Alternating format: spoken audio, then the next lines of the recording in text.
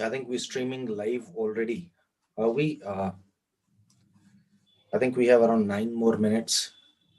So, hello, Dr. Senthil. Good morning. Good morning, sir. Dr. Pankaj Shah here. Hi, Dr. Pankaj. Welcome. Thank you. Nice to see you. Yeah, on Sunday morning, Saturday morning, cool, chilly morning. Oh, chilly. Chilly is the word for it, actually. And you're going to talk about how to differentiate yourself in a competitive market. And Dr. Gopal is also there. Hi, Dr. Gopal. Good morning. Good morning. Good morning, sir. How are you? Fine, sir. Nice to see Sir, you. good morning, Gopal sir. Good morning, Dr. Pankaj. कैसे हो? बस आशीर्वाद है आपके. अरे most welcome. और जतिंदर जी कैसे हैं आप सर? Sir, बहुत बढ़िया. Nice to see all of you. Sir, yeah. Hi, Suraj. Hello. Hi, sir. How are you? I'm fine. Nice to see you. Yeah, sir. Dr. Senthil has disappeared. He's not, मुंह दिखाई लेंगे वो. I think. See, we do have something like 7-8 minutes. Yeah. Just try to see whether it's running, it's shared or not. Yeah, you can. Zoom normally doesn't have a problem. And if it has a problem, there's nothing we can do about it. Yeah, that's the thing.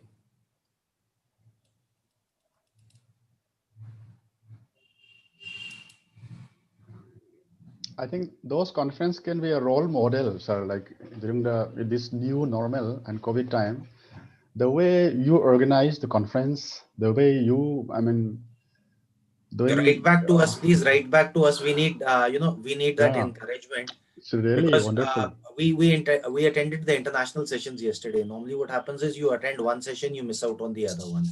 So we attended the live sessions. Whoever was working wherever. Hello? And afterwards, we caught up on the other sessions. That is a bigger plus.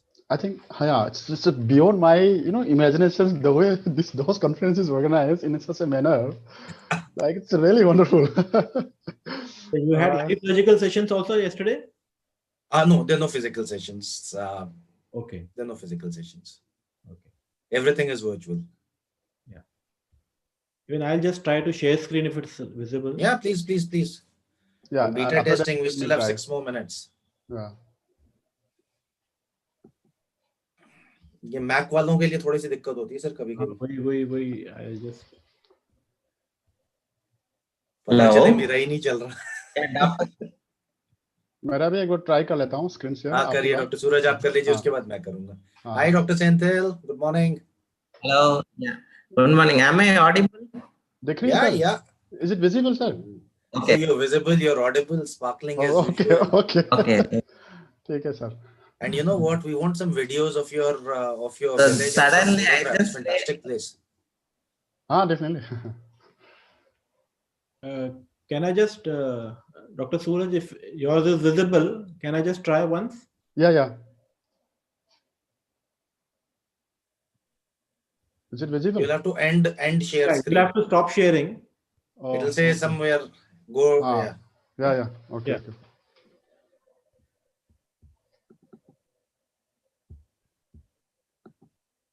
Right. Is it okay now? Visible? Perfect. Yeah, perfect. Why is it 9 on 10? Why is it not 10 on 10? No, as you see the presentation, you realize what is 9. Let me see how mine does. Yeah. So, okay, fine. So I do have it there. And I think most of us are joining from Delhi only, sir. No. Dr. Senthil is joining from Tamil Nadu. And okay. Dr. Pankaj also is not in Delhi. Dr. Gopal already know. I'm from Jalgaon, Maharashtra. Okay. Then this is not a DOS conference. Then this is all India. Yeah, we never do things in halves. I have to go back and.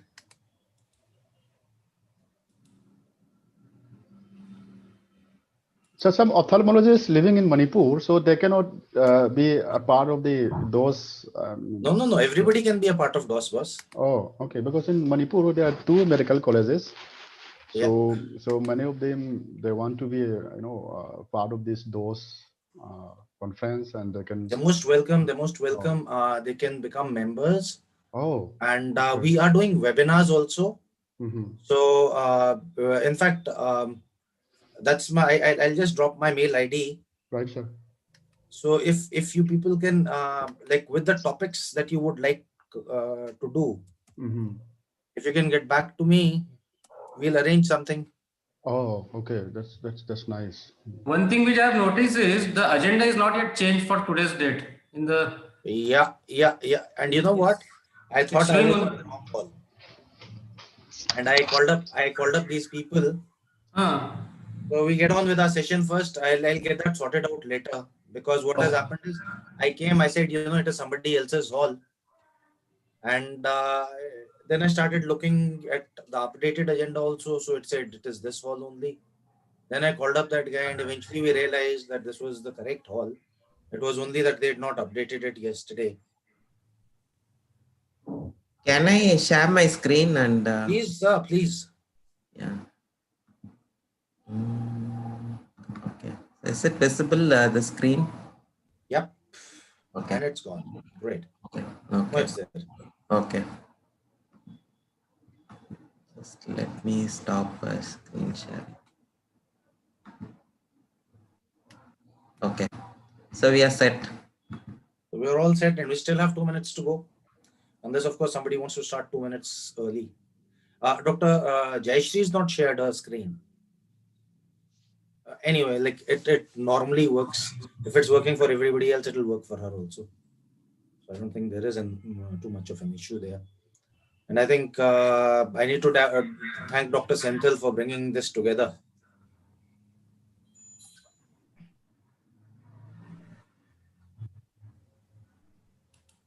Good morning, ma'am. Good morning, sir.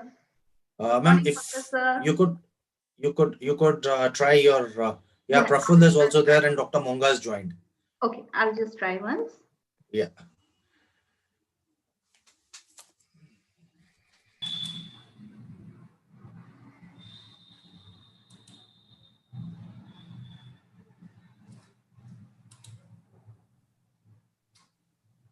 It's fine, right? Perfect. It's there. Okay. 9 7s are 63. So we are well placed. Welcome, Dr. Monga. Could you please unmute yourself and try out your screen?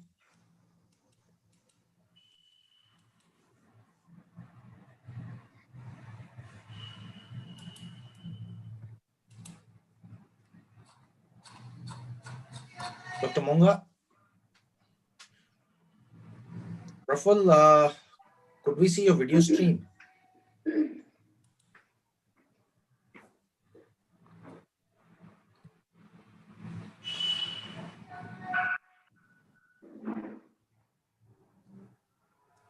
All right, so it's 9 o'clock. Is it 9 o'clock by everybody's watch? yeah. We are still awaiting the chairperson, that's Dr. Mahipal. Dr. Mahipal is not well, and then Dr. Ramamurthy is to be here. I'm there. And Dr. Senthil is here as my co-convener. Dr. Mahipal. Good. Sir, बहुत लंबी उम्र है sir आपकी. Yeah, I just heard you that I am not there. So Good morning, sir. Good morning. Good morning, Dr. Mahipal. I'm Dr. Suraj from RP Center. How are you? कैसे हो? I'm sir. Very sir. Good. Good morning, Dr. Baruat. Hi, Gopal. How are you? Sir, Sir, good morning. good Welcome. morning, Mahipal, sir. Sir, nice to see you, sir. My pleasure. Sir, do we have your permission? Yeah. Let us start. It's 9. Thank you so much. Sir, do we start with an opening address from you, sir? Yeah, sure. So welcome to this DOS conference. I think this has been arranged very well. I think the organizers have taken great pains. We have Dr. Jitendra Bali. I think there are about 12 walls running simultaneously. Dev, can you mute all of us except Dr. Mahipal, please? Dev, are you there? 12 halls that are running simultaneously, and I think yesterday's experience had been pretty good, where it has been a seamless presentation. So I think kudos to the organizers of DOS the president, the secretary, and the executive members. So early in the morning, I think we will start with this session, which is obviously important. Majority of the ophthalmologists are into private practice, or even if they are into government service, etc., or with autonomous bodies or with corporates, they still need to get the best out of their practices. So this session is totally devoted on to practice management, and I'll be joined by my moderator is already here, Dr. Jitendra Bali. He is one of the most active members in Delhi, and he belongs to the service cadre. But he writes excellent poetry, and he has written certain books also, which he has never presented to us, which he should, I suppose. And I think Dr. Ramamurthy from Eye Foundation is supposed to join. Dr. Nirmal Frederick, you all know, is one of the people who were essentially responsible for getting separate eye care standards for ophthalmic practices for NABH. I think Dr. Senthil has joined. He'll be a co-convener, and he is somebody who's very active in running a group called OPD, that is the Ophthalmic Practice Development Group, which is again something which is very, very important. So I think without much ado, we'll go on to the speakers. So we have the first speaker listed as Impact of Accreditation on Current Ophthalmic Practice by Dr. Praveen Monga. Dr. Bali, he's not there, I suppose.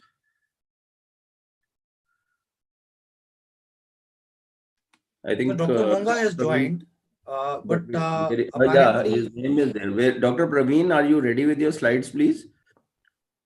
Or should we start with Dr. Suraj? So Dr. Suraj is ready. Probably we could go, because Dr. Monga we could not raise up even when we were testing it. Okay, so fine. So we'll go on to the next speaker, and that is assistive technology for visual impairment and its application. Dr. Suraj Singh Sanjam, please, Dr. Suraj, all yours. You'll need to unmute yourself. I almost forgot. Is it visible now? Full slides? Yes, they're visible. Okay. Yeah, just make it full screen. That's about it. Yeah, thank you. Okay. So first of all, thank you so much, Dr. Mahipal and other panelists, and also for inviting me for a talk in this DOS conference 2020. So my talk will be on assistive technology for visual impairment and its applications. As you know, this assistive technology has been with us for a long time, in the society, in the world. But the importance of assistive technology has been gaining a lot of importance after the World Health Organization published its first report on World Report on Disability. So in 2011. So in that, this visual disability is one of the very, very, very important agenda, because when we talk about assistive technology for visual impairment, so everyone first come to what could be the assistive technology for visual impairment. So when you look at the report, so you can find the importance of visual disability. Now, as you know, the visual disability is growing a problem in India because India is, aging population, and so it is going to be a huge burden. So around 25% of the disabilities, when you count all disabilities, maybe locomotor, hearing, cerebral palsy, Alzheimer's, all kind of disability. So the visual impairment, it contributes around 25% to 6%. And in India, as per the latest survey that was being conducted by RP Center with Minister of Health and Family Welfare, so there are around 34 million people blind or visually impaired in India. So, and in terms of low vision, so around 13 million people have some sort of low vision in India. And blindness, of course, around 5 million people in India as per the latest survey. So these are some of the low visions and blindness problems in every angles in life, starting from social integration and other, employment, education, and chance of falls, injury. And there's so many, when you look at every angle in life for a person with visual disability, so they have this kind of problems. So let us see that example. So there are three visually disabled people. The first one is children, baby. And the third is young girl childs, and the third one is adults. So the challenge, the needs, the requirement for each and every individuals with visual disability are different. And then at the same time, the providers, we being a provider, what should be the service when the person's become a total blind, for a small kids, for a younger children, and for adult. So it is a challenge for us. At the same time, the needs and the requirement is entirely different. So when you talk about the assistive technology application, so when you look at this, so this paper has been was accepted in IGO. So this is the clinical social model of low vision service. So I have designed this, I have developed this model, and so here this is the Venn diagram. So here you will see eye care facility and community-based organizations. When you want to manage people with visual disability, so it needs not only the eye care facilities like eye hospital, it also needs community-based organizations that works in for visual rehabilitation and visual training for people with visual disability. So okay, and these are the needs of a person with blind or visual disability. So the first thing is enhancement of visual function. So here we have a low vision service prescribing all those optical aids, magnifier, distance, near, blah, blah, blah. And the third is promote health and well-being and access in healthcare. Second, respect dignity, choice, care, device, leisure activity. Third, creating accessible environment and independent living. And the green one is support, education, livelihoods, activities. And the last one is empowered. So when you look at this entire range of dimensions, elements that needs by a person with visual disability, assistive technology needs in every dimensions. Starting from the enhancement of visual functions, this magnifier is also assistive technology, and promote the well-being, this needs assistive technology. So when you look at this entire 1, 2, 3, 4, 5, 6, so it needs the assistive technology. Okay, not only this visual enhancement and to improve the performance using some magnifier, near vision magnifier, distance magnifier, like that. So some of the couple of work we have done in RP Center. So these are some of the assistive technology. Remember, when you say assistive technology, and it's not only the magnifier, or it's not only the optical and non-optical. So these people needs assistive technology, and this is the book that I have written here. I explain about the assistive technology for visual impairment. So usually what we think is when you say assistive technology, so we confine our mind to only the magnifier. Okay, those, so pocket, maybe dome, maybe bar, maybe there's so many magnifiers. So we confine our mindset in that area. It should not be in that way. So now coming to the prescribing assistive technology. So there are the the assistive technology, its importance is gaining, and there are a wide range of assistive technology are available now. So day by day it's increasing, starting from simple tech to the state of the art, the high tech. There are a wide range of assistive technology for visual impairment. Now, how to prescribe it? So once you have a wide range of assistive technology, now we should think of how to give this assistive technology to a person who needs them. So you have to go systematically in this. Like it's similar to prescribing medicine.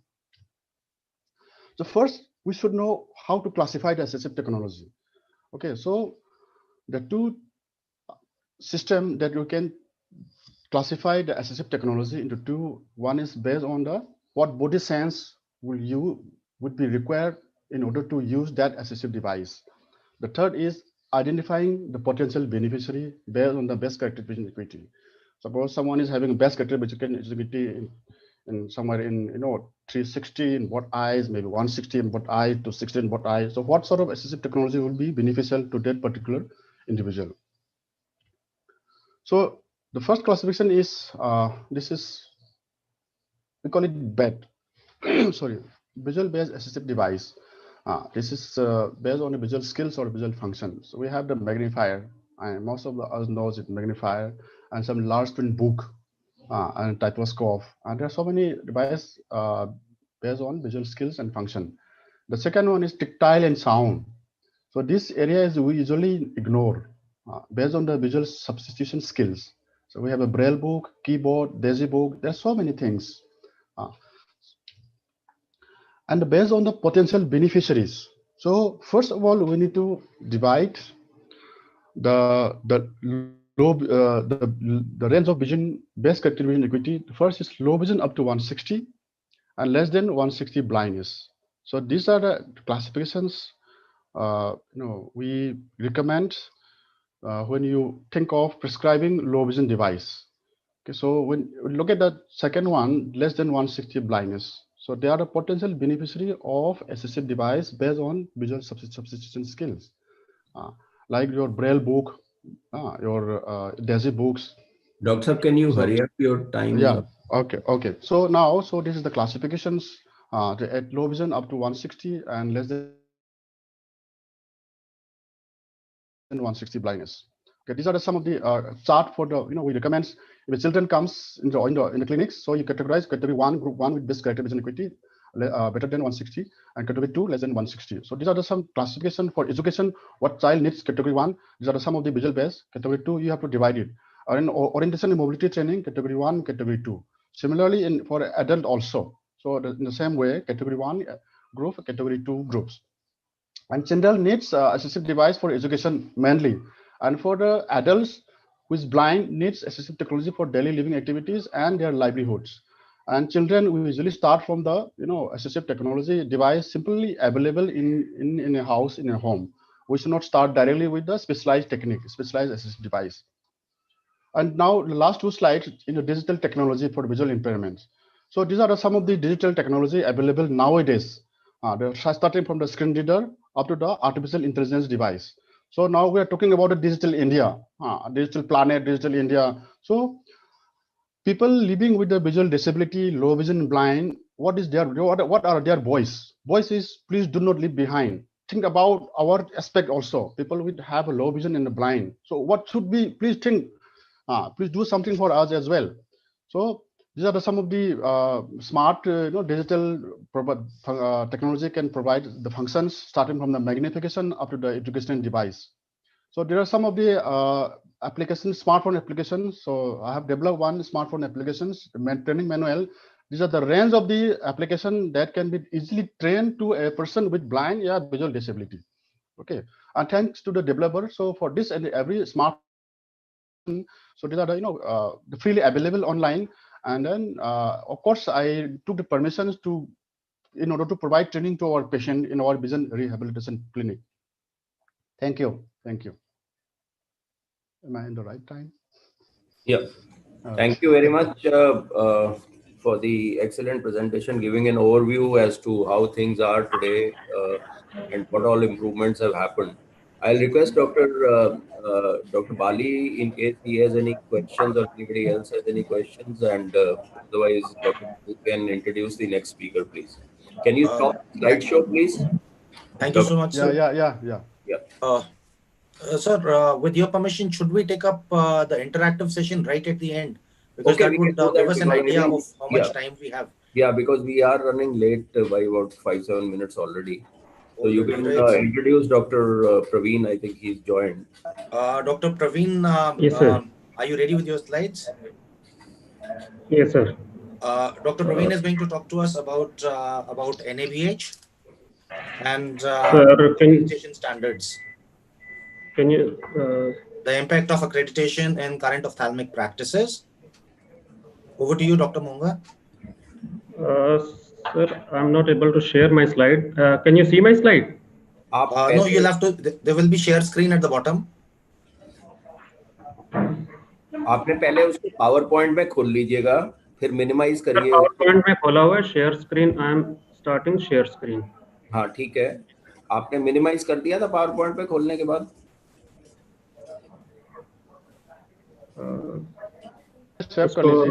Your entire screen.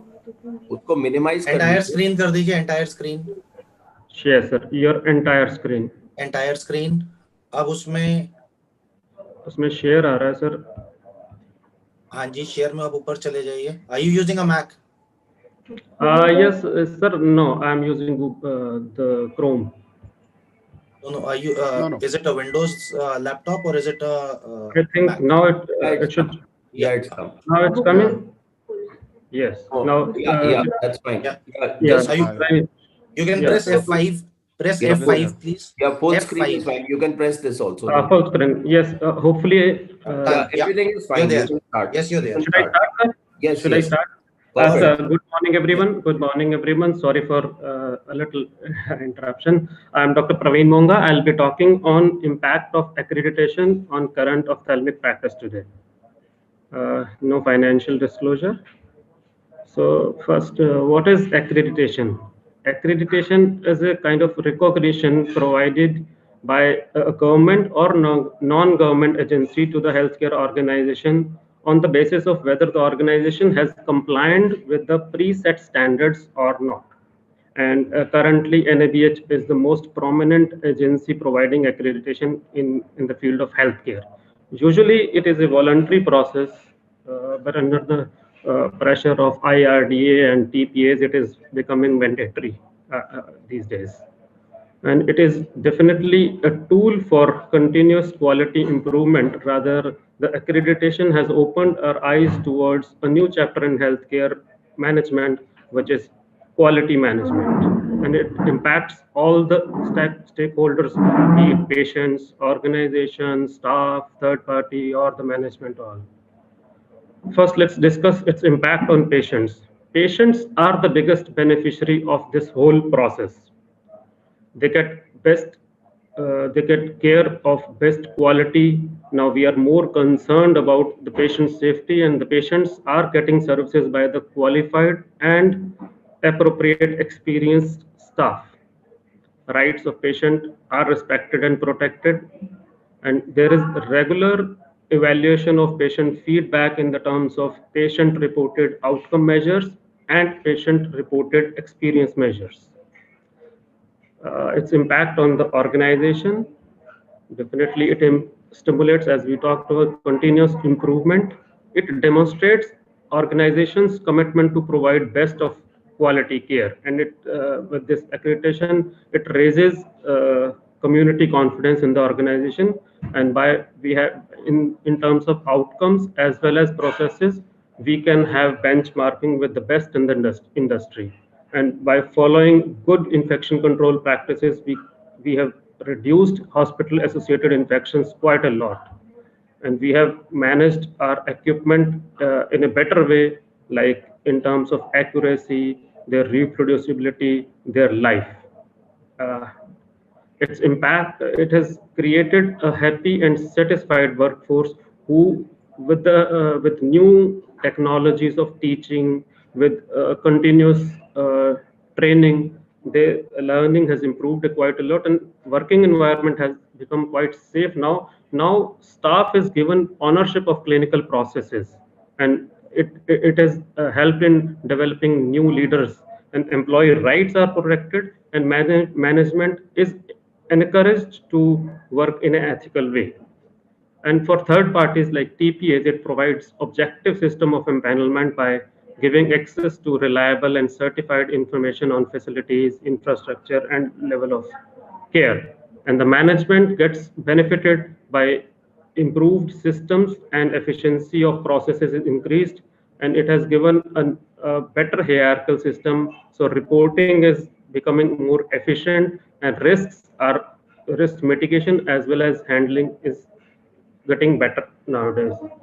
And then the accreditation has given us advantages in the current competitive world, and by completing all the legal requirements, all the statutory requirements, legal liabilities are reduced to a minimum. And the biggest impact is the financial impact. Now, as we know, it is getting compulsory to get accredited ourselves, to get empanelment with the private health insurance as well as with government schemes. And we get a little bonus if we get NABH entry level certification from government schemes. We get 10% extra and 15% extra for full accreditation. IRDA in 2018, they issued a circular that within 12 months, the existing empaneled organization has to accredit themselves within 12 months. But it was given further extension in 2019, And now in COVID area in 2020 in July, they have given extension of 12 months, but I don't think we will get further extension after this 12 months. So we will have to get accredited ourselves sooner or later. We can see the opportunity in the special segment as we see the prevalence of cataract in India is right now 2 crore 8 lakhs and 20 lakh cataracts are added every year. And if we see the source of finance, this data is pre-Ayushman Bharat, when almost 30 to 32% of finance in healthcare was coming from government agencies or private health insurances. And pre-Ayushman Bharat, 18% of urban population and 14% of rural population was already under the ambit of some or the other health insurance, whether it is government or non-government. In the beginning of this year, I did a small study when I collected data from various organizations for their revenues. I am just giving 2 examples here. One example is eye department of a multi-speciality hospital, rather it is my hospital only, where we got revenue from insurance or empaneled places. The revenue this chunk was almost 52%. It is increasing every year. And I took an eye center which was a part of corporate chain in 2019 December. Their chunk from the revenue from the empaneled or the insurance schemes was almost 68%. So the future is volume and revenue from these cases is definitely increasing. It has a significant upward trend. So there is another opportunity from the population which is at the base of pyramid in terms of income, like below poverty line. Earlier, this category of population was a private organization has minimal penetration in this population, but now through the Ayushman Bharat scheme, we can penetrate into this part of low socioeconomic strata population also. Mind you, right now 50 crore population is covered in Ayushman Bharat scheme, and government is planning to make it universal by 2024. So the population is going to increase, which is under Ayushman Bharat scheme. And a few demerits of accreditation.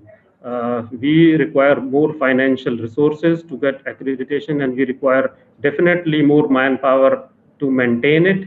And documentation has increased quite a lot, and it is definitely very difficult to kind of change the culture and behavior of ourselves, our staff.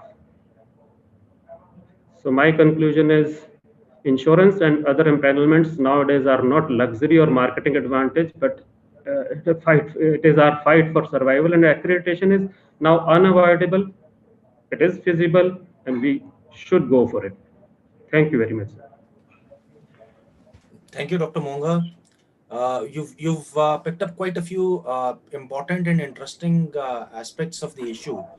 But you see, let us look at it from that angle that you see, you have to have a floor and you have to have a ceiling. So benchmarking is the ceiling, and the entry level has to be a floor. And everything, once you go from the floor to the ceiling, the costing also has to all the inputs have to be taken into account in costing.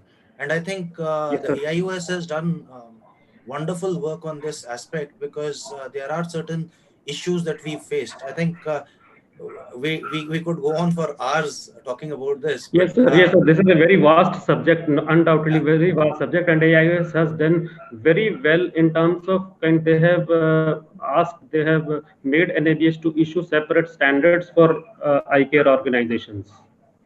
Yeah, I think NABH in due course of time, whether we like it or not, whatever it may be, it is going to become kind of mandatory if you have to have certain sections of business. And as was rightly pointed out, that chunk is growing because everyone is going towards managed care, because somebody has to pay for the services that are being done.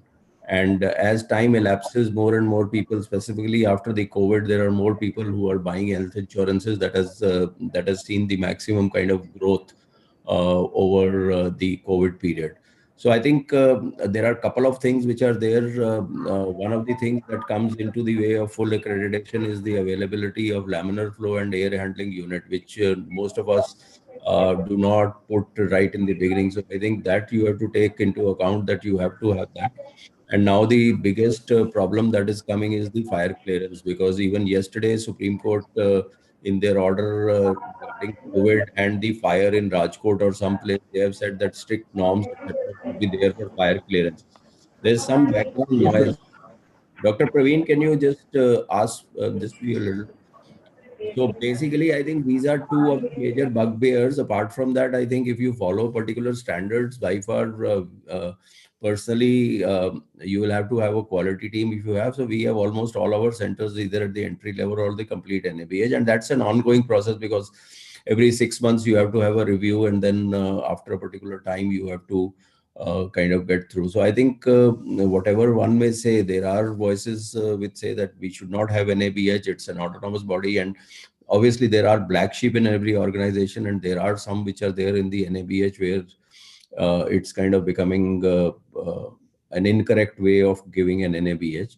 But I think we should follow the standards, have NABH, and that should improve the outcomes for the patient and for the employees. I think that is something very, very important. Standard operating procedures is going to be the key for anything in future. So, any other comments, Dr. Bali? Sir, can I comment on your two concerns? Yeah, sure. You raised two concerns. One was regarding the operation theaters with laminar airflow. As far as IoTs are concerned, even for full accreditation, those a separate AHU is required for the OT, but modular OT, or as we call the laminar airflow, is not mandatory for ophthalmology. It is required for super specialty. Okay, the other thing, as far as the fire clearance is required, AHU is required. Sorry. AHU is required, right, for full accreditation? AHU is required. Laminar flow is not required. And AHU is not nowadays. AHU is not. I think not very costly. It's not a question of cost. It takes some space, and you need to do that. So you have to, in your planning time, you have to make it the plan. That's all. Actually, yes, sir. Definitely space-wise. I was actually looking at the American Society, the ASHRAE and the ISHRAE recommendations, from where NABH copied its standards, and it was more in context of the COVID situation, and we did a little bit of work on that, and what we realized was that they said that we have inadequate. This is the American Society for Refrigeration, Heating, and Environment Control. They said that we have inadequate information on the situation, and we will be working with the experts and the care providers. And unfortunately, somebody copied and pasted something which was totally way out, which was not in ASHRAE, which was not in ISHRAE, and they credited it to some vague American source, which said we never said something like that. And that is when we realized that we need to go back and actually look at things with a magnifying glass, because what happens is people like you who are running state-of-the-art facilities in the country are probably the people who should be telling us about what the outcomes are, because there's no point in having a policy intervention which is not affecting the outcomes. So it has to be a scientific process. Yes. And unfortunately, the leading lights in the ophthalmic industry and in the ophthalmic care have not been consulted in deciding what the outcome. In the first place, a lot of things have been done without really looking at, does it have an impact on outcome? So you can say something is good, something is bad. Let us not go into that. But the point is that, you see, when the West says, let us work with the experts, why are we have the experts. So we are the largest single body of ophthalmic experts in the world, English-speaking experts. So I think so the time for leadership has come. We have to we have certain obligations towards the society and towards even the international community. And no matter what, it is people who have hundreds of years of patient care experience behind them, I think we will have to harness that at some stage. So we need to have those. With due respect, all these standards by the NABH for eye care organization, they are not copied and pasted. They have been developed by our own eye surgeons, by our own ophthalmologists under the leadership of AIUS in collaboration with NABH. All these, though in pre-COVID era, it was quite different thing. Yes, COVID, but all these guidelines, they have been NABH has never been kind of prescriptive. It does not say you have to. That is exactly what I'm saying. You see, when I talk of when we talk of a ceiling and when we talk of a floor, you see what IRDA is saying, that you to enter, that means that is the floor. Policy intervention comes for the floor. Yeah. Benchmarking is the ceiling. So when we are talking of accreditation, it should be the ceiling. That is, I think Dr. let us go into it. This is a very contentious issue. Yeah, let us go on to the move. But I think by far all of us who have tried to get the entry level have been able to get the entry level. Yeah, that's and I think what Dr. Praveen was saying, there was involvement of Nirmal Frederick and other group and AIOS. So it's an evolution process that is there, and it will keep on evolving. So let us go on to the, thank you very much, Dr. Praveen, for an excellent presentation. Let us go on to the next presentation, and that next presentation is by Dr. Gopal Arora, who's been the president of the Maharashtra State Ophthalmic Society and very active member, and he's going to talk about something that I think is the new world, and specifically as regards post-COVID or COVID, I think it's gained more traction, where the older methodologies of trying to say as to what you are doing is very different, and it's the digital world and the social media. So Dr. Gopal is going to talk about the social media, the presence in social media, and how important it is. All yours, Dr. Gopal. You're muted. Thank you so much. Is my screen visible? Yes, please make it full screen. That's, yeah, great. You can start.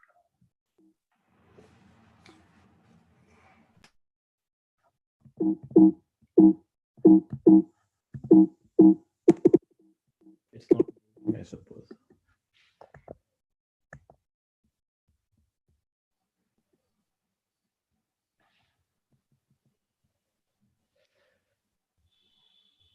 Yeah, am I audible now? Everything is fine. Everything is fine. Go ahead. So let me put forth a few facts.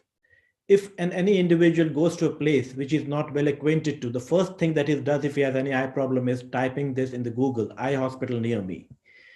Next fact, believe me, 9 out of 10 individuals look for the internet for healthcare information, and almost 3/4 have done this in the last month. This is another fact.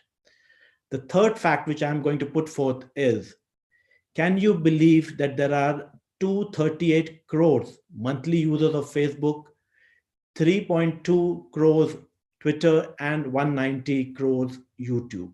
This is unbelievable.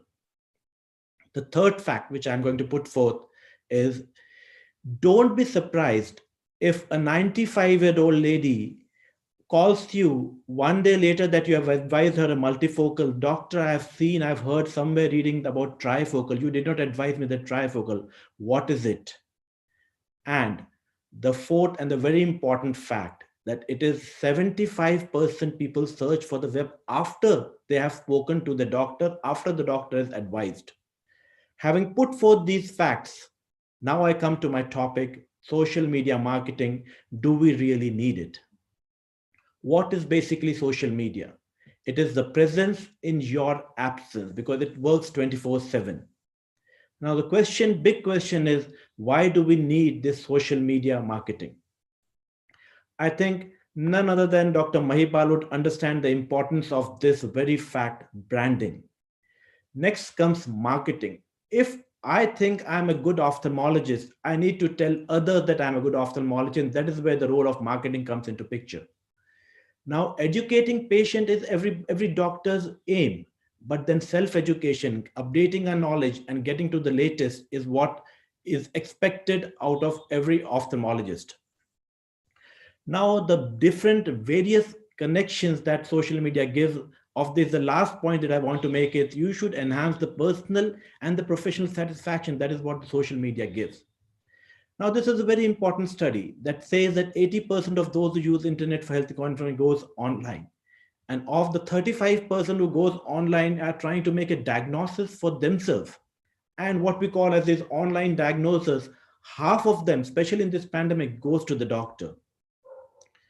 So it is basically you need to connect and teach. Even your stupid or the silliest thing you might find, that when my child should be potty trained, is something maybe important to one mother, and she can just Google this thing and she can get 10 different expert opinions, and that would even help her not reaching in pediatrician as well. Now, this is a very important slide. We see, suppose 50, or let's take 100 patients we see in one OPD. 100 patients have got their family, which consists of 4 members in a family. So these patients are the word of mouth that this doctor is good is going to reach maybe 500 individuals. Let's take an example that these 100 patients are in different, maybe let's say only 5 WhatsApp group, which has 100 members. So that goes to 50,000 individuals. So this social media, the impact is multiplied n number of times. You can use it by directly replying, you want the queries and connecting to the peers. I'm not very good in oculoplasty. I can just connect to one of my oculoplastic friend and get the patient's problem solved there. You know that the social media works 24/7. I have yet to come across an ophthalmologist who works more than 10 hours, 12 hours, or 14 hours maximum. But social media works 24/7. As you all know, we have, being medicos, we have few restrictions, limitations. We can't advertise to that extent, but there are ways of doing it. Suppose in Holi or Diwali, we can just give tips to the individuals about what precautions they need to follow. And in the end, we can just write down our own name. So there are various ways of publicizing. Now, the biggest thing is social media. You can choose the tools and sites from the different platforms available. But let us accept this is the fact of life, and this is how people communicate today. Branding and marketing, there are different steps. First is you need to take time out, you need to be patient, and you need to be committed to what you are planning to. Once the platter is ready, you can just keep it in any platform you choose to and make it open to all. Once people start reading it, that is the time you just put yourself out there and be transparent, accountable, and authentic. There's a good saying, either you lead or you be left behind, because there's no opt-out. Now, you should be careful in saying anything, because in social media, the digital marketing, the footprints exist. If you have said anything negative about it, it's going to stay for the rest of your life. How are you going to use this social media to your benefit is a big, big subject. You need to choose your goals. You need to be very precise in what words you're using, and of the different platforms available, you need to choose the right one which is going to benefit your practice and you as an individual.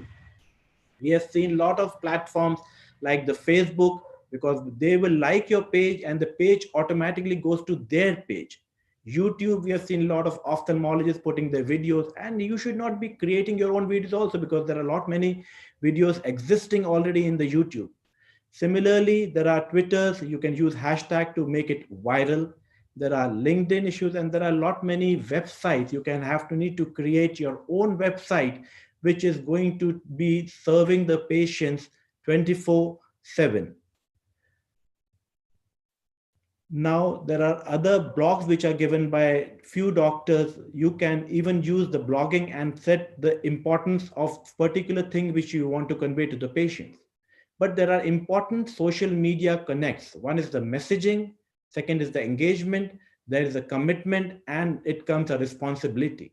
A very important step you need to do in the messaging is you need to be very brief, because you can't write 10 pages and expect the people to read all about it, because social media is all about engagement. You need to be really specific to what you really want to say. Second is the refreshed content. You can't put in that I have attended DOS, I have attended BO, I have attended ESCRS. People will not read on the 4th time.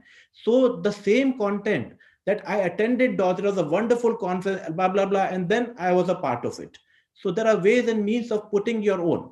Now comes things like the responsibility, because whatever you have given your content, it is going to stay in your social media for the rest of your life. So you really need to be a bit more responsible, and professionalism has to be there, because whatever picture, whatever comments you have gone, you can't separate that personal from the professional thing.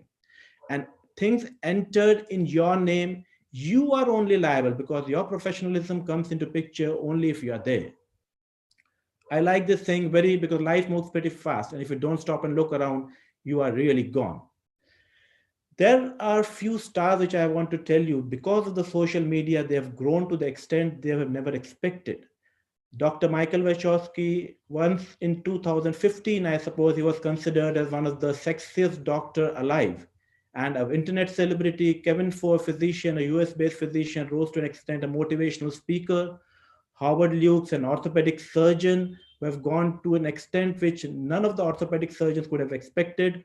This pediatrician, Wendy Swanson, was a reputed motivational speaker. And coming to India, who could have expected that Zomato, Amazon, or even Ola Uber? I still remember I would have paid more to an auto rickshaw driver rather than I pay to now an Ola and Uber. Now, the first slide that I mentioned was, you really need to be a little more careful. If I type that eye doctor near me and I find 10 doctors, but if someone, a very reputed doctor, is not in the social media, his name would not figure. So don't believe everything you read on the internet just because there's a picture with a quote next to it. But believe me, friends, in days to come, the self-prescription for every doctor and every ophthalmologist is going to be social media marketing. Thank you.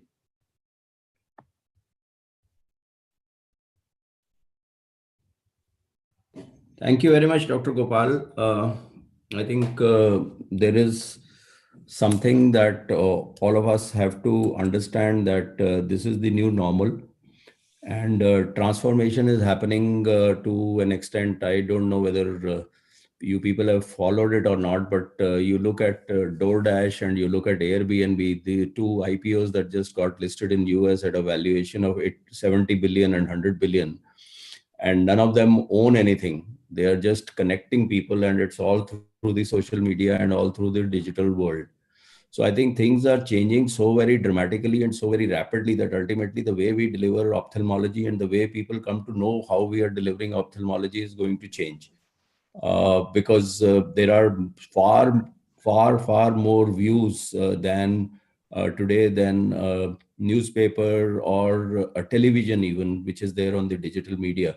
So I think social media is something very, very important. Obviously the pitfalls are that you can have your competitors or somebody who has a score to settle with you to put some nonsense against you.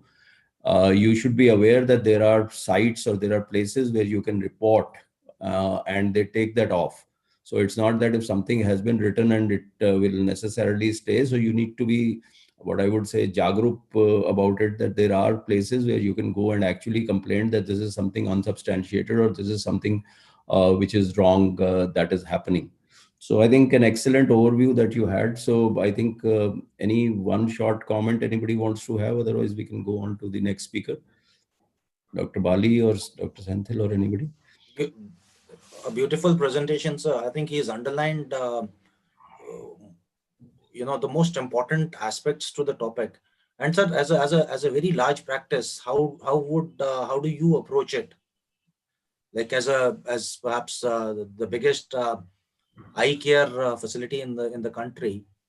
See, basically, I personally feel that if you are raising your hand in darkness, nobody will see it. So ultimately, you may be sitting in your clinic and saying, I am the best, or you may have the skill. See, what is happening over time with the technology coming in, there is a flattening of the skill sets, because majority of the time it's the technology that is going to deliver these skills, in the sense that if I go on to say from doing a capsulorhexis, which I used to do with a needle versus doing it with a flax, there is mental acumen or anything or the dexterity that is required, because it will do the same in everybody's hand.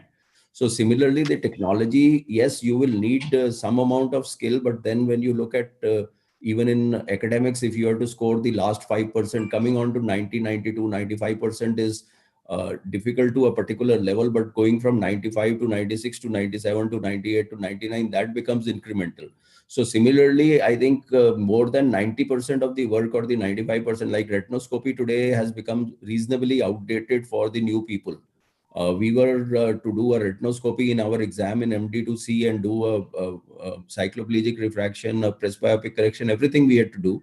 But nobody today, you just had an autoref and autoref K, and tomorrow it is associated with a abrometer, and it is associated with a topographer, that you have everything almost which is there, and you will have a result that this is supposed to be the glass prescription that is going to happen. So these skill sets are going to go down. So ultimately, awareness of a particular facility, the way you handle a patient today has to be kept not as a patient but as a customer, I would say, because the experience that the patient has is going to determine the particular thing as to how competent you are. That with time, I think with medical education improving, though there is a big disparity today, but with medical education improving, there is going to be a flattening of that curve. What Gopal can do, Maipal can do, or Dr. Jayashree can do, or Jatinder can do, there may be one particular thing that maybe Dr. Bali can do better than I can do, or two things better than what Gopal can do. But there will be a flattening that 90% of the stuff or 95% of the stuff is going to be deliverable by anybody. So that particular thing is very, very important, that you have to be telling people, and it's on a constantly on a treadmill. I think there is going to be more and more technology, this thing.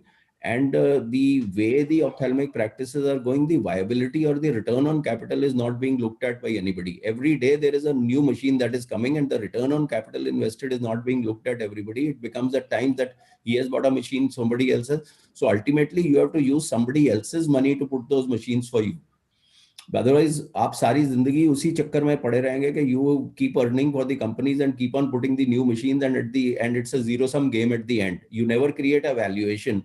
Today, I have been saying this before also, I would say, if in healthcare, today the maximum person who has created value for himself is Dr. Pratap Reddy or Apollo. But if you look at the valuation, it's like 20,000 crores or 30,000 crores.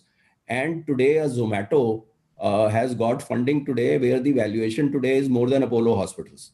So you know, the disruption is very, very huge thing. And today Apollo's profit line is not coming from the services of Apollo hospital. Its profit line is coming from Apollo pharmacy.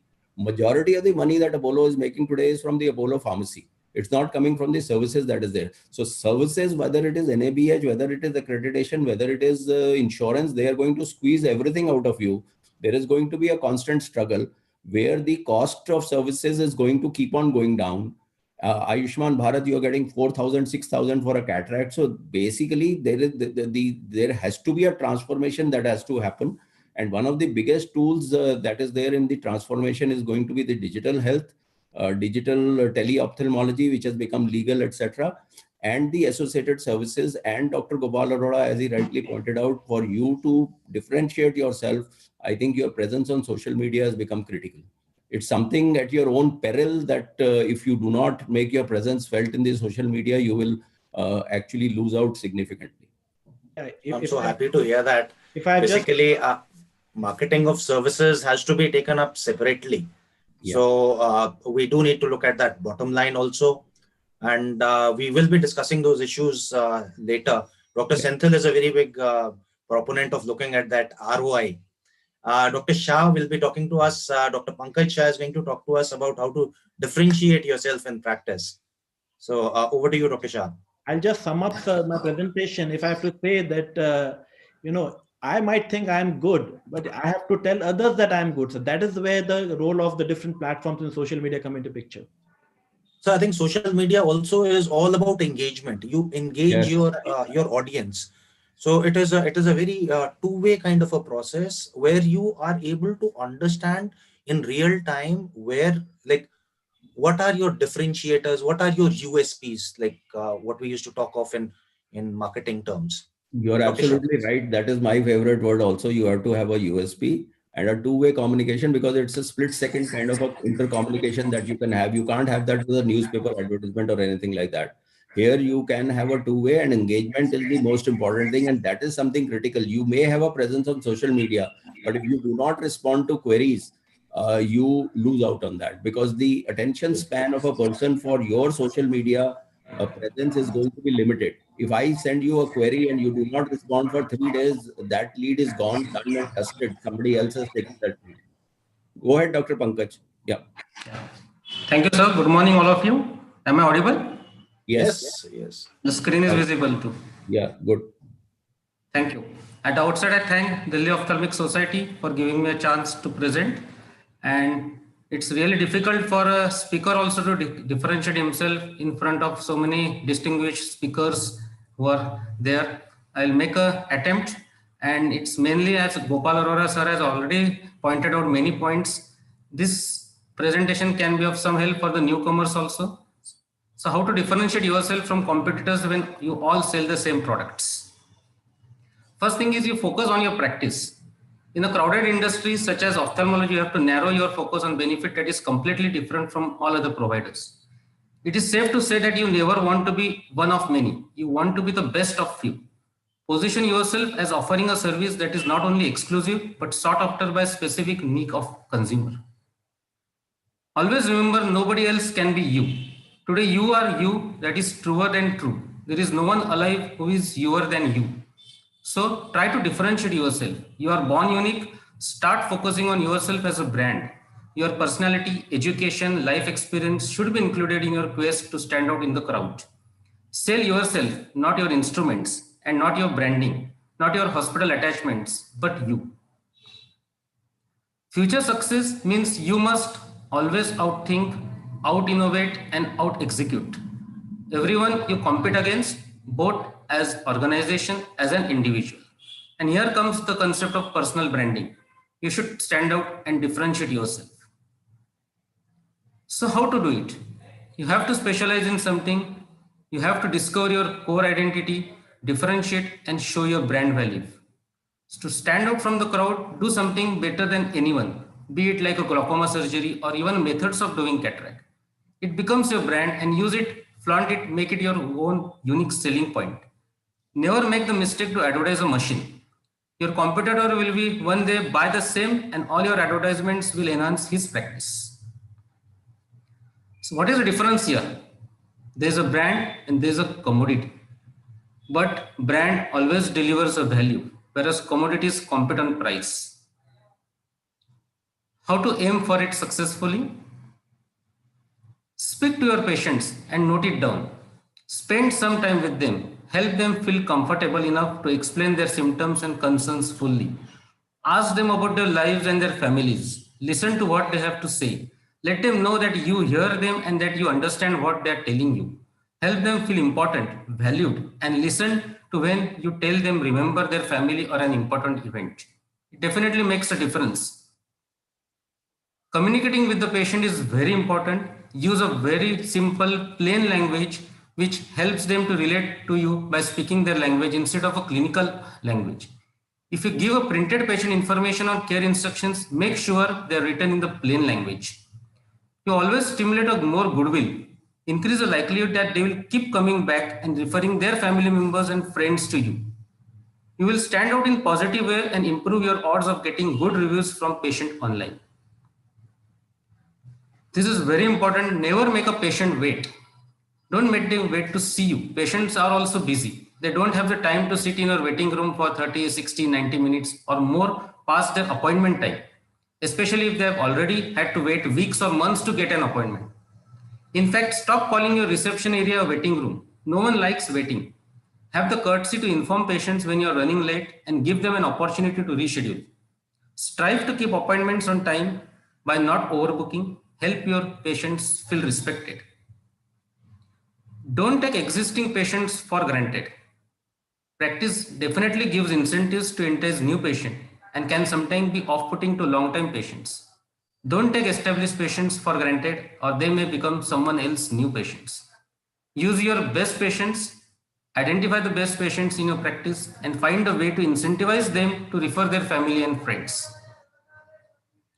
External signage also makes a great impact. If it is done properly on premises, they are the first and the best marketing tools for the doctor's office. Curiously, the advantages of having good signages are never overlooked in the retail world, but often neglected in healthcare. Well-placed and highly visible signs are tireless workers, have high return on investment, and diligently promote both your brand and convenient location. Again, back to social media, Dr. Gopal has covered it very nicely, but just to highlight, the economic beauty of video of doctor marketing is largely twofold.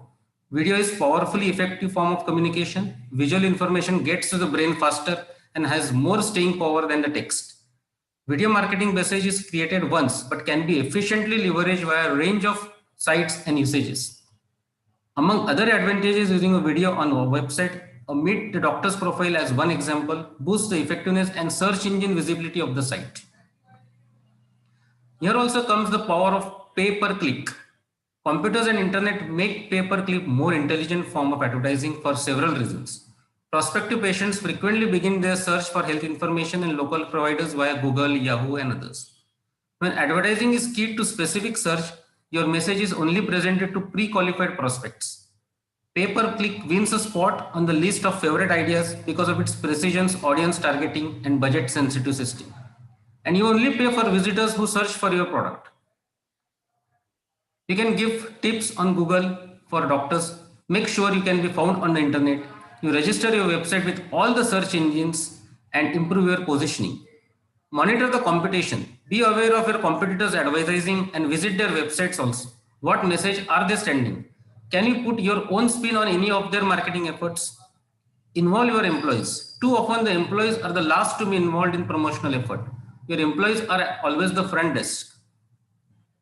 You can give tips on Facebook, like at that end you shall always want to first focus on informative content. You might post articles, self-written or syndicated that helps patient latest developments.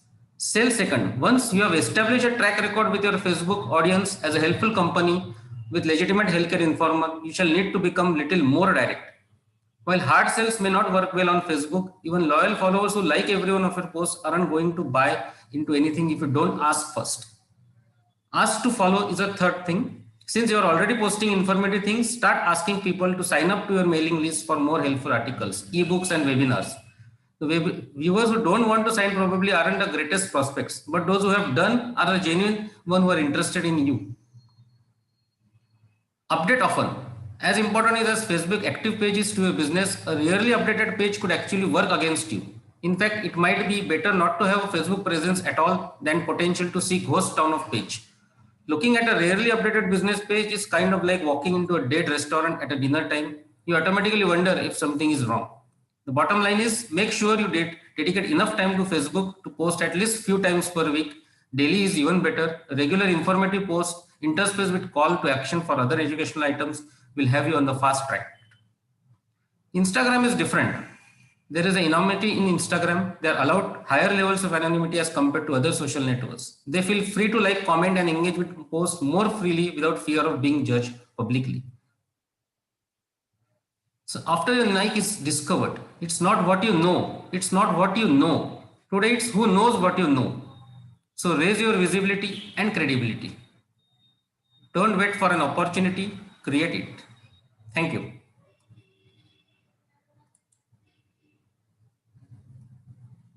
I hope it was audible. And yeah, thank you very much, Dr. Pankaj, for an excellent presentation. We are running absolutely short on time. Can we have the next speaker, Dr. Bali?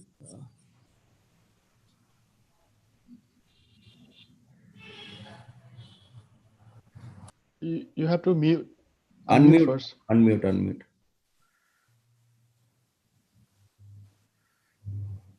Yeah, we'll go on to Dr. Jayashree Barua. She's from Tezpur Eye Hospital from Assam, an excellent surgeon. So she'll be talking about setting realistic and expectations. Over to you, Dr. Jayashree, please. Thank you, Pankaj, for an excellent presentation.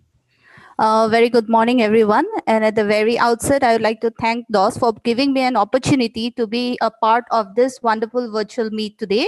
So I'll be speaking on setting realistic patient expectations. So today, cataract surgery has been rapidly developing and evolving, and so the patient's expectations have also increased exponentially. So what the patients today expect from us is a vision that is more crisper, that is far better than what they had throughout their entire life. And if we just take a glance at what our patients exactly do when they are waiting in a waiting area, we'll see that most of them are actually fiddling with the smartphones. And even before the patient approaches you, even before he or she enters your chamber, he is already ready with his diagnosis and he already knows the plan of management, and you are just to write a prescription for them. Now, there are certain things in medicine where we lack our control. That is, how our patient is going to comply to the treatment, how the disease is going to progress, how the patient is going to respond to the treatment protocol. So for optimizing the patient outcomes and the patient satisfaction, we need to set and manage realistic expectations.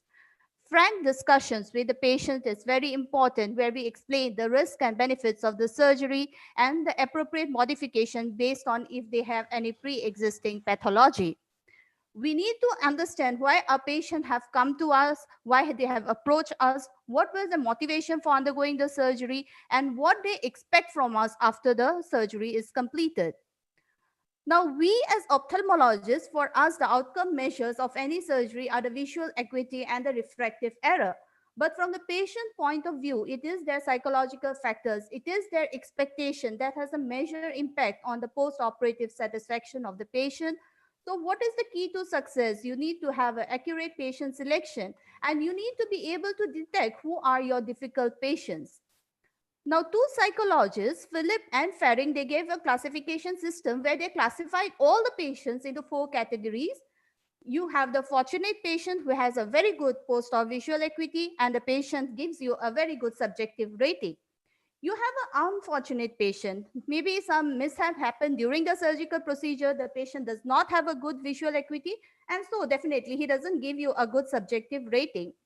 You have a satisfaction paradox. This is interesting because you are worried why the patient is having a poor vision. But on the contrary, the patient is quite happy, he's quite satisfied. So lucky you. And you have the dissatisfaction dilemma, which is the most difficult of the patients, where you have given the best of your efforts, the best of the results, yet your patient is not happy with the results. So how do you please these patients? You need to have patience for treating your patients. You need to give them the time. You need to have the energy. And sometimes you may feel like, do you actually require some degree in refractive psychology maybe? So for managing this patient expectations is basically a 5-step process. The first, you need to understand what the patient wants.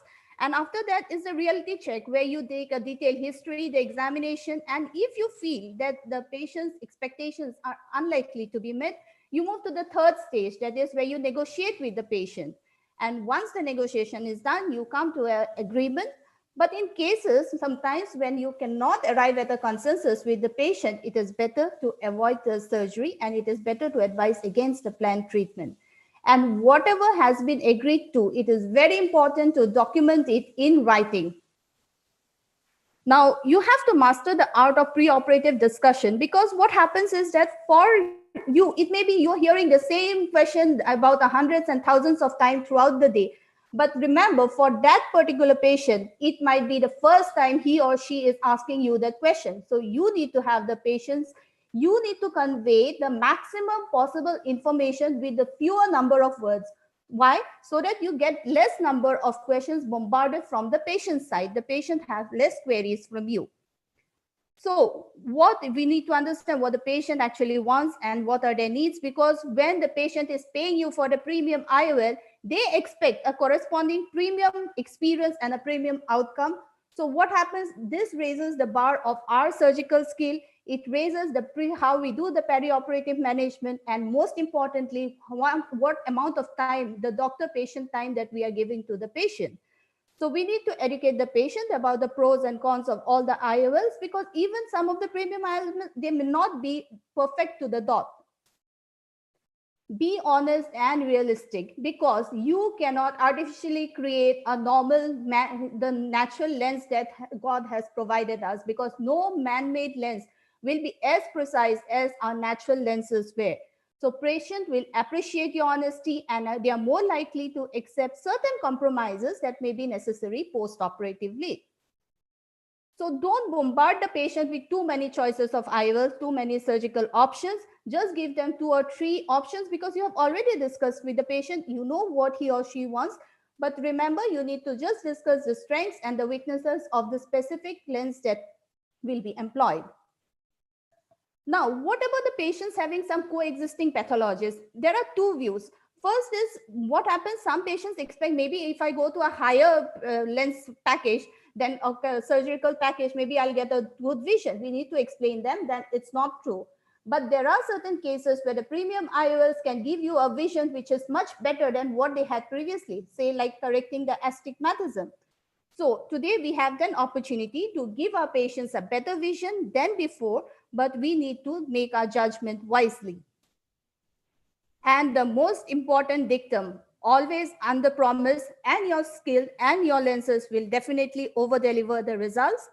So the answer is, we need to understand in the first step, what are the expectations of the patients? Education is paramount so that they can be on board with the post-operative result even before the surgery. And you need to formalize, as I have said, documentation is very important in writing. And always remember, promise only what you can deliver and then deliver more than you promise. Thank you so much. Thank you, Dr. Barua. That was a fantastic presentation. So much. Promise only that you can deliver and then go on and deliver more than what you can promise, what you've already promised. I think that should be the take-home message. We're getting a lot of feedback from the audience, and we're running short on time. So we'll try to rush through the presentations and take up the questions at the end. We've got one audience question which says that, we've gone in, the profession has gone in for marketing. What does the panel feel about marketing? So Dr. Senthil is, he leads an organization of 14,000 plus eye professionals, and with a social media and online presence. And he's going to tell us more about, Dr. Senthil is from Tamil Nadu, and he is going to talk to us about marketing myopia, how to overcome the marketing myopia in ophthalmic practices. I think that will answer one of the audience questions that we've got here. Over to you, Dr. Senthil, please. Yeah, thank you, Dr. Bali. Am I audible? Yes, perfect. Please. So I think I have 7 minutes. Maybe within 7 minutes, it might be too difficult to talk everything about marketing. But what I thought was maybe drive a few concepts to our audience so that you don't get confused on what we should do. First thing is, marketing is not a bad word. So should doctors market? That is a question. And because yesterday I had a presentation where maybe 10-15 years back, even profits was a bad word because medicine was supposed to be a non-profit kind of an entity. So doctors have to market like any other specialty or any other, like if you have any other business has to market, and doctors also have to market.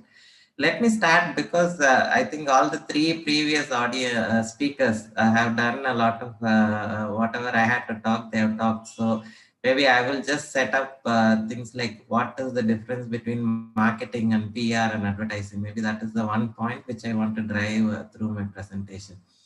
Maybe let me start with a small thing which I learned.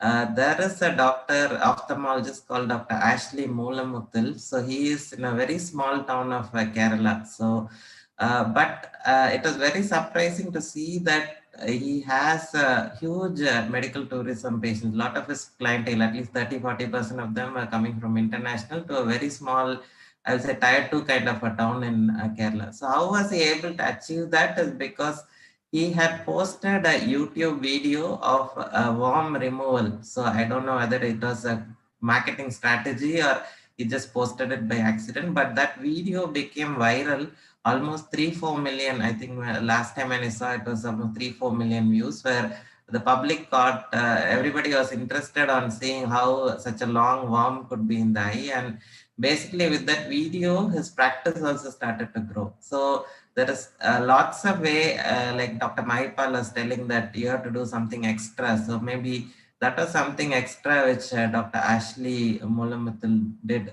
Just one video could actually create a large impact on your practice. So there is no need to view marketing with myopic spectacles. So marketing is definitely required.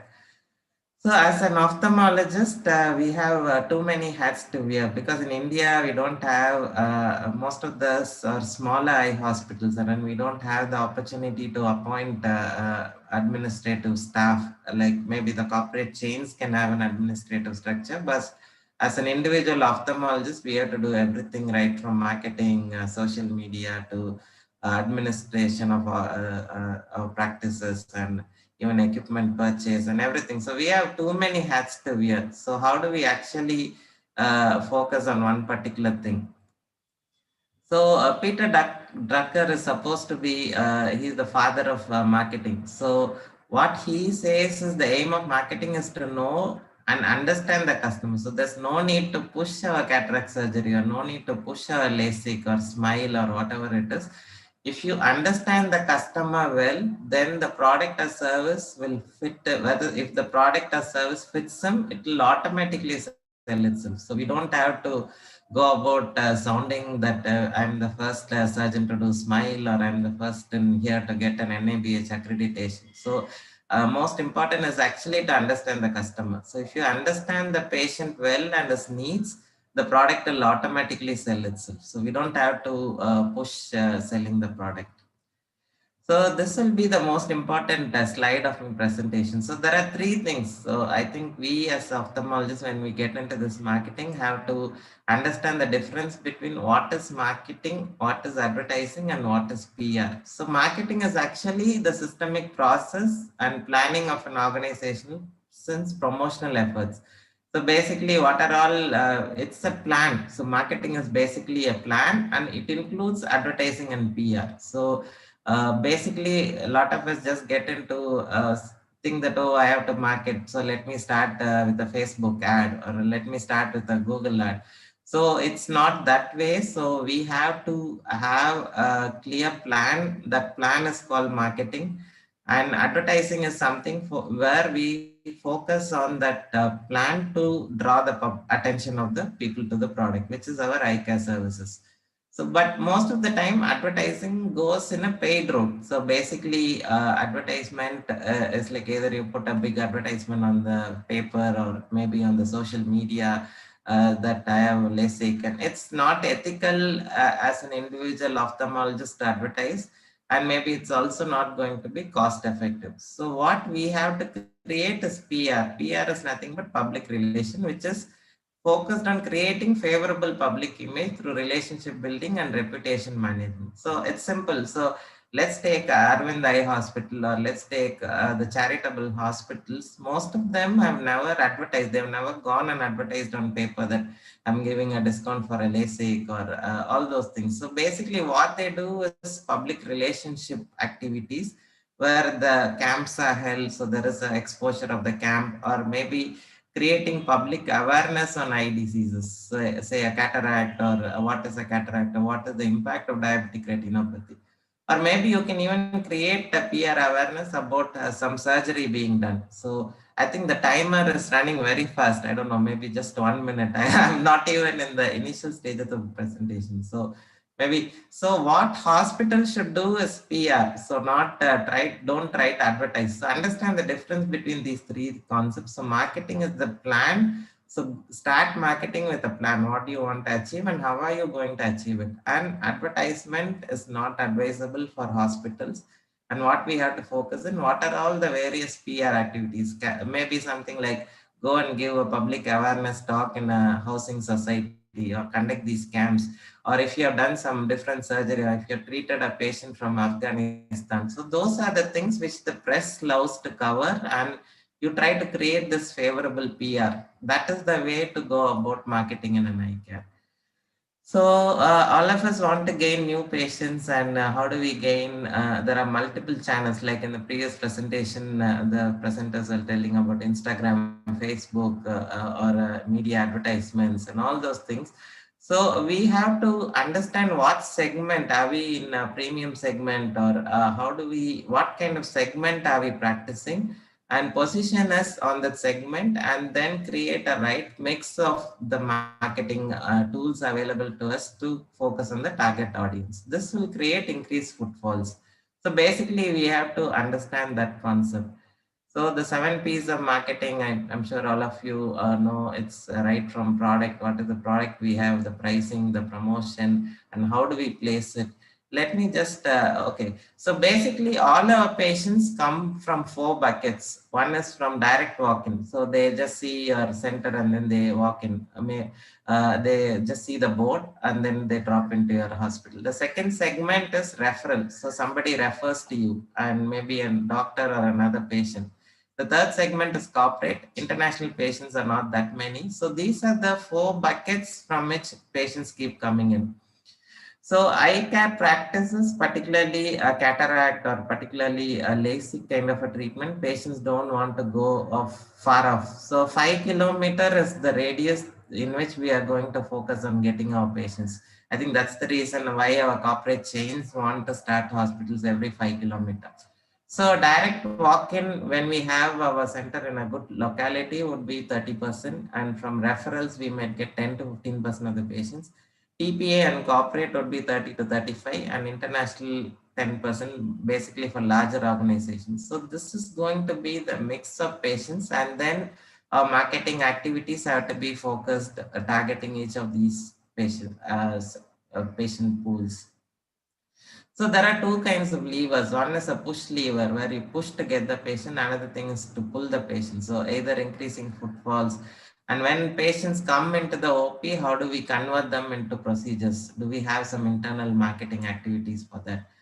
And more surgeries. So basically it's not unethical, not convincing patients without surgical requirement for surgery, but at least don't let the patients who need surgery from our center to go out without surgery. So basically, how do we convert an upsell, or maybe how do we increase the value of the surgeries? And pulling is by getting the patients using branding strategies or campaign through print and other things, and digital social media marketing. So these are the various strategies which we can use. Let me show you some examples. So this is something interesting. So most common strategy followed by hospitals, like the dry eye treatments. So Maxivision says this is the first time we have introduced a dry eye treatment by LipiFlow. So this is one way to promote, but ultimately this may not be the long run, because eventually every other practice will also get these treatments. But one way to gain attention of patients is by introducing newer treatments, saying that we are the first in this locality. I think the second interesting thing is how do you utilize, because people always relate with celebrities. So if you are able to get a celebrity patient, don't feel shy about showing it to other public and showing it to your own fraternity.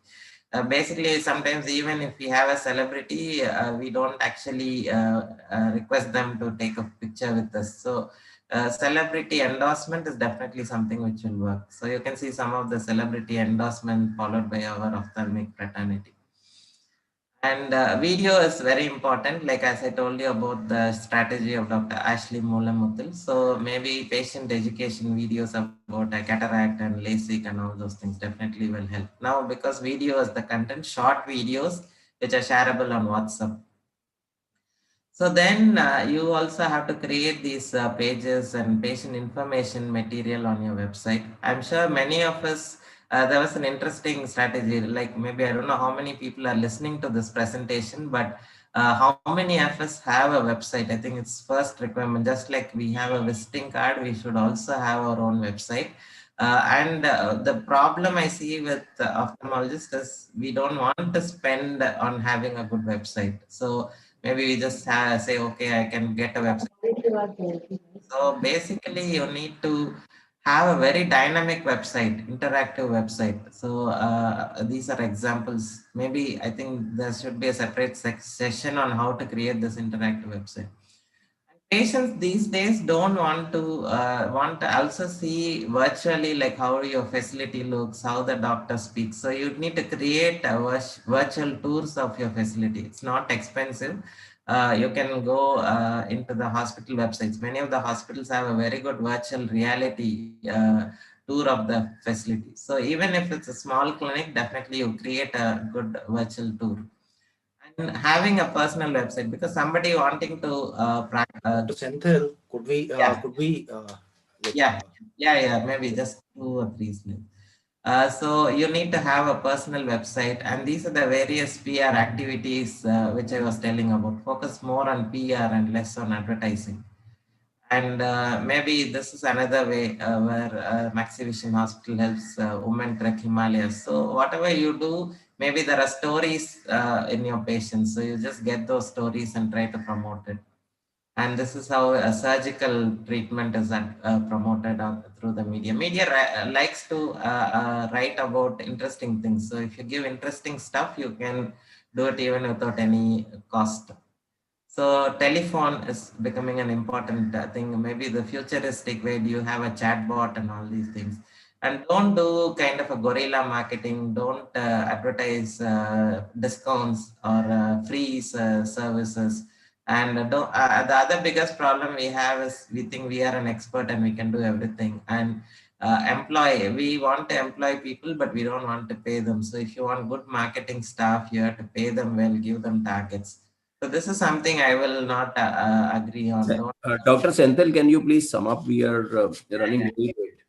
So this is the takeaway. So it should be unique and specific and scientific, and allow the professionals to do it. Focus more on the PR. So thank you, and these are my contact information. I think this topic needs a lot more time. So yeah, it does, and you're fantastic. Thank you, sir. Thanks. Thank you. I think we can go on to the next speaker, Dr. Bali.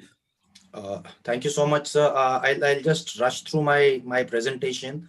Yeah. A lot of it has already been covered by the other speakers, so I will just rush through what is really important. I will be talking to you about how to make an impact using the art and science of website design. You see, basically we are looking at the aesthetics aspect of it, but there is a science to it also. And I'll just be focusing, I'll do a quick recap of what can be done, what is possible. And of course, we are constrained by time, so you may find it a little jumpy. Now, I do not have any financial disclosures in this particular presentation. Well, we have had some questions which have been asking about marketing and whether it is ethical or not. The first question that comes to mind is, why do we want to have our own website? Most of our patients are actually coming by word of mouth, and there was a very interesting study that was done, and they found that only 1 out of 400 patients actually came out of these web booking agencies like Practo and others, and most of the others already existed in your area. They were looking from for just and most of these people, after knowing about you, have gone and checked online. And so therefore you need your website, because everyone is going to check you up on the is going to Google you. You are creating a brand, and if you don't claim your name and your area, then someone else is going to do it for you, whether it is Practo, whether it is Just Dial, whether it is any other platform, and then he will direct all that traffic towards you. And then you get these questions of premium services and this and that. Now, what were the top reasons why people came to your website? We thought it is most likely to check our credentials. Yes, they did check our credentials, but that was not the topmost reason. The topmost reason was they wanted to know on which days you are available at that site, and what are your OPD timings, how to get to your place, what are the parking areas. Before the COVID came in, the number of appointments being fixed online was low, but queuing has actually become an important aspect of managing your practices during COVID, and probably in the post-COVID strategies also we will be using it. And then of course, they also check out what are the services available. Now this is from the ophthalmic standpoint. For IVF services, it was a little different. Now, of course, you see, ophthalmology is not, we are different sizes. So it is, you can actually choose to build the website, or you buy it. Most likely all of us are going to buy it, and we're going to tell somebody to come and make it for us. And then of course, if you do, more so for the youngsters, if they do have time and if they are willing to invest a little bit of time into it, then it is definitely a new skill that you can learn. Earlier we used to set up these servers and then load programs onto it. Now everything is at the click of a mouse. You are able to set up your own space. So what should you do that to ensure that you show up first on Google, at least show up on the first page itself? So you need to do something called search engine optimization. So SEO analytics, pick up the keywords, get them and get them vetted from a service provider, and then use those keywords in your publicity material. Ensure that those keywords are there in your title, they are in something called the header of your site, because the web crawler is going to run through that only. And of course, we've already talked about social media. So you should have your own Twitter handle, WhatsApp presence, Reddit, Insta, LinkedIn, Facebook. And yes, it has pluses, it has minuses. We will be talking about it if we get time later. What is important in a website is it should load fast, have a lot of links.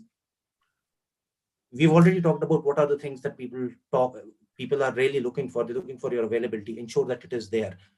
Mention the services that you're giving. Don't ever put your practice charges on the website. Allow payment links. If he fixes an appointment, small degree of upfront payment, not a bad idea. But always remember that most important thing is that the website should load fast. Don't have too many photographs, carousels, etc. in that. And then of course we have something called the Hicks law. If you have too many options on the site, it actually hinders what is called the conversion. So what is important is give one idea per page, and usually place the things which are usually bought together close together. That was what they used to do in the service stores and supermarkets. And when you go to Google, it says if somebody bought this, he also tended to buy this. And then we have this option where you look at the layouts. Try to stick to the standard layouts, avoid the carousel sliders. Normally, if you have multiple photographs running through the slider, 90% people are going to click only the first photograph. If you have a fold, 74% people are going to look above the fold only. And then always prioritize scrolling over clicking. And remember that people prefer to look at photographs. If you have a series of lists, the top and the bottom is what people are really looking at. The middle is missed out. Use this fold. Just 74% people, most of them are looking just above that fold. Uske niche jo hai, so the link to the video goes a little below that. And then of course, simplify it.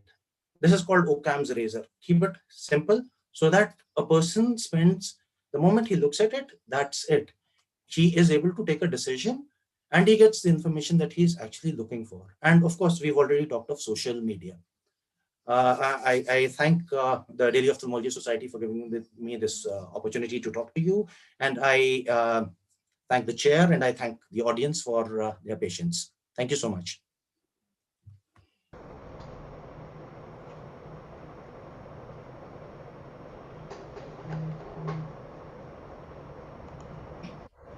And I think I call upon Dr. Frederick to talk to us about operation theaters. Yeah, thank you. This was the most important talk. Hardly any time left. Anyway, I'll try to just this topic. So let me go on. I thank the DAWS committee and organizing team for this wonderful opportunity. And so you all know standards are everywhere to make our life easier. And so glaring examples are this traffic signals, cell phone adapter, or the electrical panels and the nutrition facts. So any designing involves around these three systems: structure, process, and outcomes. And this is the basic of designing or redesigning your OT according to standard guidelines. So people tend to ask these questions: what are the references and standards? So these are the Indian standards, and as well as for any hospital building, National Building Code is the foundation of all standards. So this National Building Code has various classification. So hospitals are classified in group C1 in NBC. Your architect or your design engineer will know this. So it gives a standard parameters of corridors, doors, staircase, as well as fire exit doors. And this fire exit door is based on the fire recommendation as well as HVAC systems, heating, ventilation and air conditioning system that adds to the safety, infection control and easy maintenance. So there are various types of construction. We will not go into the details of this infrastructure regulation, but you can refer this basic document called National Building Code of India. And of course, for us, for the hospitals, Clinical Establishment Act is the Bible now, and it specifies 4 zones for theatre as well as basic size and shapes. It all depends on the scope of services of your facility, as well as what equipments you are going to use, as well as the size of your operation. NABH standards focus mostly on these 2 standards. There are 10 chapters, but for OT designing, these 2 standards are very, very important: hospital infection control and facility management and safety. The basic intent being safety to the patient and the other stakeholders, complying with the relevant rules and regulation, and planning for emergencies within the system. By structure, I mean the infra and superstructure in the hospital, particularly in an eye center. Operation theatre is the only critical facility, so you have to focus on this structural part. So how to design? So basically you have to look at the location where you're going to locate the theatre and who all would be utilizing this, as well as the safety goals, short-term and long-term safety goals, and also the other parameters like equipment, what equipment you're going to have in the theatre and how many people are going to use the theatre, and also infection control mechanism and what medication you are going to use.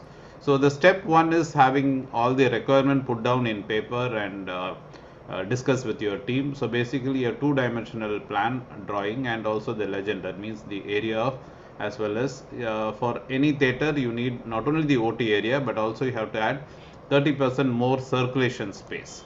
So a basic design will look like this. The green areas are sterile, the red areas are infected area, and blue areas are in between where control and packing does. So ideally it should be unidirectional flow of men, material and access from one side. So if you know this concept, it's easy to design operation theatre or central sterile department. And then the last step is converting this into a 3-dimensional view. Lots of software are available for this, so you can use one of the architectural software or your architect can help you. So you have to understand this basic designing 4 well-defined zones in theatre: protective, clean, sterile and disposal. The ideal operation theatre will look like this. The OT would be the sanctum sanctorum. This is a twin operation theatre. Most hospitals would have twin OT, particularly in the eye care segment. So you have to design your main area where you are operating based on your requirement and support services. And walls, it should be dust proof, moisture proof. Corners should be cold to prevent dusting and facilitate cleaning. And door ideally should have 2 lifts to evacuate unsafe patients. And you should have some natural and general lighting. So scrub up and sterilization here should also be there. So these are some of the PCGI types, that is the iron material types. And these are modular doors with stainless steel. So you can select based on your budget as well as the size of your operations. And floor, any hard material with less joints. Epoxy flooring is ideal. You can also use the new and PVC and other alloy hard marble floorings. So the ideal is epoxy flooring because the self-leveling is good, easy to maintain for 5 to 6 years. And if you are having a scrub area, better to have a sensor operated or elbow scrub sink so that it's easy and uncomplicated during the scrubbing process.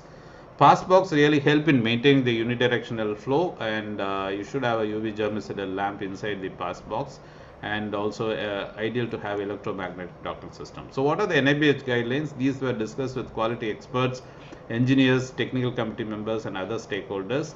And this is how we classify operation theatre, super specialty and general OT. Ophthalmology will come under general OT structure, and including daycare center, it has to be under general OT norms.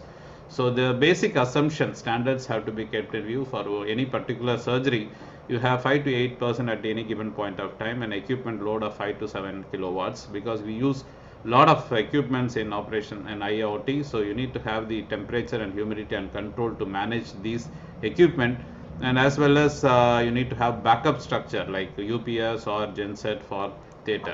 So this is an overview of constructing a modular operation theater. This is a 3-minute video since the time is short. So this is the skeletal structure where you have to pull in all the ductules inside the modular system, or if you have walls, you can put it in the corners and then fit all the panels. So this is how it looks like finally, the laminar airflow unit, and the air handling unit will have this motorized structure on top or side. You need to have good ducting and insulation and air conditioning unit as per the size of your OT, and you need to select each one according to your requirement, scope of services, and not to your air conditioning vendor unit. So these are the standard parameters required: continuous air purifying, temperature around 20 degree to 23, and relative humidity to avoid fogging, and air movement from clean to less clean area. So overall, OT is the sanctum sanctorum of our workflow and operations. You need to not only design it well, but also have good maintenance OT. So basically, a well-designed planned OT is a legal requirement. So standards focus on this. It will help us reduce medical surgical errors, better infection control. Maintenance would be easy and cheap over the long run, and will save you from medical legal cases. Thank you very much for your kind attention.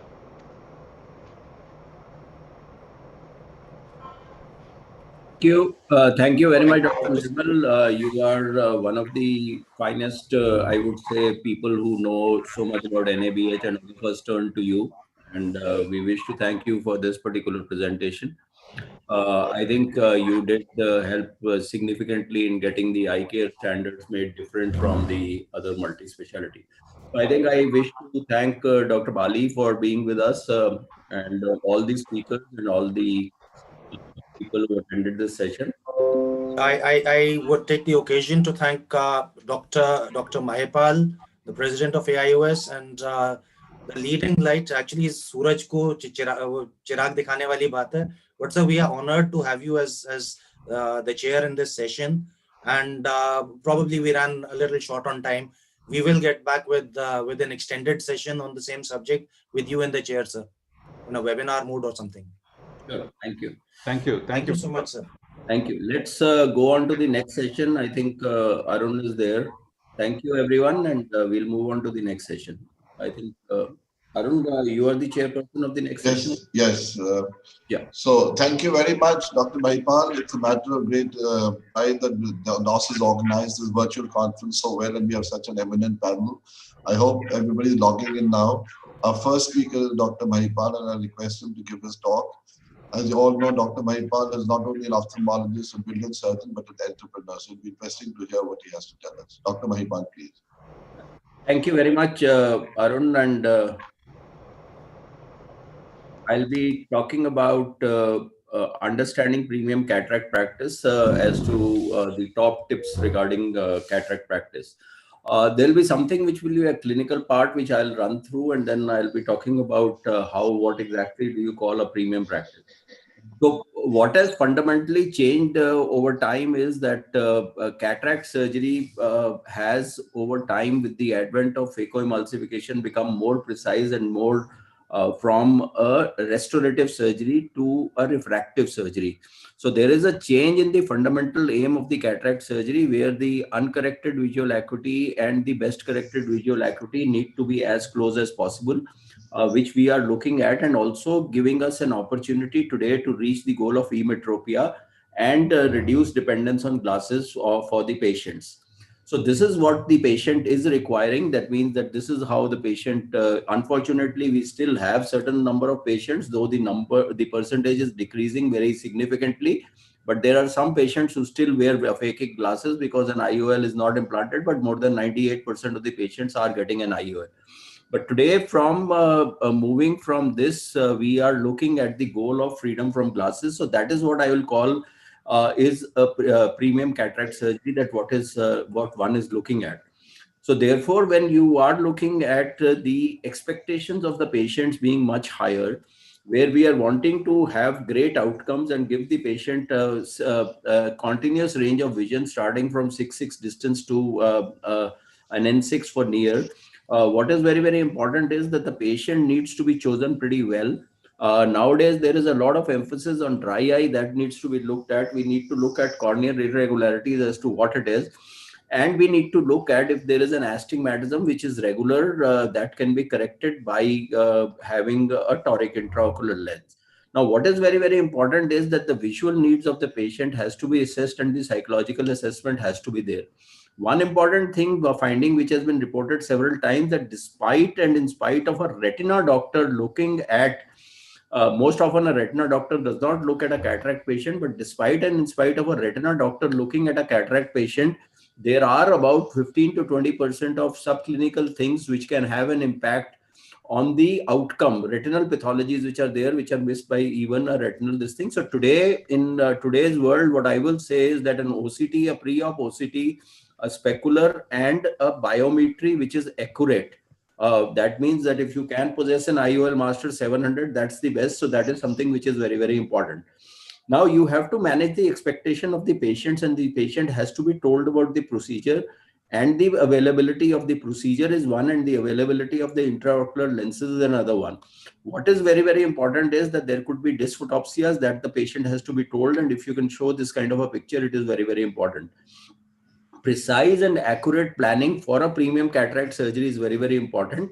And I would say that one of the best investments that you can make apart from a phaco machine would be having a optical biometer. There are several optical biometers that are available, and the prices could range anywhere between sub 20 to going up to 35 to 40 lakhs.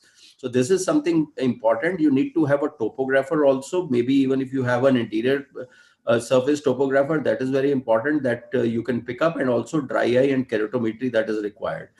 Astigmatism is something that in today's world needs to be addressed. You need to look at the keratometry of every patient and the astigmatism that is there. And I would say that if the astigmatism is more, which is there in a lot of patients, you need to give them the option of a toric lens. I'll just skip this surgically induced astigmatism, toricity ratio, having a good IOL calculation formula which takes care of the total K, rather that means that not just the interior keratometry but taking care of the posterior keratometry also, and working on either by doing a manual marking. It is not that if you don't have systems of digital marking like the Callisto or the Varion etc., that you will not do a toric IOL.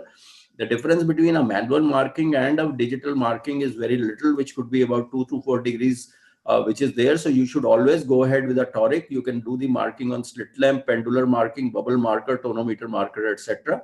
But if you have to do a premium practice, you have to give time and again a good uncorrected vision to the patient. At times, not in India, but I think that should come. In countries, they top up surgery, which is not being done in India that often. That means that if you have a residual refractive error, you do a laser vision correction on top of it. That is included as part of the package. So we have to become a little more aggressive. If that we are not getting the good results that we are expecting, that we should do a top up laser vision correction on these patients. Incision has to be planned, good CC. You need to have a good intraop alignment, viscoelastic removal, and the final tilt of the IOL. Now, when you're looking at a multifocal IOL, what I personally feel is that today the era of having a bifocal lens, which we loosely called as multifocal lenses, is out. There have been several permutation combinations that have been tried. But what is very, very important is the third focal point, which is there, and the trifocal lenses are here to stay. We have all the good companies coming out with trifocal lenses, and they have worked on it, and the amount of dysphotopsia that is there has significantly reduced. These are the trifocal lenses, these ICE trifocal lenses, which I use a lot. Then you have the launch, which is going to be in the first week of January of the Synergy. And you have the diffractive lenses in the form of the Panoptix, etc. So this is the Panoptix which is there. And the Symphony IOL combination of the extended depth of focus along with the along with the trifocality is the synergy that's going to be available to us commercially within the next 2 to 3 weeks. Femto laser, I think, has taken the whole procedure onto a refractive plane, and there are 4 things that a femto laser does that you all know. I'll just briefly go through all of them. That you can work with the femto laser in hard cataracts, you can work in intumescent cataracts. If I have to do a premium lens in such a patient which is having an intumescent cataract, as you can see in this particular case, a swollen lens in a patient of a cardiologist who came for a premium lens with an angle closure glaucoma, phakomorphic glaucoma, you cannot work and be sure that you will get a perfect round capsulorhexis that you are getting in this particular case. So we were able to get a perfect round capsulorhexis in this particular case and get the surgery done very well. And in this particular case, at that particular time, this is about 8 years ago, we were using the Cristal lens. So for a premium lens, you need a premium surgery with great outcomes that is required. Post-operative inflammation and dry eye needs to be managed. So these are some of the clinical pearls that is there. But when you have to build a premium practice, you need to be different from others. And by different means that you have to be very, very sure of your surgical outcomes. And that is when you can command a premium over the other surgeons. So over time, you have to evolve and see where you need to place your practice, and you have to price it right. So overpricing at times, saying that I'm premium and you overprice it beyond the reach of a normal individual, a higher middle class person or a novio rich or whatever, that is going to be a problem. But underpricing will devalue a premium procedure and will have diminishing returns. So premium procedures demand a premium experience. What is very, very important, that if a person is coming for a premium procedure, you need to treat him like a business class passenger or a first class passenger, and you need to separate it out from the people who are not going the premium way. So you have to sell an experience. It has to be an experience like the billion-dollar company Starbucks. This is an experience. Cafe de Cafe Day has Nescafe, and this is another experience that you have, which is there, which majority of the people take a chai from a dhaba. But if you want to give a premium experience, you will have to give the all the options that are available. There will be 20 types of coffee that will be available, which you have to give them. Now, the patient is very, very important, and the experience starts from the time of the appointment. There has to be a recorded voiceover. There has to be, even at the time of registration, or teaser information that we can provide you such premium services. In the painting area, there have to be posters, kiosks, etc. And in the diagnostics, you have to have case paper, procedure folio, consultant chamber. When you go, there should be a checklist of frequently asked questions. These are the questions that people have asked. Education tools should be there. The counselor should tell what are the advantages and disadvantages. You have to spend time with the patient, be patient, ask him to ask questions and give the replies to him. And the type of procedure has then to be discussed. And then when there is a patient goes home, you have to ask whether the patient is doing well or not after the surgery. And then there is an information letter that goes to the patient. Phone voiceover is important. Like you can have, did you know that freedom from glasses is not possible? To know more, please fix an appointment with an expert for, say, toric, multifocal, etc. Cataract procedure now case procedure. So tell them that these are the things. Regain your youthful vision. To know more about it, you can talk about toric, multifocal. So even your recorded voiceover message should be the starting kind of the initiator for a patient as regards premiumness. Now, testimonials are something which is very, very important. That means delight cards, testimonials, patient feedbacks, patients having Google reviews, etc., which is very, very important. Satisfaction letters that needs to be displayed. And often patients ask, "Mujhe reference dijiye who has got a premium procedure done." So you should have handy with you references, people who are willing to talk positive about a particular procedure and say that they've got it done and the surgeon is good, the place is good, and the outcomes are good. So that is very, very important. A thank you card does not take away anything from you, because ultimately a patient has come to you, handed over his eye to you to do the surgery, and you need to be grateful to the patient that the patient has reposed confidence. And if you have given the results that the patient is, look, a small thank you card is going to make the patient elated. So what is very, very important for premium practice is that you need to discuss, start from the beginning right till the end, and always under promise but over deliver. So that is very, very important, that you have to be 100% sure of your surgical acumen. You need to be sure what your delivery is, and delivery has to be over and over again right. That is important, and the goal has to be there. If you have to reset a toric IOL or you have to do a laser vision correction on top of it, please do that. Do not be apologetic about it. Say that this requires a resetting and this is part of the package and we are going to do this particular thing. So that is all that I have to say, that you have to be prepared for a premium practice. You have to have good ambience, good waiting area, good reception, good counselor, and above all, a good surgeon and a good, excellent patient experience. That is most important that you have to do in case you have to build a premium cataract practice, because everyone is doing cataract. As you all know, that 80 to 90% of the surgeries that are done on cataract, and if you have to make it a premium experience, you have to do these small little things which are different. Thank you very much. And this is the final thing, the 5 pillars of a premium: patient selection, counseling, that's what I said, biometric astigmatism, precision with technology, most important, and precision with the surgeon, and premium experience during the surgery, and finally, promise less but deliver more. So that is what is going to give you the 5 pillars for success in a premium procedure for cataract surgery.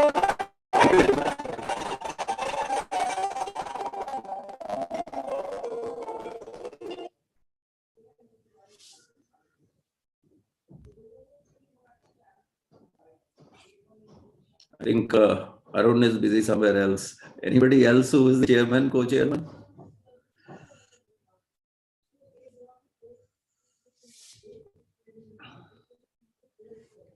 Dr. Arun? Sorry, I don't have the program. Who is the next speaker? Dr. Arun. Arun himself? Yes, sir. Oh, okay. He sent a message, my system has crashed, I'm coming online. So who is after that? Any moderator here or something? No. Dr. Bhavani. Dr. Bhavani Rana, hi, good morning. How are you? Yours is yours the next talk? Yes, sir. Okay, go ahead. We have Dr. Rana. She's from Jammu and she'll be talking about ophthalmic practice ups and downs.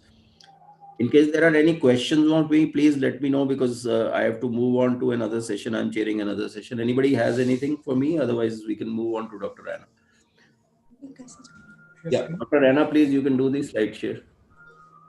Just a second. It's not happening. आपने पहले open your presentation on PowerPoint, minimize it. Just a second. And then go to share screen. Okay. Minimize. Oh.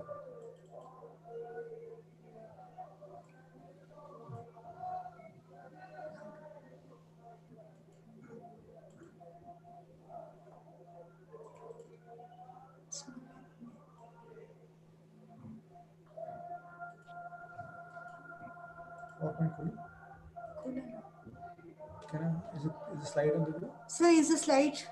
No, Are you no, able to see it? no, nothing. आपने PowerPoint खोला? Sir खोल दिया है मैंने. तो minimize कर दीजिए. Minimized it. Okay, now go to share screen. जो नीचे green button है share screen. बॉटम में स्क्रीन पे शेयर स्क्रीन होगा ग्रीन कलर का. में बॉटम में शेयर स्क्रीन का ऑप्शन आएगा ग्रीन कलर का. अपना कर्सर है डाउन कीजिए मैम. कर्सर को नीचे लाइए, शेयर स्क्रीन आएगा. पार्टिसिपेंट्स Q&A चैट के बाद शेयर स्क्रीन आ रहा है. नीचे करो ना.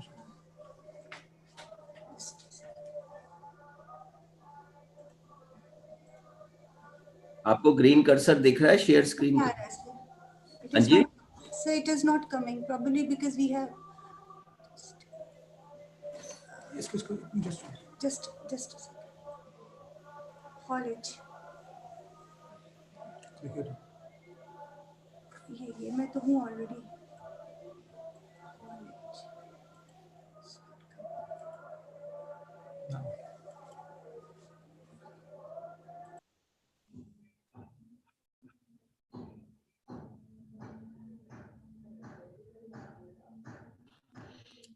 Arun, are you back? Anybody else?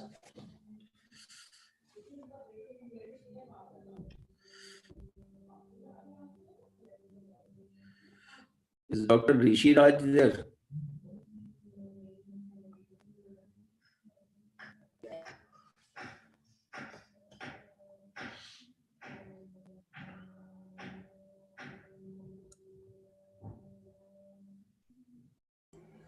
So am I visible now? Share screen. Yeah, you are visible, but you have to go on to share screen, please. Yes. No, no, it is Share. share. Is it Yeah, okay? yeah. It's yeah. Okay. You just go to full screen and you can start, Dr. Rena. Arun, you can take over. I have to leave for another session. Thanks. Okay, all the best. Yeah, Dr. Rena, you can start. Good morning, Dr. Arun. Thank you, DOS, for providing me with this opportunity. My presentation is slightly less technical. Kindly bear with me. Ophthalmology is not a roller coaster ride. It is like climbing a steep ladder and resting at each step to take a deep breath. So you learn a skill, spend some time in gaining an expertise in it, practice it, and then you switch on to some other skill. The good old cataract surgery has come from the days of Susuta to the present times when it is a part of refractive surgery. In the present times, eye scans will replace MRI and CT to predict the outcome in stroke patients. As Dr. Mahipal just said, that cataract surgery is nowadays a part of refractive surgery. Earlier, the cataract surgery involved a hospital stay of 7 to 10 days, 8 to 10 sutures, and visual outcome still were not very satisfactory. In the present time, cataract surgery is a walk-in, walk-out procedure without injection, without sutures, and visual outcome is wow, to say the least. We have come from the days when we were exasperated by patients who did not want to wear spectacles for cosmetic reasons. To the present time, when a patient does not want to wear spectacles, we tell him, don't worry, we have a solution. So there is a complete turnaround. Technology is growing fast and ophthalmology has become machine infested. While there are still institutes and hospitals which do not have an FFA and OCT angiography becomes the new diagnostic norm. By the time majority of practitioners master a surgery, a new kid starts peeping from the block. Ophthalmology is both medical as well as a surgical branch, but nowadays it is becoming more and more microsurgical. This has led to an increase in learning curve and an increase in cost of setting up practice. Small solo practices are not a viable option any longer, especially in the metros. There is increase in expectations of the patients, and the results are determining the doctor's worth. Physicians are getting paid for the outcome rather than the services. The control of patient care is shifting from doctor to non-doctors. Electronic medical records, for all their promise of better patient care, enable practitioners to be evaluated at a very granular level, which can be scary at times.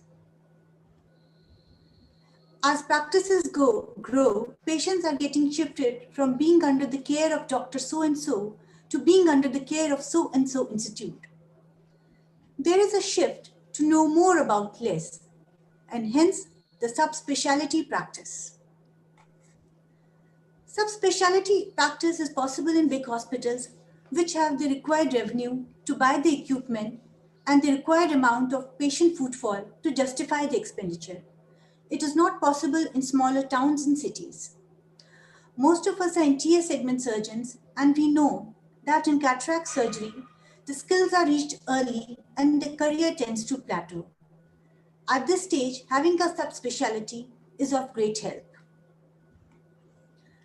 Cosmetic and facial aesthetics is the new dimension in ophthalmology, but we should know where to draw the line.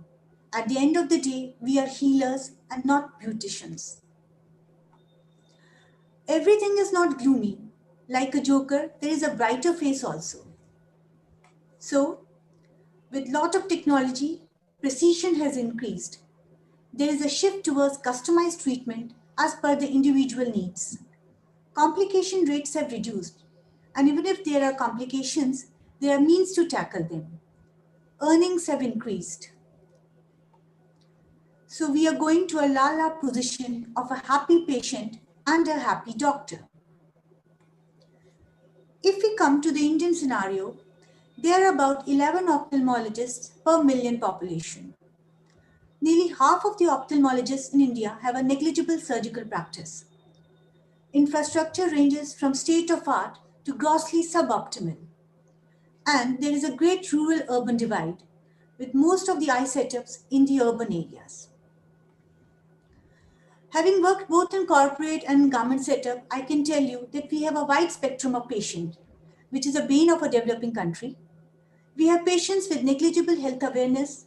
Making them even put high drops is a Herculean task. On the other end of the spectrum, we have highly aware patients who want services at par with the developed world. In a lighter vein, we even have Google-educated patients nowadays who already have self-diagnosed themselves. So what is the take-home message? Ophthalmology has come a long way from being a charity branch to a walk-in, walk-out branch. It is important to upgrade, but don't get lost in the jungle of high-tech equipments, many of which are just fads. They generate a lot of interest but fade away in 3 to 4 years' time. Machine cannot tell you what it is not taught to read. So at the end of the day, it is the clinical skills and the compassion that will determine a happy patient. Don't be a one skill pony. As more and more ophthalmologists come into the market, they provide the same services at a lesser price. So it is important to upgrade and update. Change is universal, and it is up to us to milk the opportunities. In the present scenario, group practice is not a bad idea. It not only brings sharing of expenditure, but sharing of responsibility, which is important and helpful in case you have a medical legal hassle. Under-promise and over-deliver. Don't raise patients' expectations to a level so that if you fall short of them, you are in trouble. Do philanthropy, but with caution. Liability doesn't get mitigated even if the patient is treated free of cost. In the current landscape, those who cannot adapt to medical and economic changes may have difficulty practicing in the new age. Wishing everyone health and happiness. Thank you. Very well presented, very lucidly, and thank you very much, Dr. Bhavna. I would say you've been able to balance both the branches very well. And we now move on to the next speaker, that will be me. So I request you to log out. And my talk is on a very interesting topic, which is the corollary of the talk that you have given. And it is incorporating community work in private practice. Is it a boon or a bane? As Dr. Bhavna before me said, you can do philanthropy, but do it with caution. So what I would suggest is that, are my slides on the screen, Dr. Bhavna? Bhavani? Okay. So what I was saying is that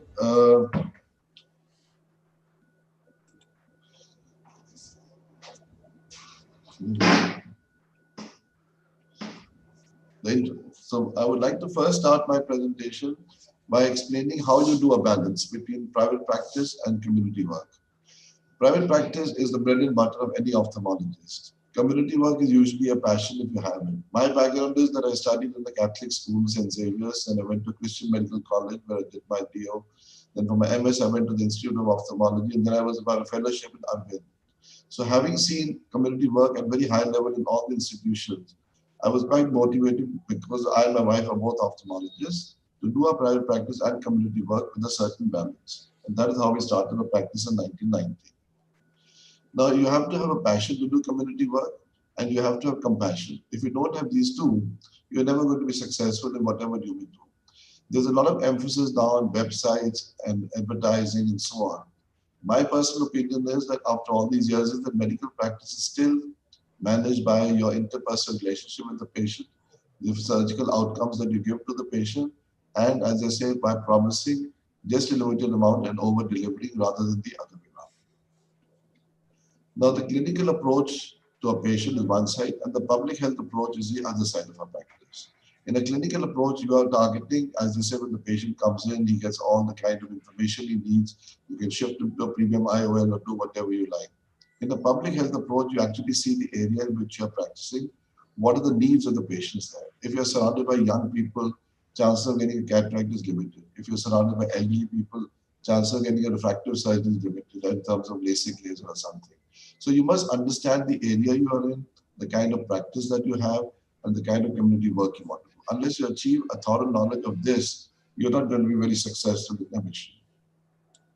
So there's certain work that you do for profit, and there's certain amount of work that you do for not for profit.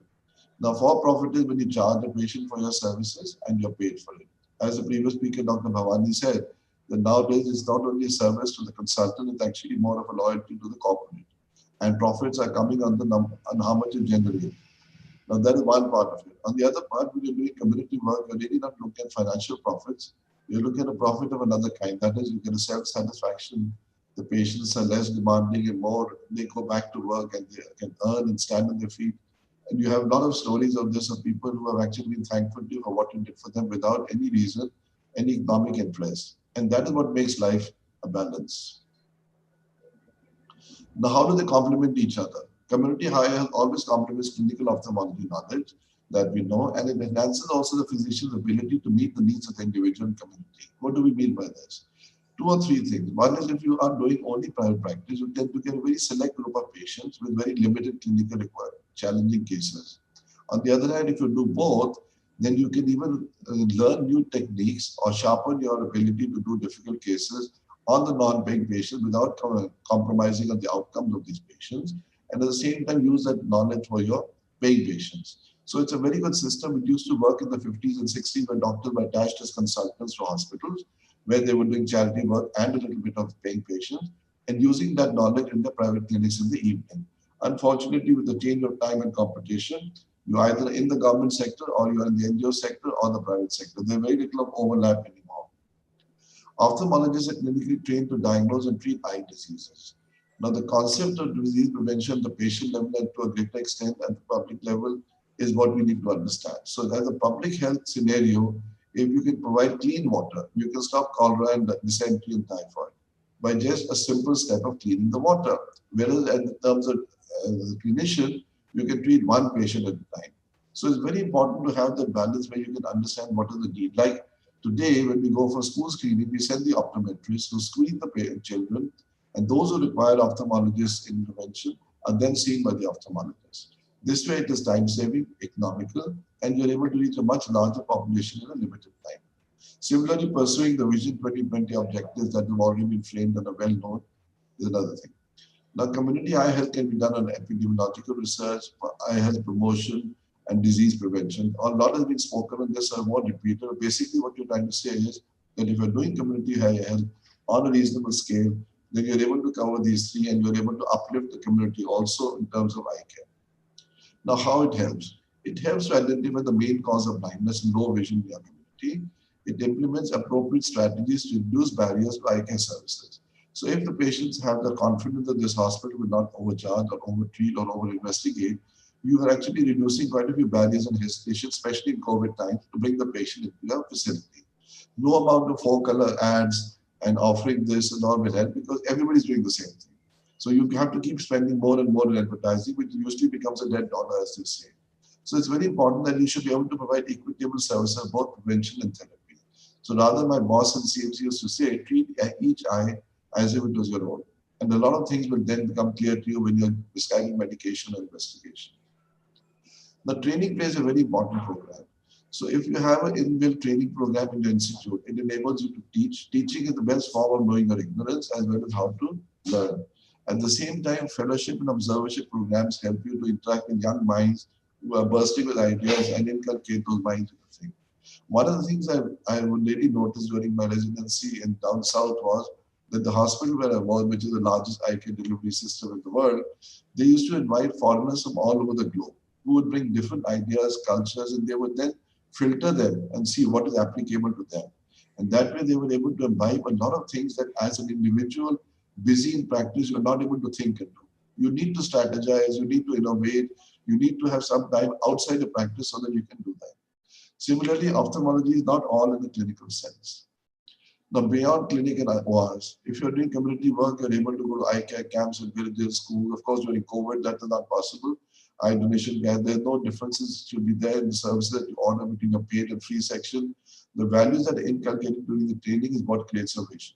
So having come from a missionary background in school and college, it gives you an idea that community work really is worth it, which you sometimes miss when you're just coming out of a commercially capitation-based college or a private medical college and you go straight into practice. Now, these are some of the pros and cons that you find between the various services. So if you're doing community work, there's hardly ever a day without an interesting case. Majority of the pathology that you see that make the videos on ASCRS and AAO do not come out of private patients. They come out of patients that you see in the charitable clinic or in institutions or in the government hospital where the plethora of pathology is immense. And that is what gives you the confidence to handle these patients and diagnose it. Now, the end of the day satisfaction is when you actually treat somebody selflessly and he gets vision. And you're also able to fulfill your passion. There are a lot of things that you would like to try out, new techniques and all, which you're able to do without having the kind of stress you would have if you were operating on a VIP. And of course, reaching the unreached. And there have been occasions where people have come back and told us that because of the glasses they got or because of surgery they got, they were able to earn and sustain the families. And you feel good that you're able to help another human being. That is the purpose of a doctor. And from marketing head to a maid, everyone goes back happy. So that is what it is. What are the cons? At least I have not seen any cons against charity work, except that the fear. Sometimes the paying patients have a tendency to misuse the facility. If you have a free facility or subsidized, they try to cut costs. But that is human nature. It's like us, as Dr. Mahipal was saying, when you book an airline ticket, we'll also look at the best fare available. So that's a human nature. And if somebody does that, fair enough. But don't forget, because you have a graded system of charging in different areas, you are able to get those patients who may not otherwise come to you because of your premium charges. So actually, the opposite works in the longer run than anything else. Also, I've seen that if you subsidize the patient, his demands and his approach is very humble compared to those who are paying premium pricing. As I said, they're very, very demanding. Even a small mistake can make them feel very unhappy. And at the end of the day, even if you're doing well in private practice, you're always under stress because you always have to invest the money into new toys, as Dr. Bhavani said. You have to keep upgrading your facilities. You don't get support from the community. You have to do all this single-handedly. Now the time has come, the investments are so high that there is no way you can justify buying the new toys and running crores of rupees and then do a decent ethical practice as an individual. It has to be either as a group practice or an institution. So I would recommend all who are looking at this possibility to please consider this. And in our hospital, 70% of the patients which are coming are treated free or a nominal charge to cover expenses. And the balance 30% are the ones that actually give us the revenue to sustain it. So these are some of our pictures of the thing. These are some of our objectives about awareness building, giving classes. This is about village outreach program that we've done in 68 villages. We've done over 60,000 children in government schools under the Deshti, the Learn. And as you can see that we're now covering nearly 1.4 million patients. So it gives us a lot of opportunity to do things which we couldn't have done otherwise. Thank you very much for your patient hearing.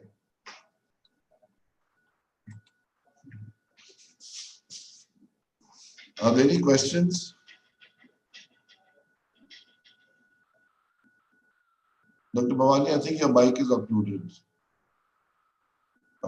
Do we have any of our next speakers, Dr. Neha, Dr. Khandelwal, Dr. Praveen Monga?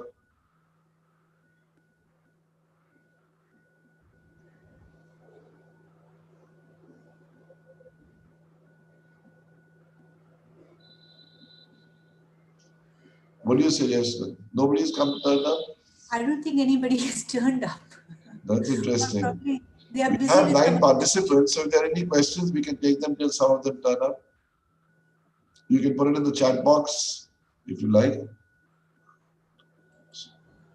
So, Dr. Bhavani, what has been your approach between the two government sector and the corporate? How do you manage to sort of strike a balance? So Basically, I was working in corporate setup previously, but now I'm working in a government medical college. Where is this? So it is in Jammu, Okay. GMC Jammu. I'm working there right now. My wife is an alumni of GMC Jammu. My wife, Dr. Reena Sethi, is from GMC Jammu. No, I don't think so. No. So My wife, Dr. Reena Sethi, did her MBBS in Government Medical College Jammu. Okay. I have also done it from Jammu only. She has very fond memories of her stay in Jammu for 5.5 years. Okay. So I have done both my MBBS and MS from GMC Jammu only. Achha. Then I worked with Center for Sight for some time. I was in Delhi for some time. Then I was working in corporate in Jammu also. And finally, I joined back GMC Jammu only. So my experience has been that the kind of patients that you get in the medical colleges, they're entirely different from the kind of patients you see in the corporate setup. In corporate, as you rightly said, in corporate setup, even if next is a small subconjunctival hemorrhage after surgery, the patient is after you. Why is there redness in my eye? When will it go and all that? In government setup, the type of patients we see, next day patient is able from PLPR, even if he is able 660 or even if he's 636, he is not after your life. He's okay. I am able to see something, and he has more of patience. But then the patient profile is like this only. That's true. As a matter of fact, my experience has been after having done over 1.4 million patients in our project with my wife as my partner, and now with my children also having joined in, is that it's a lot of hard work, but it's very fascinating work that you're in the same institution which you control, because basically it's our own, and you get help from time to time, but it's everything is on you, and the quality of work that you do both for the paying and the non-paying patients gives you an ability to understand the science in a very different perspective. You use it more as a healing tool rather than as a commercial tool. And then you don't, as you said, that some of the toys have limited life, so you don't invest in a hurry just because your neighbor has it or somebody else has it. So you actually work in a way that you make, so that is what is actually now working out, even if you see in community work or in politics, that you have to be genuine and you have to be involved with the people over a number of years before they actually put faith in you and come to you. And once you develop that faith, which is very important as doctors, we keep that faith. We don't use it only for ourselves. So I think we have been joined now by Dr. C.P. Khandelwal, am I right? Yes. C.P., can you hear us? Dr. C.P. Khandelwal, can you hear us? So I think his mic is muted. Yeah, Dr. Khandelwal, please unmute your mic. Would you like to make a presentation now, because you are the only speaker left? Dr. Praveen Monga is out there. Your voice, आपका echo आ रही है.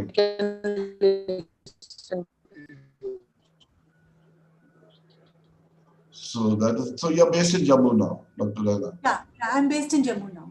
So if you ever visit Delhi, come and visit us at Arnav. There, it'll be interesting to share some thoughts and see. I will definitely come. I keep on coming to Delhi, so I'll definitely come. It'll be a pleasure, because it's one of the things that you talked of group practice, and I've always been fascinated with the idea that when we travel in the West, you see 60, 70, 150 ophthalmologists under one roof, living a very harmonious life, having coffee together, sharing patients, working together. You don't see that at all in India, or if you do, it's in very limited numbers and in very limited places.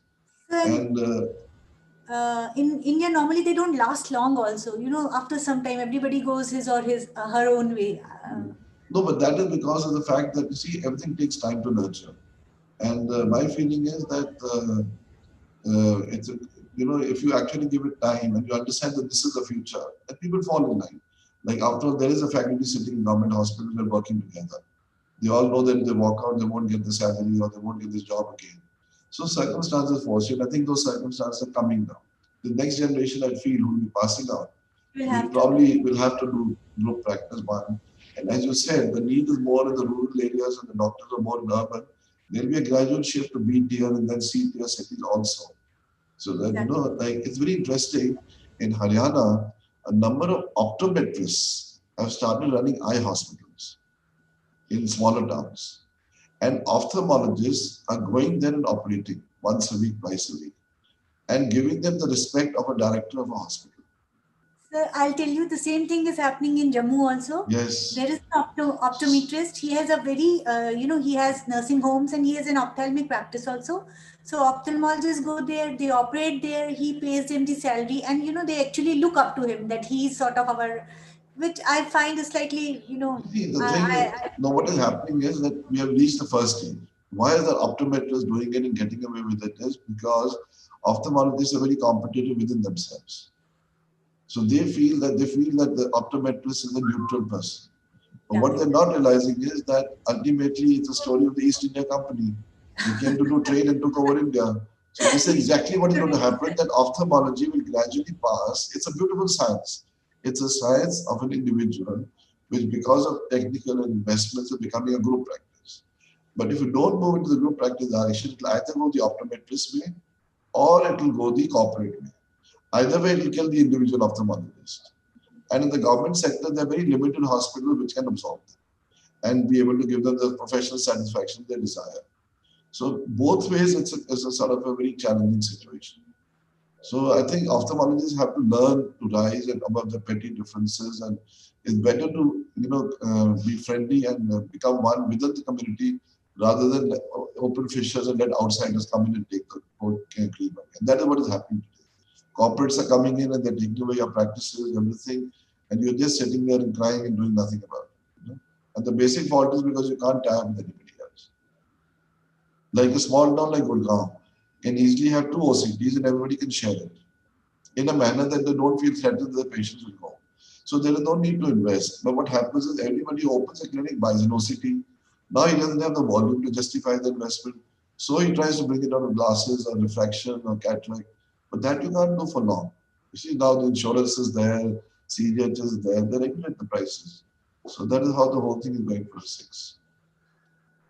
So we have a question on chat, I think. Let's see what is that.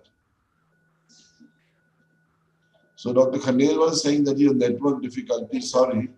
So I think with that, we probably have to close the session if nobody else is there, and call it a good day and get back to work. Thank you very much, Dr. Bhavani. Nice. Thank you, sir.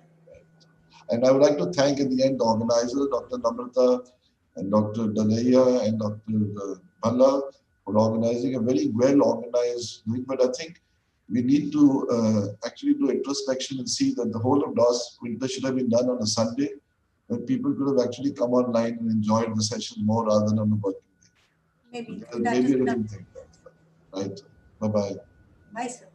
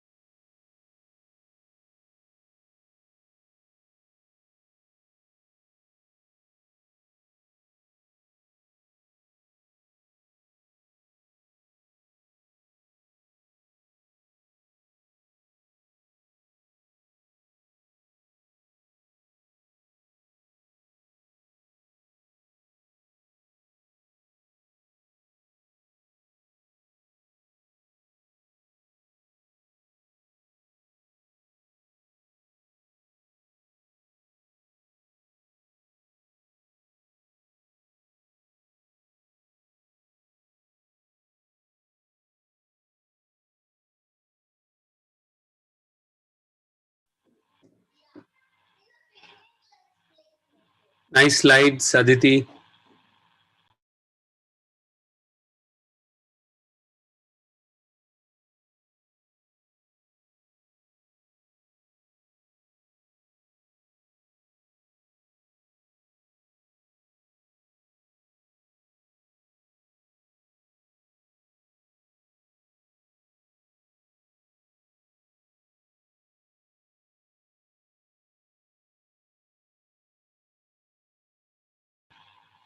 Hello.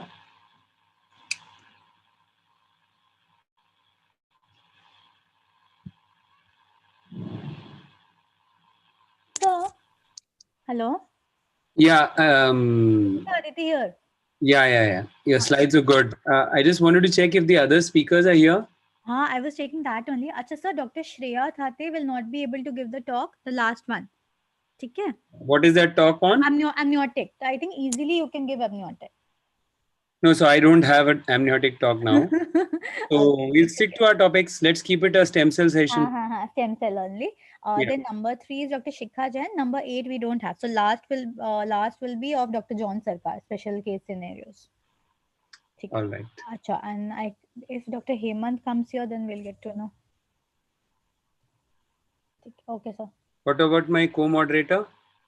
Him only, Dr. Hemant Kamble. I can't find him. Dr. Shreya, Yeah. I got her contact from another person. But she's not coming only. No, she's not coming. So you contacted her, is it? I got her number. I contacted her. So she said, please add. She had, it seems she had already requested the organizers to, that she'll not remove her name. Remove her name, but it's still there. Okay, no worries. And 2 docs are not there. PRC Sarkar and hers. Shreya, Dr. Shreya. To Hemant Kamble only we need to see. Moderator must be here, no? Moderator is Mohammad Ibrahim Asif. I don't think he's here. To Hemant Kamble ka I am also. We'll see how it goes. Okay, sir. Okay. All right. So see you at about 12. Okay, sir. Bye. Bye. One sec. I'll just share my slides. Sir. See if they're okay. Are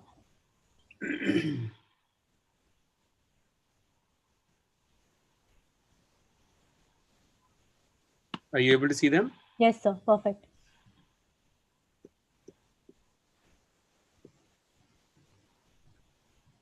Beautiful.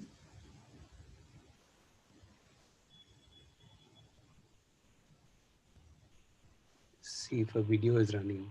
Remove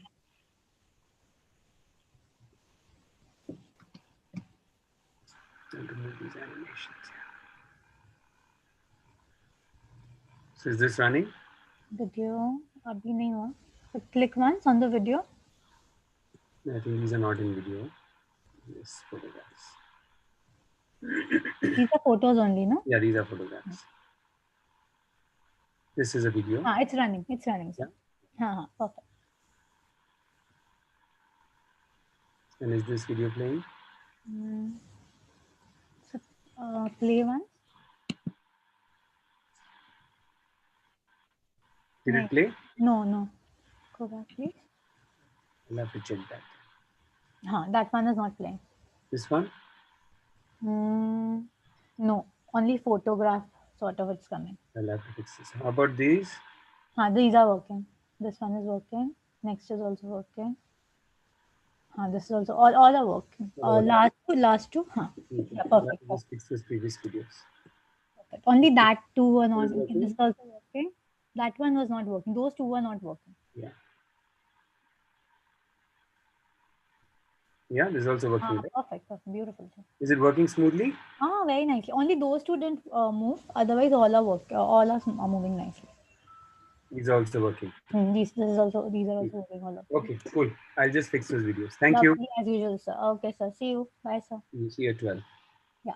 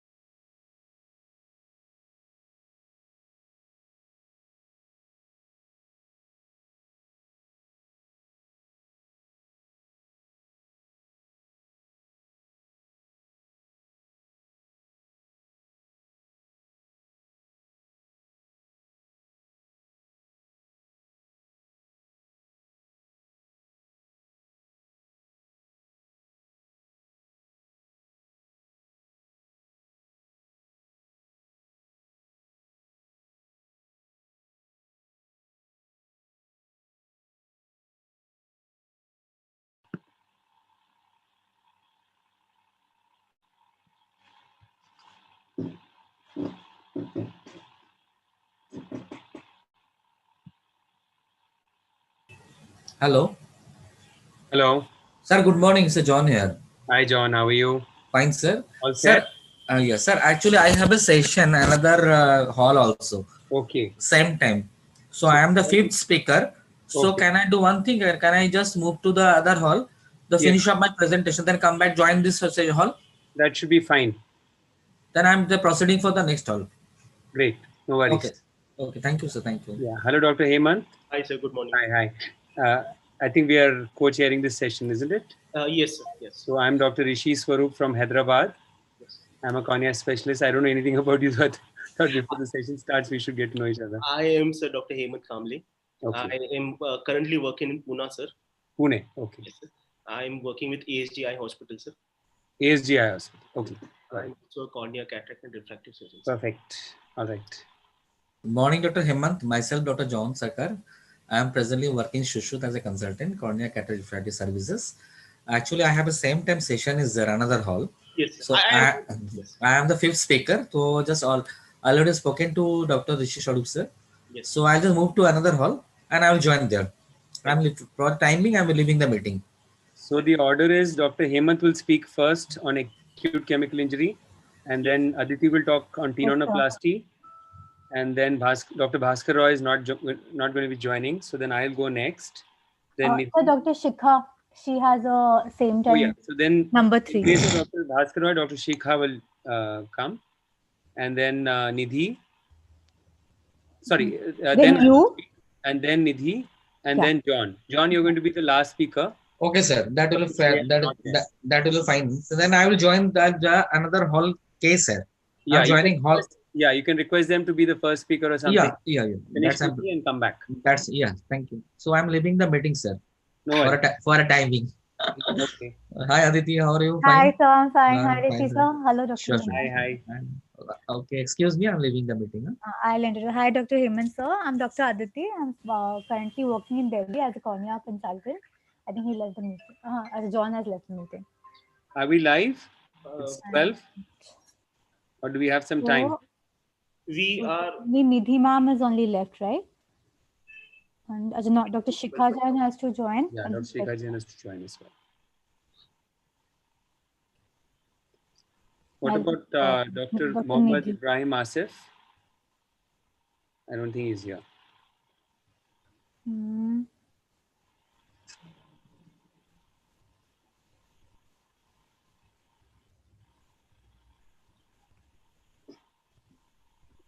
So should we start? Shall we get started? The technical guys have to give us the go ahead. Can we get started? I think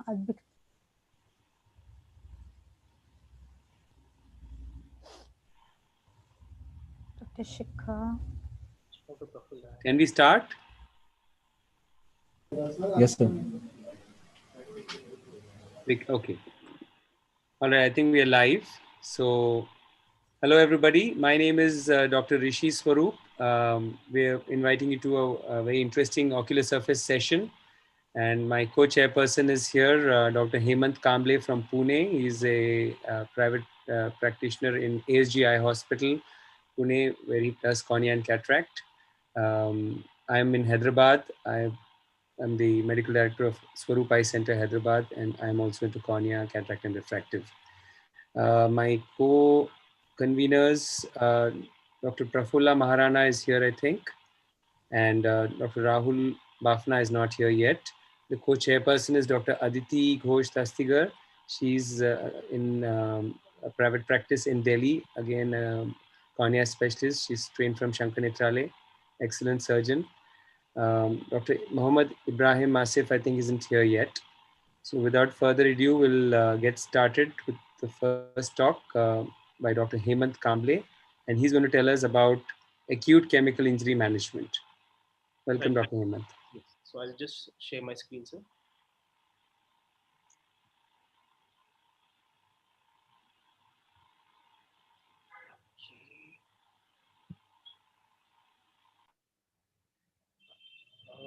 I hope my screen is visible to everyone, sir. Yes, it's visible.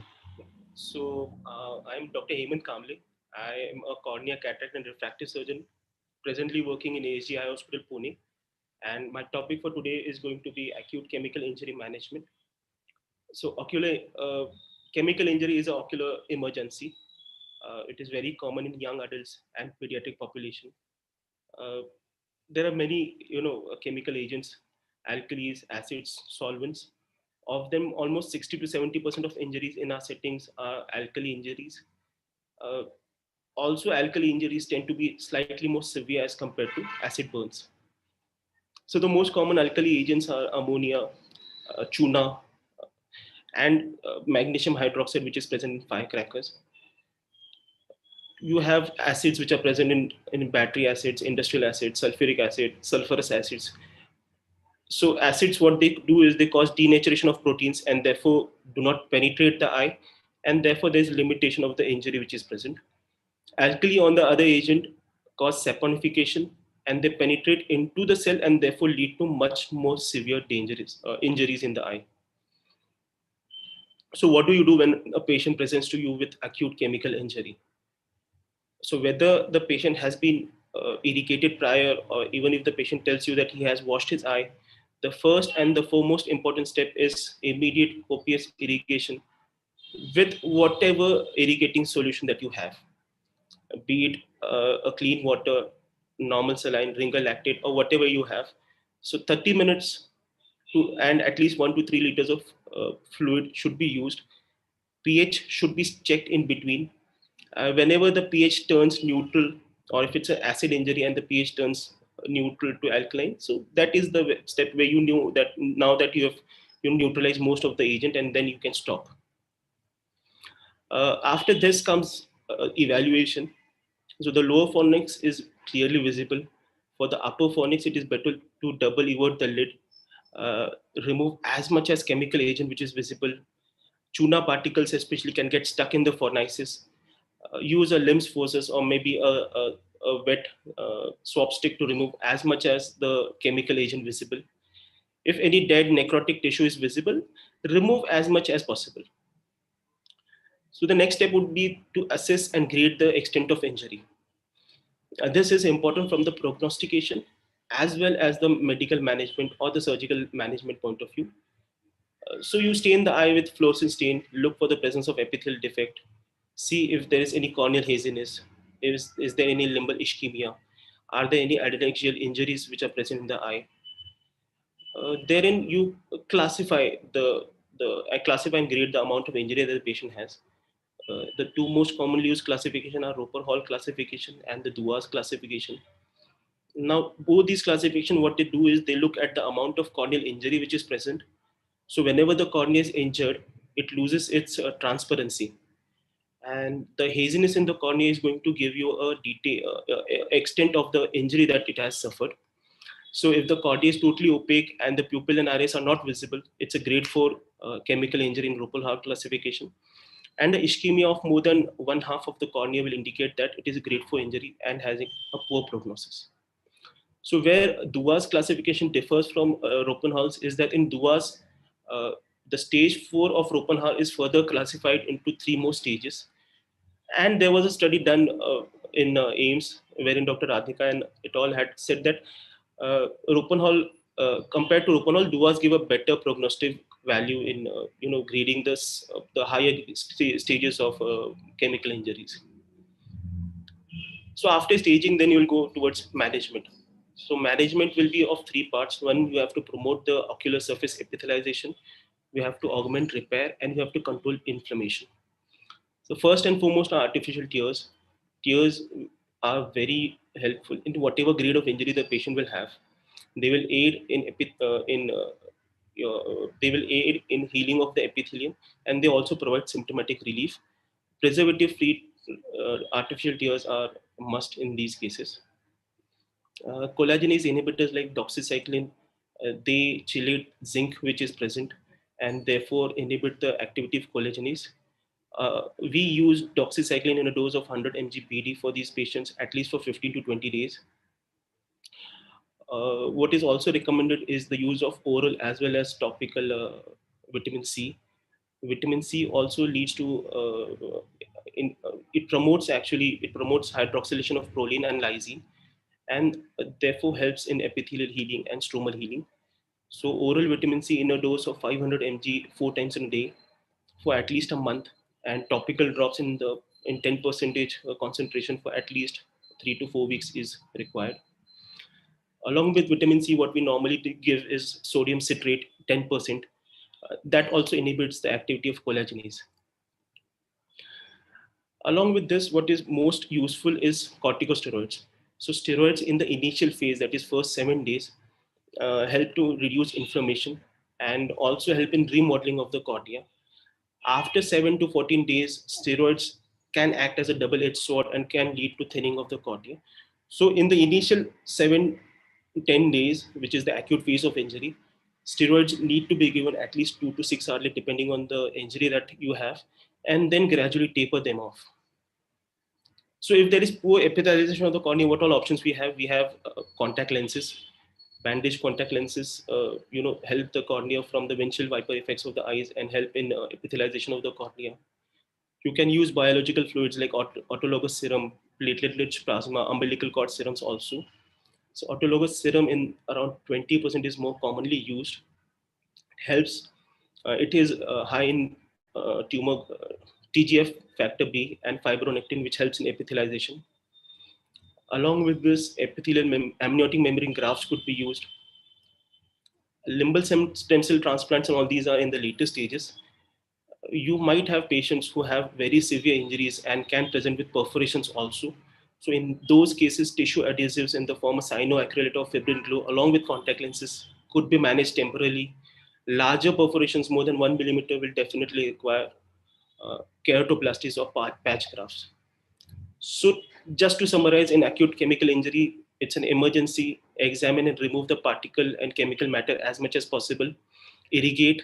Grade 1-2 of injuries, just topical artificial tears, prednisolone, topical steroids, topical antibiotic, hometropin. Grade 3 to 5 of Dua's classification. Along with this, you will add topical sodium ascorbate, citrate, vitamin C, doxycycline. Grade 6, you will need to go in for some surgical intervention, maybe a tenoplasty, maybe a EMG. If any of this presents with a perforation, maybe tissue adhesives or a lamellar full thickness keratoplasty. Thank you. That's it.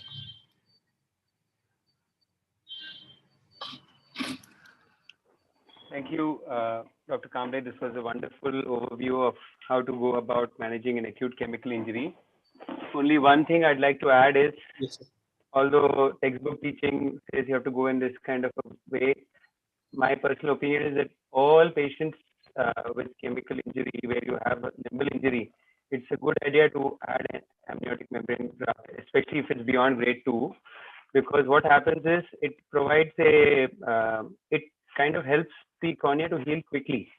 And once that happens, the amount of scarring that you'll be left behind will be lesser, and the bed will be smoother. So if you're later doing a stem cell transplant for this eye, it actually provides a very good kind of environment for the stem cells to kind of proliferate and grow horizontally. So rather, if you leave it open for longer, then you might end up with more fibrosis, and then you will not have such a smooth bed. So considering that we have these things in our armamentarium, this I would say we can be more liberal with amniotic membrane graft, especially because it's freely available. All right, we'll move on to the next speaker. Any questions from any of the other panelists here, or any comments? Hi, Dr. Rishi. This is Dr. Prafulla here. See, Hi, I do Dr. agree with your point of view, because not only AMG gives you a smooth surface. Suppose later on you plan some procedure. Nowadays people are doing slit usually for such cases. So you will get a smooth bed on which you can do that transplant procedure. And also if you look into biochemical mechanism behind that, whenever there is no epithelium, you can go through the Dua's article. It's in 90s, but that is a very good article. They have clearly mentioned if your cornea is not covered with any epithelium, then the mediators, inflammatory mediators, all these are very high. If once you cover it with any membrane, be it AMG, then the amount of inflammation that you get is less. So ideally, when whatever may be the grade, it's better to put a AMG and cover the surface. That's a very Second, good the suggestion. second thing is traditionally you are supposed to stop steroids after 10 days in these cases, but if you have an amniotic membrane, you can give steroids for longer because the epithelium is covered. So that's another reason to kind of quickly cover this epithelium with an amniotic. All right, we'll move on to the next speaker, Dr. Aditi Ghosh Dastagir. She is cornea and ocular surface consultant at the Batra Hospital and Medical Research Center, New Delhi. She's going to talk to us about tenonoplasty, the savior. Thank you, Rishi. So, am I audible? Yes. Okay. Good morning, everyone. A wonderful introduction given by Dr. Hemant regarding acute chemical injury management. So, I'll move on to the next topic, tenonoplasty, the savior. So, tenonoplasty is a well-established technique for repair and initial stabilization of globe integrity in chemical injury. It covers the ischemic sclera with healthy vascularized tissue from depth of the orbit, reconstructs the conjunctival matrix of the globe up to the limbus, and re-establishes the conjunctival surface in cases of sclerocorneal melt. Is the slide moving, sir? Because here it's not moving. It's on the introduction slide. It's not moving. Is there anyone from the tech? Aditi, you go to the left extreme corner, left bottom, and then from there, from the arrow, you move it forwards. Okay, MD sir. Yes, sir. Thank you, MD sir. So we all know the classification. Dr. Hemant has already said. So Robert Hall and all et al. They included limbal ischemia, and Duas converted it into limbal involvement. So we all knew that limbus was important, but scleral ischemia has not been given much of importance, which has been beautifully explained by a wonderful article written by Dr. Nidhi Gupta et al., who's also there with us today, regarding how scleral ischemia is also very important for determining and being a good regarding a prognostic factor in such cases of chemical injury. So what is scleral ischemia? It is complete absence of vascularization of scleral tissue with or without necrosis. Here we can see various presentations of scleral ischemia with Chuna particles. Sometimes it gets hidden because of the chemosis superiorly. Here we can still see a little bit of scleral ischemia. Sometimes it is accompanied by corneal melt and uveal tissue prolapse. So what are the indications of tenonoplasty? Localized ischemia with adjacent corneal melt, or localized ischemia with an overlying non-healing defect, or generalized ischemia. So now the generalized ischemia is easier to detect, but the ones that get hidden by the congestion, initial congestion and chemosis are the ones which are more difficult to detect in the initial phases. So what is the aim? To re-establish the vascularity, to help faster epithelialization and reduce other dreadful consequences of scleral ischemia being globe perforation. Little bit of the anatomy because it is required for our surgery. So most important being the attachments. Anteriorly, it is attached with sclera about 1.5 millimeter posterior to the corneoscleral junction. So here's a short video showing a case with sclerocorneal melt in the initial presentation along with uveal tissue prolapse. So here we can see we have to remove the necrotic debris. We have to clear the whole area. We can see there was a lot of scleral thinning as well. So we use the corneal tissue only to cover the scleral thinning area as well. So now the tenal pedicles have to be withdrawn from the fornixes. We have to make sure they are easily pulled. They are freely movable so that there are not much of constriction. So these vascular pedicle flaps have to be advanced from the fornix towards the limbus. It has to be a free and smooth surface. We can secure it with fibrin glue along with additional vital sutures at the limbus so that they do not retract back. And as Rishi sir rightly mentioned, it's always good to cover it up with a smooth surface for better epithelialization and migration of the cells with amniotic membrane, and as well as a bandage contact lens to cover the whole thing. So here are a few photos of patients who presented with scleral ischemia and underwent tenonoplasty in the first visit only. So in the first post-op, we can see at 1 month, we can see a better epithelialized surface. The cornea looks good, a little bit of scarring, that's it. The second, with a grade 3 chemical injury, we can see more than 2 ischemia, a little bit of corneal thinning as well. And this as well epithelialized beautifully at 2 months. It also decreases the time required for epithelialization if we can combine amniotic membrane as well as tenonplasty in such cases. So here in grade 4 chemical injury, here also we can see there's a small pannus forming, but rest the visual axis is clear. This is the case that I already showed in the video with the uveal tissue prolapse, which we also used a corneal patch graft, also on the scleral thinned out areas. And the final one with the grade 6, we can see, so this patient had a lot of corneal thinning and due to late follow-up, presented with a perforation. So we had to go for tectonic grafting along with 360-degree tenonplasty and amniotic membrane. This is a photograph of the same patient at 2 months. So, well, definitely there are a few complications. The most common being the tenon graft, it retracts backwards. So it is always good to, along with securing with fibrin glue, we can add vitreous sutures at the limbus on it, as well as cover it up with amniotic membrane. There can be a persistent epithelial defect. Okay. And most important, if there is exposure of the area followed by sclerocorneal melt and perforation. Sequelae can be a granuloma formation, symblepharon, lid and adnexa deformity, entropion, ectropion. If that's why I made it a point that it has to be very freely movable, so that it reaches up to the limbus and there is no iatrogenic furnishal for shortening. Pannus formation or pseudopterygium formation, LSCD at areas, and 360-degree conjunctivalization. So to conclude, tenonplasty provides a vascular pedicle for residual conjunctival cells to migrate from the fornix. It accelerates reepithelialization of the surface. It improves the microenvironment and microcirculation of the globe. It is the first step to prevent sclerocorneal melt in such cases. So take-home message, scleral ischemia requires immediate attention and intervention. Early diagnosis and intervention with tenonplasty is a key to avoid globe perforation. Obviously, we have to explain the patient and the family regarding the staged reconstruction, the chances of retraction, and redo surgery in such cases as well. Visual rehabilitation is only possible after anatomical integrity of the globe being salvaged. That's why tenonplasty is really important. Detailed, dedicated approach to patient care in these challenging scenarios are very much rewarding. Thank you very much. These are the references. I would like to thank Ocular Surface Clinic, Shankar Netralaya, Chennai, my previous cornea department, Shankar Netralaya, Kolkata, and my hardworking fellows, Dr. Sake, Dr. Rishi, and Dr. Ashika. Thank you so much for being a patient audience. Wonderful. That is a very, very nice talk, and you had some very good images for everyone to see. Thank you so much. I think tenonoplasty is really something very important, and if you don't have vascularization in place, anything else you do is likely to fail. So nicely presented. Any comments, Dr. Nidhi? You have just joined us. Yeah, thanks, Rishi. I was going through that presentation. I was right there visually now with you.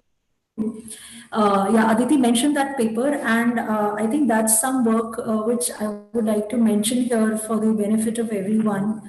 We had done a long-term follow-up of these patients where we had managed the various grades of scleral ischemia with tenonplasty and followed up for long-term. And we found that when there was more than 180 degree of involvement of scleral ischemia, then the prognosis really falls back, even in the later stage, to rehabilitate them with stem cell transplantation.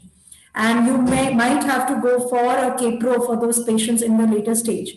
However, the globe preservation and the prognosis for long-term with stem cell transplantation improves if you have less than 180 degree of scleral ischemia. And definitely an early and timely done tenonplasty goes a long way in visually rehabilitating with patients with minimum manipulation and stem cell transplantation to give them the best of the preserved vision that they can get with chemical burn. Thanks, Aditi, for that great presentation. Thank you, ma'am. Even I have noticed that if you have like a completely white sclera all around these patients, even if you do tenonoplasty, they end up not doing well. Yes. Dr. Kamble, do you have any other comments? Shall we move on to the next speaker? We'll move on to next speaker. Yes. Dr. Shikha Jain, you are here? Yeah, thank you, Dr. Rishi. I'm here. Yes. So the next speaker is Dr. Shikha Jain, and she is going to be talking to us about management of chronic chemical burns. Dr. Shikha Jain is from Delhi. She is working at Ram Manohar Lohia Hospital, and she's a cornea consultant there. Welcome, Can you Dr. see Shikha. my screen? Yes, ma'am. your screen visible, your slides are visible. Okay. So at the outset, I would like to thank DOS and all the organizers for giving me this opportunity. And I'll be talking about management of chronic chemical burns. I'll just be giving a broad overview because the subsequent speakers will be talking about it in detail.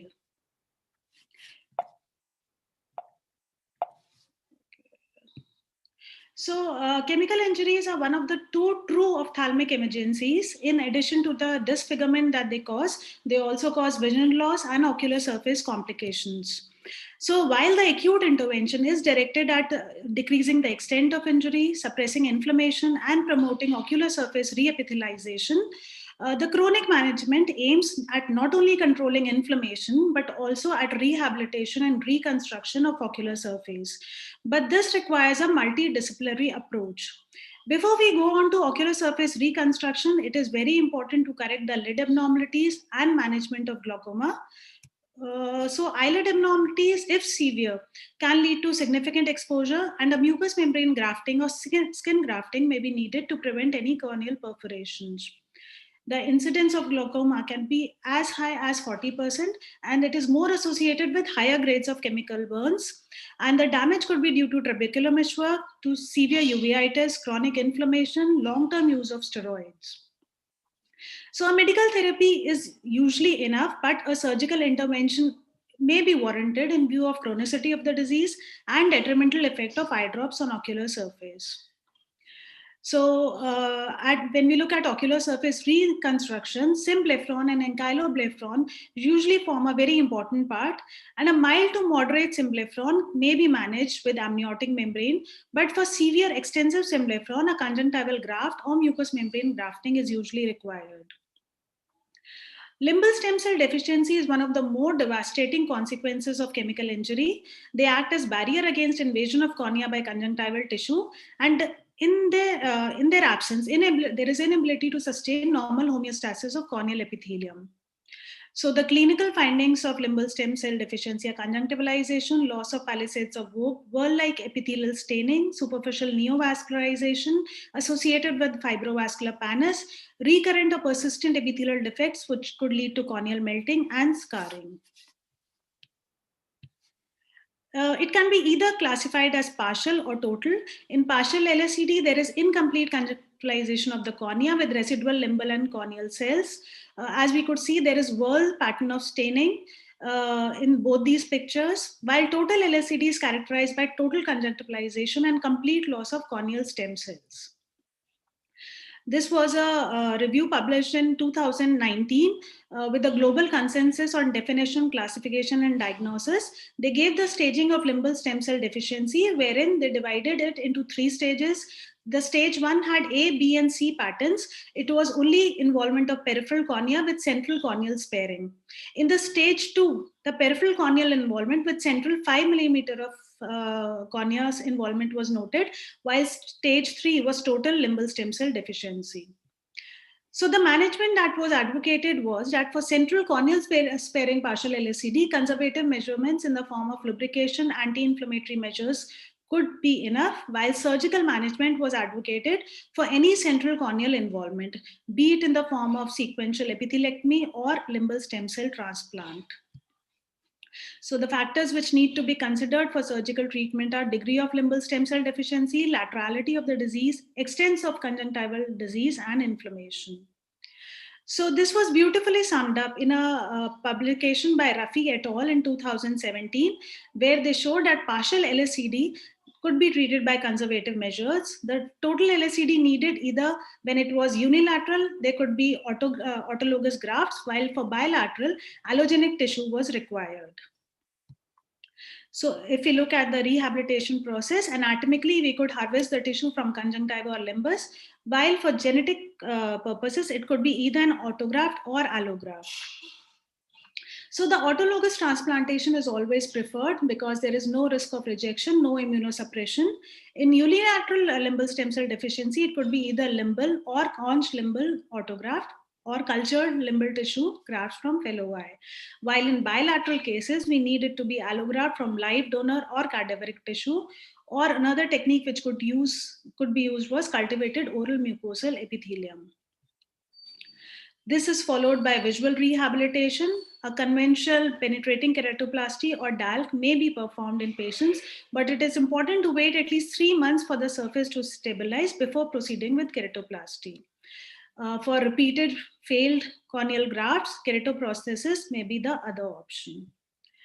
So when we look at the future, we have many reports of mesenchymal stem cells coming up as a functional alternative to limbal stem cells for ocular surface reconstruction. They have the advantage of being anti-inflammatory, anti-fibrotic. They promote corneal wound healing and modulate corneal neovascularization, thereby helpful in both the acute and the chronic stages of chemical injury. So in conclusion, chemical injuries have devastating consequences. Timely intervention equipped with the present knowledge can salvage and restore a lot of what was never thought before. But still, it's a long way to go. Thank you. Thank you. That was very nicely summarized. I think there's going to be some element of repetition because there's similar talks for many people. So, but I think you gave a nice overview for the other talks to build on from here. So if any questions or any comments from the panelists and co-chairperson? Just wanted to say something, sir. Normally, even when we go in for stem cell transplants, be it SLET or CLET, I think controlling inflammation is very important in the eye. And inflamed eye, there are higher chances of SLET or CLET failing. So inflammation needs to be controlled prior to taking a patient for a stem cell transplant. I fully agree, but sometimes the inflammation is related to the cornea not epithelializing. So if that is the cause, then first you'll have to somehow get the epithelium to heal, even if you have to do like a cadaveric SLET or something like that. And yes, of course, then you can go for the final measure. We'll move on to the next talk, which is by me. I'll just share my slide.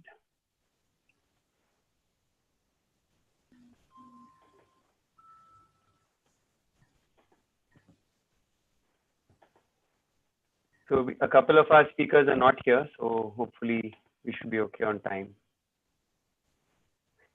Are my slides visible? Yes, sir. Okay. So the topic which is given to me is stem cell solutions for chronic sequelae of ocular burns. So when we talk about chronic sequelae of ocular burns, the mechanisms are several: mechanical injury and inflammation and damage to the either the tear glands or the tear ductules. But what we are talking about, the stem cell part of it, is basically essentially from the conjunctivalization of the ocular surface, which is basically called limbal stem cell deficiency. So as has been alluded to earlier, limbal stem cell deficiency can be unilateral or bilateral. It could be partial or complete. And many partial stem cell deficiencies don't really require any active treatment if the central cornea is quite okay and the surface is healthy centrally. And of course, it could be a dry stem cell deficiency or it could be a wet one. And the approach will vary largely depending on what is going on. So if you have a dry keratinized kind of a surface, then stem cell deficiency is not going to cure this kind of a stem cell deficiency. You have to go for some other measure like a keratoprosthesis. But it is the image on the left, the moist kind of a limbal stem cell deficiency, that will certainly benefit from a stem cell procedure of some sort. So as we all know, the corneal stem cells reside in the basal epithelium of the palisades of Vogt, and they go through several stages of differentiation through transient amplifying, postmitotic and terminally differentiated cells to become the final epithelial cells of the central cornea. Now these stem cells, when you want to harvest them and put them on a damaged eye, the source can be one of 5. It could be the same eye, another location of the same eye, which is an ipsilateral autograft. It could be the fellow eye of the same patient, which is a contralateral autograft. A live related donor, which is basically a live related allograft of some sort. A cadaveric donor, a cadaveric allograft, or if you don't have a source for limbal stem cells, then you would go for an alternate source like the oral mucosa, which is called the cultivated oral mucosal epithelial transplantation, in which you're hoping that the stem cells will transform into corneal epithelial cells. So if it is an autograft, it can be either from the same eye or the fellow eye, an allograft from either a live related donor or a cadaveric donor. So if you have a bilateral stem cell deficiency, if it is a complete stem cell deficiency, then of course you have to get the source from another donor, which is either a live related conjunctival limbal autograft or keratolimbal autograft from the cadaver, or you could do a cadaveric or a live related slet, which is now an option. And if you don't have a source, you go for COMET. If it is a partial stem cell deficiency, which is bilateral, like in this image, which I got from Dr. Sangwan, then you can actually take an ipsilateral source of stem cells, grow it in the lab, and then transplant it. And this particular case, which was published, has had a very good outcome. This was one of my patients who had a partial stem cell deficiency. So for such a case, you can take either from the autograft from the fellow eye directly, a conjunctival limbal autograft, or you can take a small biopsy of limbal tissue, grow it in the lab and put it into this eye, or you could do a slet. Amniotic membrane graft also has a role for peripheral partial stem cell deficiencies. Basically, you kind of recess the conjunctivalization and put an amniotic membrane graft, and you hope that the corneal epithelium growing from the fellow side will cover up that area and should work in most cases. Conjunctival limbal autograft is something we used to do before we had the cultivated or the simple limbal epithelial transplant options, in which you take large areas of conjunctival limbus and you transplant it to the unhealthy eye. But the problem here is you're taking a lot of limbal tissue from a good eye, which can cause a problem. So we moved to CLET after that, in which we basically take a biopsy from the fellow eye. So this is the same patient I talked to you about, 6-year-old guy with this kind of a bad stem cell deficiency. Fellow eye was healthy, fundus was okay, so indicating that there was a prognosis. So we took a biopsy from the fellow eye like so. About 1 to 2 clock hours can be taken. You recess it to include the limbal tissue, and then the limbal tissue is sent to the lab. It's broken into small bits like this, and then it's grown in the lab to get a monolayer of epithelial cells. And then you go after 2 weeks or so to the unhealthy eye. You excise the entire fibrovascular panels like so.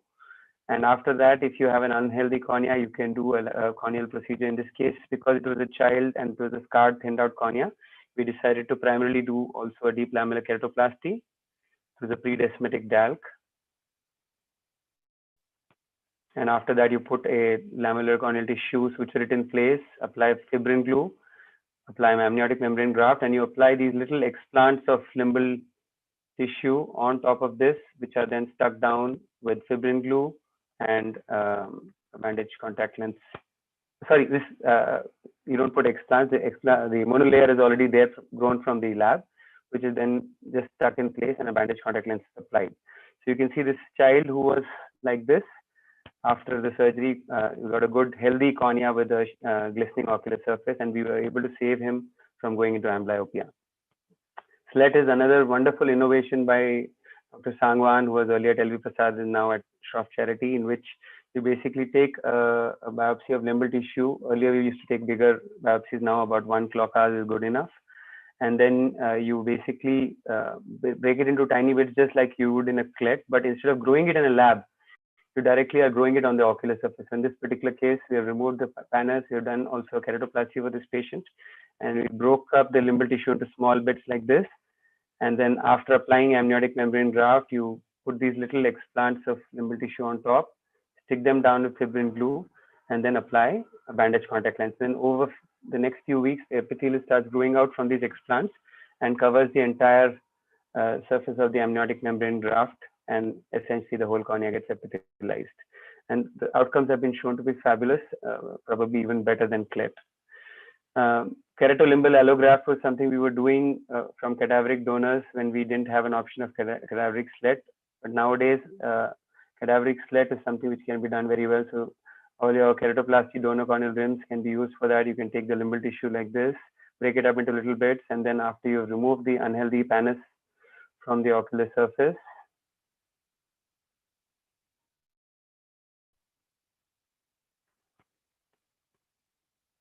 you recess the conjunctiva, and then basically you kind of put amniotic membrane graft on it with fibrin glue, trim the excessive amniotic membrane, dry the blood, and then on this amniotic membrane graft, you can put the bits of the explants that you got from the cadaveric donor, and then you stick them down with fibrin glue and apply a bandage contact lens, just like you would do in a regular slit. And you can see in this particular case, from a cornea which looked like this, you could get a fairly healthy ocular surface. Subsequently, this patient had a cataract surgery and got a very good outcome. He was extremely happy. This is just an OCT showing the explant from which the epithelium has grown horizontally on either side. So similarly, you can also do a slit from an ipsilateral donor. So this particular case, one-eyed patient in which he also had a lot of symblepharon. So we took a conjunctival graft, as well as we took some limbal tissue, which we put, like I had shown in the previous videos, onto the same eye after recessing the pannus, and then also put another amniotic membrane on graft on top of the explant with a bandage contact lens later. I'll finally end with this little case which I had, which is slightly different. So this patient had presented after to my clinic with bilateral PED like this, with conjunctival staining also, and we had suspected a Munchausen syndrome by proxy in this particular case. So we'd stopped all drops, put the patient on preservative-free lubricants. There was some improvement, but beyond this stage, the right eye had a small PED like this in the right eye, and the left eye was completely not healing. So we had done a tarsorrhaphy, and subsequently we applied a bandage contact lens in the right eye, and amniotic membrane graft was done in the left eye. The right eye epithelium healed with the bandage contact lens, but the left eye went on to develop a stem cell deficiency like so. Eventually, the patient developed an epithelial defect like this and required another amniotic membrane graft with a tarsorrhaphy. So the right eye actually became quite good, but the left eye basically became an opaque cornea with entire fibrovascular pannus like so. And also because of some reason, the endothelium also had got completely failed, and you can see the cornea has edematous, and the endothelium and descemet membrane are scarred in the left eye. So in this case, we decided to do a slit with a DSEK. Basically, if you just put an epithelial transplant in such an eye with the endothelium being unhealthy, the epithelium will not stick down and it is likely to fail. So you have to address the endothelial problem also. So either you do it primarily and then do the slit later, or you do both together, which is what we did in this case. We took a limbal biopsy from the fellow eye, and then we took out this unhealthy retrocorneal membrane. You can see that it's very, very opaque. And then we basically put a DSEK lenticule in. You can see it's well attached, and we put the amniotic membrane graft, put the slit explants like so. And you can see that by slowly the cornea started clearing, and by 1 year, the left eye became as good as the right eye, and this patient actually did quite well from a combined procedure. And to our knowledge, this is the first report of a DSEK combined with a slit. So basically, stem cell procedures have transformed the scope for previously grade 4, grade 5, very bad chemical injuries whom we would write off initially. Now you have these options which really give good outcomes, and the future is bright. And that's all I have to say. Thank you.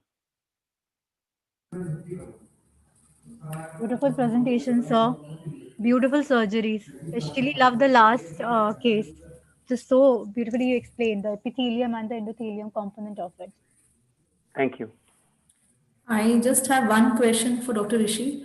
The last case, I wanted to know what was the agent of the injury, because we have similar patients where we did see a corneal edema in those patients, and the management in your case was, as Aditi described, was very meticulously done, and the outcome was also great. Yeah, so we were suspecting that my daughter-in-law was putting something into the drops, but we couldn't really get proof of it. When we asked for the drops, they said they'd thrown it away. So my differential diagnosis was some sort of a viral disease which affected the entire cornea, but this was more likely. Yeah, because we do see such steaming up of cornea in certain agents which we are not able to identify, and it affects both the epithelium and the endothelium. Yeah. So fantastic talk, Dr. Rishi. Thank you.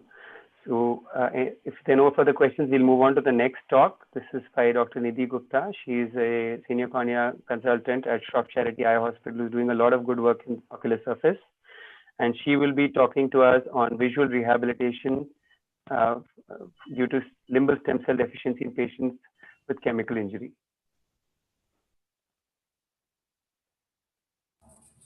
Thank you, Dr. Rishi, for that introduction. And I'm grateful to my team at Shroff. We work together for these patients of chemical burn. And a lot of presentation by Aditi and Dr. Rishi has covered. Dr. Rishi has also shown all the surgery. So what I'm going to do is to go through some variable presentations of chemical burn. And this is how it can be presenting at various sequelae of ocular surface clinic. You can have a milder form which is affected and presented just as a band-shaped keratopathy or a localized area of conjunctivalization or LSCD, or you can have a markedly affected eye where the lids are also involved and you have partial or total limbal stem cell deficiency. Definitely the management is like a journey which you take with your patients from acute stage to the chronic stage. The earlier the patient presents, I believe, the better he gets into getting a better long-term outcome in terms of the visual rehabilitation. The aims of management in acute stage would be globe saving, and as we move across, and a point was made by one of the speakers as well, that in the subacute stage, the inflammation plays a lot of role, definitely. And that is because it will help you to preserve what you have left in the ocular surface for you to visually rehabilitate and build up in your chronic stage.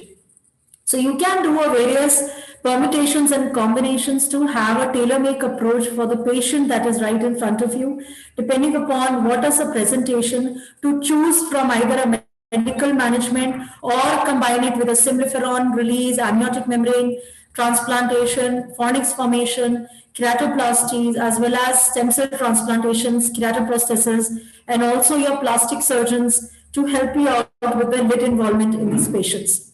So this was a patient, my idea of presentation today would be to show you absolutely the whole spectrum of management in these patients. So this was a molten iron injury with scleral ischemia and grade 4 burn.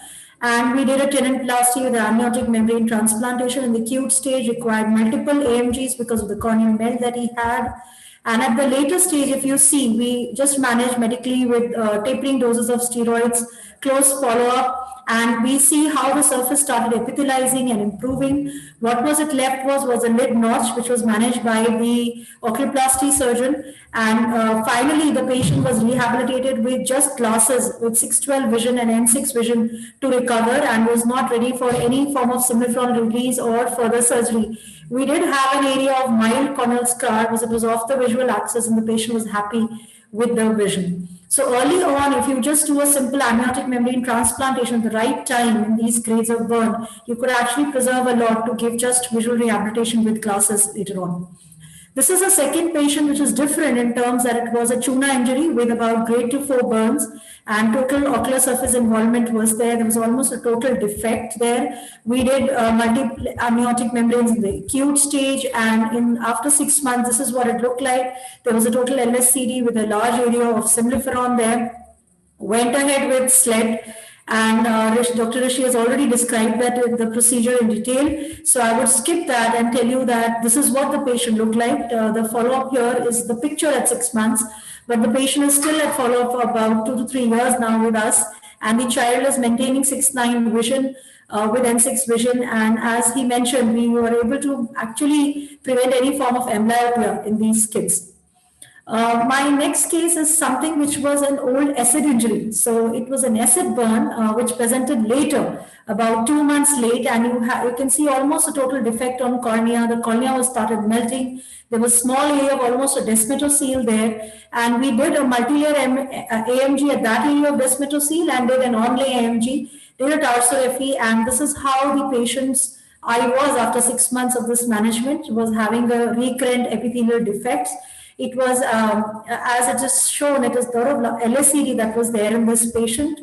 So we went ahead, did a SLET, we did a cataract surgery as well. And the cataract surgery was a little challenging, primarily because of the area of scarring which was there in his trauma. Still, the patient was not ready for any form of transplant, was having a good vision, uncorrected vision was about 360 and best corrected was 660, and he was happy with what was preserved. So we didn't go ahead and do a DALC, but that could be an option to further improve the vision in this patient. Now, this patient was what I wanted to actually come into discussion with all these speakers, bringing in the role of inflammation there. So this is a patient where after 2 months of tuna injury, what you see on the surface is absolute inflammation which was there in the absence of the epithelium in the center. It was actually very difficult to document the absence of the epithelium in the center because clinically it looked like a very crystal clear cornea. But this is how it was progressing with just medical management. We were not able to get the total epithelialization here in the center. When it started having melt, we knew that we were actually dealing with LSCD, which was a little different in its presentation. Went ahead, did a SLET, and what was very remarkable was the improvement in the symptoms of the patient. The photophobia went, inflammation went down, the surface was absolutely beautifully epithelialized, and the vision in the patient was not very different, it was 618 as he had presented. From going on to doing SLET in this type of patients and medical management and AMG, going on to a patient which has been a great learning for myself. 24-year-old presented just 2 hours after an industrial burn, a thermal burn where aluminum had fallen on his eye. And you can see there was total, the grade of burn was 3 to 4 initially, but there was a large area of scleral ischemia below. So in the acute stage, we did tenonplasty. We managed it in the acute stage with AMGs. However, with time, this is what we got was a patient had a large area of symbifron inferiorly with almost 180 degree and more of LSCD, which was present there.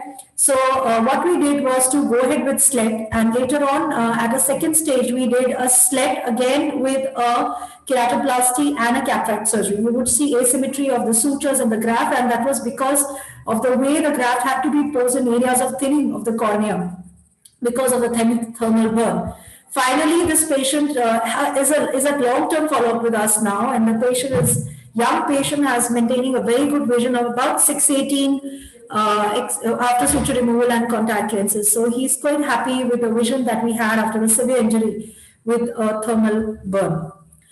From this, going on to another spectrum where there was this one-eyed patient where multiple graft failures had happened, and when we poked into his history, when it reached us, I could actually point out at the time where this LSCD would have developed was secondary to a chemical burn in past because of some, the burn had happened during a holy time, which he was not able to point out in the beginning. So good history was actually important in this patient, and we finally decided to do a Boston Capro, seeing the wet eye and one-eyed patient. So we went ahead and did a Boston Capro, and he's been maintaining very good vision.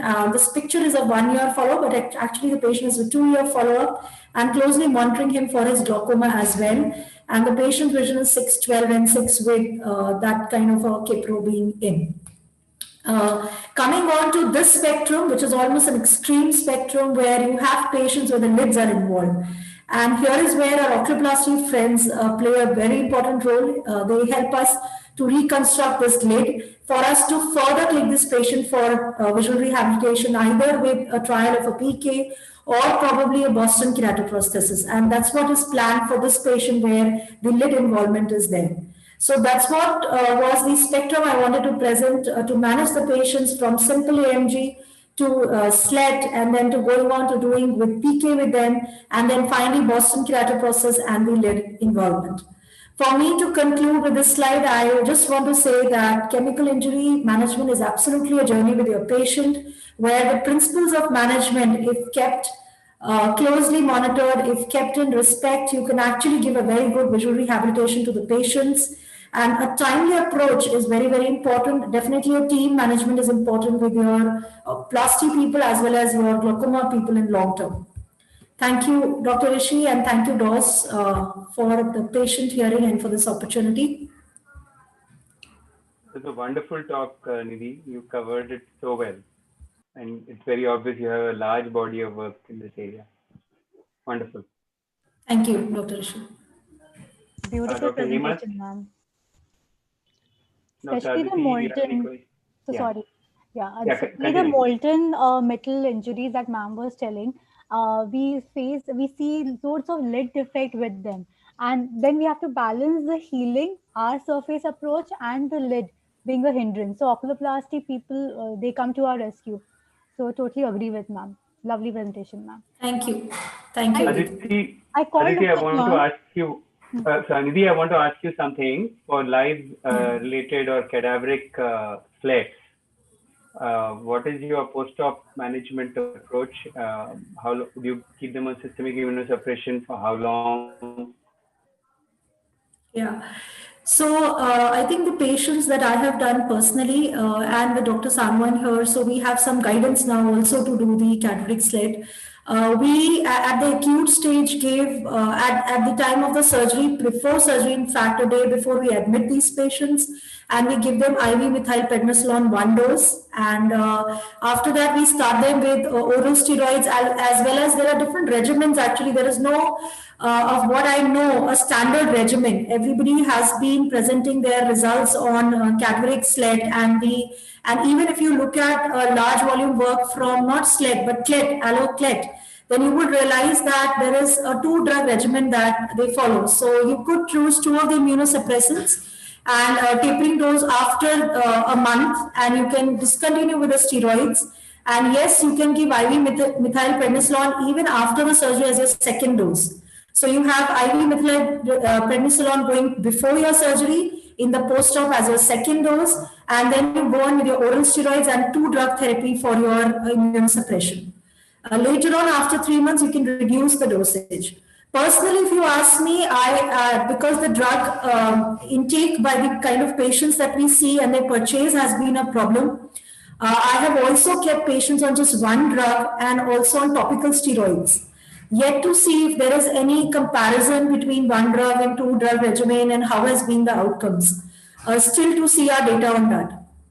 That patient which I presented in my talk of cadaveric alloslet was actually a very old gentleman, and he had systemic problems. So he was very, very hesitant to take immunosuppression.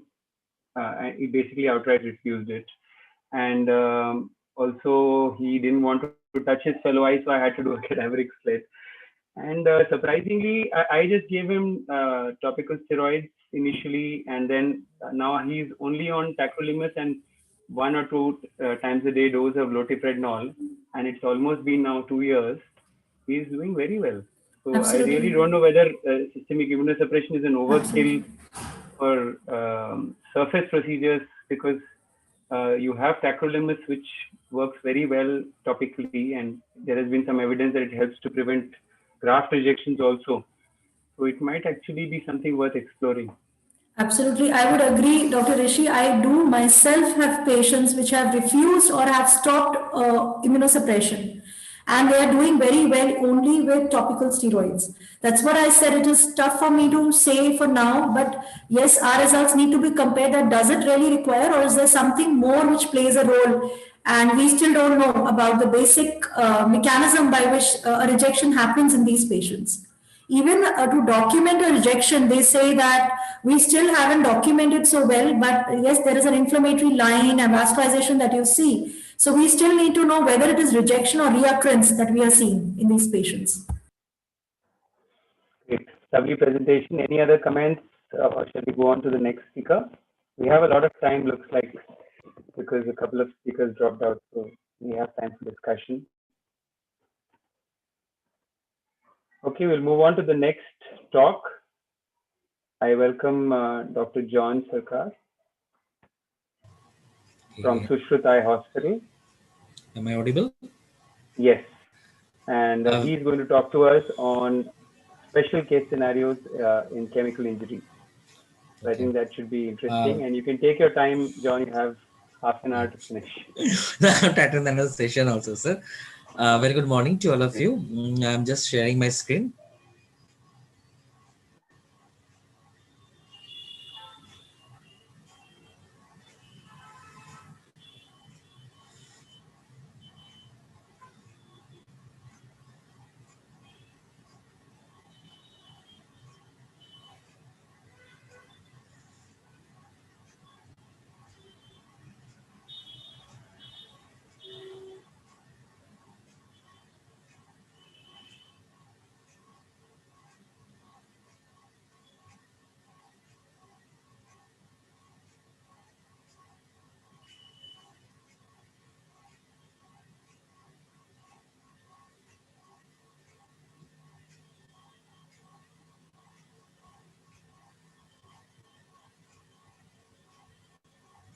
Your presentation is not visible.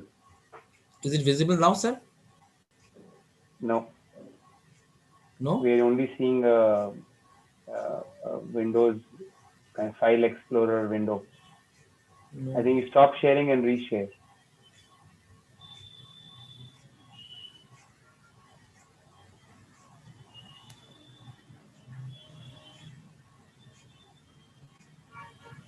Now it's visible? Yes, it's visible now. Please go ahead. Yeah.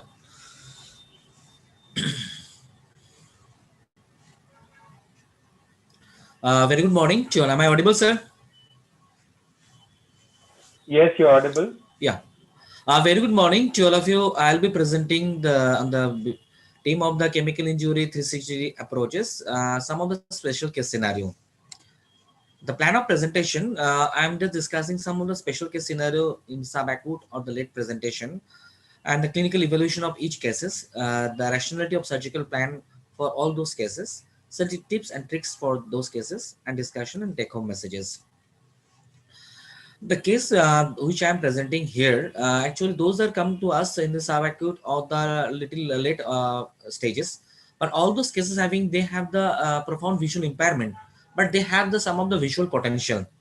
So if we address those cases, we can give them definitely not only the ambulatory and the good visual acuity. So I'm sharing my cases. This is the first cases, the 45-year male who is actually working in some of the metal alloy factory. Present the left is sudden drop of vision and pain for 1 week. History of accidental injury by molten metal while working in a factory. No significant medical and the past history. Initial management elsewhere by the topical medications only. This is his clinical presentation. You can see there is a diffuse conjunctival ischemia was there. There is actually limbal ischemia involving the 2 o'clock to 7 o'clock position, and there is almost near total epithelial defect with inferior limbal ischemia was there. And scleral ischemia is there.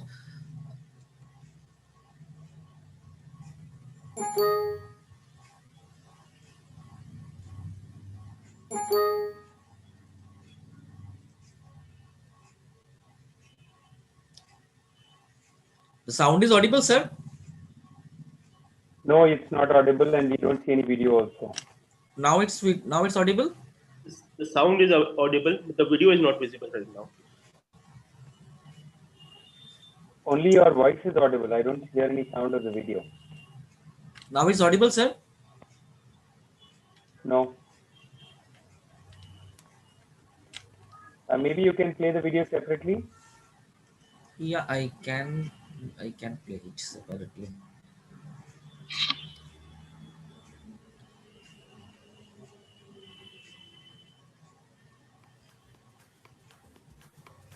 Is it now? Yes, it's audible now, but we don't see the video playing. I can't see the video also. You can just stop sharing and share that screen. Maybe it's on another screen.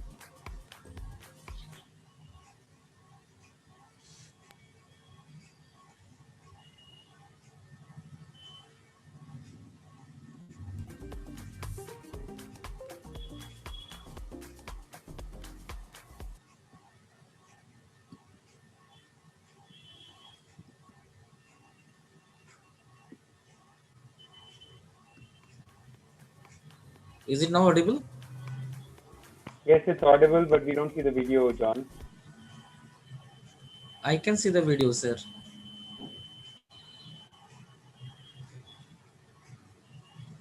I do one thing, I just present the cases. Huh? Is it audible, sir? The video is visible?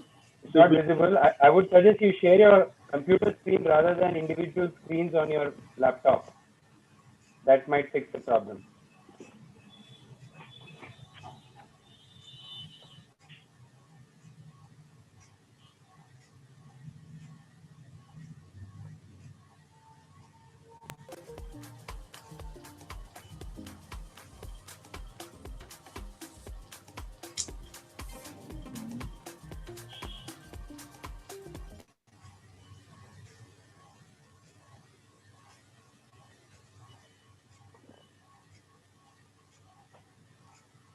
In the meantime, I'll request Dr. Hemant to address one of the audience questions while John is fixing this.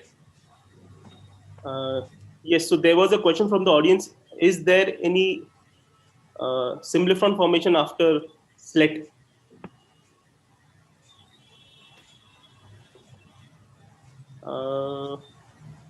Does any recurrence of symbliphron in patient undergoing SLET? Yes, symbliphrons can occur after SLET. Depending on the degree of symbliphron, mucous membrane grafts might be required also.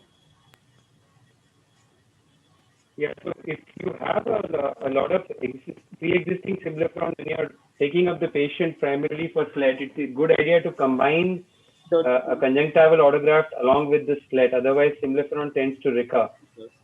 So that has been my experience also, that if you just do a SLET, it won't be adequate. You have to also put down conjunctiva there in the area of the symbliphron to prevent the symbliphron from recurring. Or maybe, or maybe deal with the symbliphron before and then do a SLET. Perhaps, but then again, it might recur because you're not addressed the stem cell problem. Yes. You could just do both of them together. I think Dr. Nidhi has some experience with that as well. Is she here? I don't think Dr. Nidhi is there, sir. No worries. So yes, the answer is yes. You have to address the symbliphron with the conjunctival autograft along with the SLET. Just doing the SLET may not be adequate in these cases. And if you do have a recurrence, you can do something like a mini SLET along with a conjunctival autograft to address just the symbliphron. So in the area of the symbliphron, again, you can kind of excise the symbliphron and put a small conjunctival autograft in that area and add a little more SLET in that area. Yeah. Can I share how are you, John? Are you ready? Yes, sir. Can I share the video? Yes, please continue. Now it's audible? It's visible, yes. And audible. Yes, continue.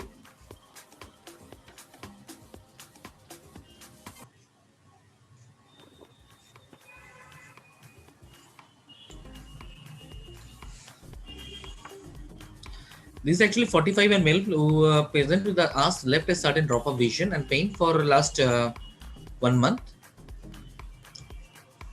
Is it audible, sir? I can't see the video. Yeah, the video is showing and the sound is audible. Continue. I can't see the video. It's just showing history, more than 45 years old male. Perhaps we can skip this video and move on to the case, and we'll see if the other videos are playing. Yeah.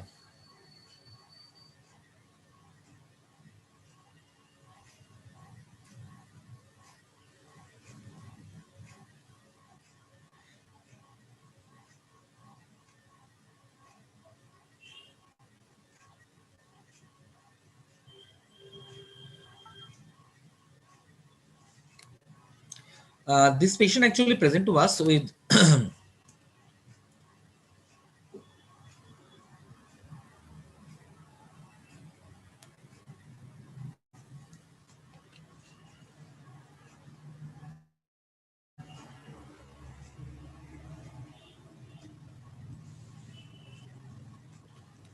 now it's visible, it's audible, sir? No, it's not visible. I think you move on to the next one because there's something obviously wrong with this.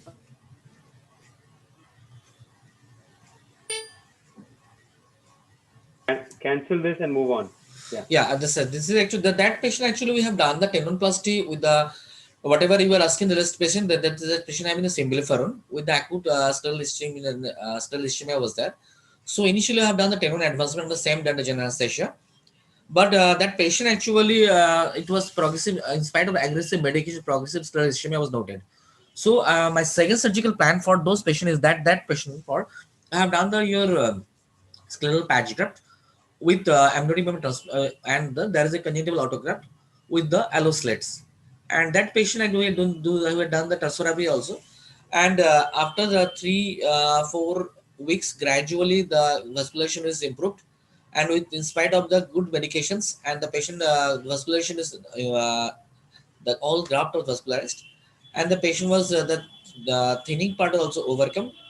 and they got the vision without any vascularization of the cornea, and the clear cornea with a white eye without vascularization. And the patient having the VCV after 6 weeks, 6/9, and which has been maintained 6/6 and 6 over the period of 6-month follow-up. I just move on the second cases. This is 23 and from the outskirts of West Bengal, sudden onset in the following accidental exposure to the lime while working in a construction site in the progressing in nature. Initially, the conservative management was the government hospital, but no history of any systemic disease.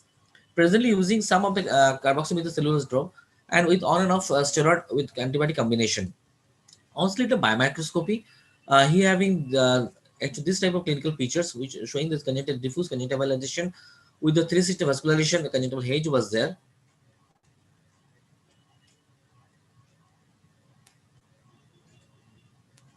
SC was quiet, lens is clear, AT and the extraocular movements was normal. There was one similar for eye was moist.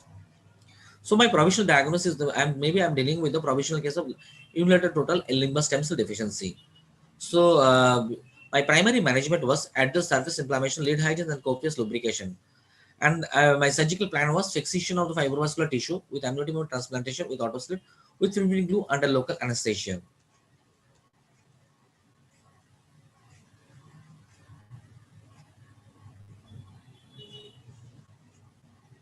Video is audible, sir? No, the video is neither visible nor audible.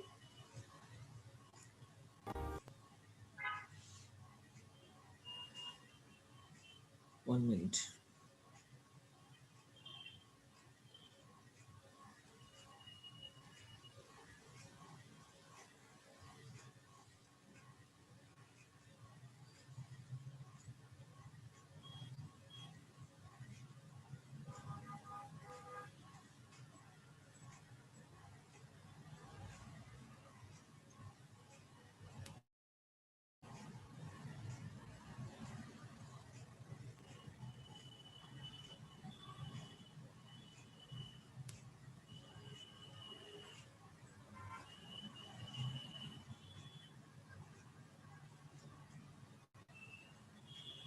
Now it is audible.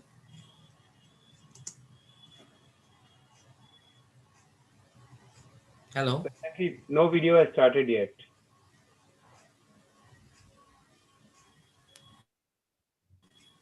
No.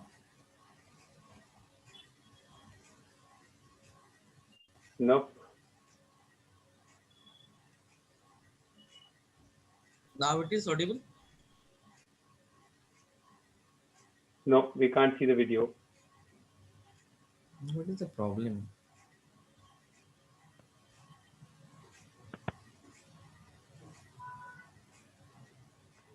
Wait, maybe you open the video first and then share the screen. Yeah, now it's visible. Please get started.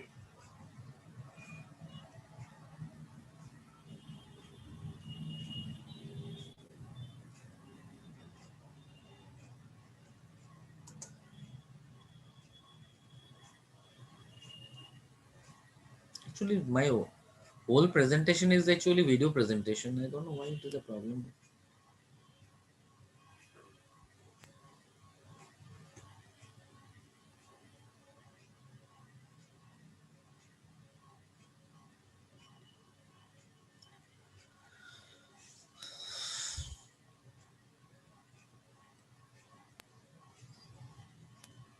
Can any of the tech guys from DOS help him out? Yes, sir. Yes, sir. Sir first may be आपको first पहले video एक बार play करके उसे pause करके then वापस आप zoom app पर आएँ, क्योंकि मे बी आपकी जो पीपीटी फाइल है वहाँ पे वो वीडियो सपोर्ट नहीं कर रहा वो. हेलो हेलो या यस सर. सर फर्स्ट आप डेस्कटॉप पे जाओ, देन आप जो आपकी वीडियो है वो आप एक से प्ले करके उसे पॉज कर दो. आप शेयरिंग स्टॉप कर दो, आप स्क्रीन शेयरिंग स्टॉप कर दो. पहले आप डेस्कटॉप पे जाइए, सबसे पहले आप वीडियो प्ले करिए वहाँ पे जाके डेस्कटॉप पे जाके. यस. देन उसको पॉज कर दीजिए. अब यहाँ पर आ जाइए, जूम ऐप पर आ जाएं. देन डॉक्टर शेयर स्क्रीन का ऑप्शन होगा, आप वहाँ से शेयर करें. ओके. Zoom app तो ऑन नहीं हो रहा है। BLC मीडिया प्ले में आप बस प्ले करके उसे पॉज कर दीजिए वीडियो को। नहीं आपको तो Zoom app ऑन नहीं हो रहा है। आप देखो साइड में कहीं छोटा सा उनका कोई बार बना हुआ है Zoom app का। हाँ मैंने click, I know I click there also but it is not open. It is not open. And down there is a Zoom app option. उसे उसमें जो एक बार उसे ओपन करके देखिए, वहाँ पे ऑप्शन आएगा, आपको फुल स्क्रीन हो जाएगी वहाँ पे Zoom app पे। हाँ Zoom app किया मैंने, Zoom app फुल स्क्रीन हो गई सर? नहीं Zoom app अब मैं इसको मिनिमाइज कर रहा हूँ, ठीक है वीडियो को जी ठीक है। अब वापस सब Zoom app पे आ जाइए आप। एक मिनट जी सारे कैसे इतना खुला हुआ है, मुझे प्रॉब्लम हो रहा है। मैंने Zoom app पे एक मिनट यस Zoom app पे आ गए जी। एंड आप देखोगे शेयर स्क्रीन ओके कीजिए, क्लिक करिए शेयर स्क्रीन पर। Zoom app ऑन नहीं हो रहा है। ऑन नहीं हो रहा है, कहीं उसका छोटा सा कोई नोटिफिकेशन कहीं बार बना हुआ है कॉर्नर पे या फिर? हाँ on sign in join the meeting करूं? आप वैसे ज्वाइन तो आपने कर रखी है ऑलरेडी सर। हाँ साइन इन करूं? Sign in just wait. I don't think you need to sign in, John. You're already in the meeting. Already आप मतलब लॉगिन हो सर। सो जस्ट आपको बस Zoom ऐप पे वापस आना है। अगर आपको अपनी फोटो, आपको अपनी वीडियो दिख रही होगी आपको Zoom ऐप पे। Zoom ऐप पे नहीं दिखाया जा रहा है। I didn't see the Zoom app में। सर Zoom ऐप आपको कहीं हाई आपने मिनिमाइज कर रखा है, एक बार Zoom ऐप देखना। नहीं Zoom ऐप मेरा स्क्रीन में है। There's a but not a full screen, right?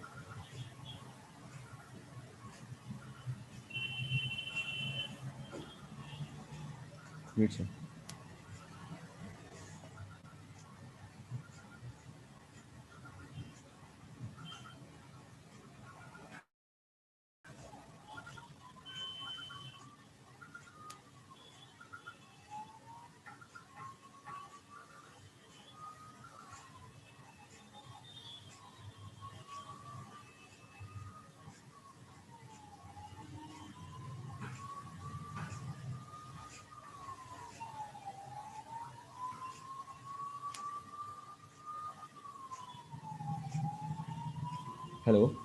Hello जी डॉक्टर आप फर्स्ट जो Zoom ऐप है उसको आप मिनिमाइज कर रहे हो, आपने कहीं उसको काटा तो नहीं ना आपने उसको पेज को?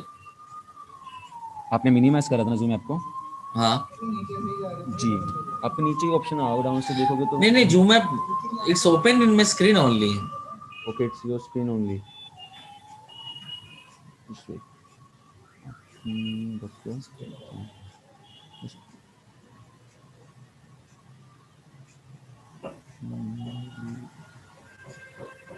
आपको कोई ऑप्शन नहीं दिख रहा नीचे टाइल्स बनी हुई नीचे एक participant and question answer, poll, chat and share screen? No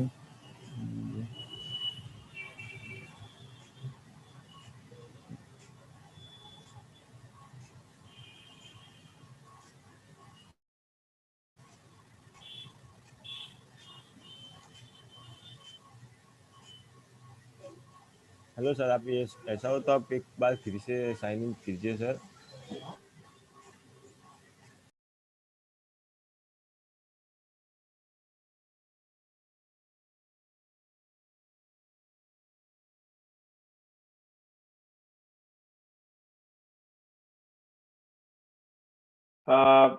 I think it's taking some time for John. In the meantime, shall we just have a discussion, like a panel discussion? I request all the speakers to come on. Some of the talks have not really been given today, mainly on amniotic membrane, so we could probably have a kind of a small discussion on amniotic membrane. Hi. So yes. Yeah. Yes. So I think we two are the only one here. Okay. So let's just kind of have a little interaction about amniotic membrane while John gets back. Jaya is also here. Jaya, please contribute.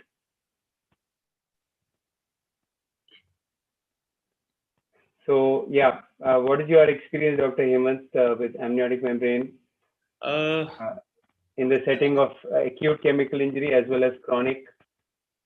So as you said rightly, yes, I think maybe stage 2, stage 3 onwards, yes, amniotic membrane should be done in almost every case. I mean, yes, sir. Even if you do a slit or maybe a simple limbal epithelial transplant, you will always have to use an amniotic membrane thereafter. There is, I mean, it is indispensable nowadays, AMG. And you have these freeze-dried amniotic membranes available. Will they also do the job, like if you have a acute chemical injury and you need to kind of put something there? Would it be okay to use that, or you'd rather wait for a fresh amniotic membrane? Of course. I use a freeze-dried one also, sir, but I feel the fresh one is much better. And the freeze one is fine, but the fresh one, I think, sir, is much better. Gives a better result also. What about you, Dr. Aditi? What are your thoughts? I've used the fresh one only. I wanted to ask your opinion about the dried one. Till now, I have been lucky to get the fresh ones. Obviously, the fresh ones are definitely very easier to use. I have been trained with that. So please unmute. Most of us have access to fresh amniotic membrane readily. But if one doesn't, I have used a couple of times the freeze-dried also. It did work, but it's a little stiff. So, and I'm not really sure how well it will do in the long term. So 1 or 2 cases that I've used were essentially, it was doing the job of a biological contact lens, so it worked. But these kind of injuries, I really don't know whether it works equally well. I don't have enough experience. So I thought I'd ask you guys, but it looks like, have you used, Dr. Hemant? Sir, I've used the freeze-dried one in 2 cases only. Mostly what I do is I procure the fresh membranes from local Pune itself, sir. But yes, sir, the freeze-dried ones, they are kind of brittle actually to use. Passing sutures through them is not as easy. One utility I feel that the freeze-dried one has is if you have like a larger perforation, you can kind of cut it into small bits and stack them up, and you can stick them with fibrin glue and like form a piece, and you can actually seal or stuff the perforation with it. Possibly one could use it like that. What about chronic sequelae? John is here, I think. John, are you all right to present? We have 10 minutes left for the session, so you might be able to.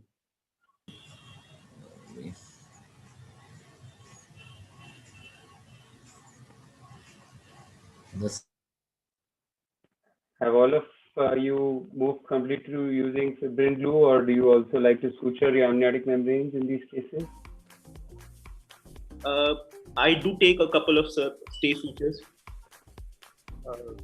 Maybe use a Simplifron ring also in most of the cases.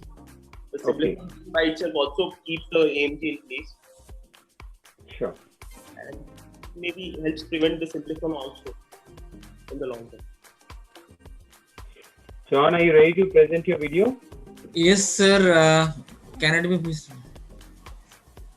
Is it now visible, sir? Looks like it's coming on.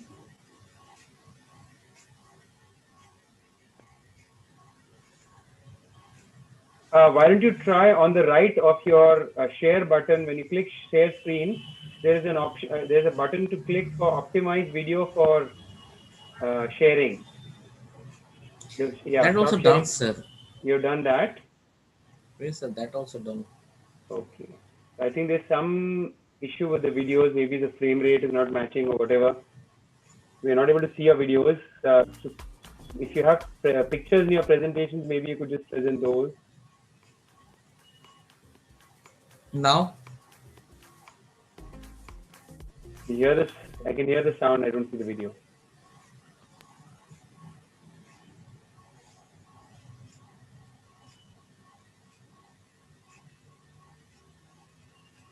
Would you like to just run through the presentations without the video? Better I just do the presentation, sir. Yes, I if think it is so. I think.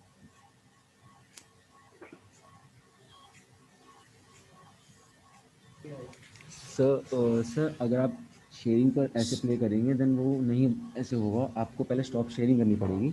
और stop sharing किया yes Yeah, tell me. आप minimize कर दीजिए Zoom को। Zoom तो minimize है। Zoom minimize already. तो एक बार उसे ओपन करना। यस। ओपन हो गया, फुल स्क्रीन हो रही है वो सर? मतलब प्रेजेंटेशन? नो सर, जो जूम ऐप है जहाँ पे मतलब सारे ज्वाइन हो चुके हैं, मतलब वहाँ पे वो फुल स्क्रीन है, मतलब आपके सामने स्क्रीन है, वो फुल स्क्रीन दिख रही है आपको जूम की? यस। वहाँ पे नीचे कम 5 ऑप्शन है, एक पार्टिसिपेंट, क्वेश्चन आंसर्स और यस। ओके, आप अब मिनिमाइज कर दीजिए जूम को।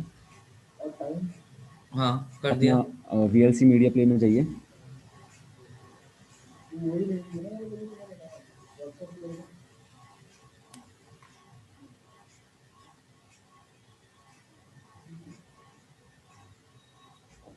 जो वीडियो आप जी आपको जो वीडियो प्ले करनी है उसे एक बार आप प्ले कीजिए ओपन करके।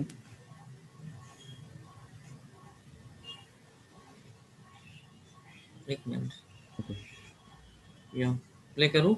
ओके हाँ, प्ले कीजिए और उसे ना पॉज कर दीजिए प्ले करके आप। क्या किया? ओके, अब आप उसे मिनिमाइज कर दीजिए VLC मीडिया को।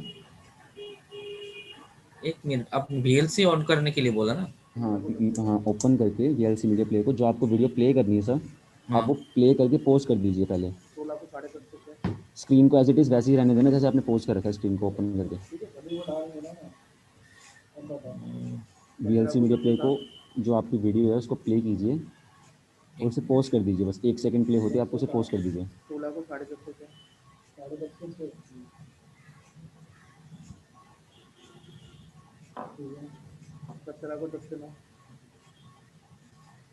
नहीं आ रहा है ये, this is not opening.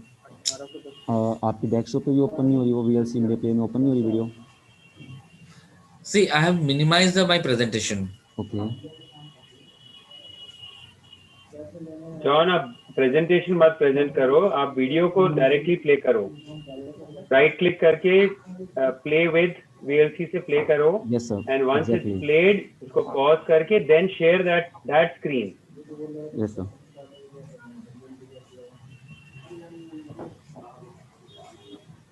Only 3-4 steps. Yes.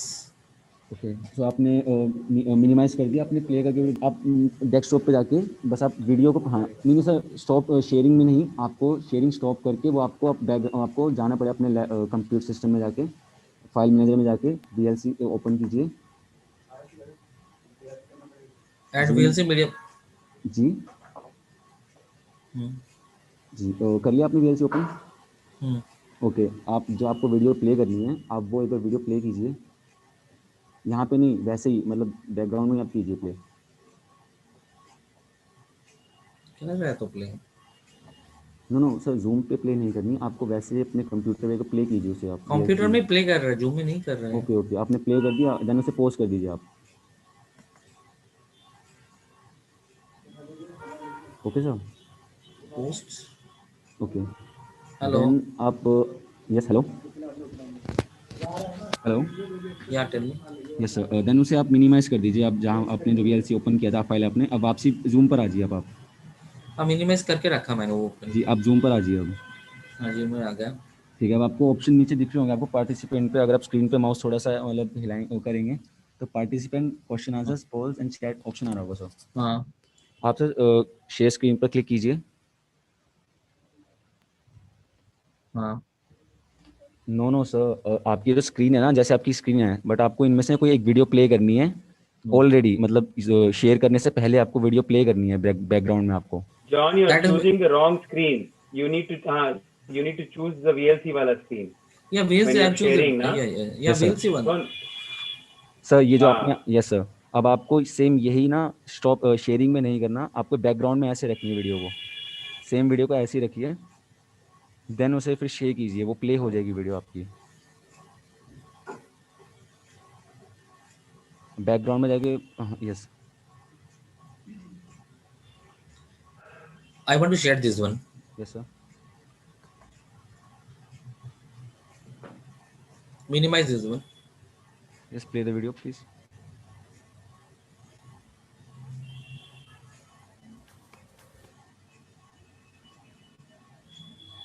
Yes. Minimize it. No, sir. This. Okay, John, I think we are already. I think I'm just on the end of presenting the things. session. Yeah, you I'm quickly just presenting. show your slides because you have I'm only a just, couple of minutes left. I think so we'll have this to is skip the actual. videos out. Yes, sir. Yeah. This is the patient having the emulator LSD is there with resistive vascularization with the almost poor visibility, and AC was quiet and the lens was clear. So my surgical plan was that to just remove the fibrovascular pannus and do the AMT and the auto slit from the taking the slit wicks from the other eye, which is absolutely was healthy. And prior to doing the auto slit, we have taken the written consent from the patients. This is the pre-op presentation. And this is my surgical plan. That's the fixation of fibrovascular tissue with AMT with autoslide with the fibrin glue under local anesthesia. This is the immediate post-op after uneventful. I can show the picture you because it was that time trastography was there, and due to some of the reason trastography suture was released, and I have taken the photo on the day and then do the trastography on the same day. This is a day 14. You can see there is a vessel in situ and the slit bits in situ, and there is a no surface inflammation and the AMT incorporating within the surface. On the 2 months post-op, there's a patient, you can see the clear cornea with some of the resolving slit bits are there. AC was quiet, there is only vascularization. If you recall the things, on presentation, it was like this, and it is after 2 months of the post-op, this is like this. Eyes quiet, clear cornea with moist eye. My third case, that is a 10-year young boy who right eye poor vision with the photophobia in addition of the lids with the cornea. Actually, this is the old case of Lyme injury. Initially, it was managed, only conservative management. When he came to us with the unilateral total limbus stem cell deficiency was there. There is almost full addition of the lids with your cornea, that is a semiliform is there, and 360 vascularization is there. With no history of any systemic significant past medical history. Presently, he was using just on some of the carboxymethylcellulose dose with on and off some of the steroid antibiotics. So for him, we have done the semiliform release with amniotic membrane transplantation with after removing of the fibrovascular pannus, and with the same process we have done the auto slits, and we have done the furnace sutures, and bolster was given. This is actually immediate post-op pictures, and this is after 2 months. That boy, I don't have the pre-operative photo. Actually, that was a video was there. So why I'm presenting this all these three cases? All these three cases having significant drop of BCVA with profound scarring with limbus stem cell deficiency, but all having visual potential. Our treatment is modeled over the novel technique described with the Sangwan et al. And IR et al. How to address the things, how to incorporate the slides. Already Nidhi madam gave the brief discussion on it. And the classical case, this is all the three cases. These are the classical case of unilateral total LSAD with the sound eye, other eye, which as a source, which acts as a source for the auto slides.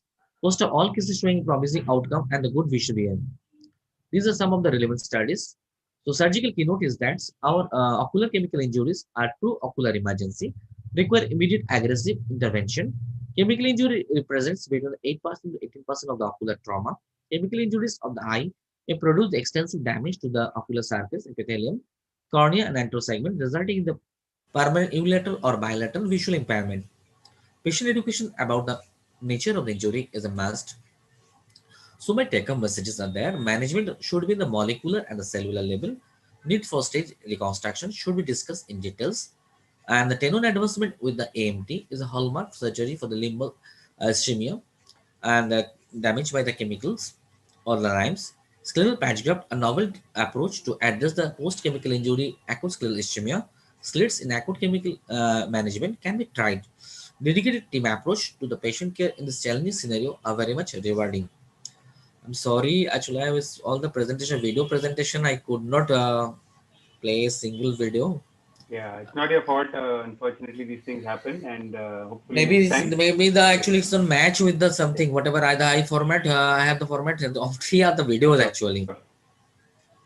So we are already over time, so I'll quickly close. I'd like to thank my co-chairpersons, Dr. Hemant Kamble and Dr. Aditi Ghosh, for wonderfully moderating this session. It was a very good session. I think a lot of nice topics were covered related to chemical injury, and all of us learned something.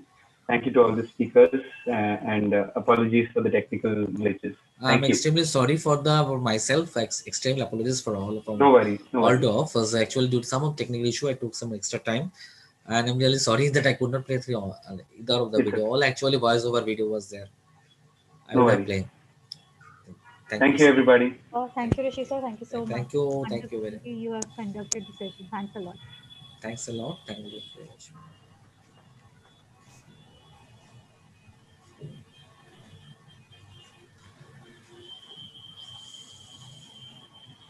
Hi, Gaurav and Pushpendra. If you guys are there, you can switch on your videos so that we set up for the next session, which is on contact lenses and patient's refractive journey.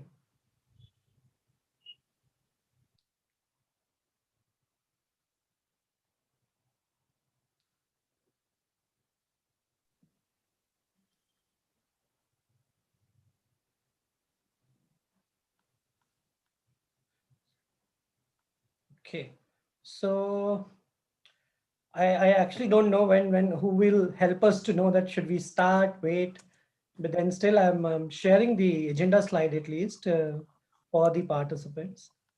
So this is what we are going to cover till 3 p.m. today. We have this totally packed contact lens session is all about contact lenses and any patient's refractive journey, any patient who's having a refractive error, how what journey he's going through, especially in a day, in a lifestyle like today's. We will also talk about a very important and an exclusive contact lens, which we have launched recently only for ophthalmology practices and hospitals. We will also touch upon how do we fit a soft contact lens very effectively. In fact, in this 30 minutes, we have a very seasoned speaker who will tell us about how easily you can fit a soft contact lenses, or I would say, what are the key points which you should keep in mind when you dispense a soft contact lenses. And that's why you read out at the title is Fitting Pearls of Soft Contact Lens, fitting. Then we will also, discuss in detail about lens care and, maintenance. And that's where we have another, industry friend who will talk about the importance of contact lens care and where are, we often miss when we interact with our patients. Also, what are the areas where you can keep on guiding or, helping your patients to improve their overall compliance. We will have Dr. Kirti, who's a renowned name in ophthalmology, who will share her own experience, and which is not a Bausch & Lomb sponsored talk. So that's a disclaimer here. She will share her perspective on how contact lens, where does contact lens fit into an ophthalmology practice, and is it that we are neglecting it, or what will happen if you neglect it, and what can be the change if you start taking contact lenses as an important refractive corrective option in your practice. So because Dr. Kirti is also having a parallel session in a different hall, so she has requested us to kickstart the session, and the moment she is done there, then she'll come back and then maybe take her talk. So without delaying anything, I would request Mr. Pushpendra Singh to start the session with the soft contact lens fitting pearls. A little bit about Pushpendra. Mr. Pushpendra is an optometrist. He graduated from Bharatiya Vidyapeeth School of Optometry.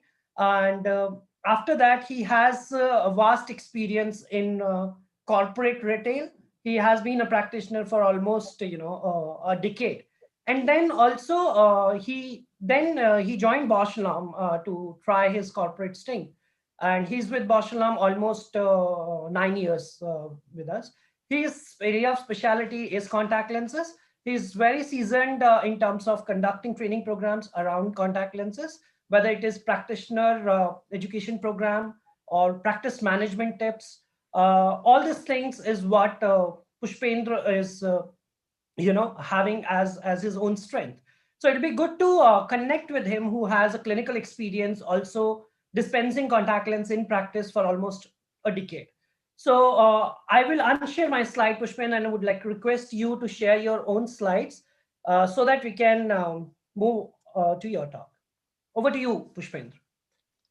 Thank you so much, Kim. So I'm just sharing my screen. Just give me one moment. In case, I'm sure virtual conferences is a experience for first time for many of us, including the speakers. To our audience, I would like to say that you can type whenever you have any question in your mind, you can simply type them in chat box and we will ensure that questions are answered. Maybe during the slide if presenter feels like that, or maybe at the end of the presentations.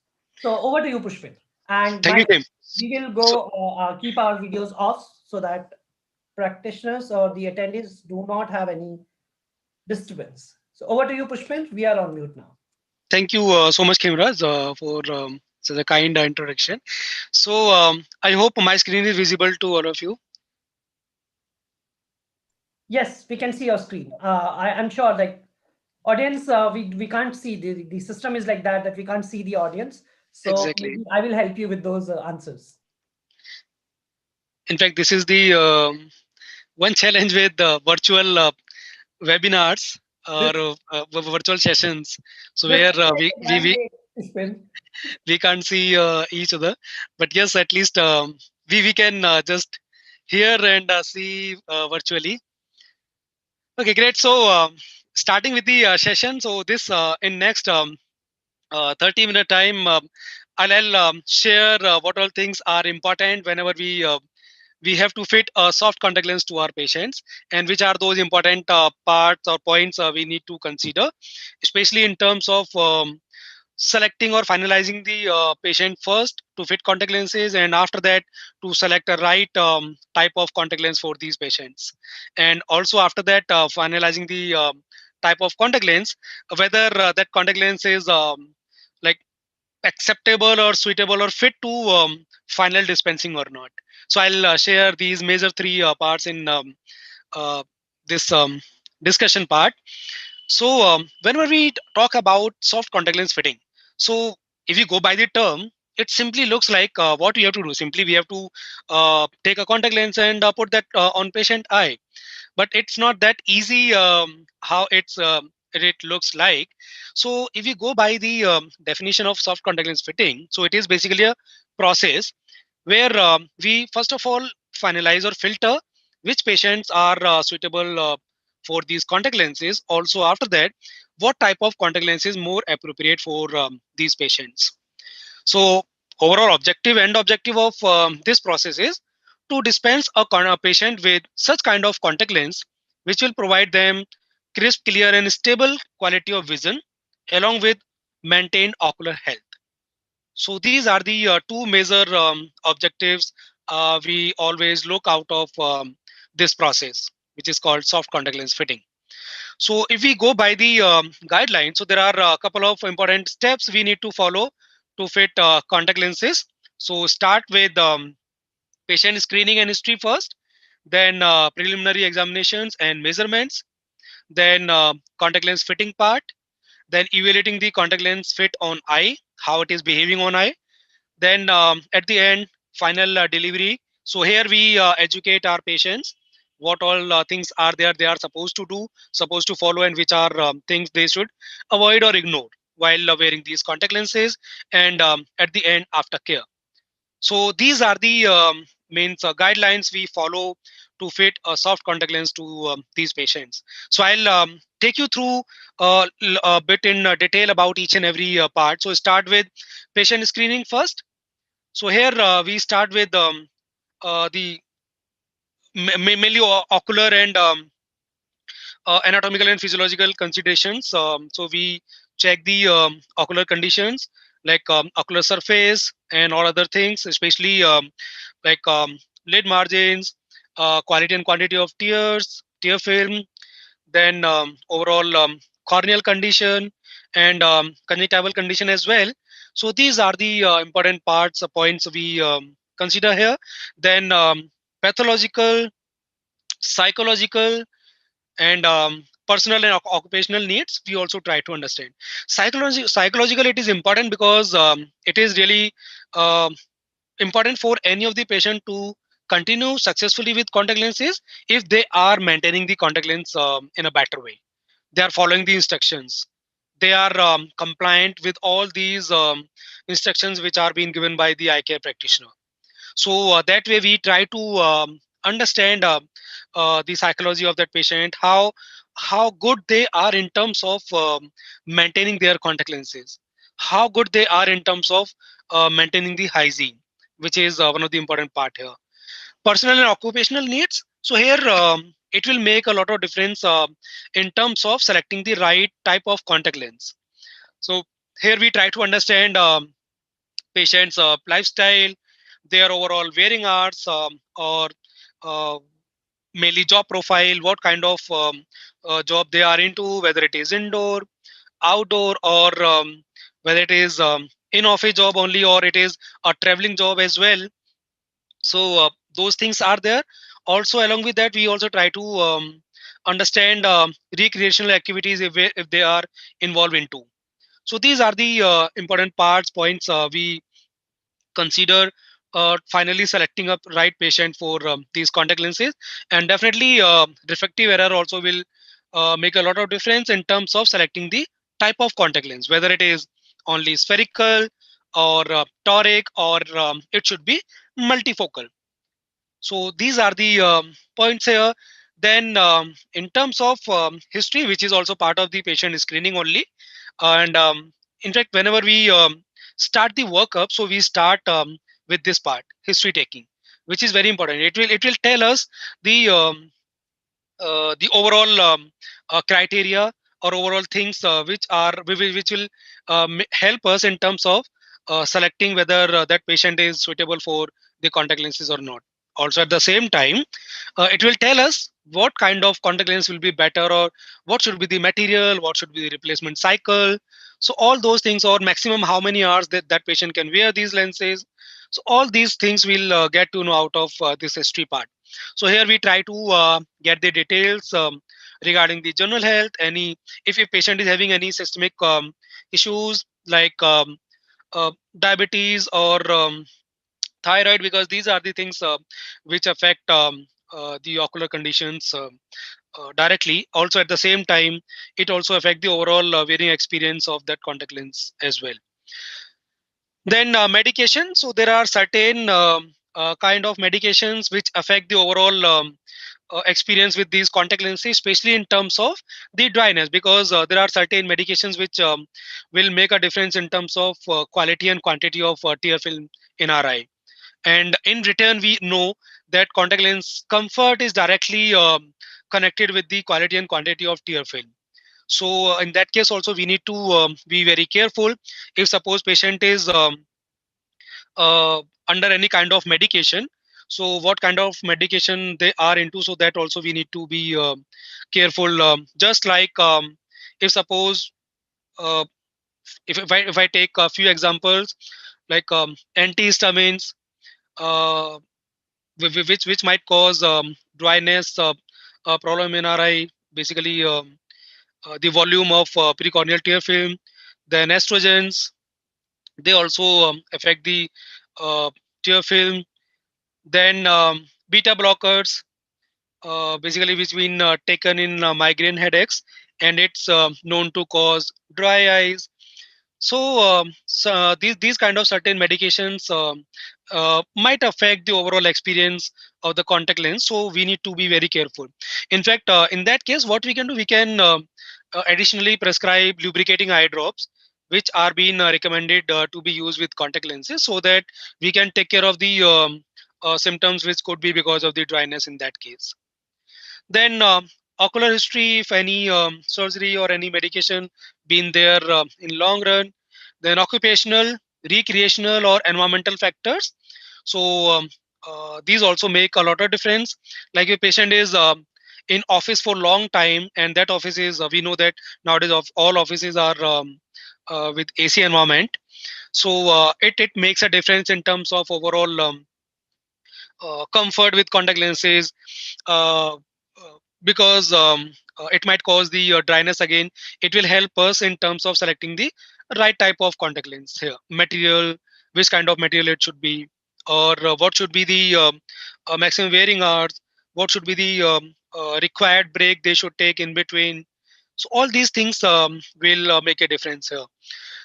Then if we look at the preliminary examinations, so which are important to select the contact lens with right parameters.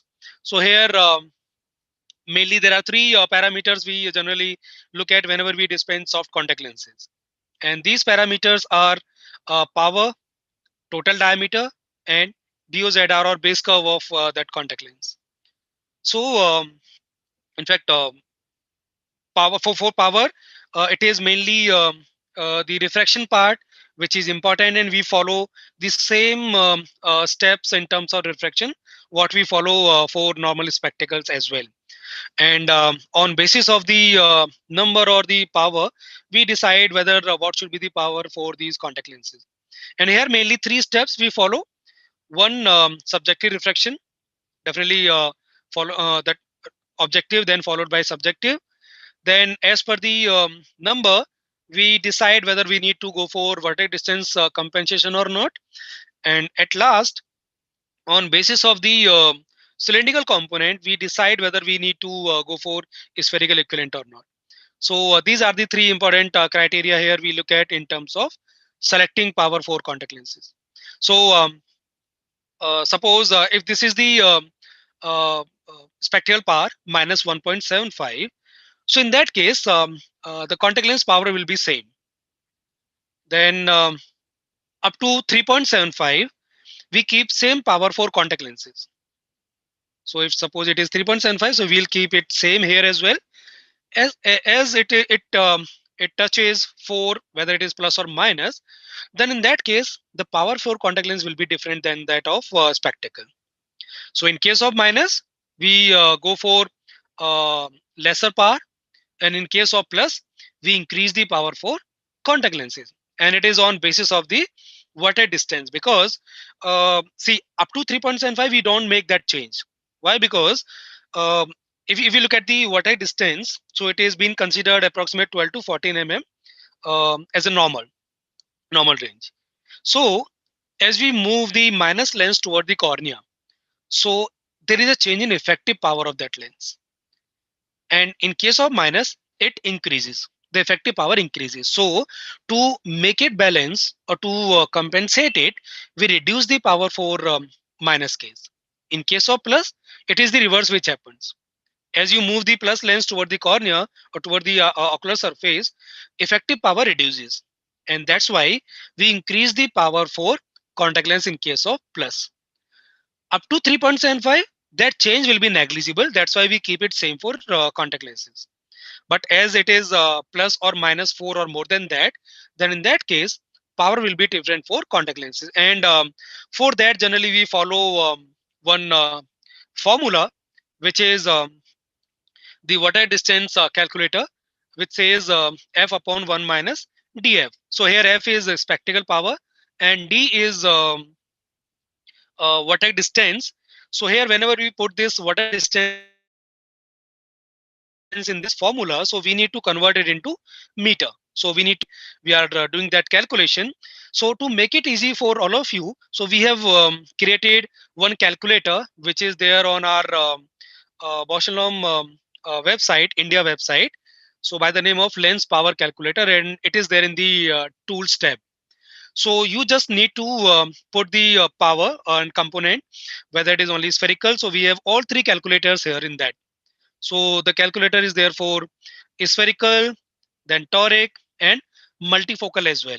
So simply you have to put the numbers here in that chart, in that calculator, and just within 60 seconds you can calculate the power for your contact lens patient. So we have made it easy for you, so you don't have to every time go for that calculation or following that formula. So simply you can follow this website here to calculate the power for contact lenses. Suppose we have so this was in case when you have only spherical component in the prescription.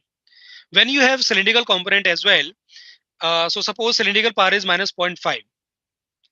So in that case, here we need to decide whether we will give this patient spherical or toric contact lens. So toric are the category of contact lenses where we have cylindrical power as well along with the spherical component. But in spherical there is only spherical power, and for toric calculation we need minimum 0.75 cylindrical power to be there in that prescription. So whenever we have cylindrical power 0.75 or more than that, straight away we should go for toric contact lenses. If suppose cylindrical power is less than 0.75, then in that case we will follow the spherical equivalent calculation. And what does it mean? It says whatever cylindrical component is there, so half of that cylinder you will add that into spherical power. And one thing we need to be careful here, whenever we are doing that addition, so that will be algebraic sum. So we need to be careful about the signs. So I'll take you through that in the next slide example. So simply what you have to do, you have to add the half of cylinder to the spherical power. So suppose this is the prescription, minus 2.5 spherical with minus 0.5 cylinder, 180 degree. So as per that formula, so what we will do, we will add half of the cylinder, which will be minus 0.25, and spherical is minus 2.5. And if we look at these final, if you open this bracket, it will be plus minus minus, and again after that minus minus will become plus. So the final power for contact lens will be minus 2.75. Suppose it is plus 0.5 here. So in that case, plus minus will become minus. So we have to subtract minus 0.25 out of this 2.5. So in that case, power will be minus 2.25. And if it is suppose a 0.25 cylinder here, so we will not consider that in that way, because half of 0.25 will be 0.12. So we don't consider that lower power. So in that case, we will simply ignore that cylindrical component. And whatever spherical is there, we will continue with that. So this is about calculating the power for contact lenses. Now next part is base curve selection. So there are two different ways, two different methods we can calculate base curve for contact lenses. And for that, definitely we need to have keratometry readings. So once we have keratometry readings, so there are two methods. One is either you add 0.08 mm to flattest K, or second method is you add 1 mm to the average K. So simply we can follow any of these two methods. So I'll share one example with you. Suppose these are the keratometry readings with us. K1 7.8, K2 7.6. So if we follow the first criteria, which is flattest K plus 0.8 mm, so here flattest K or flatter K will be 7.8. So the value with more number in terms of keratometry reading will be the flatter one, and with the lesser number will be the steeper one. So first method says add 0.8 mm to the flatter K, which is 7.8. So if we add 0.8 mm to 7.8, it will become 8.6. Second method, average K plus 1 mm. So we will take out the average K out of these two readings. So it will be 7.7. So we will add 1 mm to 7.7. So base curve will be 8.7. So we have got two readings out of these two methods, 8.6 or 8.7. In case of soft contact lenses, we can follow any of these two, because overall outcome of the fitting, if we look at, it will be same in both these cases. So we can follow any of these method here.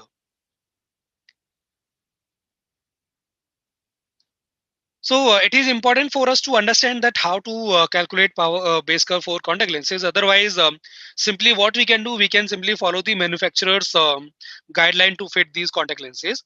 And nowadays, we have designed contact lenses in such a way with such parameters or base curve and dia that you need only the power to fit these contact lenses. And these lenses will fit on maximum number of your patients easily. So we have designed these lenses in such a way. Effect of this BOZR or base curve. So if we increase the base curve, it will flatten the fit. If we reduce the base curve, it will steepen the fit. Means if you want that lens to be steeper or tighter, so what you will have to do, you will have to reduce the base curve. If you want to flatten the fitting, or if you want that fitting to be loose, so you need to increase the base curve. Then in case of total diameter, which is the third parameter, so simply we follow the HVID measurements here. So what we do, we add 2 mm to the HVID reading. So one thing we need to take care, we know that there are two different diameters of the cornea, VVID and HVID. So here in case of total diameter selection for contact lenses, so we will follow HVID. So we will add simply 2 mm to the HVID, and that way we will get total diameter. Now, impact of this total diameter on overall fitting of the contact lens. If we increase the diameter, it will steepen the fit. If we reduce the diameter, it will flatten the fit. So if we look at the impact of both of these parameters, base curve and dia, so both are opposite to each other. So if we increase base curve, it will flatten the fit. But at the other end, if we increase the diameter, it will steepen the fit. So you can remember any one, and others impact will be just opposite to that. And whenever we want to make change in fitting, so please remember, we will make change in any of these two. Either we will change base curve, or we will change diameter if we want to fit contact lens, or we want a change in fitting of that contact lens. If you make change in both of these parameters, so it might not be the overall outcome, might not be the one which we desire. So there is one rule of thumb we follow in case of soft contact lenses, and also in terms of changing the parameters. So suppose if you increase the base curve by 0.5 mm, and if you want to keep the fitting SS or overall fitting outcome same, so to keep the fitting same, you need to increase the base curve by 0.3 mm. Suppose these are the two parameters of a contact lens: diameter 14 mm and base curve 8.6 mm.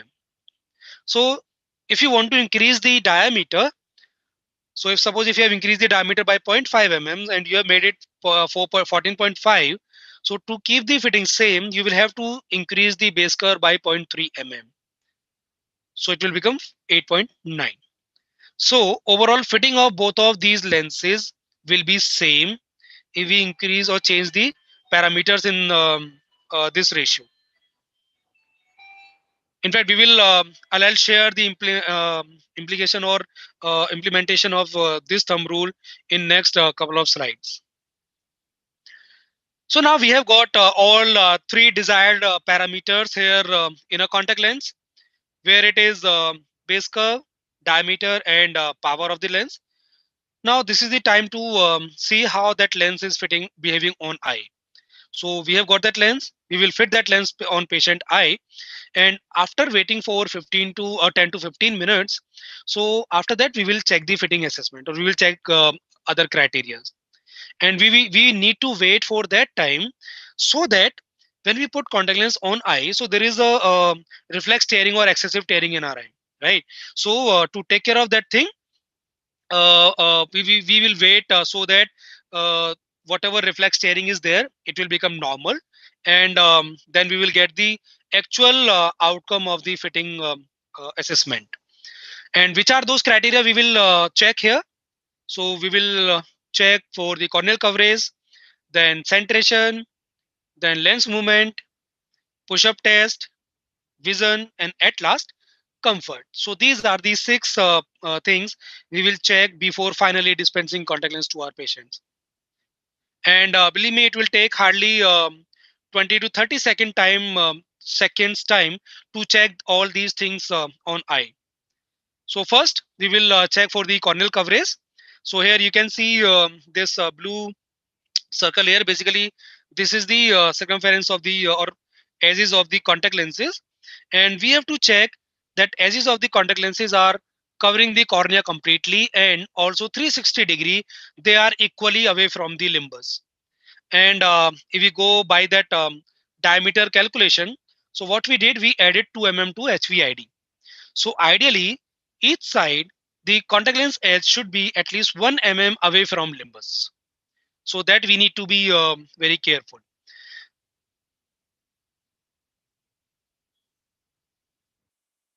And suppose if that, yeah. So if you look at this lens fit, so you can easily make out the edges of the contact lens are just touching the limbus. So in this case, we can clearly say that corneal coverage is not complete.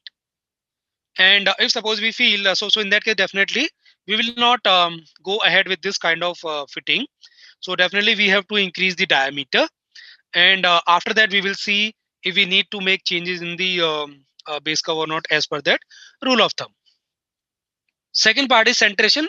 So at the time of checking the corneal coverage only, we will check the centration part as well. And many a time what it could be like corneal coverage is complete, but lens is not centered. That is also quite possible. So both of the things should be there simultaneously. It should be covering cornea completely. At the same time, it should be well centered as well. So suppose in this case, as you can see here, the lens is, it is low riding lens. So we can clearly see this lens is decentered. So we will not dispense any lens which is decentered, because it will make a lot of difference in terms of overall visual outcome. So vision will be fluctuating here in this case, and also it will be fluctuating in between the blinks as well. And there are different methods to define the centration. We can follow the Cartesian system, which says any decentration towards the right side will be in plus, toward the left side will be in minus, inferior will be minus, superior will be plus. So that is the Cartesian system we can follow. If you go by the birasal system, so it says nasal side decentrations will be plus, temporal side will be minus, inferior minus, superior plus. But generally, if we talk about the practical aspects, so we follow this literal description, which says that right eye decentration nasally by 0.5 or whatever number it is, or if we look at the left eye, this is decentered temporally by 0.5 mm say, or upside by again 0.5 mm. So that way we can simply highlight it. Then next is lens movement, which is very important, because once the lens will move, so it will add on to the tear exchange. So the tear flow, when the tear flow in between lens and cornea, so it will keep the surface in between lens and cornea clean. So whatever debris, dead cells, byproducts they get trapped in between lens and cornea, so they should go move out. So it will be flushed out only by this tear flow or tear exchange. And for that we need lens to move, but definitely it should not be excessive. So it should be optimum. In case of soft contact lenses, any movement between 0.5 or 0.75 mm is considered normal or acceptable. And also in any case, it should not be more than 1 mm. So if I show you this left side, so you can see here the lens is moving along with the blink, and here it is almost touching limbus. So if it is touching limbus, so we know that one side or each side lens edge is almost 1 mm away from limbus. So if edge is touching limbus, so we can say the movement is almost 1 mm. But at the other end, in the right side, this clip, you can easily see lens is crossing the limbus. So first of all, corneal coverage is not that complete. Also at the same time, it is crossing limbus. So we will not dispense any contact lens which is crossing the limbus post blink. Then there could be conditions where the movement will be lesser, much less than required. So here, as you can see here, there in the left clip here. So the movement is almost negligible, like less than 0.5, definitely. So whether should we go ahead with this kind of fitting or not? So to cross check that, we will do push-up test, because many a time we might see a lens where movement is less than 0.5 mm. But if tightness is acceptable, then we can go ahead with that kind of fitting. So for that, we do push-up test, and in push-up test, we try to understand the tightness of this lens fitting. And here we consider 40 to 60% is to be normal. If it is more than 60%, it is steeper or tighter lens. If it is less than 40%, it is to be considered as the loose lens. And how do we do that? So simply we will ask patient to look slightly up, and with the help of lower lid margin and thumb, we will try to dislocate this lens. And please take care whenever we are dislocating this lens. So that push should be through the lid only, lid margin, not directly with the thumb.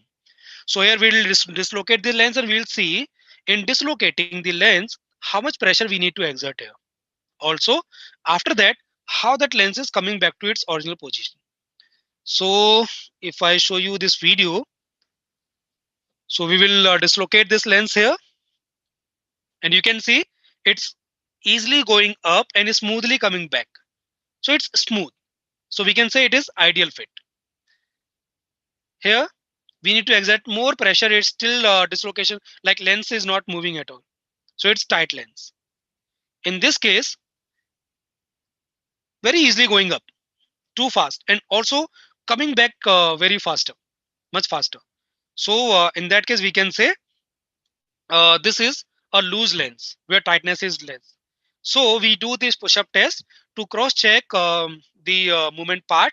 If suppose we feel any lens movement is less than 0.5 mm, and we find tightness is acceptable, so we can go ahead with that kind of fitting. And if any point of time you see a bubble trapped in between lens and cornea, so we can say that lens is too tight. So it is a much steeper lens, so we will not dispense that lens here. Coming to the vision part. So if suppose a patient says that vision is not stable, like it is fluctuating in between blinks. So here, if suppose patient say that vision is blurred before blink, and as I blink, it is getting clearer. So we can say it is a steeper lens. So why it is happening here? So suppose it is a steep lens, so it will fit like this. In a steep lens, in between lens and cornea, there will be tear lens formation. And because of that additional tear lens formation, the vision will be blurred. And as we blink, so because of the lid force or lid pressure, that lens formation will be broken, and that lens will take the shape of cornea, and our vision will be clear. And again, it will blurred, again, it will be clear. So it will be fluctuating between these blinks. At the other end, if suppose vision is clear before blink, and after blink, it is getting blurred. So we can say fitting is flatter here, or it's a loose lens. Because if it is a loose lens, so when we'll blink, so because of the lid pressure or lid force, the lens will get decentered. And the optic zone may go out of the pupillary area, and our vision will be blurred in that case. So this is how we can identify on basis of the blink as well. Coming to the last criteria, which is the comfort part. So again, this is also a very critical or important criteria to understand, because we cannot go ahead, or we cannot continue with any contact lens which is providing you clear vision, but it's not comfortable at all. So it is also important to understand whether that lens is comfortable as well. And suppose there are three different criteria here, three different outcomes: optimum fit, steep fit, and flat fit. So any contact lens which is steeper fit will be most comfortable initially, because when we see that feeling when the lens move over cornea, so because of that only we get the feeling. So when movement is less, feeling will be less, interaction will be less, so it will be more comfortable, but it will be initially only. In long run, that steep lens will create a problem in our eye. And optimum fit lens, might give you slightly discomfort or feeling initially, but once it is adapted, it will be comfortable throughout the wearing hour. Loose lens, it will not be comfortable at all because it is moving more, and lens and corneal interaction or ocular surface interaction will be more here. So if I summarize all the points, what all we have discussed here, it is important to select a right patient for contact lenses. At the same time, as per patient's personal and professional demands, we need to select a right contact lens type as well. And also after that, the lens should be perfect in terms of behaving over the ocular surface. So we need to choose a lens which will provide your patient with continuous eye health, comfort, and crisp vision. In fact, in current scenario, if you look at contact lens, whether, in fact, this is a big question nowadays, that whether our patients should continue using contact lenses in current scenario of the COVID-19. So I'll share a couple of things here. One is very much clear after the means informations from the different organizations like CDC or BCLA or Japan Contact Lens Association. So there is no evidence that which proves that contact lens wearers are more likely to contract COVID-19, or spectacle wearers will be less contracted with that. So there is no evidence. So if we go by these studies, these facts, so our patients can continue using contact lenses as before. They just need to follow the instructions which were given them earlier, like hand hygiene, compliance, and proper care and maintenance. So my colleague Gaurav will take you through what all those important points are there our patients need to follow in current scenario. So that's all from my side in terms of fitting contact lenses. Thank you so much. If you have any questions, any query, so we can discuss at the end of this session. Also, you can write me here, or you can contact me through my mail or my WhatsApp number. So thank you so much.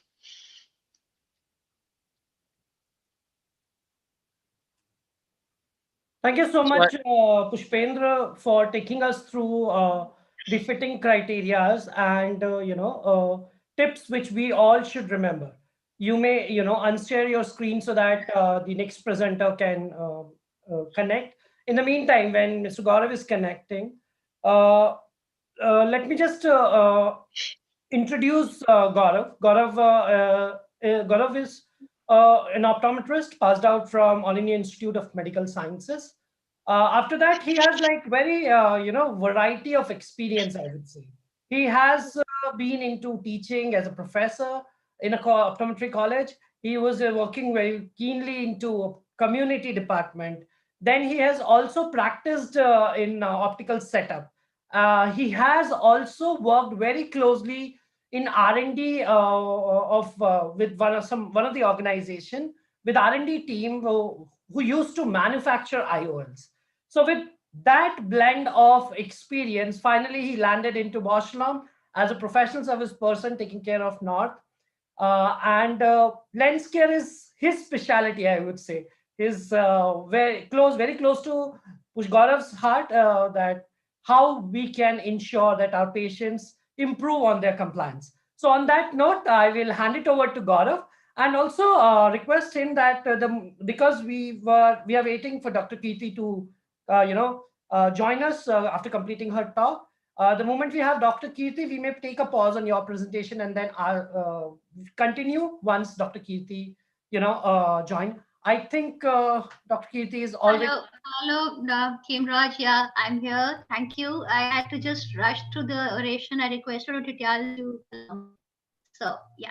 Thank you so much, ma'am. You can share your screen. So we take a pause to hear from on lens care and maintenance, and then let us go to the refractive journey of a patient, and what do we have to learn from on that particular note from a very famous ophthalmologist in India, who's Dr. Kirti, who's with us. Dr. Kirti is a director, professor and director of ophthalmology at Guru Nanak Eye Center and Maulana Azad Medical College. Ma'am has a vast experience in various fields. where contact lenses and glaucoma remains her, very close to her heart, I would say. Also, her vast experience, she has, captured very nicely in her book on contact lenses. And I would recommend all of you, in case you want to, one reference book for you, which solves your problem in case whenever you are stuck with contact lenses.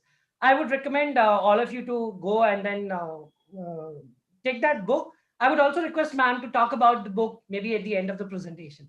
So over to you, Dr. Kirti. Thank you so much for being with us. Thank you for having me here, Khemraj. And my journey with contact lens, I think, predates the entry of Bausch and Lomb. When I started contact lenses, the contact lens used to be manufactured, in Epicenter, and we used to assist in the grinding and how to do that. And then your Bausch and Lomb came in with all the lathe, with the spun cast technology, and you had this huge array of lenses visible. So all the ladies were very happy. All the girls were very happy when your company came in, because they could have very comfortable lenses, because obviously the hard lenses at those times were not very comfortable. So your company has done yeoman service. So I have just taken the liberty of renaming the topic you'd given me as Refractive Journey to the Contact Lens as a Disc with Magic. I hope you permit that, because I really believe it's a magical disc. And as ophthalmologists, we only depend on our friends, the optometrists, to do this job for us. And we need to also understand that our intervention is very much required for our patients. So the indications for contact lenses remains primarily optical for refractive errors, for anisometropia. In addition, for aniridia and albinism, it's a very, very, I would not say it's an optical option, it's a life-changing option. And the lenses used here are invariably soft contact lenses. For corneal scars and keratoconus, both soft and RGP lenses are used, with the latter being used much more. The other indication is therapeutic. For pain relief, again, the bandage lenses have a huge boon to the patients. And not only pain relief, they have been used post-operatively for wound healing in bullous keratopathy, in dry eyes, in Steven Johnson's. And this was a patient of mine whom we had a perforating injury, and with the bandage contact lens, we could just manage to seal the, we just kept replacing the bandage lens after every week, and the cornea could seal on its own without any sutures.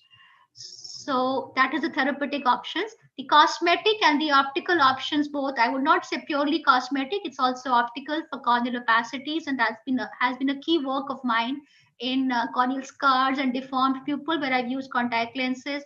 In occupational indications like pilots, drivers, actors, and all the sportsmen are using contact lenses. Again, paired soft lenses are the preferred one.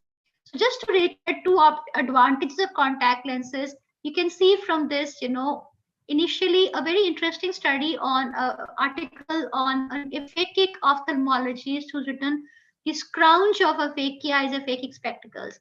So IUL was a boon which Ridley gave us. I mean, it was a blessing. But short of that, contact lenses are a very big, effective medium to take care of aphakia. And compared to spectacles, they have minimal magnifications and minimal minification. They have enhanced field of vision. They avoid the prismatic effects of spectacles. Convergence accommodation balance is much better with contact lenses. Anisometropia and unilateral aphakia, contact lenses remain the only option available. And this is a patient of mine, a young patient with a soft contact lens, aphakic contact lens in situ. The other big optical advantage contact lens have is the formation of a tear lens.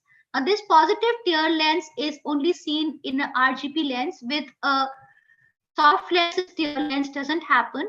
Therefore, soft lens, unless it's toric, cannot neutralize astigmatism of the corneal variety.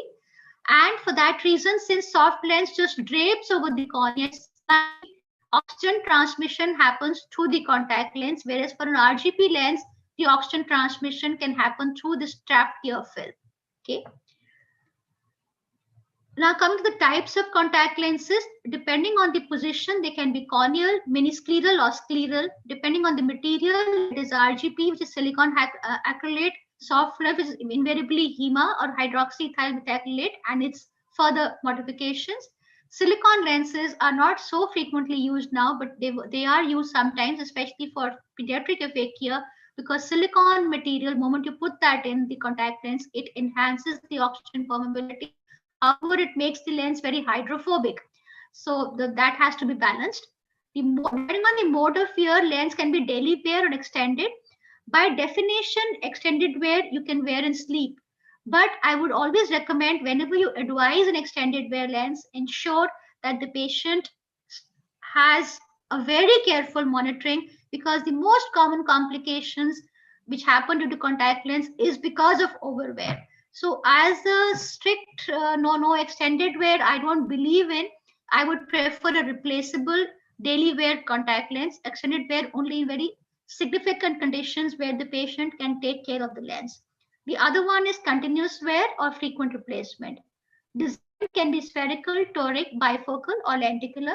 The latter one has a carrier zone and which is employed for high minus or high plus lenses. Now, worldwide, spectacles are the most common vision correction tool used. And as ophthalmologists and optometrists, this is where our daily earning comes from the refractive error which we correct for the patients. Okay. But please remember, most of the patients use the glasses now. There's Lenskart.com and the other companies. They would just go to the optometrist. They may not go to the doctor. And they would go for follow-up also to the optometrist. Here, the ophthalmologist needs to step in, because initial prescription and the follow-up should be integrated with the optometrist, so that the proper advice for refractive surgery and the proper advice for removing spectacles and instituting contact lenses can be done. So all the patients should not just go from spectacle to LASIK surgery or to the epi-LASIK surgery. Instead, contact lens options should be explored. Please remember this slide whenever you try to convince a patient to go for contact lenses. Almost 60% of us, including me at my age, would take off my glasses to get my photographs clicked. Okay. 32% patients feel that wearing of spectacles is uncomfortable. While wearing social gatherings, almost 50% don't wish to wear spectacles. So what is the recourse? They would go for a correction by LASIK or presbyopic correction. Also remember that India leads the world in being the leading cause of blindness due to uncorrected refractive error. Almost 20% of blindness in India is because of amblyopia. Why does amblyopia occur? Because the children or their parents did not realize the value of giving refractive correction in that plastic period when the brain was developing. 1/3 of children who need glasses, these are hard facts, aren't wearing them. And this may be impacting their academic, social, and emotional learning, not to mention that it causes them amblyopia. And when they come to us at the age of 18, 19, when they are going for a job, they realize that one eye is lazy and that nothing can be done at that stage. So optometrists and ophthalmologists have a huge responsibility towards these children to educate them regarding glasses or contact lenses used to prevent further damage. Please remember, most of sports people, most of actors don't even reveal that they're using spectacles because there's such of a taboo about spectacle wear.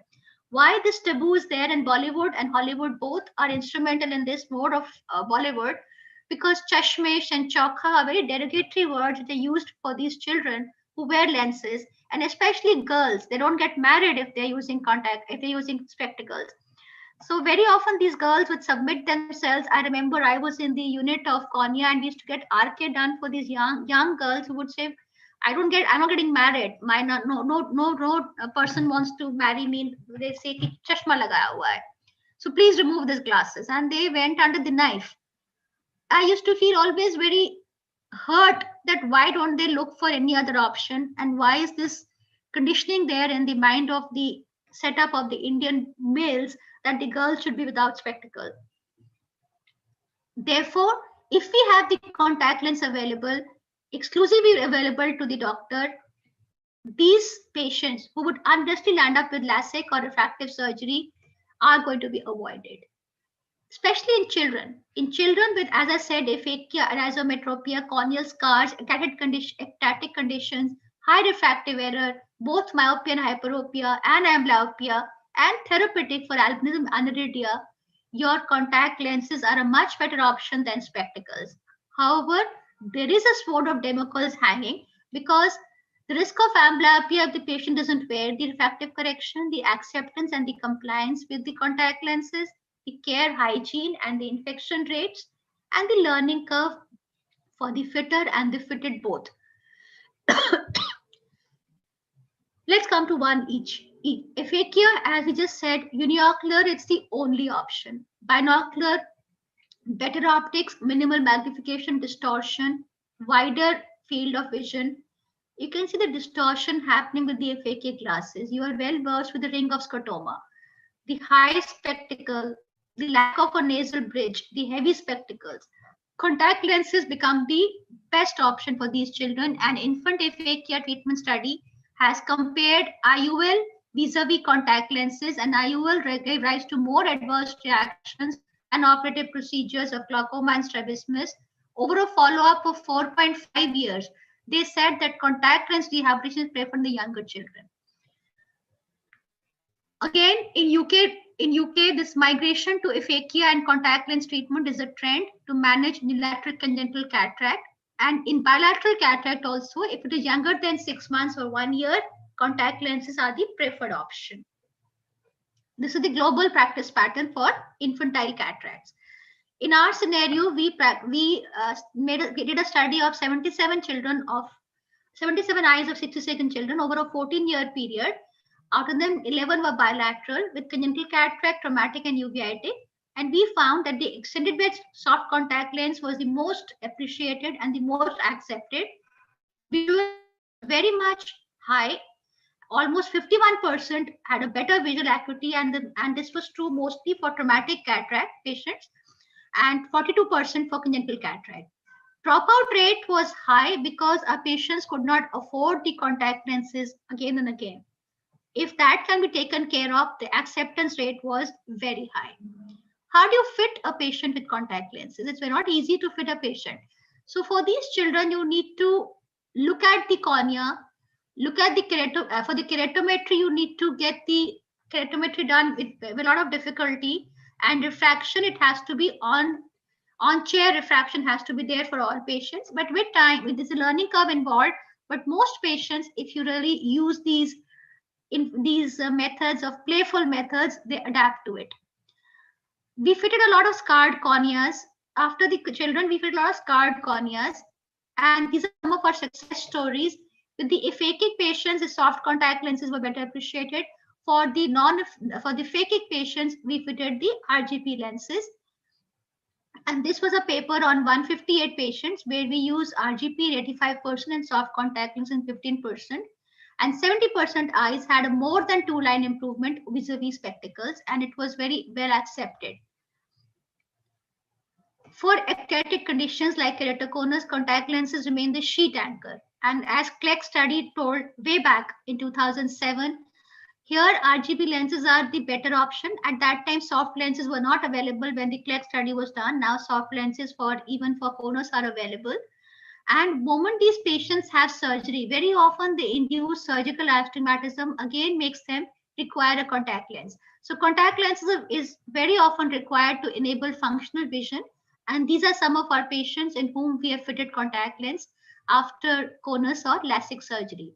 An interesting study which we completed around 3 years ago was that after cross-linking, which is a boon for contact lens patients, that the tolerance for keratoconus patients, the tolerance to contact lens improved dramatically.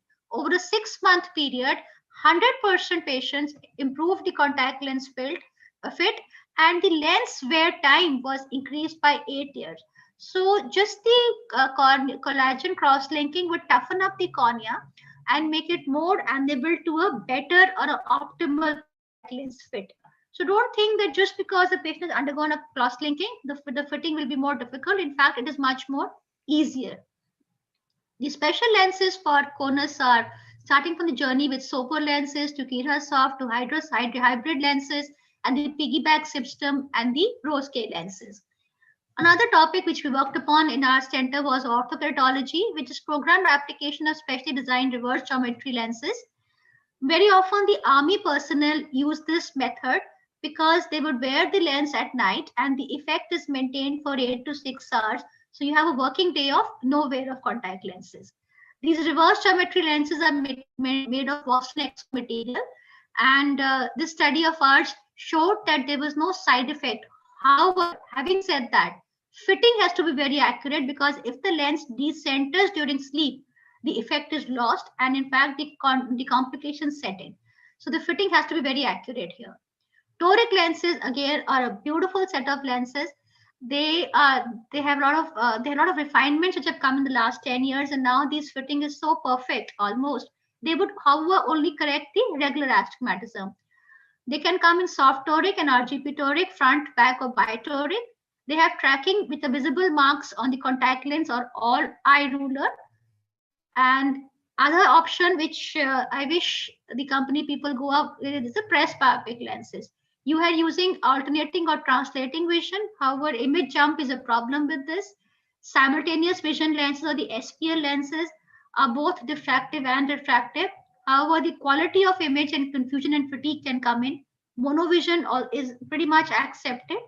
However, again, as I said, the new advances have come up where the simultaneous vision lenses are coming up in a big way. Post-keratoplasty lenses are used for astigmatism, aphakia, and anisometropia. Use the corneal topography as a guide, and you can have proud, sunken, ectotic grafts, and depending on that, your fitting technique would differ. Try to use a high DK value.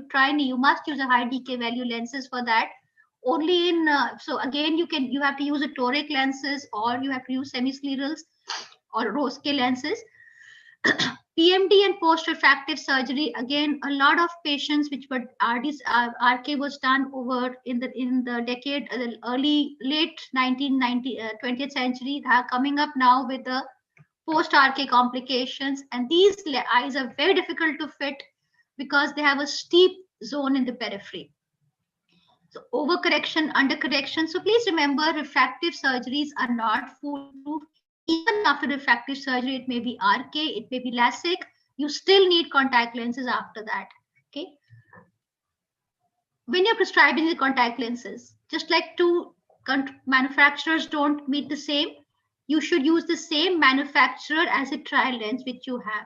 Don't do just window shopping to get from anywhere. Complications, we all fear these complications. That is why contact lenses don't pick up that fast. Okay. But please remember, most of the complications are physiological, dry eye related. Very few are pathological. And as I said before, pathological are usually related to patient hygiene and inaccurate use of cosmetics, overwear, infections, and immune related. Thankfully, with the new solutions and the new care system are very less. Wear and tear, of course, is going to be there. So if you can ensure care, you can prevent and reduce ocular infection, inflammation, provide comfort, and maintain hydration. All these problems will be taken care of if when you're prescribing the contact lens, you have this care schedule. So what is this care schedule? Care schedule is basically the sequence of explaining how to use the contact lens, how to clean the contact lens case and the solution. And this was a very interesting study, a very latest study of 9 prospective studies representing 1,800 patients by Mark Bullimore, who said that that microbial keratitis was not seen. Now remember, this study is obviously not from India, but sitting in India also, touchwood, I haven't seen many cases of microbial keratitis. If you explain the care schedule to the patients, yes, the dry eye problem and the inflammatory problem is there, the immunity problems are there, but not the infective problems. So for the post care, to prevent this ocular infection and reduce the risk, you either do a frequent replacement schedule, explain the hygiene, or do the cradle sequence. I'll come to that. Surfactant or enzymatic cleaners will prevent or reduce inflammation, provide comfort and clear vision. One thing you have to check is the blink rate and the blink type of the patient. If the patient is blinking incompletely, that will cause more problems. So you have to teach them how to blink completely, especially with the contact lens on. And this is what I was talking about, the case care. we all talk about the contact lens care, but not the case care.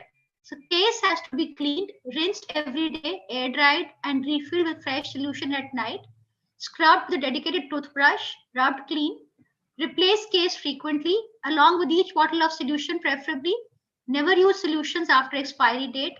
And we have advised that the company people come up with small bottles, not 500 ml bottles, because they are more economical. But it is better to have small bottles because these can be discarded after use, and the 500 ml bottle the patient keeps using.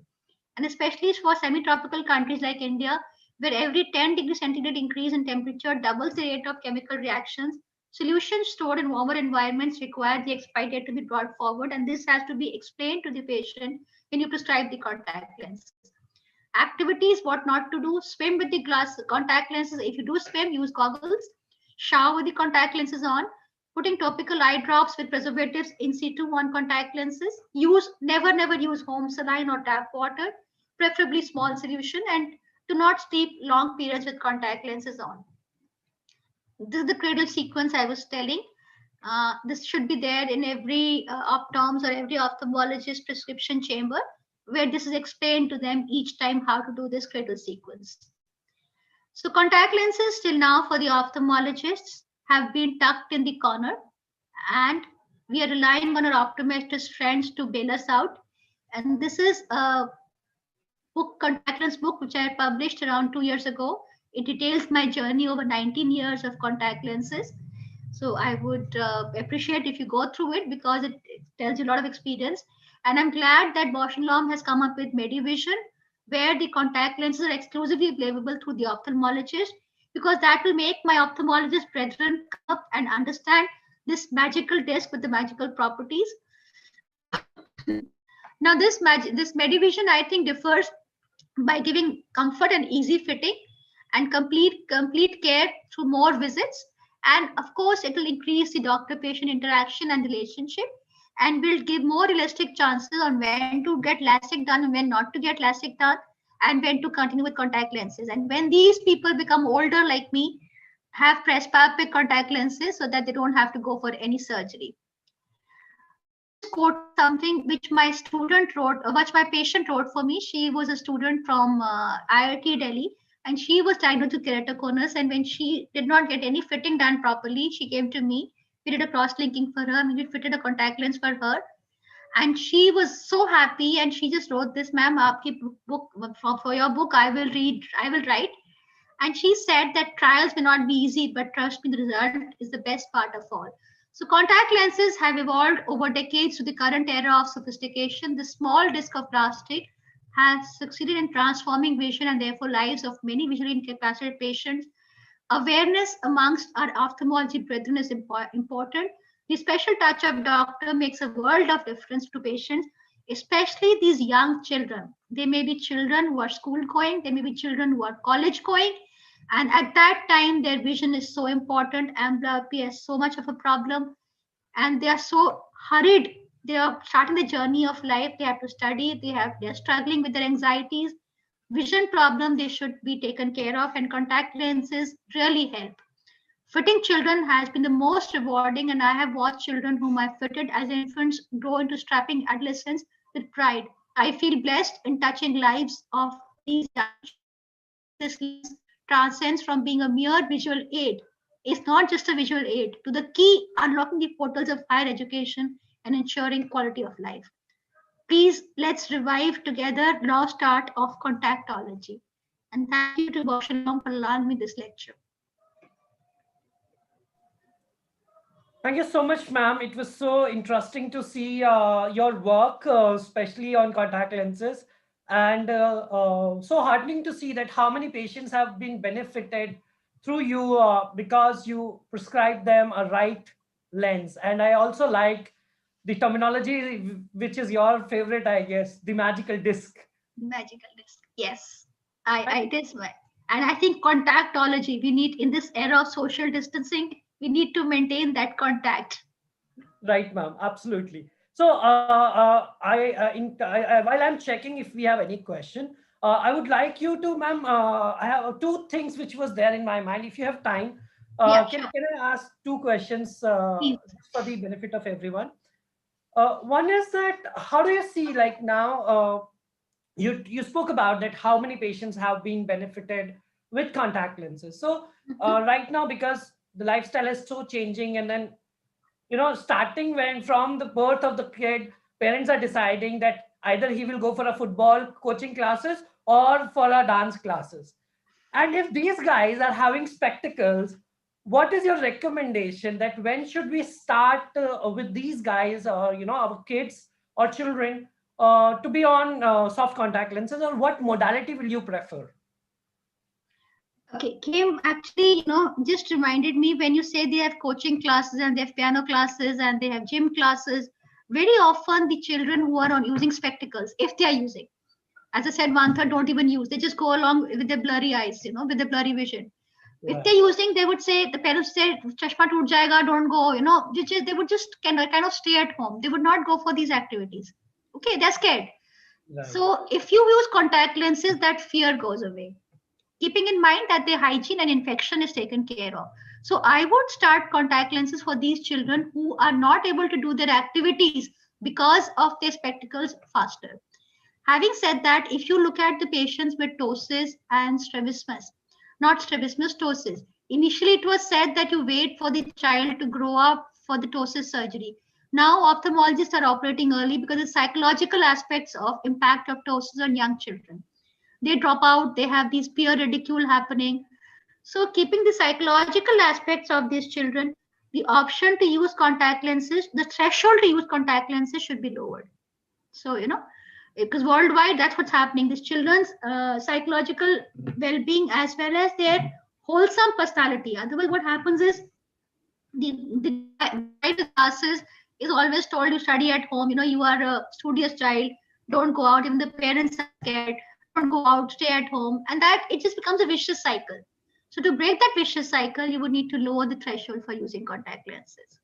Absolutely, ma'am. I really agree with you. In fact, there were a couple of studies which I was going through, in fact, it was a very good meta-analysis of a lot of papers where they have the lowest age which they kept, means a couple of papers have kept is 8 years, though they have mentioned that, caution there that, that parents are also taught on the care and maintenance and they're keeping a watch. Once they're taught, they themselves do it very, energetically, because they really, as you rightly said, they really don't want to go out and play with that spectacle. And that's absolutely, you rightly pointed out that it will be a good option for them if we start early. My next question to you, ma'am, and I know that you're busy, you might be having another session. Just this question that, what do you think that, how an ophthalmologist can start dispensing contact lenses with the existing setup?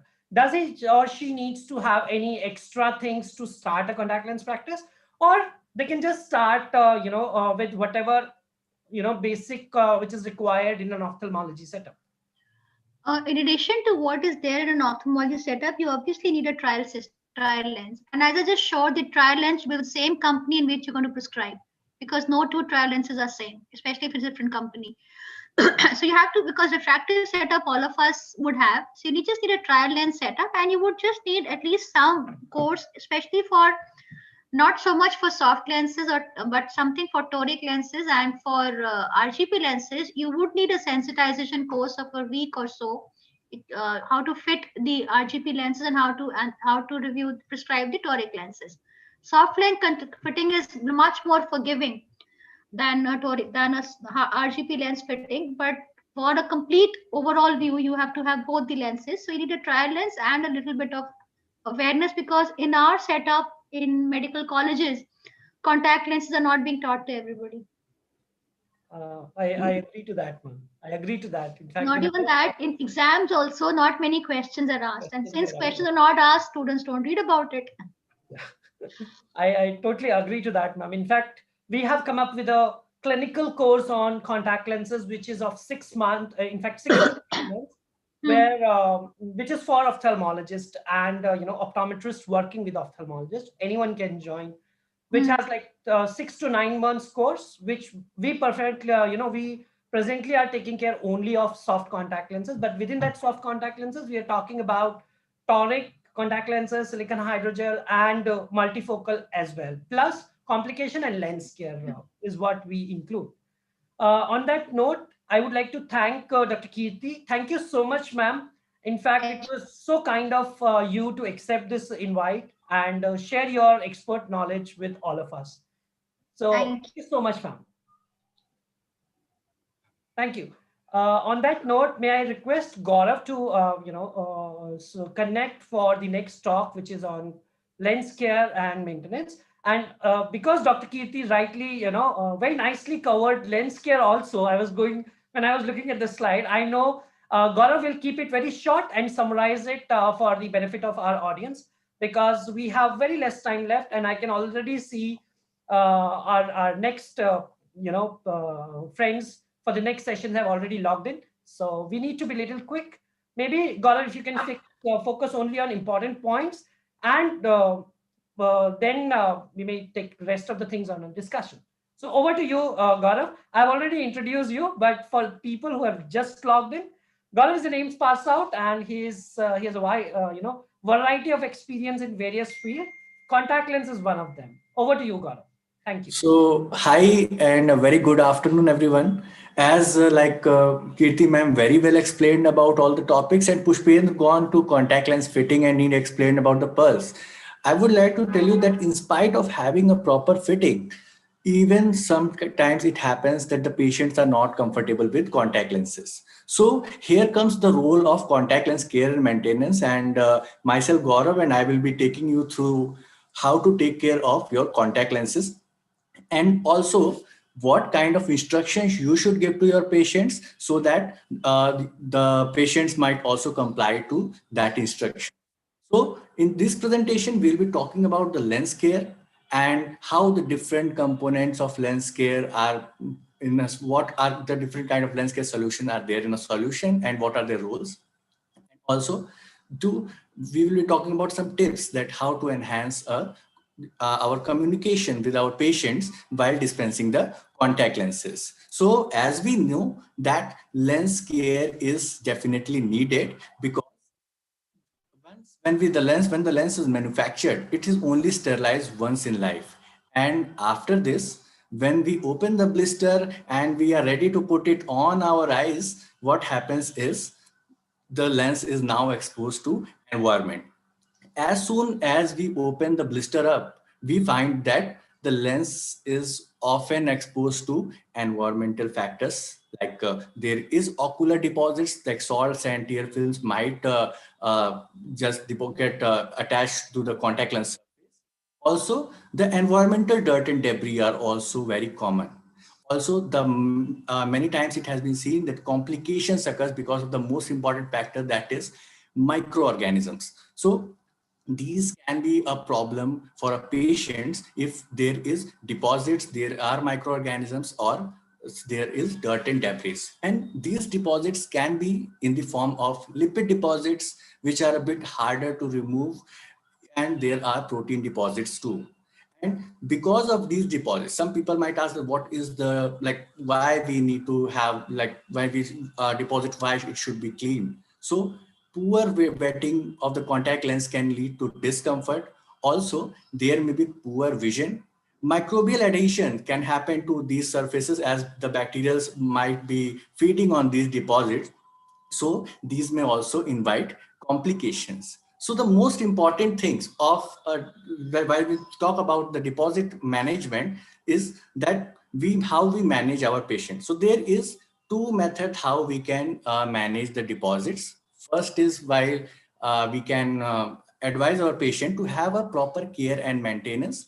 And after this, even we can say that if the patients are, suppose they are known depositors, so we can suggest them lenses like daily disposable. So regular replacements can be advised, or proper care and maintenance can be suggested. So as we know, contact lens solutions have different ingredients. For ocular deposits and environmental dirt and debris, we have surfactants, which are important for cleaning of the contact lenses and prevent further deposit addition to this. Also, for microorganisms, we have added disinfecting agents that kills the microbes. But along with this, one thing is needed, that a contact lens solution should also be comfortable. It should also make the lens comfortable while cleaning and when we are soaking it overnight. So we add conditioning and comfort giving agents too. So with this, a contact lens is actually, we have nowadays many type of contact lens solutions, and the main aim of all the contact lens solution is disinfection. Definitely, that is a very important thing. Disinfection is a very important thing. And but besides this, there have been several advancements in disinfectants too. There have been many disinfectants in the markets also. If we talk about, we all have heard about hydrogen peroxide also. Beside this, there are PHMB, PQ1, and amidoamine like disinfectants chemicals we know. Talking about hydrogen peroxide, it's actually the gold standard of disinfecting solution. These are preservative free and gives an effective disinfection. However, if we see in today's market, we don't find that hydrogen peroxide exists in the current Indian market, because like these lenses have some disadvantage, that these have inflexible neutralization time, and lens need to be neutralized fully before use. Some patients who are not compliant enough might have problem with these kind of solutions. Also, if we suppose kept our contact lens in this kind of hydrogen peroxide, the efficacy is not the same. It might happen that initially the solution was very effective, but as through the time we move, we found that the solution efficacy decreases over time. For example, if we say that 3% was the efficacy in the starting, after 1 minute, it will be we can say that the efficacy is decreased to 1%. So definitely hydrogen peroxide is also like not used so much days. But now, if we talk about today's solution, I think this. Okay, Gaurav, if you can summarize and maybe the takeaway points, because we have only 5 minutes left, and we have to give it to the other people for the. Yeah, sure. Today, talking about today's solution, now we have moved closer to the eye, and now like solutions like BioTrue, we are now having something like protein management, which only kills it dissolves the protein, it manages the protein and keeps the good and beneficial proteins alive. So important tip for the patient that I would like to give today is that proper hand washing before inserting the contact lens is very important, especially in this COVID time. After that, evening rubbing is always recommended. You can say that morning rubbing is not important that much, but evening rubbing is definitely a very important thing. And I would say evening rubbing is sufficient for a lens to get disinfected and maintain the comfort. After that, we have to rinse the solution. So in the night, if you are removing the contact lenses, wash your hands thoroughly, rub the contact lenses. After that, rinse it with a jet of solution. And after this, you can soak the solution for overnight. Ideal, the time should be 4 to 6 hours. That is recommended. In botulinum solution, you can soak it for 4 to 6 hours. And after this, in the morning, when you have to wear the lens again, just wash your hands. No need of rubbing now. Just rinse with a jet of solution and then wear the contact lenses. So this thing has to be taken care. One point just I want to bring to your notice is, while we are dealing with silicone hydrogel lenses, it is recommended, like in soft lenses, we are rubbing it in a very in a soft and gentle way, in a plus form. But in a silicone hydrogel lenses, the rubbing has to be a little bit hard. So that thing has to be taken care whenever you are dispensing silicone hydrogel lenses. Also, the least neglected, I would say that the most neglected part is the lens case. Often lens case has to be replaced and cleaned from time to time. And that has been, I think, very well demonstrated by Dr. Kirti. So with this, I would be concluding with my session with a line that is, big changes happens with small steps. And sometimes this can even solve our problems when the patients are not comfortable with contact lenses. So thank you so much, everyone. And you can contact me on the mail ID and number given below in case if you have any query related to contact lenses. Thank you so much. Thank you so much, Gaurav. And at this time, because we have only 3 minutes left, so I would like to thank all the speakers for the session. Not to forget that contact lenses can be a practice booster for all the ophthalmologists, especially when now we have a contact lens which is exclusively available through ophthalmology channel. So in case any one of the participants are interested to know about that exclusive contact lens, which is Medivision by Bausch & Lomb, they can contact any Bausch & Lomb representative in the virtual booth. Our team is there. Or in fact, you have the speakers have shared their email ID. You can contact them or write to them as well. In a nutshell, contact lens is something which we can help people, especially who are not fit for refractive surgery. That is what will give them a natural vision.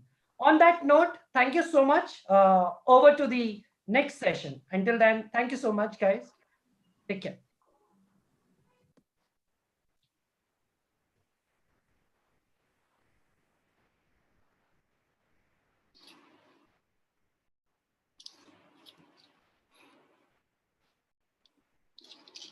So good afternoon. Am I audible? Good afternoon, sir. You're perfectly audible. Yeah.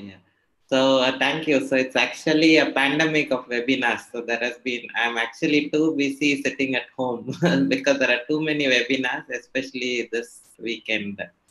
I think we are all bombarded by webinars. So maybe what we will do is, instead of this, I think people are all bored with too many presentations and other things. So maybe we will have it more as a discussion and maybe a friendly interaction rather than very strong kind of presentation oriented.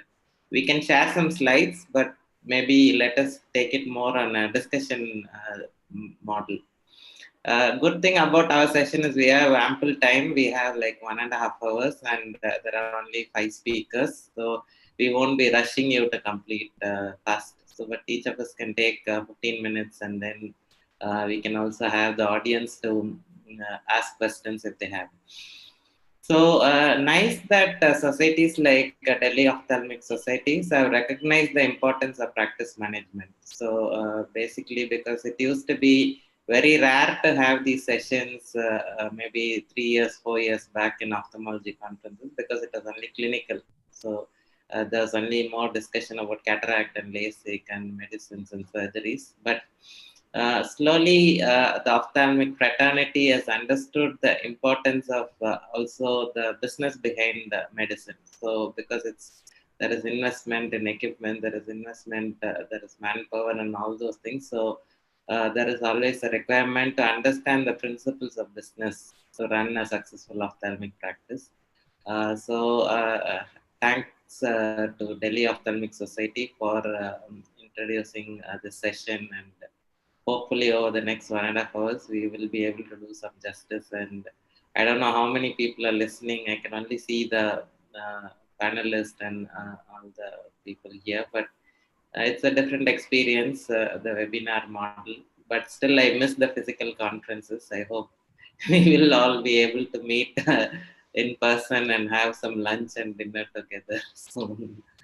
So basically it's going to be like a 1.5 hour session of practice development, and I'm actually going to be bombarded in between stalwarts because I'm the only ophthalmologist. All the other 4 speakers are experts, and so I don't know how I can keep pace with all of you, but I'll try to be as good as possible. So we have 5 interesting topics today. So Mr. Hemant Radhakrishnan, who's going to be the first speaker, all of them are my good friends, and so he is going to talk about the rise of the patient consumer. So basically, how important is the communication strategy in a successful medical practice. So Hemant is a seasoned entrepreneur with domain expertise in internet marketing, and marketing healthcare. So he has a company which is into specializing into healthcare marketing, and so I'm sure there is no better person who will address this topic of the importance of communication.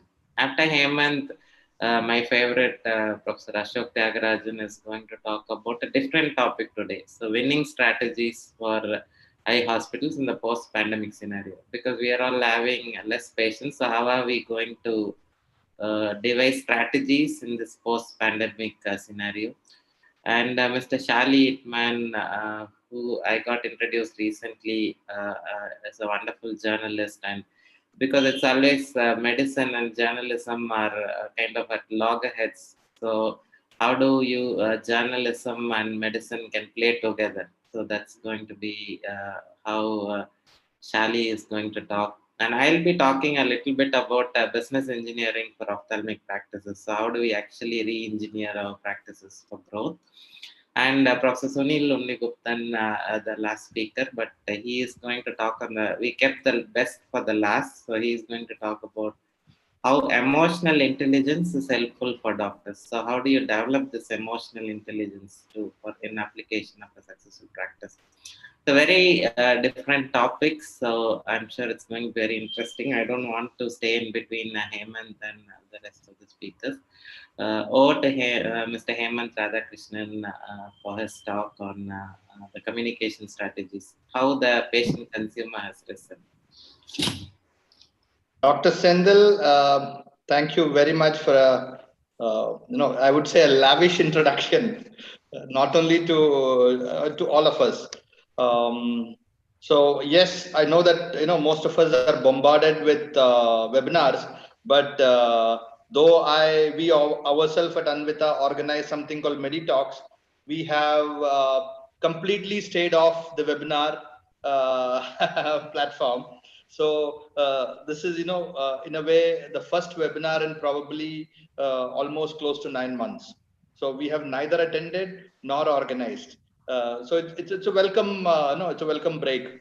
Plus, it's been almost 1 full year from the last MediTalks when Ashok sir, Shali sir, all of us had a get together at Bangalore. Of course, Dr. Sendil, were you there last time? Yeah, I was there. Okay, so from that, yes, like Dr. Sendil said, we all miss the physical sessions. There is something that I want to add in addition to what Dr. Sendil has said in regards to my introduction, is that this COVID-19 or this pandemic per se has added something to my resume or my CV, is that of an organic farmer. So the last 9 months, we have been doing a lot of organic farming. So that's it's a welcome change, from what we normally do. So yes, now I would not waste further time. We would get into what, like Dr. Sendil said, into a discussion mode. But then I have a very short, sweet slide, a few slides to explain, my point here. So I'll start off with that.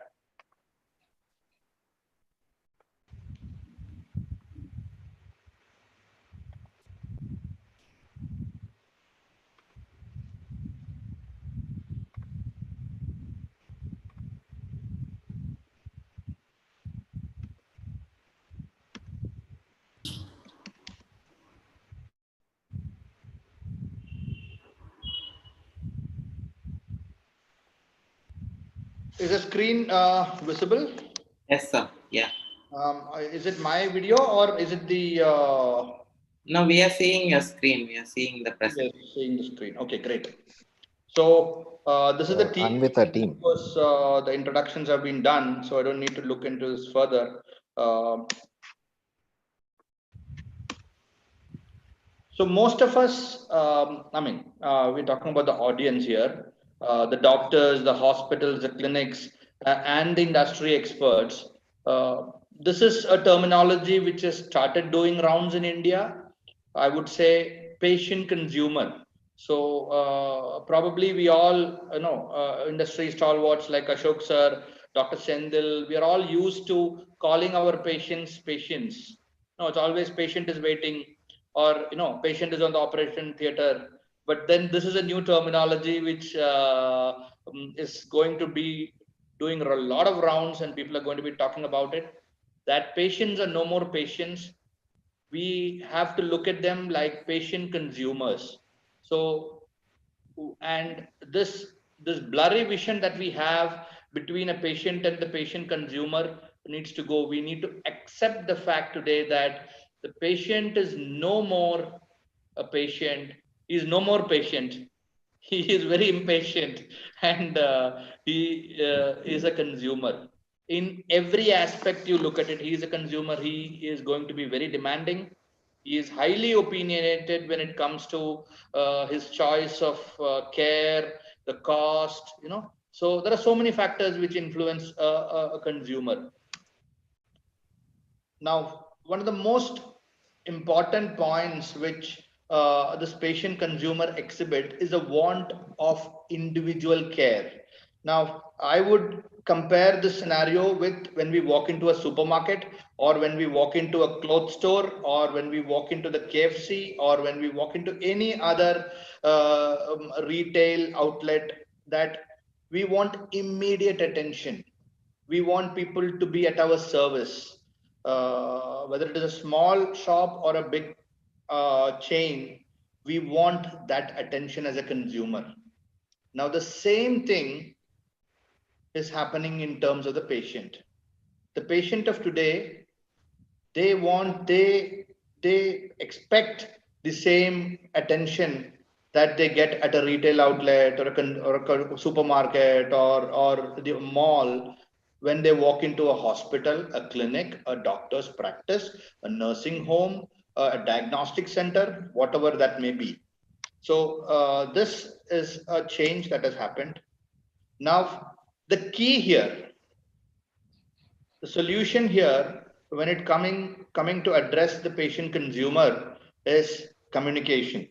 But then, before we get into the solution, there is a word of caution, which all of us who are in the communication business must be aware. And it's not only us who are in the communication business, it is also anybody who is practicing, anybody who is running a clinic, anything for that matter. It is not only particularly in terms of ophthalmic practice, any practice per se.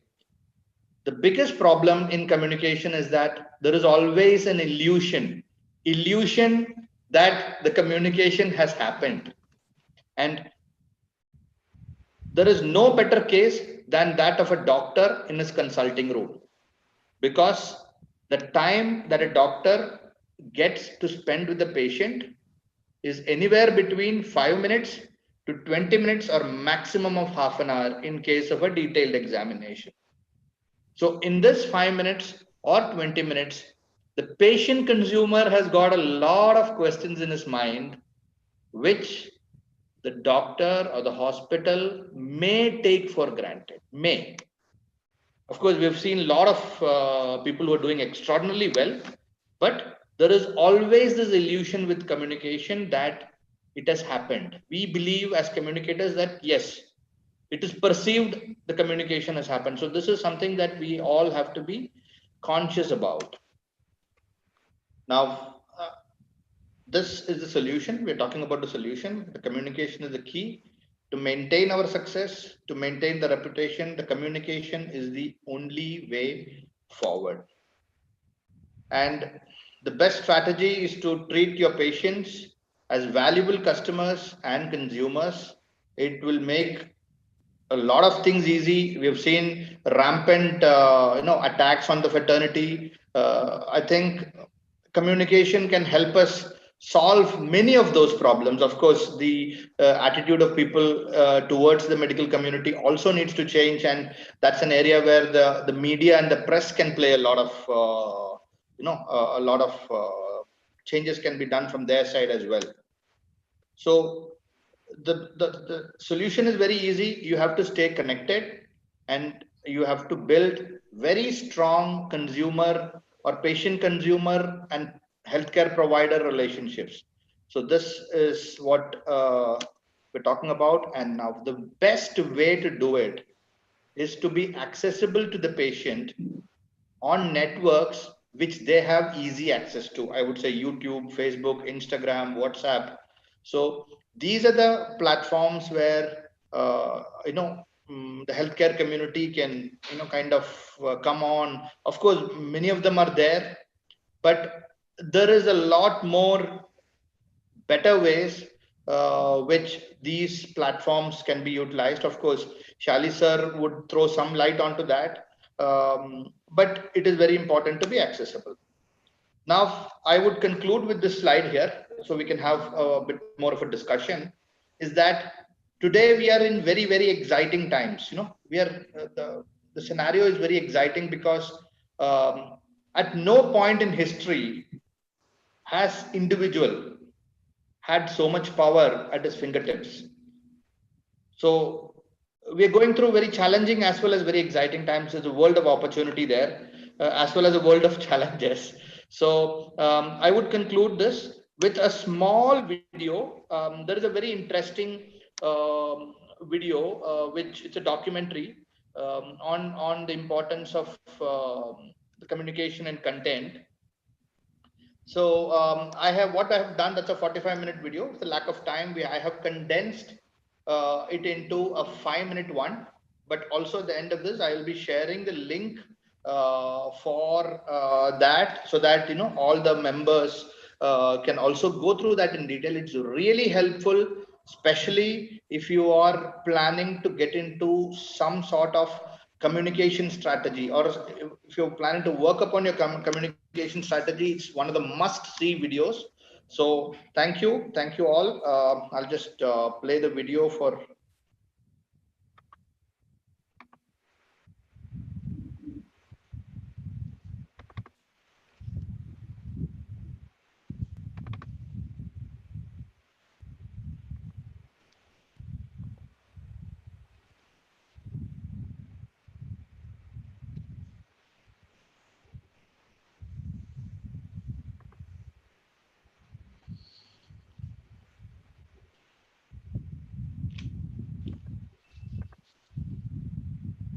Somebody's in the market who isn't just shouting about their products, they're actually doing some cool stuff. You don't have visual, Hemant. Yeah, you have to stop, maybe stop this PPT sharing and then share the video.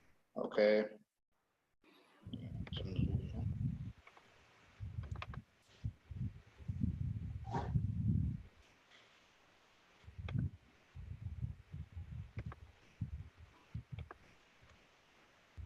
Is that done? Yeah, now we can see the video. Somebody's in the market who isn't just shouting about their products, they're actually doing some cool stuff for their customers. And well, you might be surprised to hear that I think it's very powerful, right? I mean, so it's one of those things that I think is really, Seth Godin has said that content is really the only marketing that's left, and I absolutely believe that. It's really the only way that a business is going. Can you increase the volume? We're losing audio. We're losing audio, Hemant. Oh, the audio is not clear? Yeah. No, there is no audio. Oh, I guess that's the best it can do. I'll share this. Yeah, now. If you have audio on your thing, just unplug your mic. Are you? Give me a minute.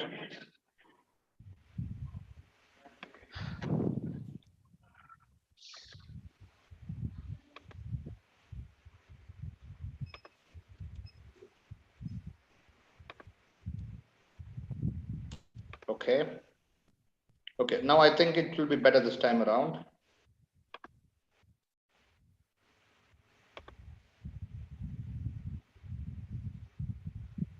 Somebody's in the market who isn't just shouting about their products, they're actually doing some cool stuff for their customers. And well, you might be surprised to hear that I think it's very powerful, right? I mean, so it's one of those things that I think is really, Seth Godin has said that content is really the only marketing that's left, and I absolutely believe that. It's really the only way that a business going forward is going to differentiate itself in a very crazy, noisy marketplace. But until you get to the real heart of it, which is where is the customer and what's the customer involved in and what's the customer get out of this, I think it's essentially kind of who cares? Right now, while we sit in this meeting, mass selling using all the spectacular resources of sound pictures and animated cartoons in color is helping to sell great masses of people in the way they like to be sold. Brands and branding are really an artifact of the 1960s, 70s, and 80s. That's when we had big mass media. Television dominated everything. Family all gathered around in the evening, watched TV. Advertising came on, and what we did is we created commonality. In other words, the family next door saw the same television commercials that I saw. That's where you found out about new products or services in the marketplace. That's where you found out about new brands that might be great for your home or great for your car or whatever. So marketing for a long time has been about interruption. You know, I have to interrupt your day by putting on a television commercial when you're watching the game or watching your favorite drama, or have to put an advertisement for when you're thumbing through the magazine that will cause you to stop, or reading a newspaper that will cause you to stop, or God forbid, call you at home and with an unwanted message. Pushing it out, pushing it out, pushing it out. And it's always been that way. I mean, that's the history of marketing. Companies, corporations, media had all the power, because we only had so many channels and consumers had only so many ways that they could get their information. With the advent of the internet, that disappeared. And suddenly the advertiser and the audience can find each other, or rather the publisher and the advertiser are essentially competing through the same channels to try to reach the audience. So that's really where brands have come into their own, when they've realized, well, we don't have to go through a third party to reach this audience. We can actually try to achieve that directly. Instead of having to advertise in someone else's channel, I have the opportunity to create my own valuable, relevant, and compelling content in our own channels to really create loyalty, build relationships directly with what we like to call subscribers, instead of going out and having to pay for that attention. I think we have to change the way we think about getting access to the mind of the consumer we want to have a relationship with. And one of the best ways to do that today is through content. Content marketing, I think, preceded advertising. When you go back in history, the first ads really were content that was connecting with people around value. At some point, I think in the 50s, we decided to dazzle and sparkle by talking all about ourselves instead of in terms of what they needed. Customers are really always faced with issues. What are my customers really concerned about? What issues do they have? What information are they looking for? What kind of problems do they have? And how can I help them solve those problems? Focus on being good to a specific audience. Most companies need to devote resources and talents toward driving a very small, very niche audience. Understand deeply the buyers that you're trying to reach, the people you're trying to reach. You call them buyer personas if you like, that you're trying to reach. You need to somehow integrate yourself into things that are valuable and important to them. And you have to deliver that to them and manifest your interest, not just with words and pretty pictures, although those are critically important, but by actually doing stuff that matters as well. Storytelling helps cut through. It helps us make sense of the world. Content that has a storytelling backbone to it is just easier to consume. It's easier to remember. It's more engaging. I think it's an essential part of everything that we do. And I think we're heading in this direction longer term. It's much more about the personality of the organization, being able to come out and connect and emotionally engage with individuals, rather than thinking the tactics of how we're going about things. It's actually putting a flag in the sand and saying, we represent this, come with us. What brands have to be in this new era is they've got to be a coherent core narrative, because that's the only thing that's going to remain consistent and distinguishable and differentiating across all kinds of channels. The only way, the only right way to do content marketing is to be a story.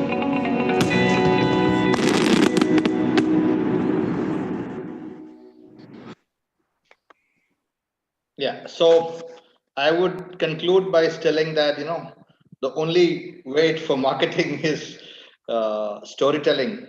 You have to give it to them in as entertaining, as emotional ways as possible, in ways that they want to know, in ways that the consumer or the patient consumer wants to know.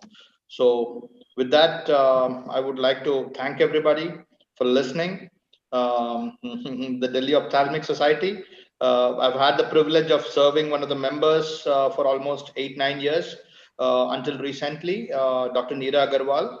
I hope that she's one of the audiences, but it's been a pleasure working with one of the members there. And these are times, this November, December to March is the time that we most frequently travel to Delhi. It's got a fantastic climate. Of course, there is the pollution angle, but now I'm sure that it'll be lesser. So thank you all. Open to discussions Thank you, Hemant. Interesting. I think the video has got lots of messages, so we have to see it again and again. I will share the full link with you. Yeah, so we can share it to the audience. Yes, you can share it to the audience. Yes. So maybe the questions we can take it later on because we are running a little short on time. So next, I'd like to invite Professor Dr. Ashok Tyagarajan, a very good friend of mine. He has been in all our meetings over the last 3 years, and he doesn't need a lot of introduction at all to the ophthalmic fraternity because he is quite introduced to them already. So he's a very seasoned healthcare professional with over 3 decades of work experience in a lot of global players, including pharmaceutical companies and large hospital chains. So the question we have now is because everybody has got the practice has gone down. So basically, for some it's 50%, for some it's 80%. So we are still coming back. So what are the winning strategies which we can adopt in our practices to beat this COVID slowdown and post-COVID lockdown? How do we create and get back to our revenues and the regular growth rate? So I invite Professor Ashok Tyagarajan to give us talk now. Thank you, sir. Thank you, Dr. Sendil. Hope I am audible. Yeah, you are audible. Yes, sir. Thank you, sir. Thank you very much. And first of all, I would like to thank our DOS, the Delhi Ophthalmic Society, for having given this wonderful opportunity to meet all of the eminent personalities like Dr. Sendil, Mr. Hemant, and all the others, and also to interact some important, interesting topics. And I personally thank Dr. Sendil for having given this wonderful opportunity to talk about this important topic. See, today the major problem every country, every organization, and every CEO is worried about is that what is going to be the future strategy to get back into the normal rhythm post-COVID-19. And that is a big strategy, and that is what is the big question in front of all of us. So there are so many things. One is that clinical, non-clinical, and strategy. These 3 things. I'm not getting into clinical because American Society of Ophthalmology, they are given the American Academy of Ophthalmology, AAO. They are given the very large guideline as far as the clinical aspects are concerned, what is to be done. And Royal College of Ophthalmology has also given a lot of guidelines, what is to be done in clinical conditions. Then non-clinical, yes, I will touch upon a little bit on the operations and other things. Strategies, yes, I'm going to touch upon all these things. I would like to, as a professor, I always take things from the research papers and from the research methodology, from the scientific way, because we always say that empirical value and data-based. These 2 things are very important for anything. So I would like the viewers to go through the important report which is released by McKinsey. They've given a beautiful report which is called 5R. They've given 5R strategy which is going to be useful in the healthcare industry. Number 1 point which we have to be very happy is that it has been predicted that our healthcare industry is going to become 3 times much stronger in the days to come. When? As God only knows, maybe 3 months, after 4 months, it is going to happen. And second thing is that during the last year, 2019, India has witnessed a large number of travelers, the medical tourism, or the people who are looking for treatment, they came here, especially ophthalmology. There is a surge. There was a surge. And once it started coming, now it is already started. Bangladesh started, and a little bit of Dubai, and all these countries, the patients started traveling, and definitely this area, we are going to get a very big facelift, and there is going to be a big opportunity in tourism and travel, where the medical tourism we call, which is going to be a great opportunity. This is a good news. And as far as the non-clinical aspect, only one thing I would like to say is that please look at the operational part of your clinic, your hospital, your nursing homes, or your institution, which is very, very important. Have a very flat organization. Ensure that even the person in the end of the circle is in a position to reach the CEO or the managing director immediately, which is very important. Keep the organization very flat and keep the communications absolutely open. Please save the money wherever it is possible, whether it is electricity or with this disinfectant, everywhere, money saved is money earned. Please improve your operational apparatus. Get the people, get into that through operations, which will help you in a very big way to save money. Not only that, this is a tough time. The operational efficiency or the efficiency to run the organization in the most effective way, which will not only help you to save the money, but the most important aspect is that the relationship between the patient and the organization is maintained. So now I'm going to talk about one important strategy, how to have the perfect relationship or the communication with the society or the patient. And we need to have a short-term goal and long-term goal. What is going to be the short-term goal for us? How the organization, whether it is a clinic or independent practicing doctor or an institution, how are we going to develop the relationship or the communication apparatus between the organization and the patient, which is going to be the very big thing. And please have a clear-cut strategy. What is your long-term plan? What is a short-term plan? And in this case, what we have seen recently is that during the observation, we have seen that patients are looking out for unexplored and also the unfamiliar places for treatment. This is happening. So we could see the improvement in the tier 3, tier 2 cities where patients started coming and the footfalls have increased. Tier 2, tier 3 cities, especially in ophthalmology, which has been observed. So please look into that, how you are going to reach the community, how you are going to reach your patient. So for that, database is absolutely essential. Please go through the database and get all the details and develop the communication channel between the patient. That's what the earlier speaker, Mr. Hemant Radhakrishnan, also told, how you are going to effectively make the communication in a lively way with the patient so that we can address all their problems. So as far as McKinsey's points are concerned, since the time is very limited, I would like to be very precise on each and every point. Resolution, they talk about reactive business alignment or system. We need to look into the reactive business system. The reactive business system is that, for example, we talk about when the patients are coming. Yes, we are talking about the patient is in need of surgery, whether it is a cataract or cornea surgery, whatever it is that, please look into the patient's responses and please prepare your counselors or the entire staff who are in relationship with the patient, how to communicate and how to prepare the patient to make them understand the importance. The most important aspect is that, are you ensuring safety to them? So this is the first step in resolution, integrated operations. That is, there should be a transparency with the customer and also with the line of treatment, what we are going to have. This is the most important resolution we need to make. Whatever happens, patients are going to ask a lot of questions, whether we need to have COVID test or we need to have a chest x-ray, all these things will come. So number one resolution is that how we are going to have a transparent communication with the patient, which would be a very big bang for us, which will bring a lot of hope and a lot of trust on the organization, on the individual with the customers. This is the number one resolution. And also, please look into the care delivering models. What are all the care delivering models we are looking at it and how we can improve upon it? It may be a diagnostic, it may be anything. And which I have been insisting on one thing is that please provide the holistic approach.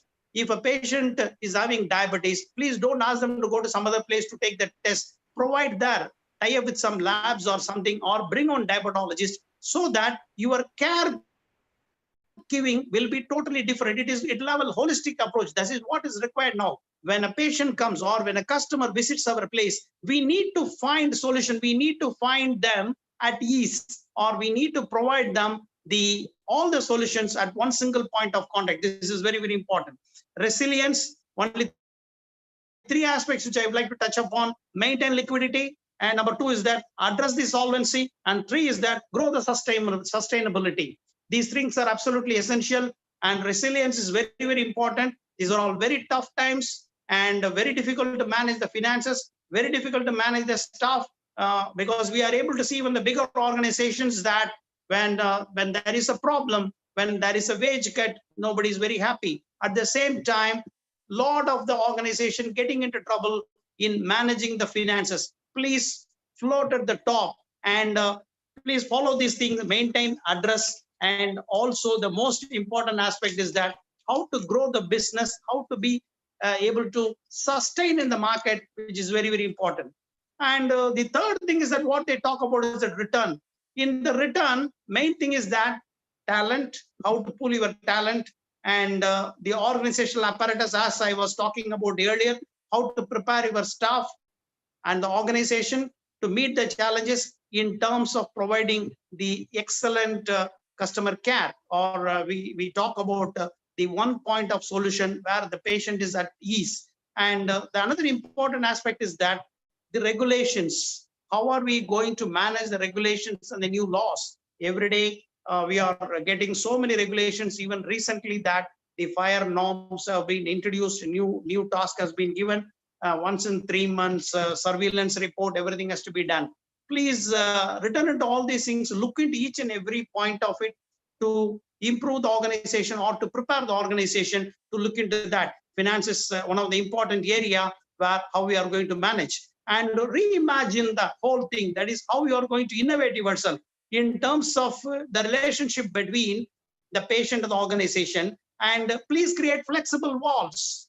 The flexible walls, we always say that in organization, we tell them that let the patient directly, let him not meet the surgeon or somebody in terms of asking any doubt and all. Please create walls, but that should be flexible, which should not be very firm. And digital integration, which I will touch upon in the end of the topic. And most important thing is that today what is getting developed is that remote care and also at-home delivery. These two things. I would like to give one information. I was talking to the CEO of the Apollo Hospital. He was telling 60% of their business in OPD is coming through only digital or only through virtual consultation. So the world is going towards that. One of my friends called me from Indonesia, and in Indonesia, they are in need of doctors who can give virtual consultation. And 15 minutes, if somebody is spending, they are ready to give a very good consultation amount for that. But we need to have digital records, and we need to have certain digital preparation for that. There is a very big opportunity in that, and it is going to be the future. And the final one is that reform, which is very, very important. How are we going to reform ourselves? And Dr. Senthil, some time back, I saw in his group here full thing. When you are buying any equipment or machine, please have a group purchase policy. How we can reduce the amount and where we can utilize it. For example, a common facility can be utilized where every doctor can come and use. Please reduce all the inventories. If you are buying a medicine, please think 4 times and 5 times how to reduce the inventory and go for the cost-effective models so that the patient is also at ease. Now, all our outlook should be changed to look into the patient perspective. Then as a student of Philip Kotler, I got a very strong belief in that. Only the marketing techniques are going to be the most important thing to improve our business. How to reach the customer, we need to find a ways and use everything. And social media is one of the important things. I can give the best tip is that use people like Heyman. Website is going to be a very big way. Even today in my organization, I could see that if I develop a particular program or a campaign in a website, I get queries, a lot of queries. So for example, in ophthalmology or in dental or any such practices, we get an average every week, 50 to 60 queries are coming, out of which if you are going to effectively utilize a customer care model or the customer support model, at least 20% conversions you can make. Some 100 queries if you are getting 20, And I can tell you one example, the dental business, where it's a big fortune with one patient from any international or from who needs a total replacement, anything like we call as invisible braces. So that can give 5-6 lakh business. So we need to look into this website one. Number 2, social media, start a Facebook promotion, Instagram. So these are all the things which are going to do that. We need to differentiate. It can be anything. So maybe if the patients started traveling, get into that another mode of how to popularize your clinic or your hospital among the auto people, or in the, we call as, like the locality marketing, where we are going to use that one, how to develop the trust base. The patient, whenever they think of something, immediately they should comes to the hospital. So these are all the few things. And I strongly feel that by implementing these things, we can definitely come out of all our problems, and we can be very successful. Thank you very much, sir. Thank you, sir. It was very interesting. Basically, it was, though it was not structured, but I think a lot of things you spoke from your heart. So the next presentation is something going to be very interesting. I think we have never had this kind of a talk in an ophthalmology conference. Basically, one term which ophthalmologists don't like is botched eye surgeries, because in the media it comes like botched eye surgeries and doctors have been pulled up on these kind of things. So why should media and doctors be at loggerheads? Is there really a gap, or how do we address this gap? I think because media can also be supportive to the medical fraternity, and so that's a very interesting topic which I thought we should have. And thanks Mr. Hemant for recommending Mr. Shali Ithman. He is a new media journalist and he is a consultant based at Delhi. He was the editor of the leading newspapers like Times of India and Hindustan Times. He is also a new media head of Press Trust of India. So over to you, Mr. Shali. We are looking forward to your wonderful presentation. So I think you should unmute yourself. Yeah. Yes. Thank you very much. I'm just beginning to pick up these new skills of looking into a wall and talking to people. Can't even make out whether they like your joke or not, whether people are laughing or not. So it's always very difficult to do this, but I'm getting used to the idea. There have been very many benefits of speaking into this wall. For one, that it has reduced costs. Of course, for organizers of seminars like you, I'm sure it isn't anymore as costly as it used to be. For people like us, it's all about wardrobe. You really have to focus on the top end of the wardrobe. And thankfully, nobody asks you to stand up anymore. If you got the joke, I can't even see if you're smiling. But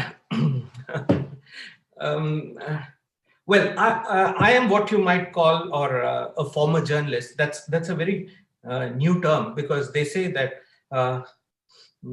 once a journalist, always a journalist. But I call myself a former journalist for various reasons. That journalism, the way I was trained and taught, doesn't exist anymore. That's a beast of the past. We live in very, very difficult times, and there is a warring society in front of us, and we are required to do this and look at them objectively and report objectively. That's become a very difficult case these days. Thankfully, I'm speaking to a host of doctors, I believe. I can't see any of them, but the idea that you people are interested in the eye, we are interested in the vision. The fact that we are interested in other people's vision, what they think about, and we have to report about it. It's a difficult case now, like I said. Times are changing, especially in a country like ours where conversations have almost stopped. Whether you look at the highest offices in the land or to the ground, there are no more conversations. We scream, we shout, we create a lot of clamor, but nobody listens anymore, nobody talks anymore.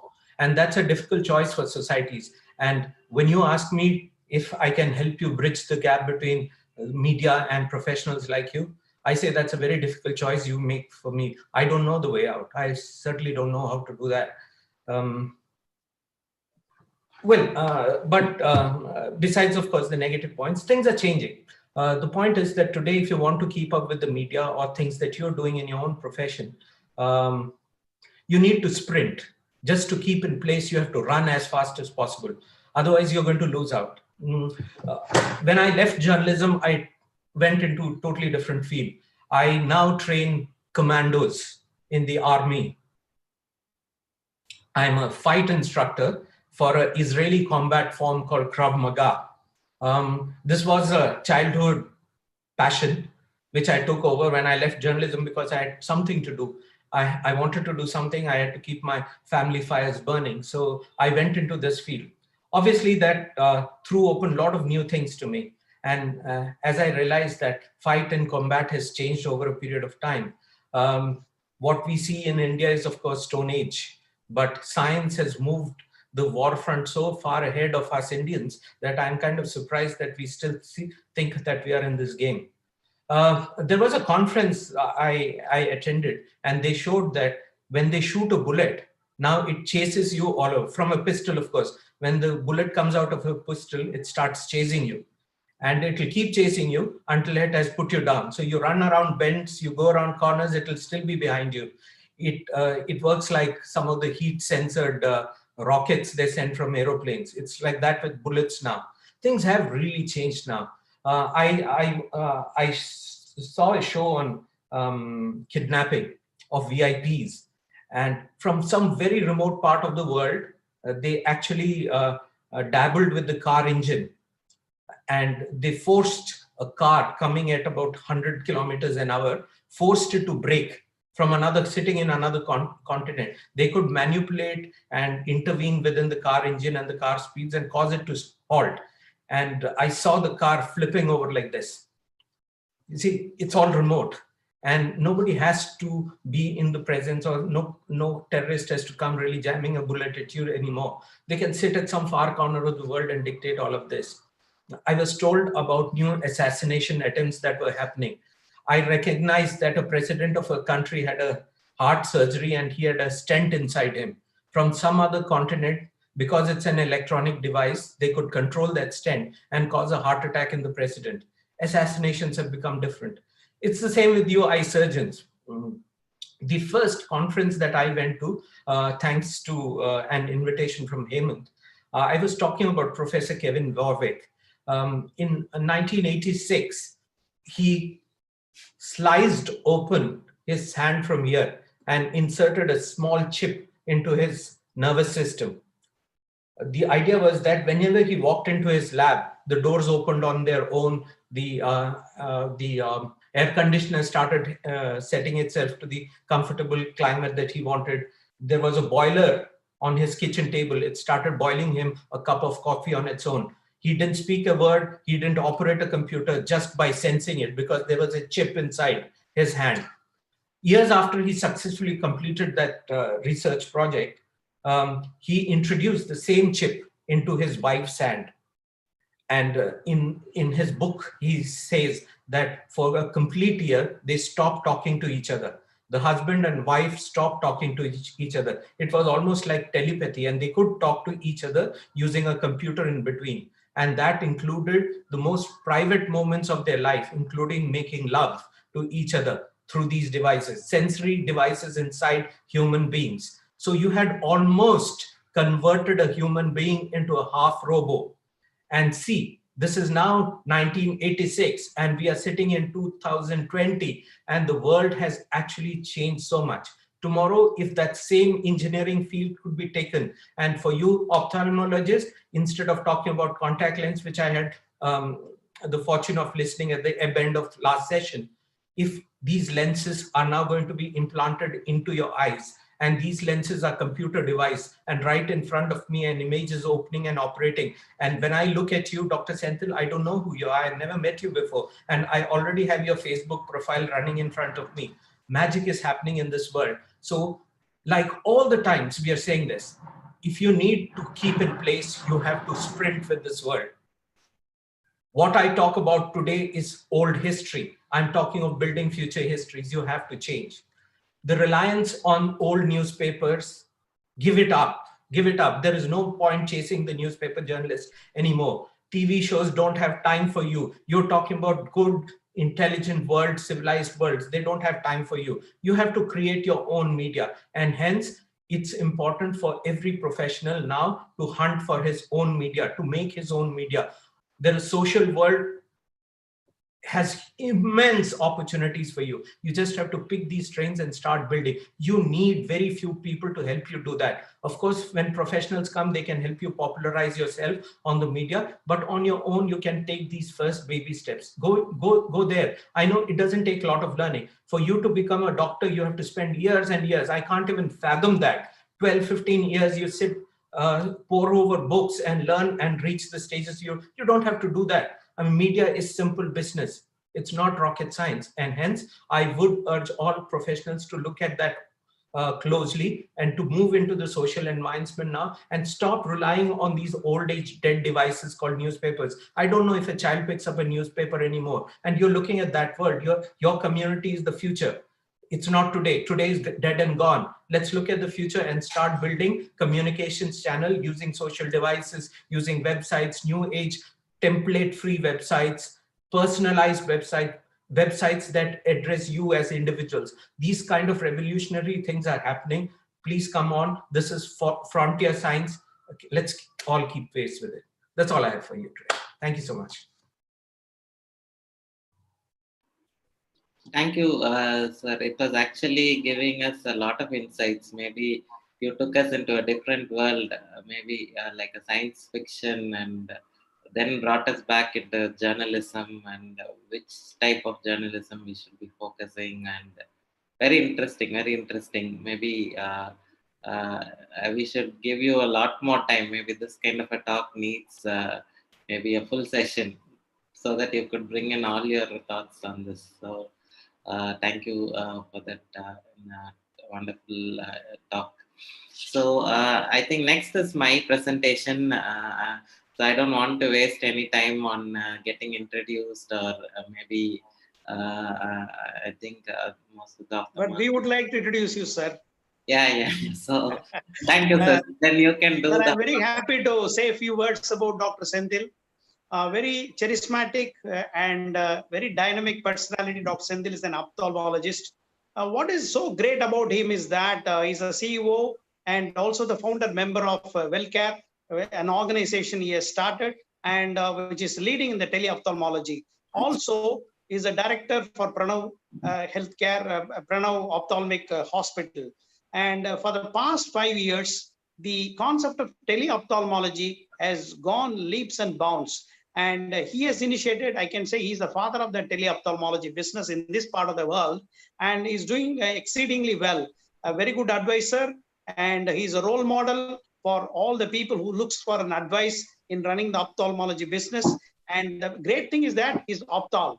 Opthal is a wonderful platform which is created for all the ophthalmologists to share the ideas and to bring various subjects, not only the medical subjects, various non-clinical subjects. And I could see that many doctors, they have been very well, they have been benefited out of this. So welcome, and it's a great pleasure to listen to you, sir. Thank you, sir. Thank you for the kind introduction. Friends always tell good things about us. So thank you, sir.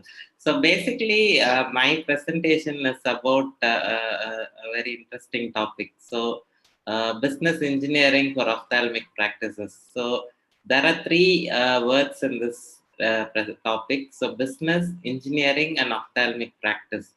So business is an activity, a commercial activity, which is run for a commercial benefit. So either a profit or a loss.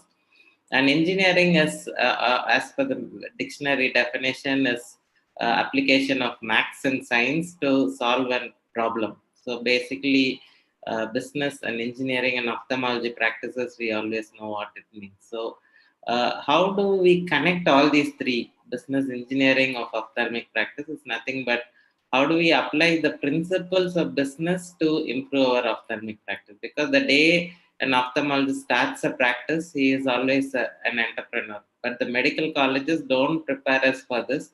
We are more clinically skilled when we start the practice. But the day we start the practice, we also have to handle a lot of different things, right from marketing to PR to finances, which are all, we are not trained for these things. So most of the ophthalmologists, like in India, I think there are almost 6,000, 7,000 individual small ophthalmic practices, which cannot afford to have an administrative team or a managerial staff. So the ophthalmologist or his wife ends up doing those business management in an eye hospital.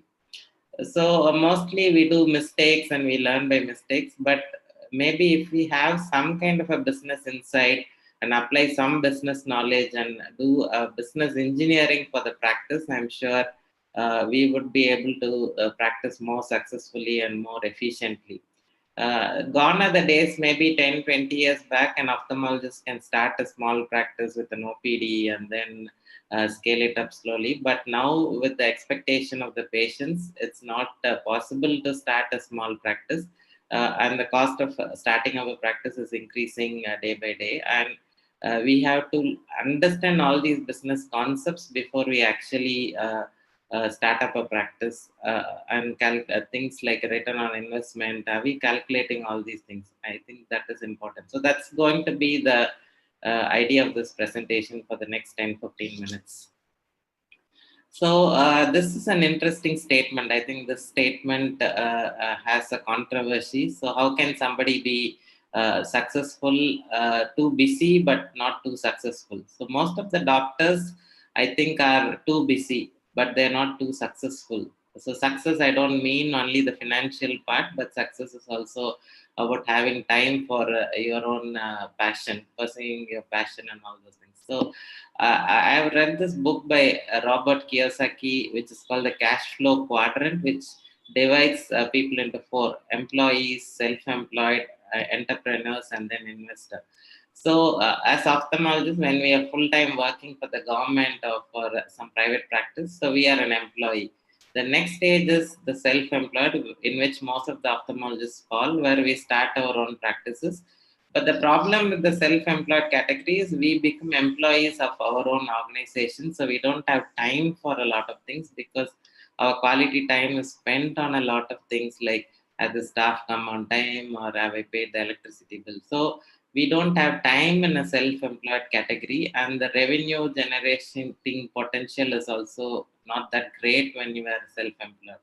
The third category is an entrepreneur, where an ophthalmologist sets up his own eye hospital. So he starts his hospital and then starts employing other ophthalmologists, or he also starts multiple eye hospitals. So that entrepreneurial category is more successful when you compare with the self-employed, but 90 or 95% of the ophthalmologists are in the self-employed category.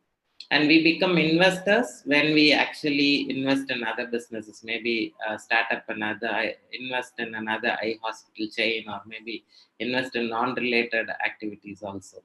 So we are mostly in the self-employed category, and because we don't have time, we are not able to be very successful. Let's see how this point actually works out too. So the day when we do a successful cataract surgery, or we are very skilled in cataract surgery, or we are very skilled in diagnosing diseases, so we think we are ready to get into a full-fledged private practice. But most successful ophthalmic practice is not only clinical skills. I'm not undermining the value of a clinical skill, but in addition to the clinical skill, we also have to have business skills. So a successful ophthalmic practice is 80% business skills and 20% clinical skills. So if you see all these larger practices, or if you see all these chain or the corporate kind of eye hospitals, the people heading those centers, the ophthalmologists, are also they have learned the business skills. So I'm sure these ophthalmologists, even if they set up other businesses, they would succeed. So as an individual ophthalmologist, we have to understand this point, let go of our ego, and also start learning all those business skills.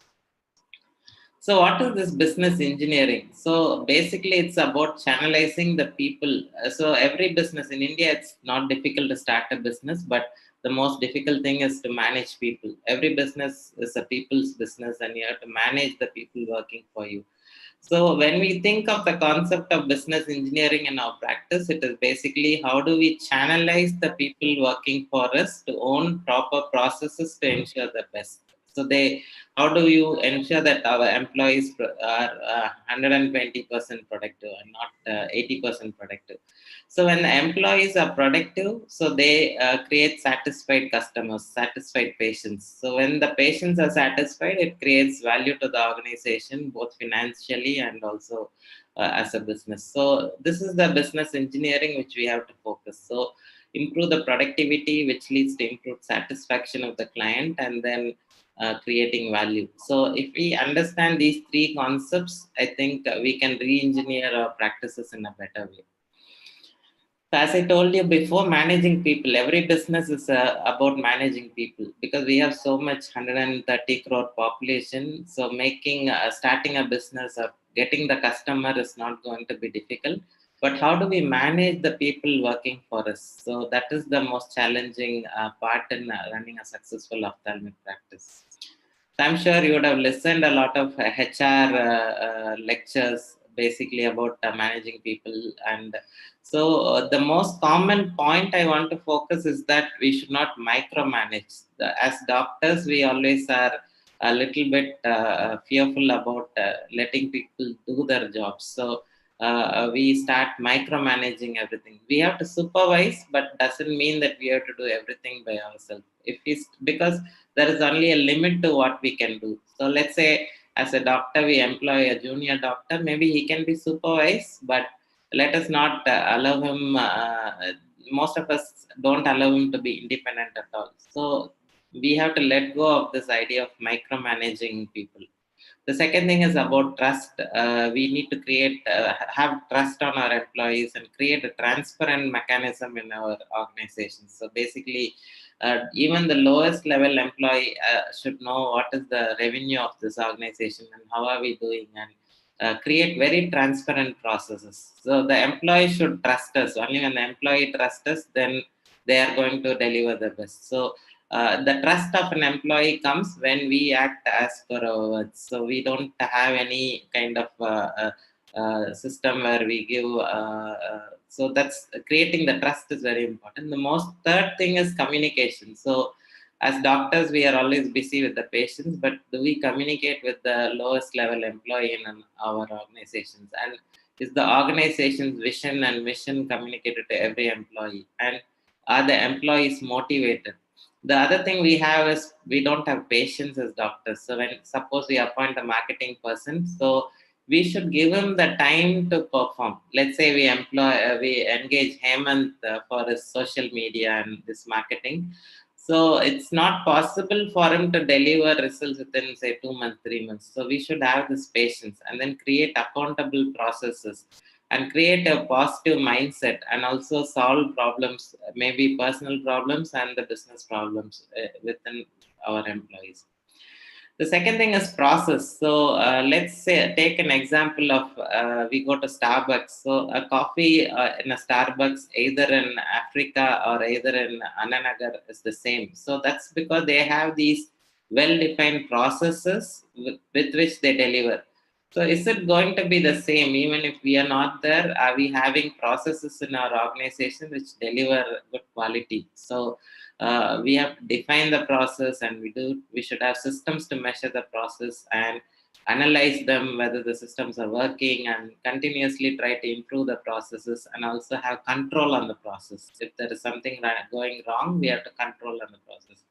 So these are the steps by which we can deliver continuous care. Healthcare is not like, let's say, it's not like a dosa and a Saravana Bhavan. You cannot have similar dosas every restaurant, but still at least the process of the counselor, the process of the optical shop person, and these kind of processes can definitely be controlled so that we deliver continuous good quality in our organization.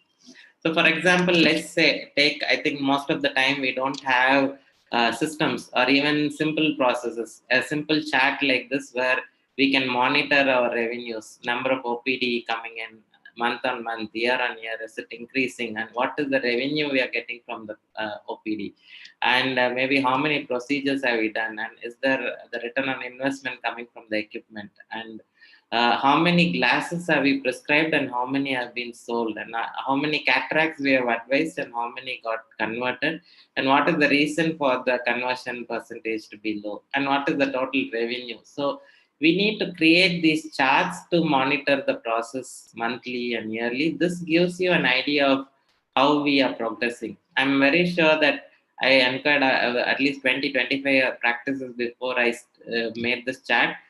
Not more than 3-4 of them are having simple systems. This is a very simple system to monitor the process. Similarly, do we have systems to monitor expenses? So let's say out of every 100 rupees coming into the hospital, how much of it is going for rent and how much of it is going for salaries and consumables, and what is the net profit we make at the end of the month or end of the year. So then we can have systems to control. Let's say if the consumable expenses are 40% or 50%. So what is happening there? So we should have these process monitoring systems also. So what we are now talking about is transformation of the doctor to an entrepreneur. So basically, we are very good as clinicians, but we are not very good as entrepreneurs. So, but running a hospital is a business, is an entrepreneurship. But medical practice is a business, but it's a business with compassion. It's not like we are only focused on profits. So we are also a business, but a business with compassion. So a change from a doctor to entrepreneur requires a change in mindset. So I don't know if I have time. Maybe I will take another 5 minutes before I hand it over to Mr. Sunil Unniguptan. So this is an interesting book. It's called The Experience Economy. So what we are having now is we are not in the business of healthcare alone, but we are in the business of delivering good customer experience, as Mr. Hemant said in his initial talk. So let's take the progression of economic value. Maybe 200 years back, people are all working in the farms. So it was an agricultural economy. Then, where 100% produce was done by manpower working. Then we had these factories like Ford and all these big factories, where 50% of the workforce was done by machines and 50% was done by human beings. So it was an industrialized economy. Then came in the service economy, like say a travel booking or maybe the financial services, where I will say 70-80% of the work was done by equipments and the platforms, and then remaining was delivered by the human manpower. So what we are now is on an experience economy. So basically, though we are in a business of healthcare, we are also in the business of providing good customer experiences. So somebody comes in for a cataract surgery in your hospital is also coming not only for removing his cataract, but are we also giving him good customer experience? That's the only way to differentiate ourselves.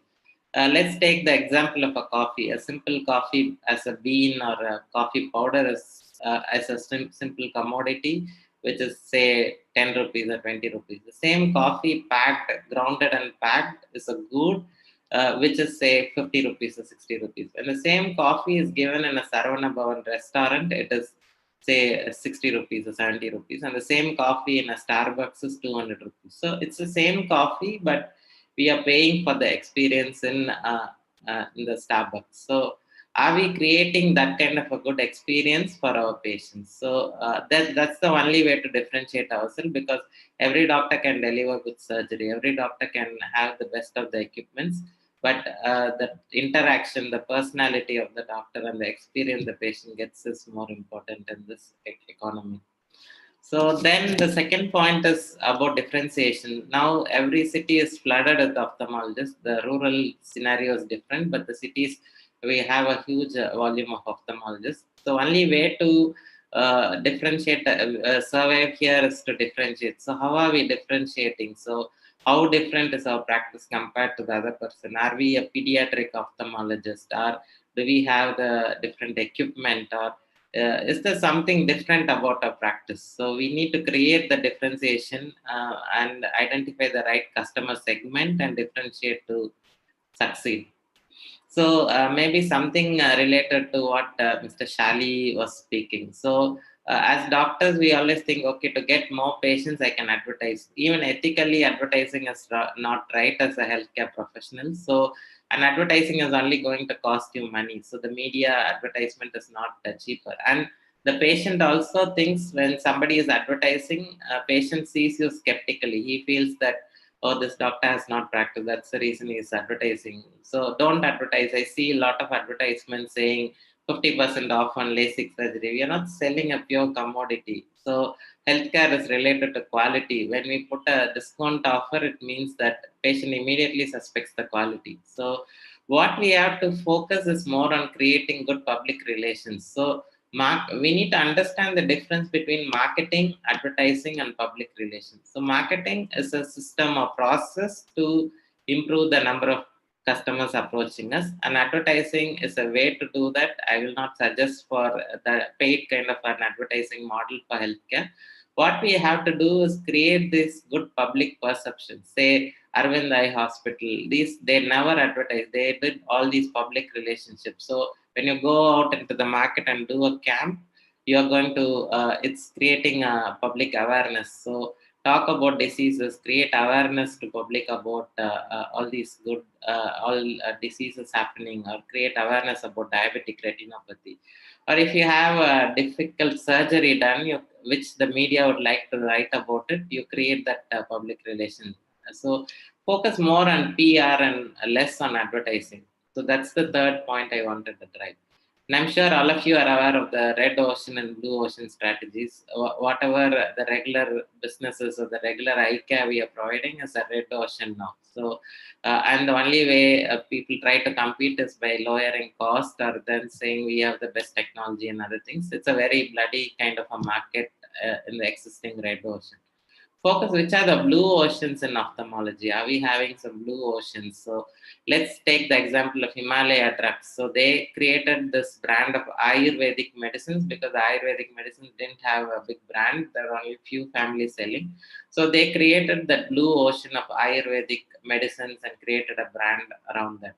Or Aravind Eye Hospital created a blue ocean strategy where they said even treating people for free, and then you generate a number of people who can pay and create that blue ocean. So a tele-ophthalmology, telemedicine. So all these blue oceans, like whatever existing today, like Zomato, Swiggy, all these came out of blue ocean strategies. So let us identify these blue oceans in eye care and then try to focus on them. So the last point I would like to drive is this interesting curve called the jumping the curve mechanism. So basically when we start a practice, so most of the time, initially the practice keeps going up for the first 10 to 15 years. We keep seeing more and more patients. But after say 15, 20 years, the practice comes to a plateau because as humans, we can only see so many number of patients in a day and so many surgeries. So the practice becomes plateauing after some time. And then if we don't do anything, maybe when we become old, the practice starts dipping. Or if we have our children coming into our practice, then maybe it can at least plateau for some more time. So what we have to do is how do we identify a mechanism to jump the curve? Let me give you an example of from the ice industry. So 40, 50 years back, the frozen lakes were the only source of ice. So there were ice harvesters who went and cut ice pieces from the lakes, and then they distributed it in the cities for people to preserve food. So then there was a ice industry concept where people thought there can be a centralized factory which can make ice and deliver it to all the shops. So we were seeing all the juice shop people buying these ice blocks. And then there came in the refrigerator industry where the people learned that ice could be made in your own home. So, but the unfortunate thing is the ice harvesters didn't jump the curve to make the ice factories, or the ice factories didn't jump the curve to get into the refrigerator industry. So these are all created by three different segments of industries. So the ice factories, the ice harvesters went out of business, the ice factories went out of business. Now the refrigerators are surviving. But maybe there might be new mechanisms coming in. So are the refrigerator industry trying to jump the curve? So in medical practice also, we need to see how can we jump the curve and how do we escape from our practice plateauing and then coming down. So maybe can we add a new technology, or can we make it into a group practice? Maybe can we introduce a digital system? A lot of things we can see and understand to jump the curve. So we need to think of ways to jump this curve. And also the common thing which doctors don't decide is on the exit. So we think we are immortal, but maybe once we are 60 years, so we need to think, how are we going to exit? Will it be bought by another corporate, or maybe if my children is not an ophthalmologist, can I get a junior doctor to practice with me so I can hand over my practice to them? Because most of the ophthalmic practices dies with the doctor because he doesn't actually plan his exit when he is quite healthy. So we have to plan the exit also. So these are my contact informations, and I think we have another 20 minutes. I'd like to bring in Mr. Sunil Onniguptan to talk about the emotional intelligence aspect for doctors. So you have 20 minutes, sir, so you can talk. All right, good. Thank you. I was listening with interest with the other panelists, and also I had a sneak peek into the earlier session which they were talking about. And of course, I'm always happy to be back with the healthcare and the medical community. And thank you to the Delhi Ophthalmic Society for having me here. Now, I'm going to build this argument, okay, around this simple understanding that being a doctor does not make you any more or any less a human being.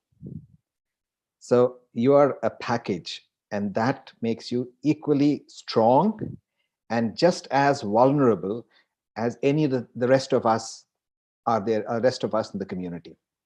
Now, while being a medical doctor, and one of the sentences that I picked up from one of the earlier presenters, Dr. Senthil, is that you're too busy to be successful, to be all that kind of things. Now, that's exactly the issue that happens once you get into a medical or healthcare professional or a profession, is that you get so engaged and involved with what you are doing. Now, for very good reasons, for reasons of good social services and good morality built around it, and then a good myth built around it that the healthcare professionals and doctors are the saviors of God and various kinds of things. But we forget that you began as a human person, and you're going to be there continuously as a human person with all the requirements that we are continually ignoring. And one of the key factors that we ignore about ourselves is our emotional wellness and emotional well-being, but what happens inside of us. And we are very, very, very cognizant of the fact that there are symptoms of it that we react to without even realizing that what we are going through.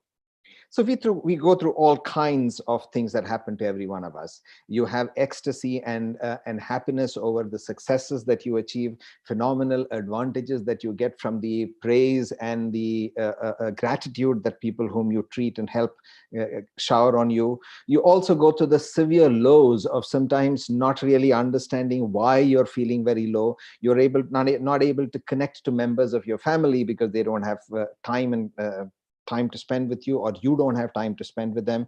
Or you find that sometimes in terms of a business downturn, you find that, okay, I'm too stressed to handle that. Everything that happens to anyone outside the healthcare professionals also happen to us. Now, the people outside have generally begun waking up to the fact that they need to have this emotional resurgence, emotional recognition, emotional health, emotional wellness, and taking care of that. Now, this word that has been put here, I didn't really ask Dr. Senthil to change it because the identity with the word is much easier to work off. This word is the emotional intelligence. That only handles one part of the story. Emotional intelligence has only got to do with your understanding of the emotional component of yourself. But there's a huge other part that we need to really engage ourselves in, is what do we do with it once we know about ourselves and about our engaging our emotional understanding. Emotional intelligence in very simplistic terms is being able to recognize the range of emotions you're capable of experiencing, and being able to understand the various combinations of emotions that comes out of it, to make emotions perhaps more predictable, and therefore engage with connecting with the community, connecting with your significant others, connecting with people who are on your professional, social, and community front much better, so you become better engaged. And therefore, the result of it is that you're a much better, stabler, adjusted, sorted person.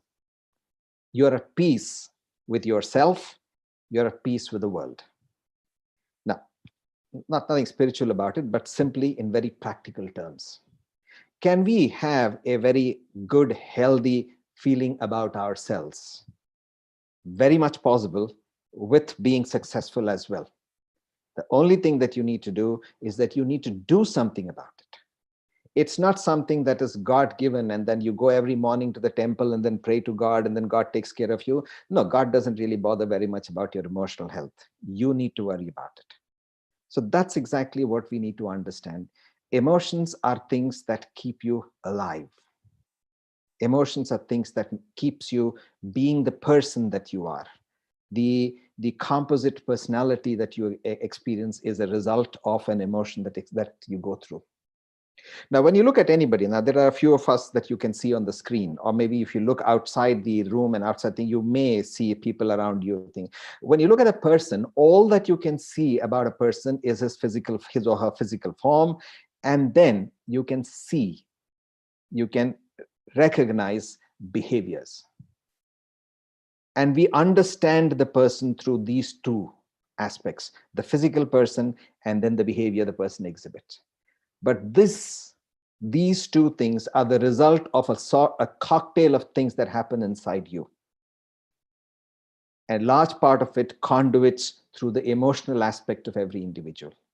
So essentially, the person you are is a product of the emotions that you're experiencing. And emotions come out of several things like attitudes and self-worth and things like that. But then that's a long and complex story. But let's deal with the emotional part of it. As long as you're not recognizing emotional part of you, you are reactive to what is thrown at you by the social system, by the circumstance, by another person's behavior, by the attitudes you confront, and the interplay between your attitudes and the attitudes that you encounter. You are not in control. And as a consequence, you open yourself out to either getting stressed or being controlled by something or someone else. You do not lead your life, but something leads your life for you through leading you by your nose. That's not worth it. You can take back manual control of yourself and your life by simply becoming more emotionally aware of understanding what happens to you. There are some basic emotions, and then there are other ramifications and permutations and combinations that come out of it. Now, it'll be good for us to explore those and work with those things. So I'm just going to very quickly walk you, having put this kind of a framework, I'm going to quickly walk you through very simplistically 7 steps, 7 keys that can make you a better, well-adjusted professional, and particularly focusing on the kind of life that a medical professional, a healthcare professional, a medical doctor goes through. You are no less human, so you have the necessity to taking care of the human side of yourself. Now, one of the things that I have very often encountered when I talk to medical professionals is that you're so engaged with your profession. Some people even go to the extent of saying that I'm married to my profession. So, well, in a lighter vein, I often ask them that, well, have you gone and checked with your spouse as to what she or he feels having an extramarital relations with you, even if she's married to you? Now, that's not a good thing to do. You can't be married to something or someone and then expect relationship and engagement with somebody else. You cannot be so engaged with your profession and find that the rest of the community is engaged with you and adapted with you very well. Engagement and adaptability is always a reciprocal process. So if you want to have a good adjusted life, you need to engage emotionally with things and people around you. The first step to that is to try and study yourself and the experiences of emotional level that you go through. What are the various emotions that I am periodically experiencing? Okay, now the best way to kind of look at that is, now Dr. Senthil said, do some kind of an analytics about your business. In the same manner, what I'm suggesting to you is that keep a journal. Okay, make a record, write down every time you have a spike in an emotion, a positive spike or a negative spike, when you feel angry, when you feel depressed or low, when you feel sad, when you feel out of sorts, when you're ecstatic and joyous about something, when you feel good about something, when you're excited about something, when you're surprised about something, when you're curious about something. If something out of the ordinary happens to you during the day, make a record of it. So perhaps you don't have time to make it each time. So maybe at the end of the day, spend 5 minutes, 10 minutes looking at spikes during the day. And once you have this compilation, you can look at on a weekly basis, what are the various lines of emotion that I am experiencing? What are the things that I can recognize? So what you're effectively doing is what is called a post facto analysis, that you're analyzing the experiences that you have gone through. Now, once you do that consistently, you will become proactive to the kind of experiences that you're going through emotionally. So you begin to recognize emotions as you experience them. You recognize emotions before you're actually tumbling into them and losing control over them. And as such, what will happen is that you begin to understand the nuances of emotions, the subtleties of emotions, the combinations of emotions, the triggers for emotions. So you become much more emotionally aware about who you are, what you are. Awareness is the first step towards control. So that will give you the ability to control.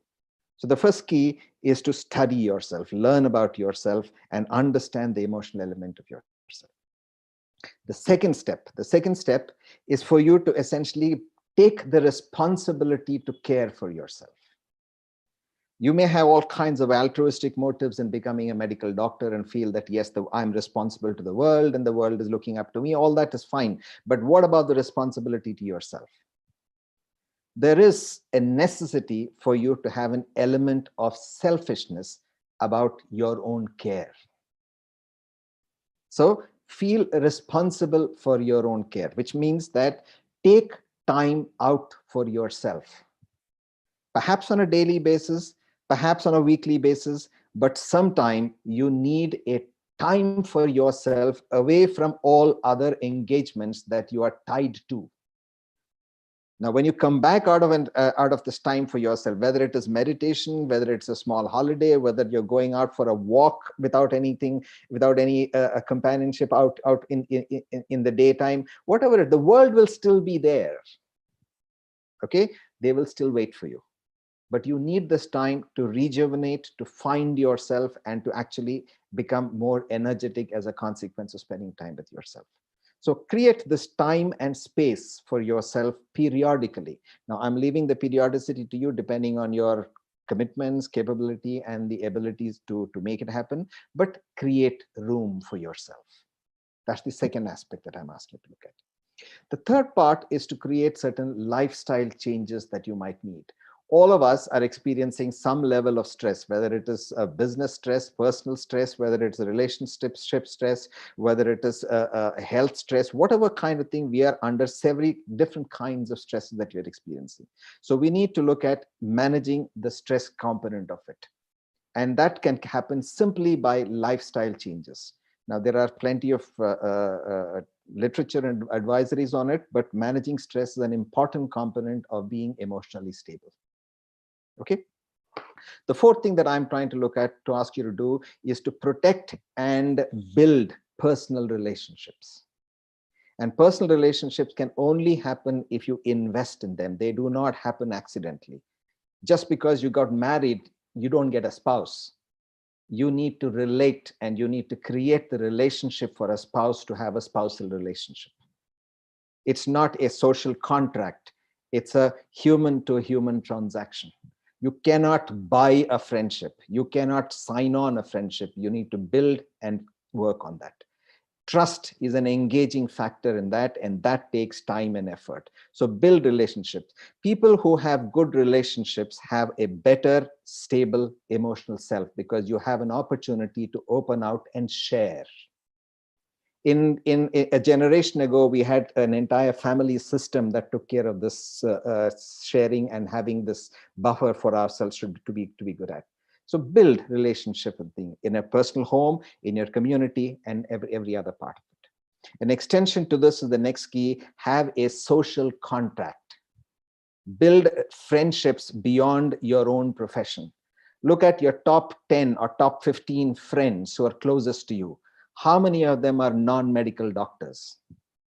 How many of us engage with people whom we have gone to high school with?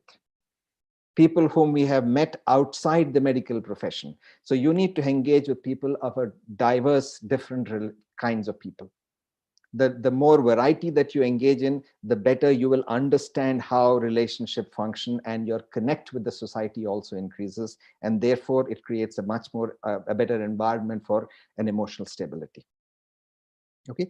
The next thing that I'm going to ask you is, it includes business, the business front that you have, your practice and all that, and your personal self. And that is to become aware of and start getting concerned about your legacy. Partially, Dr. Senthil talked about it. What are you going to leave behind? If you are going to be gone, how would people remember you? Perhaps write your own obituary to find out how you would like to be seen. Okay, not just in the morbid way of going, but even when you are there, how do you actually, so you build the next generation, the succeeding generation, not just in terms of professional sense, but also in terms of the moral values and the outlook and the systems, the way you would like to do. So the more you engage in it, essentially become a mentor. Take up mentoring as a task that you're doing, as a commitment from yourself, and then you become that much better still. And the last step that I'm going to ask you to do is that if you're not able to manage things on your own, if you find that you're losing control, you're out of sorts, you're finding there are too many times that I'm too low and I'm getting upset and angry too many times, I'm not able to control it, seek help. Now, if I start prescribing glasses for myself because I'm the expert, I don't need a medical doctor, I can do it myself, I'm going to make a mess of my eyes. In the same manner, you may not be a professional, you may be a great professional as an ophthalmologist, but you may not be a great professional as an emotional counselor or an emotional psychotherapist. So there are professionals who can help you with it. If you can't manage it, seek help. So just take these 7 steps and you find yourself to be fairly stable and be able to control yourself, and you lead a way higher, more enriched life. You'll find your practice better, your life better. Just to run through it very quickly. Now, the first thing is learn more about yourself. Take responsibility for yourself. Make lifestyle changes that can help you reduce your stress. Build and construct relationships around you. Have a social engagement that takes care. Get involved with the community and the fraternity. Get involved with your legacy and become a mentor. And finally, if you can't do it yourself, seek help to find yourself emotionally stable. Engaging with emotions is an essential component no matter where you are. At the end of the day, you are still a human person. So my good luck to you on that. And thank you for the time.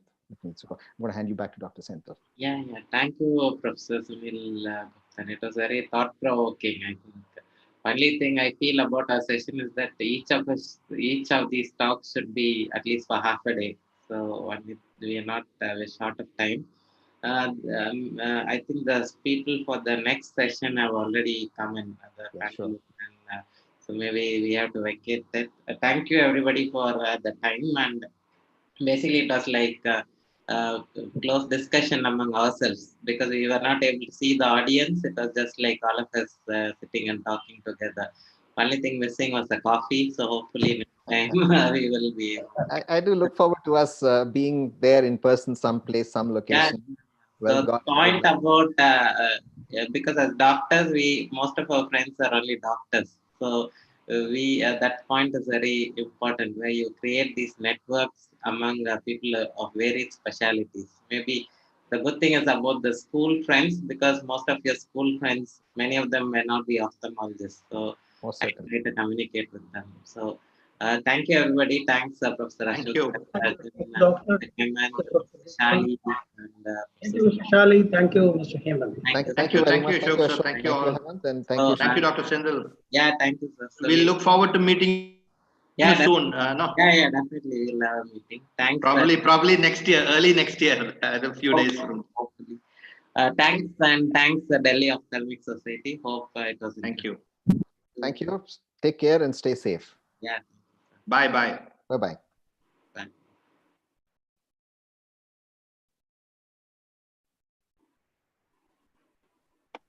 So, good afternoon, everyone.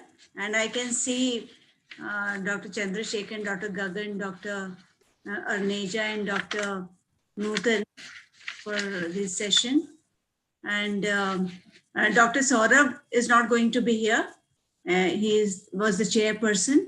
So I'm going to start. And after a very enlightening talk by Dr. Sunil, let's start another interesting session on quality and accreditation. So the topic is very relevant today, especially with the entry-level accreditation becoming the norm and mandatory, and every eye care organization aspires to achieve it.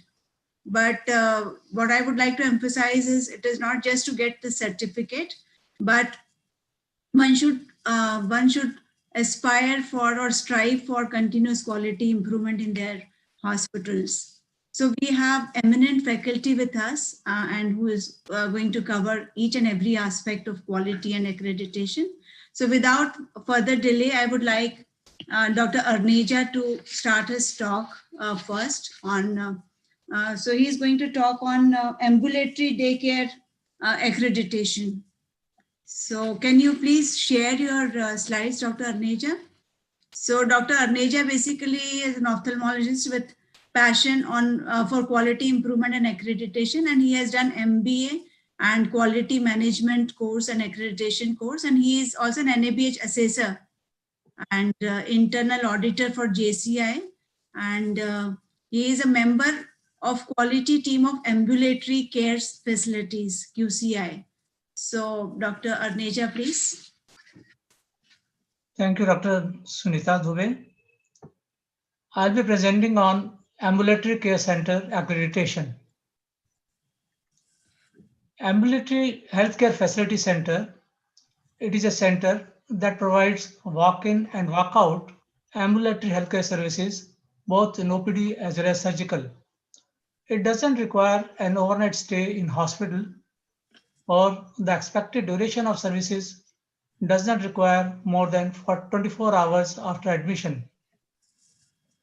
Patient stays in the organization for short periods. However, if patients require overnight stays due to a prolonged recovery, they are released or transferred to an appropriate hospital nearby within 24 hours.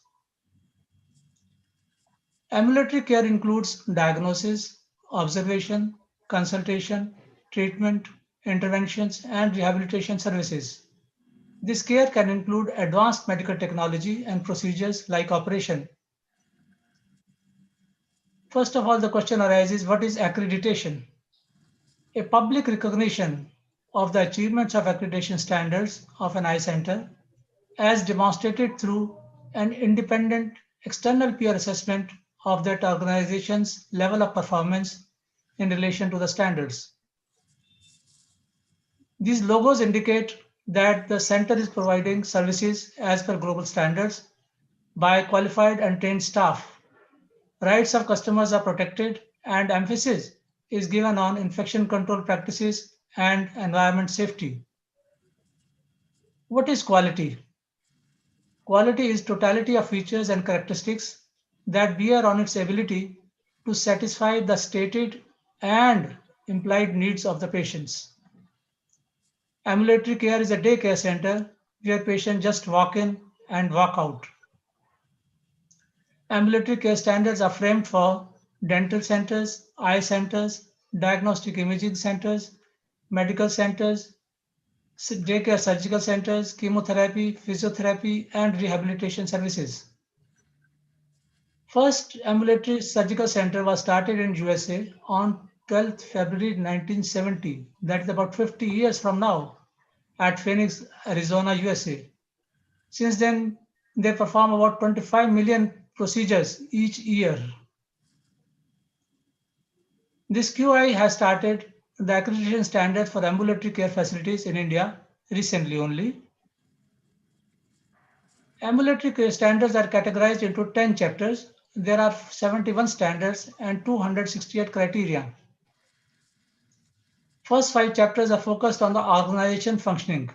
These are governance and leadership, human resource management, facility and risk management, information management system, and continual quality improvement. Next 5 chapters are focused on the patient care. These are patient assessment and care, patients' rights and education, medical management and safety, surgical care and safety, hygiene and infection control. First and foremost is the governance and leadership. Each ambulatory care facility requires a governance structure that is ultimately responsible for the quality and safety of services which are provided. Leaders ensure that a system exists that can promote safety and quality. Provision of services that meet the needs of the patient. There is monitoring and evaluation of improvement activities. Chapter 2 is for human resource management, to assure the patient that it can meet their needs and deliver quality and safe care. The ambulatory care facility has a suitably qualified and trained adequate manpower to provide the defined scope of services. The ambulatory care facility has a documented system of maintaining personal files for all staff, their grievances, handling, and conduct. Professional programs of staff are also conducted regularly. Third step is the facility and risk management. This prevents people from receiving unsafe care and treatment and prevent avoidable harm or risk to harm. Facility must assess the risk to people's health and safety during any care or treatment and make sure that the staff have skills, experience, and compliance to keep patients safe. Premises must be safe. There is documented plan and system for management of hazardous material and emergency response plan. The ambulatory care facility has a plan to manage fire and non-fire emergencies, and there are resources made available during such emergencies. CPR training and mock drills are conducted regularly to train all the staff members. These signals are stuck on the walls, fire hazard, danger signals. There are signs of exit signs to run away from fire. Evacuation of patients. These mock drills are conducted to take out the patient in case of any emergency. Fire evacuation plans. These charts are stuck on the walls and general patients are made aware of this. Fire sensor detectors are used. There are buckets of sand and water to control the fire. The fire extinguishers are there. The proper training is given to the staff. We have seen at many places that extinguishers are hung there. People are not aware of the training and how to utilize these extinguishers. Proper training is given and all the staff is fully made aware of these codes: pass, pull, aim, squeeze, and spread. How to control the fire. Fourth step is the information management system. The system should be able to capture, transmit, store, analyze, utilize, and retrieve information for improving clinical outcomes. The ambulatory care facility defines and maintains complete and accurate medical record for all patients, their retention time, data, and information. It regularly conducts medical record audit also. Total information is available on computer. All the case files and discharge files, they are managed by the medical record department. Fifth chapter belongs to the continual quality improvement. There is structured quality improvement program. There is structured patient safety program. Ambulatory care facility defines and monitor the performance indicators which are there to monitor the progress of improvement.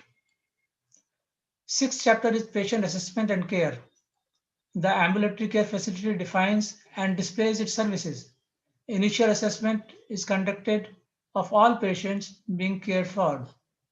Regular assessment and emergency services are provided as per documented procedures.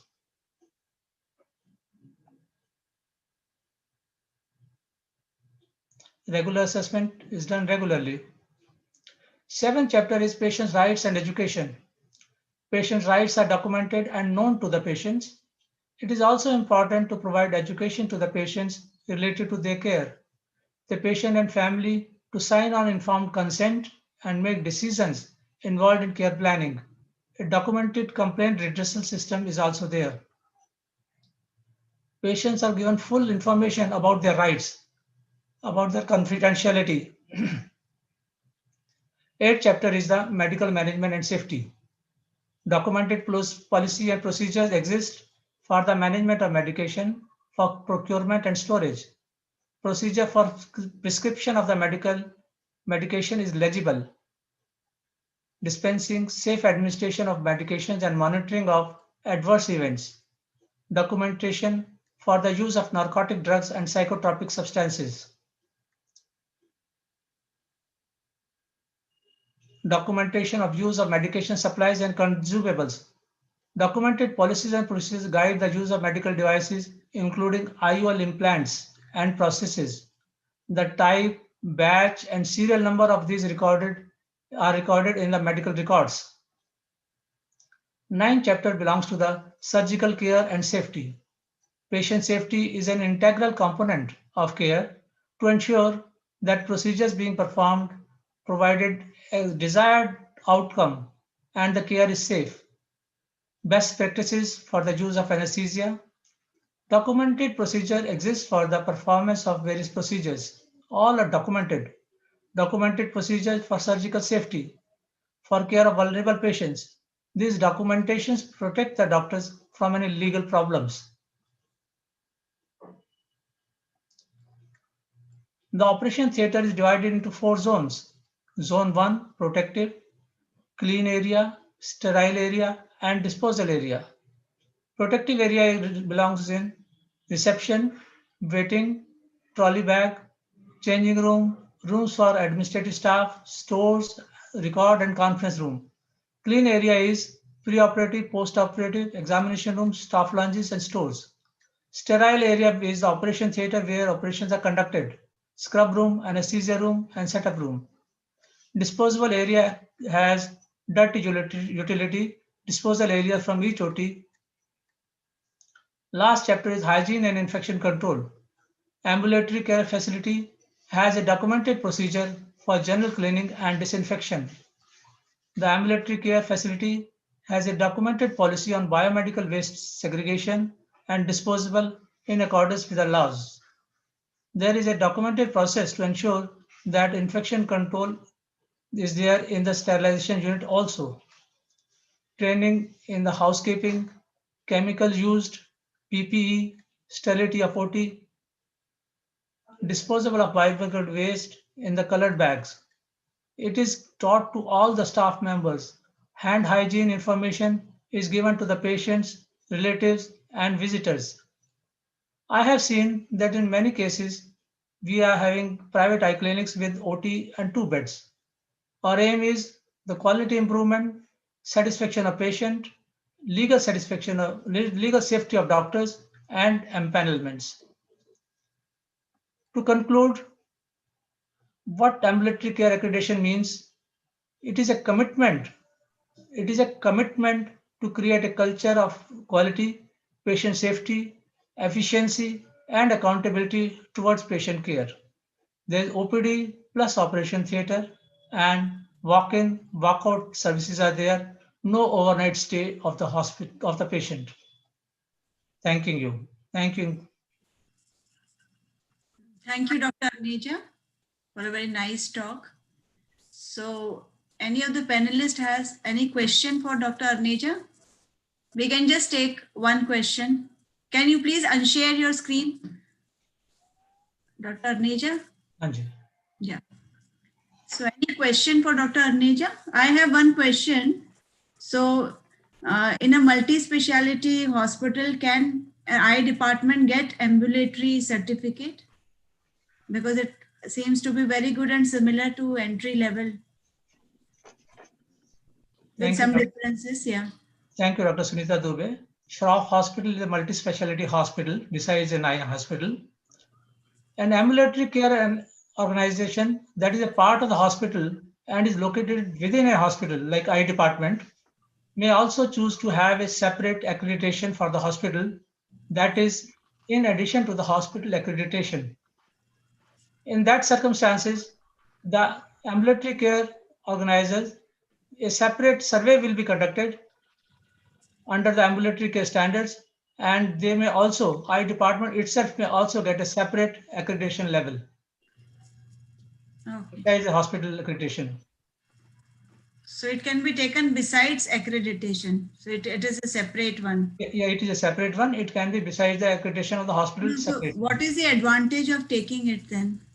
Like if you are already accredited? You see, many hospitals are there which are not only NABH accredited, they have a higher level of JCI accreditation, they have a level of QCI accreditation also. It indicates the standard, the quality, that services you are providing. It's a matter of honor to get these certificates. And it shows the public that you are managing those standards and you are serving them accordingly. Okay, thanks a lot. Now I would like to invite Dr. Nutan Shah. So she's going, yeah. So Dr. Nutan, can you please introduce yourself because we have never met, and please share your screen also. Right. I'm basically an ophthalmologist, phacosurgeon mainly, practicing since last 32 years in Baroda, Gujarat. And NABH came just because I thought, why not go for good quality control and improvement. And that is how I stepped into the NABH part. And then it has been keeping me interested. So I am actually on it. I think one answer I'll give you what you were asking, madam. Separately, only eye department can take accreditation, even if the rest of the hospital is still not ready. Any department actually can take, even if the rest of the hospital is not ready for the full accreditation. So entry or start our talk. My talk is, I was trying full screen. Yeah. My talk is about NABH or no NABH. Quality matters. QCI matters. Okay. So we go ahead. Does quality matter? Of course, it always matters. And as clinicians, we are really important. Like we aim at good care at each and every step that is possible. Whether it is medical, surgical, we want to give the best to our patients, whatever possible at one setup, each and every time. And we want to improve them with consistency every time. So this is the most important part, why we should go for it and how we can go for it. And $1 million thing is why. If we get the answer to this why and we mentally prepare every member of the team for this why, we are on the right track, and then there is nothing really difficult to get into NABH or most of the accreditations. Why? Because we want to give patient the best results, satisfaction as well as safety. Doctor's safety and satisfaction are equally important, though sometimes they take a back seat, and we can do this with continuous quality improvement. So basically, in a simple definition, quality is care in the healthcare system where we want satisfaction of the patient, because patient really do not care how much you know, but they definitely want to know how much you care. And they definitely remember whether they were cared for or they were not cared for. And that is how our quality is actually graded. Like they may be delighted, satisfied, or dissatisfied. And a simple thing like cleanliness of the lobbies or of the washrooms is something they may remember in spite of whatever good results that our surgery might have given them. So once we are convinced, and the whole team has to get convinced, not only the consultant, that we want to have good quality control. And then we go for QCI by QCI. So quality control implementation by Quality Council of India can be one of the very easy and well-defined method, and we can take their guidance, hand-holding, and benchmark of the national standards is there to compare. So we may not be able to go till 100%, but step by step we can increment it. This is how we will start and plan a journey for continuous quality improvement, where doctor, patient, both will be important. At the same time, as Dr. Anuja said, the legal body is important, and we do want to protect ourselves now in these tough times. Owners have to be equally interested and like convinced that this is important, and that is how the NABH can get into picture. A good team is the next important step, which is very, very important, and it should have different areas of the job covered by different people who are good at it. Like a surgeon is good at his work, administrative will be needed, a good nursing staff is needed. And to maintain that team, see that their salaries are regular and as per the market. That is again a very important step. So formation of the team would have two main aspects. One would be an apex body. This will be the think tank. It will make its own quality implementation committees, which can be like safety committee, HIC committee. Nowadays, even COVID committee is very important. It will teach and train each and every person of the whole team, and it will cover each and every area of the hospital. And the second aspect is the quality cell. This is the governing body. So it will see whether the documentation is meeting the implementation also, and it will measure and monitor with various quality indicators or key performance KPIs, key performance indicators, as we normally know. I'll skip this, it will take a lot of time. So now we want quality at each and every level, wherein teamwork will be most important with innovation. The workforce should get full credit for various ideas. Absentees will naturally needed to be trained, and don't miss that. So quality has to basically become a habit and not just an act. There are various methods to get into this quality improvement. One of the easy method is 5S. And if there is a good female staff, or of course, as we are consultants, this is something like we can easily adapt and start. And in this COVID era, I really found it very useful in my hospital.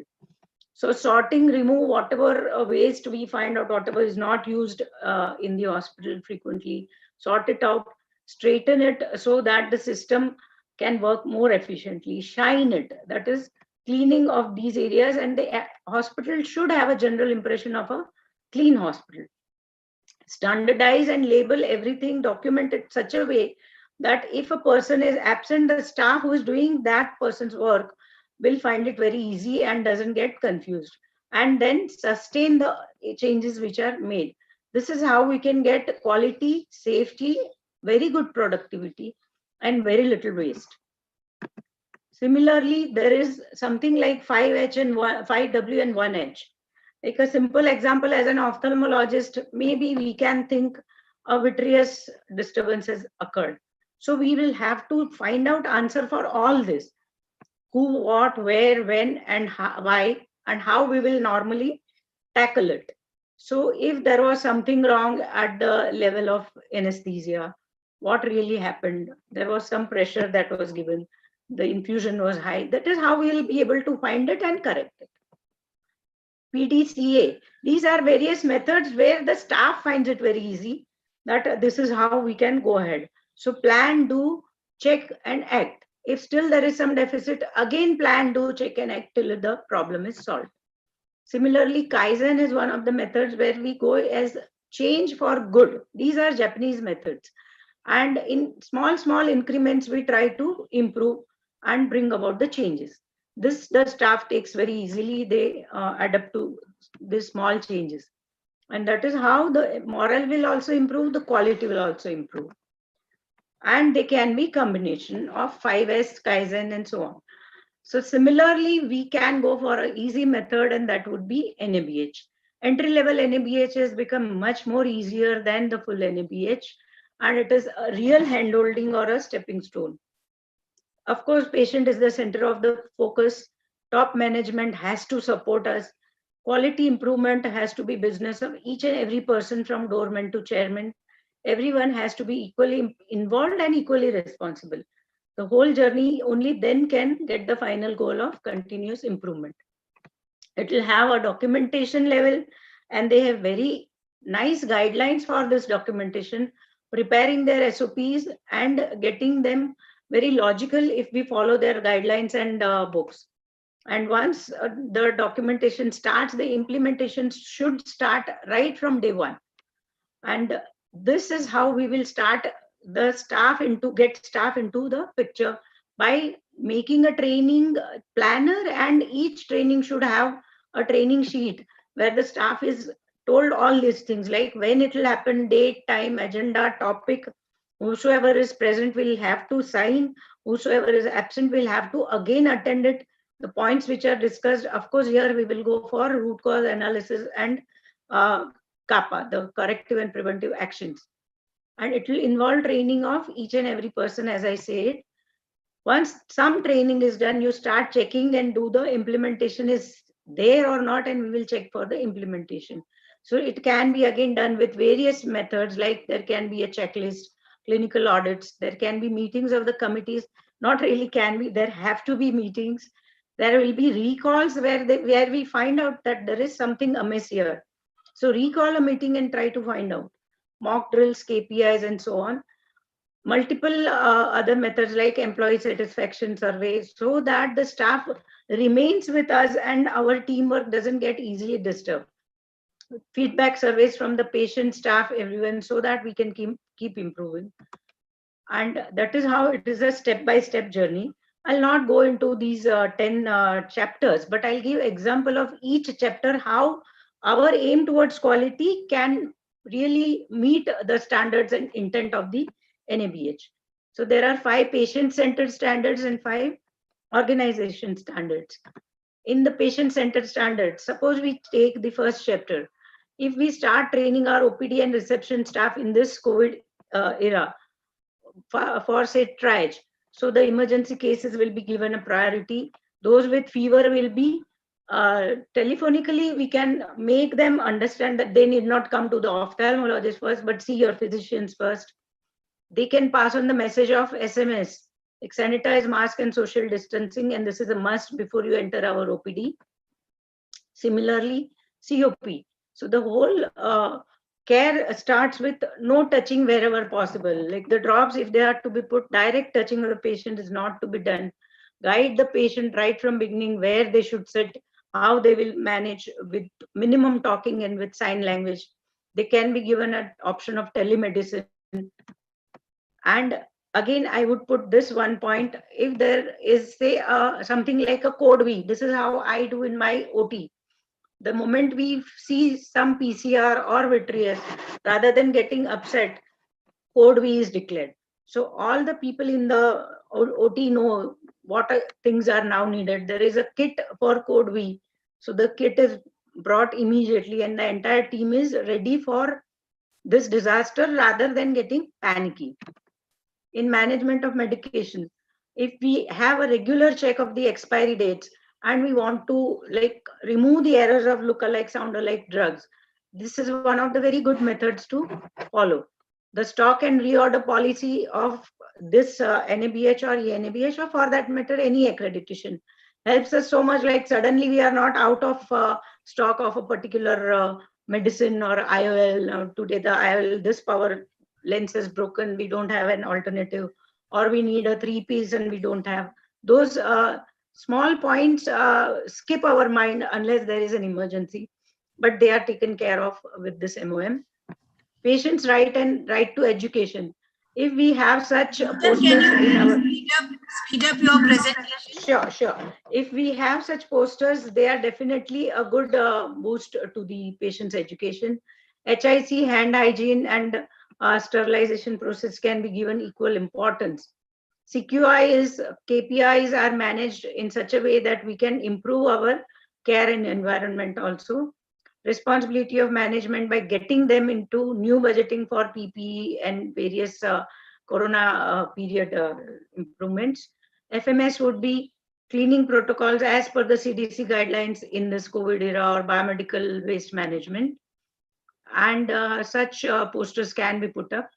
All employees in HRM, we will want all employees to be satisfied, getting good salary, their families to be educated, and of course the information system can be more of a soft copy. I would not go into these benefits of accreditation. And so quality means really doing it right when no one is looking. Thank you so much. Thank you, Dr. Nutan, for very informative talk on quality and use of quality tools. 5S, 5Ys, I think root cause analysis. These are very important aspects of everyday care of the patients, and how actually these chapters can be implemented into your daily, daily clinical care. So thank you very much. I think I would like to now invite, since Dr. Saurabh is not there, but I think somebody is there on his behalf. Yes, ma'am. I'm here. I'm Dr. Jasmeet. I'm the head of quality at Eye Care Eye Hospital. Okay, so can you please share your, please share your screen and please start your presentation on OT protocols.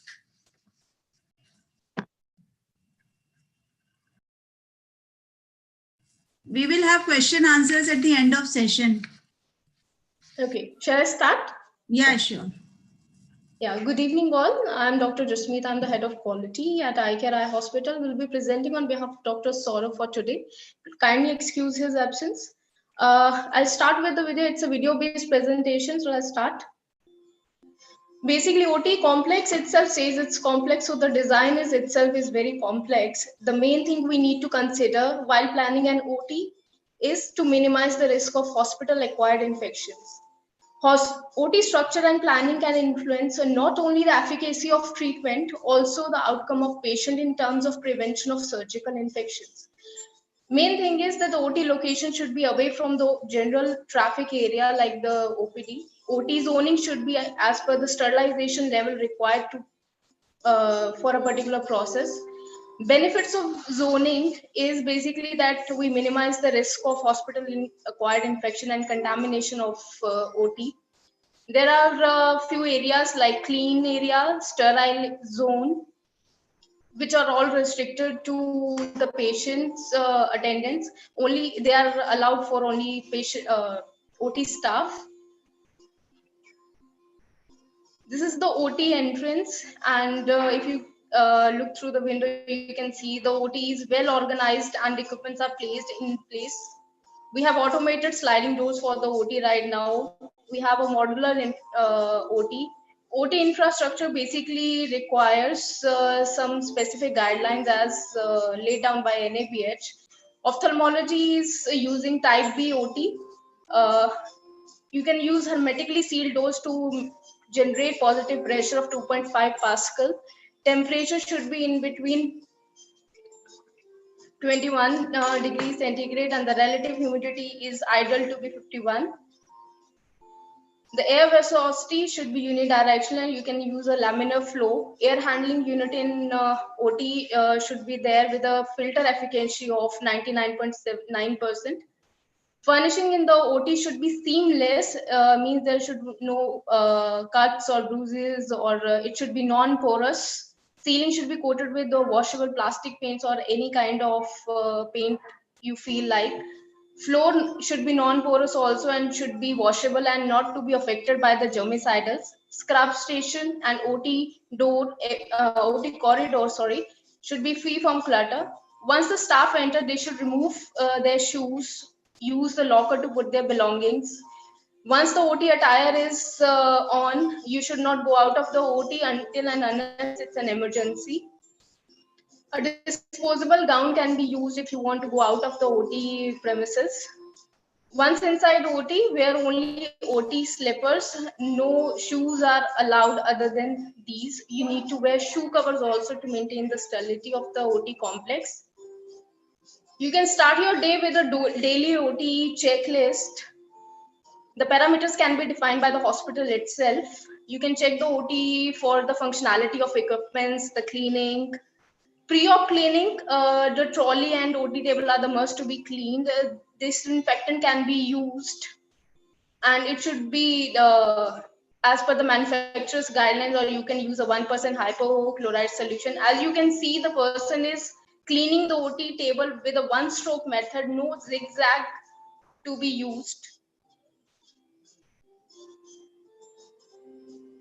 Microscope is to be cleaned with disposable swabs. Trolley preparation is the main thing. So you need to maintain sterility at every point of time. You are not supposed to touch unsterile area while doing so. Your hands should be away from the unsterile area. All the handling of equipments and everything should be in a sterile zone only. As you can see, the placement of all the instruments and linen is in a well-mannered and a disciplined thing, so that they are easy to access also.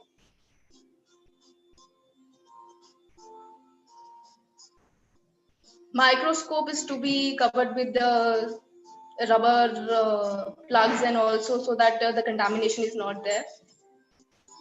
Scrub protocol to be followed for about 10 minutes, 4 minutes with the medicated soap and 6 minutes with chlorhexidine or povidone iodine in a cycle of 2 or 3 minutes each. Just make sure that you let the excess water drip away in the end. Once inside the OT, donning of the PPE is mandatory. Maintain distance from the surroundings so you do not contaminate yourself.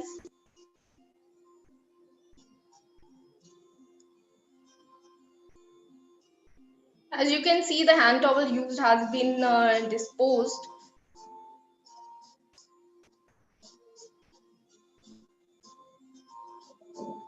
These are just the basic steps while donning a PPE.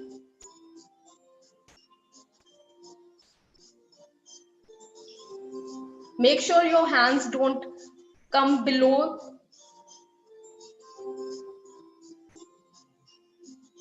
Double gloving needs to be done. In our case, we use the first gloving is a plastic glove and then the latex gloves. In the meantime, the surgeon can check the patient file for correct patient eye surgery lens, and you can use the WHO surgical safety checklist here. With the patient flow in the pre-op area, the patient needs to be prepared for OT. All the PPE, required PPE to be donned for him. Disposable gown, head cap and shoe cover. Patient identification is the mandatory step at every point where the patient goes. Taking the patient inside the OT, before giving the block, you need to make patient identification a mandatory protocol so that there are no errors like wrong patient, wrong eye. Cleaning between patient for block area also. Once the patient is inside the operating room, again, the patient identification is a must. WHO surgical safety checklist can be used. And I feel like it is a must for every case. While even draping also, do not touch the sterile area. Make sure the patient is involved in every step, and you make sure that the patient is informed that what you are going to do, so that he or she feels a little bit relaxed and comfortable with what all you guys are doing.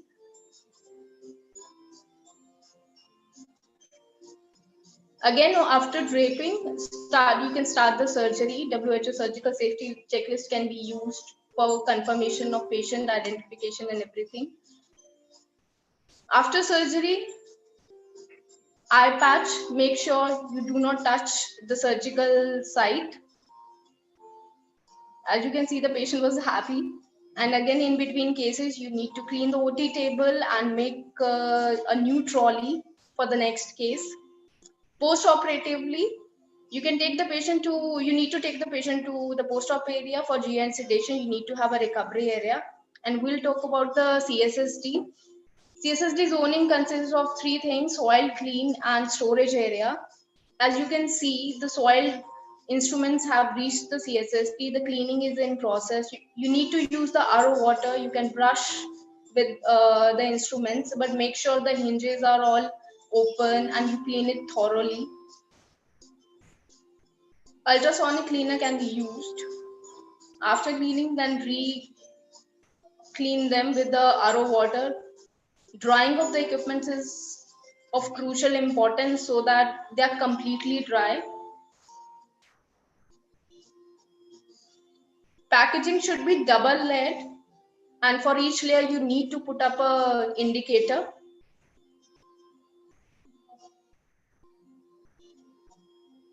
Once the packaging is complete, you load the autoclave.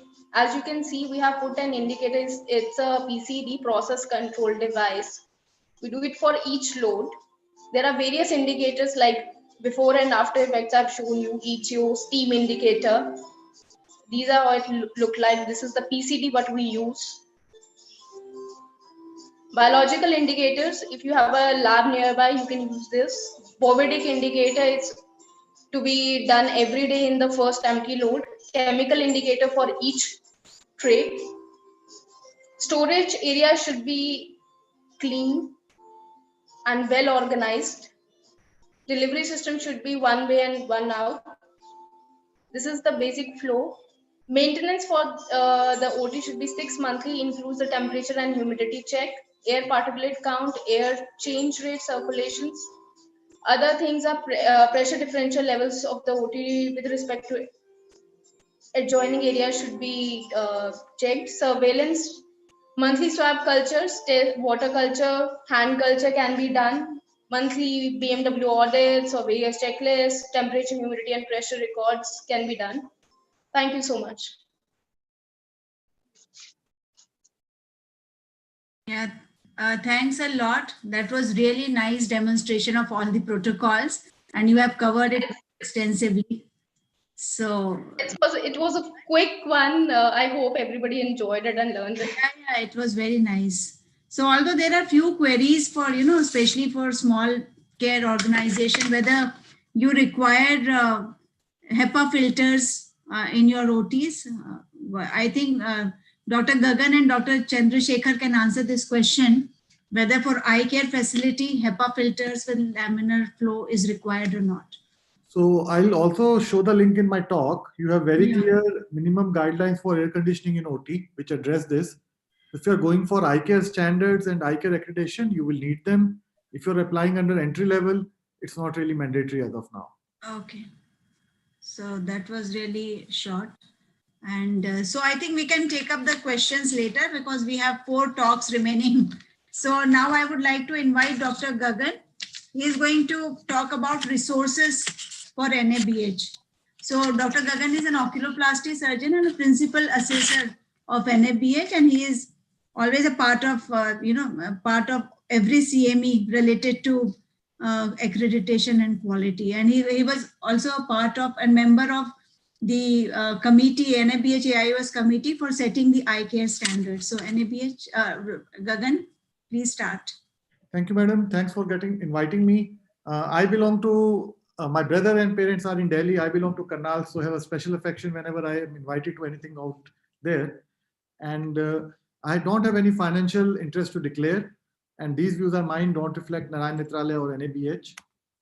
So why this talk is, this is a frequent question which we get, like, how do we start? What do we start? And from where we can, get information regarding NABH. So we just thought, okay, let's share in a nutshell that how do you start?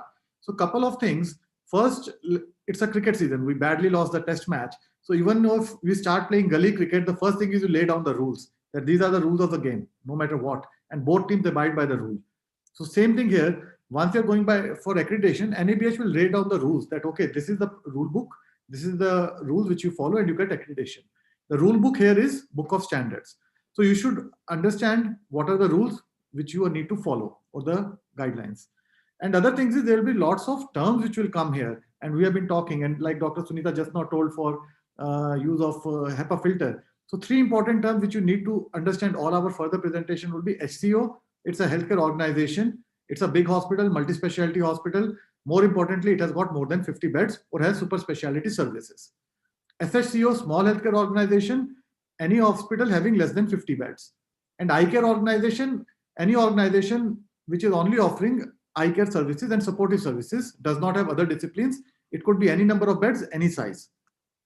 Okay, so these are different guidebooks, different books of standards available to you. If you see the center one, this is the eye care standard. So this is what is applicable to us in case you are going for eye care accreditation.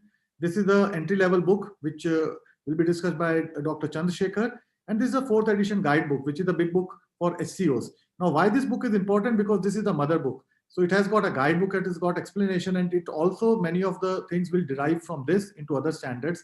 And NABH usually posts guidelines and updates on HCO.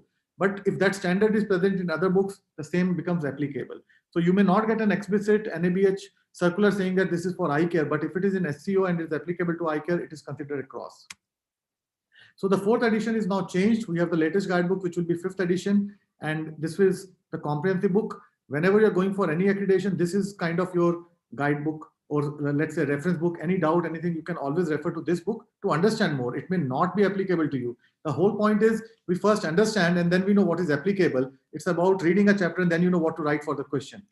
Now, earlier, all these books were supposed to be purchased, though we have PDFs floating around and people have scanned and shared it, or Xerox, and share from friends. But now these all standard books are available free download from internet. Only the standard guidebook is still chargeable. I'll show you how. And other important thing is all this book, if you see, will have 10 chapters. First 5 are patient chapters. Second 5 are organization chapters. And important thing is the abbreviations. So if you see first chapter AAC, so we always call it AAC, COP, MOM. So these abbreviations are what you need to know. So the first standard of book will be AAC 1. So the moment you say AAC 6, we know first chapter, 6th standard. AAC 7, first chapter, 7th standard. And each standard will have elements, A, B, C, D. So if I say MOM, I know 3rd chapter, MOM 2B. So MOM, 2nd standard, 2nd element.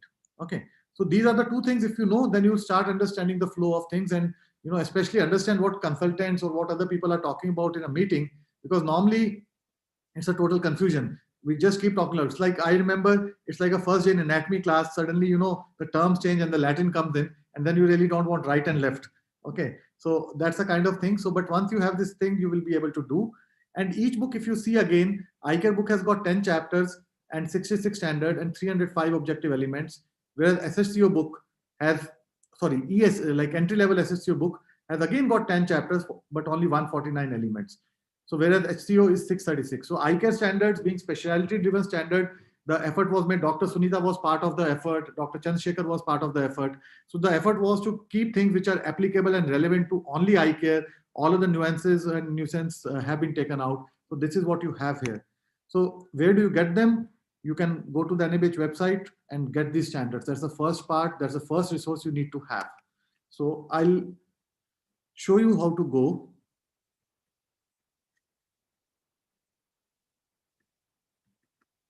So this is the NABH website.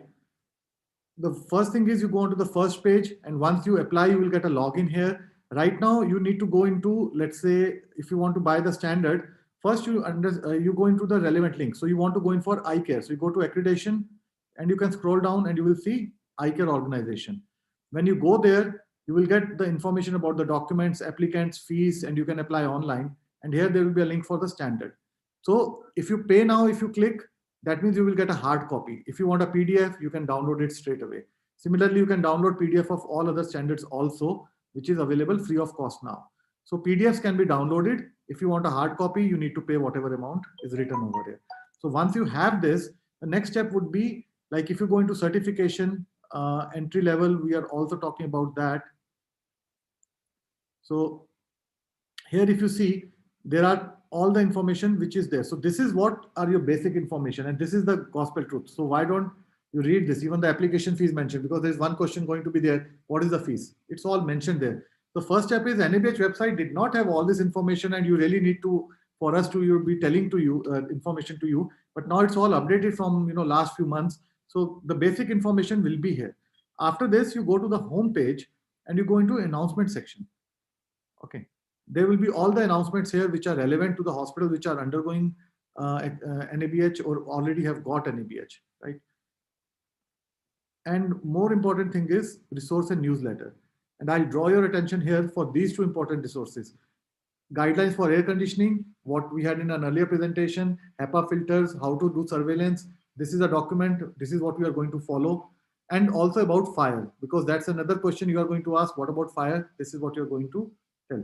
And again, there will be all webinars and all recorded, which are here. These are good. The whole thing is you get all this information from this website, and you can start your things and then go further.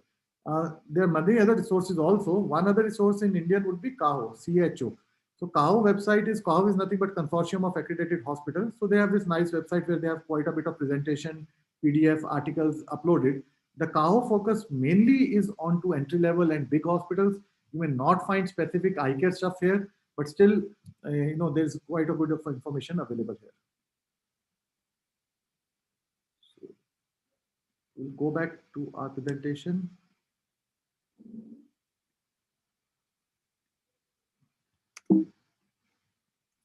So other thing would be, since we felt that there was always a need for all these things, so we came out with a book which collected all our talks and all what we have given, like Dr. Sunita told, I would have been part of at least 40-50 kind of a countrywide CME and more and plus conference sessions and multiple NABH trainings. So this is what we kind of put it as a collaborative effort. So this book from AIOS, all of us as author, and there are articles which are particularly relevant to eye care hospital. Here, the typical thing would be you'll find information on KPIs, how to write SOPs and everything. And you can also see here on quality indicators, Dr. Sunita has contributed this chapter. So this is a very good book. And if you are an AIOS member, you would have received a hard copy. Otherwise, you can get a soft copy. I would say this is a must-read resource if you really want to think in terms of eye care, implementation of NABH in eye care hospitals, or even for entry level. The other thing, OTA guidelines, I already showed you there. Now, if you will go to entry-level certification on the website, you also have a HOPE guidebook. Dr. Chandrasekhar will cover that. You have an assessor guide. You also have a hospital infection control manual. You have template of SOPs which have been shared by hospitals. There is a how to handle complaints and also. This entire page is the information which you need. Spend few time, you will save many lakhs. I'll narrate your story, and incidentally, it's in Delhi. Two of my junior colleagues and great friends, they went in for NABH and happened to have an assessment within the same month. And after assessment, they are just meeting over. They stay the practices are about 1 kilometer or 2 apart. And then they're meeting over afterwards. And they also called me, he said, yeah, NABH is unfair. We have an audit in my hospital. They have given me this, and in his hospital, they have told no. To me, they have told this, and to him, they have told no. And we already had a common consultant, and we discussed and we implemented it together. Then, I said, yeah, that's puzzling to me. Maybe it's a grave assessor, but I said, okay, tell me what it is. And the moment they told, then I realized that one guy had gone in for an entry-level accreditation and other guy had applied for full eye care accreditation. So one is an entry-level, one is eye care. So obviously there is different in number of elements and different in requirements. And those requirements they were not able to understand because they felt both of them are doing the same job. So that is one thing. And similarly, like OT requirement, if you're going for entry-level, someone will tell you, no, you need to break down your OT, you need to have a modular OT, you need to have this. So interestingly, I know someone in Gujarat who decided to go in for NABH and got stuck, and he broke down he took up his entire OT for renovation, spent some 15-20 lakh rupees, and the OT was shut down, practice got affected, and then he said, yeah, NABH is a pain. But the only thing was, he did not even require to touch his OT. Earlier OT was okay because he was only going in for entry level. He did not need HEPA filters and other thing to be done. You can do it when you want, but it was not mandatory for him.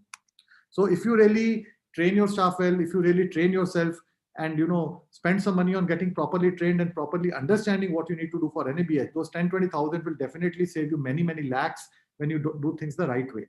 And then other important resources are standard resources which are required. So hand hygiene. In COVID, you would have all referred to WHO website, CDC website. WHO has given everything which is required for hand hygiene, including the videos which you require to train your staff. I don't think so there's a better resource than this. And similarly, on WHO, there is a safe surgery checklist, which is one of the parts. You can adapt this for Ophthal. Already it has been published in IGO, or you can take it from any of the hospitals. And this WHO safe surgery checklist also comes up the video, how you have to supposed to do and all these things. So these are standard resources. I really don't think that there is a need to reinvent these wheel. And the moment you get the standard in NABH guidebook on hand wash, probably WHO is the way to go. Then similarly, you will find the risk. It was already discussed, LASA drugs, high-risk drug. So we'll ask for what are emergency medication, high-risk medication. From where do you get those lists? You keep asking. I keep a request every day. Send me your LASA list. Send me your high-risk medication list. See, it's already there. You go to ISMP website. These are the categories of list drugs which are high risk. Whatever you have in your hospital amongst this is your high-risk drug list. Similarly, what do you do by look-alike and sound-alike drug? So you put labels, you separate. All this list also is available, that what could be sound alike drugs for anesthesia, and how do you can use Tolman letters. So now Tolman letter is not mandatory for us. Australian accreditation makes it mandatory. If you follow Tolman letter here, and that's something extra you have done for your hospital. So these kind of resources, if you're convinced and you take up, actually improve the quality of your hospital. In a small setup, even if I'm working in a setup where I have a small team, I really don't have time to actually devise the standards. If they're already there, I can make sure that they're followed. And similarly, you can always refer to other websites like JACO in USA, or Canadian Commission, or Australian Commission, or England. Their system is same as ours, and everything is in English. These 4 websites again become quite an important resource if you really want to do in quality and exceed quality standards. Like earlier talk, we talked about 5 S's and 5 W's. They are a level notch up than the basic accreditation requirement. Accreditation is something like securing passing marks in exam, and you can always exceed that, and most of the good organizations will exceed that. So these places you will get information. The moment you find something that, okay, this is going to improve something in my organization, you choose adapt, and then you share it with us also. So the importance of training is something which I would again emphasize, because you have the resources now. You cannot do without training, because this has not been taught. Training appears to be a pain, but 1 or 2 days of training, even if it is a paid training, even if you spend some money on it, really makes a big difference. It does the process easy for you, save lots of time, effort, pages, and staff time in implementation whenever you're going to do that. Thank you for your kind attention. That would be all from me. Thank you, Dr. Gagan, for a very comprehensive talk. Now, next, I would invite Dr. Chandrasekhar. He is again an ophthalmologist and NABH assessor, and he is the quality consultant at Arvind Eye Care Hospitals, and he is instrumental in getting NABH accreditation for most of their center. And he was also part of NABH AIS committee for setting up eye care standards. So kindly, I think we can just skip that SOP talk. You can just go ahead with your HOPE application and assessment talk, Dr. Chandrasekhar, because we are running short of time. So we can just skip if it is okay. Yes, Dr. Sunita. Yeah, sure. I'll go straight away to HOPE. I'll skip the SOP part.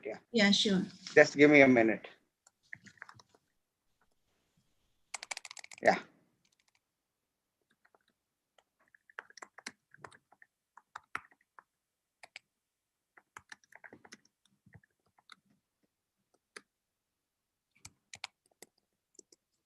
Because Dr. Gaurav was not there, I was supposed to talk on this. Anyway, I'll start with HOPE.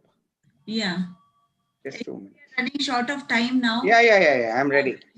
We can take up a few questions later. Yeah. Regarding that. Yeah.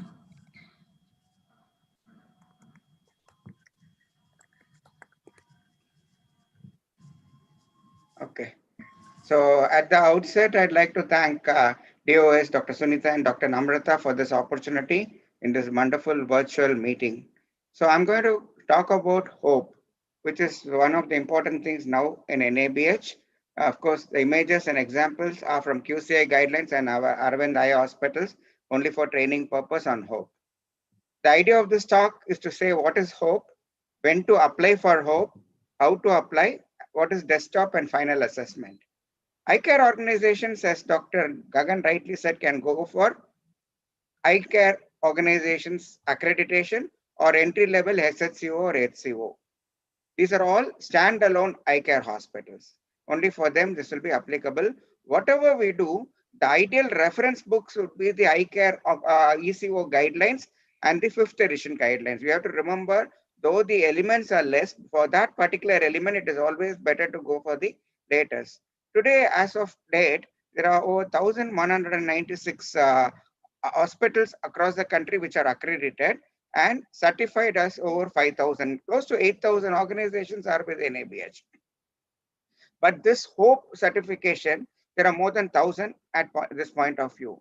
Just to give an intro, the IRDA, the Insurance Regulatory Board, and the NABH got together to get the entry-level certification so that there are bare minimum standards that is needed for anybody to get a insurance coverage, especially the cashless service.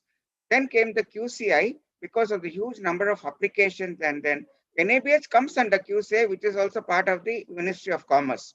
So QCI took over this entry level directly. So this HOPE portal was formed, which is the first comprehensive online portal for NABH. healthcare organizations platform for entry-level certification. It is a complete 360-degree online platform for entry level. It takes care of right from registration till the assessment and even the results. But recently, because of the pandemic, NAB had said it could be a desktop assessment, virtual, and a remote assessment, which is called the hybrid assessment or the virtual. All the three can be there. Only virtual assessment or hybrid, which is a both on-site and virtual. But since entry level has always only one assessor, and they will be mostly virtual unless somebody nearby is willing to go to the center to assess.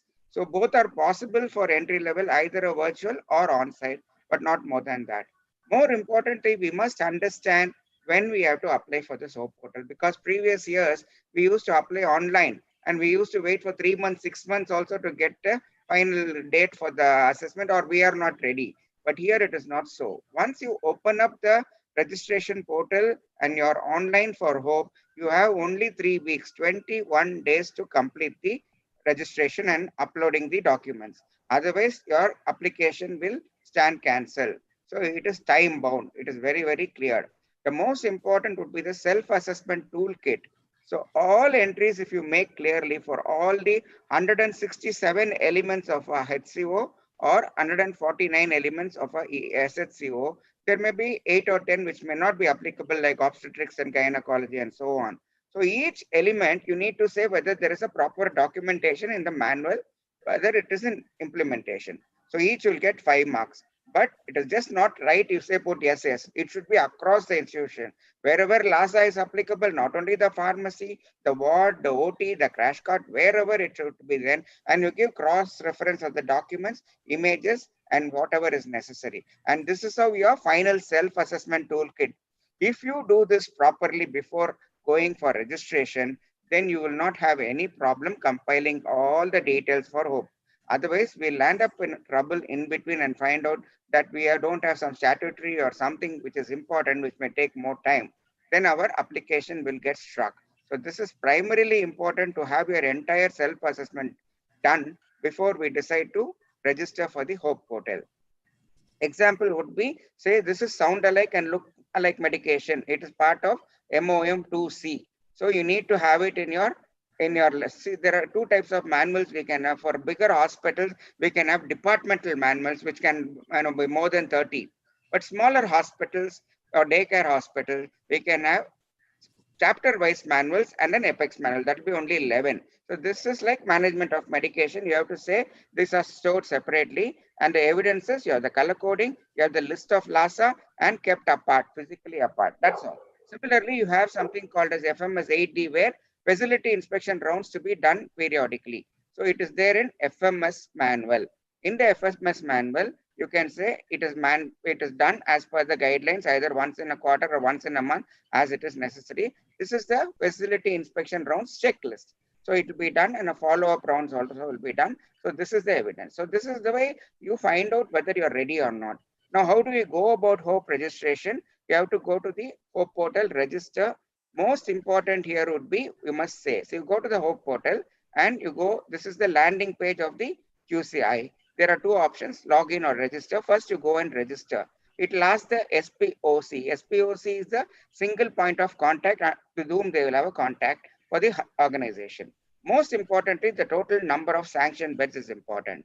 So that will be determining whether you are SHCO or HCO, because we don't have separate portals of HOPE for SHCO, HCO. This will determine whether it is SHCO or HCO, and within 24 hours, you will get a mail from NABH or QCI giving your login and password. Immediately, you can go in, log in, password, and then with your password, you can change your password. Once this starts, the 21-day countdown starts. Under 7 categories, you have to upload various documents. These are the 7 categories: general, statutory, and main thing, staffing, clinical services, infrastructure, quality improvement, and documentation. So this is something like approximately, for a healthcare organization, we need to have 215 uploads. And for a small healthcare, it will be about 180 uploads. You have to fill some of them on the desktop by uploading the documents and manuals. Some will be only through the mobile app, because you can do it only inside the hospital, so that the latitude, longitude, and geographical position will be noted in the image. So this is the way you upload.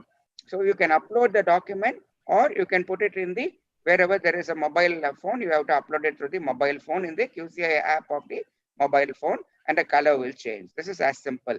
So as you see, single point of contact name will be there, and 14 days less left for registration. So registration, the most important now, which is almost followed in every state, is the Clinical Establishment Act. Then all the statutory for entry level, mostly it is the Establishment Act, pollution control, biomedical waste, water and air, and then whatever you want, you can add. The MOUs for various services which we do not have, which will not have like imaging and so many things, should be taken. It is always better to have a license tracker so that you're never out of expiry in any of the statutory or the MOUs. It should be taken properly in a stamp paper. So you write the details of all the people who are there in the hospital. Most importantly, you have to talk about the nurse bed ratio. No eye hospital will have an ICU, so there's no problem. If it is a daycare, it is easier. So the ratio should be mentioned. These are all taken into account very, very clearly. So OPD data for 12 months, occupancy rate, and ICU means no ICU. One building or two buildings, where it is located, so that you go on telling what it is and number of beds that are sanctioned. And you may even have to say, now it is only operational. I have 40 beds, but 20 beds are operational. OT zoning, sterilization things are loaded. All signages, biohazard, safety signages, scopes, patient rights. There are different types of signages which will be beyond the scope of this talk. You can add any number of locations and upload the photos directly. This is very important to say what is the scope of services, core services and supportive services, because based on what you upload in this scope only, they will be assessing, and the certificate will be based on that only. As you go on and on, you can see the days are remaining are coming down. Then quality improvement, where all the things will be there, various committee activities, whether it is there, improvement process, any two improvement process within the hospital in the last 12 years, and quality indicators, case records as and when it is needed. This is very important where there are many NCs, nursing documentation. You must always put the qualified nurse signing the nursing documents, especially for parenteral drugs and assisting GA cases and so on.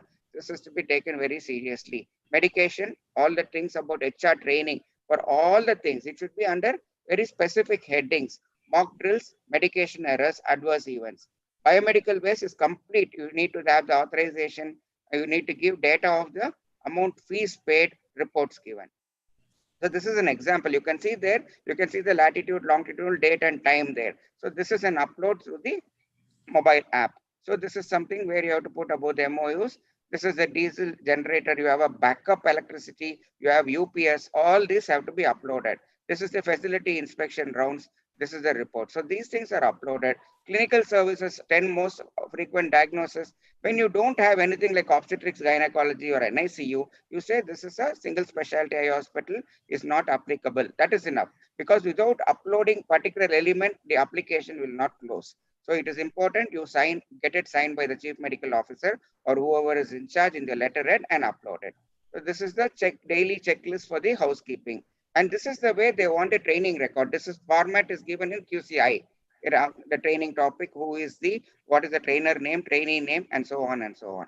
So verification, once in a way, you can open all whatever you want, or when you're not sure, you open and see whether it's correct. And then you can go and delete it and upload another one. Any part of the time you're going to close your computer, you can keep on saving whatever you have done. Nothing will go out.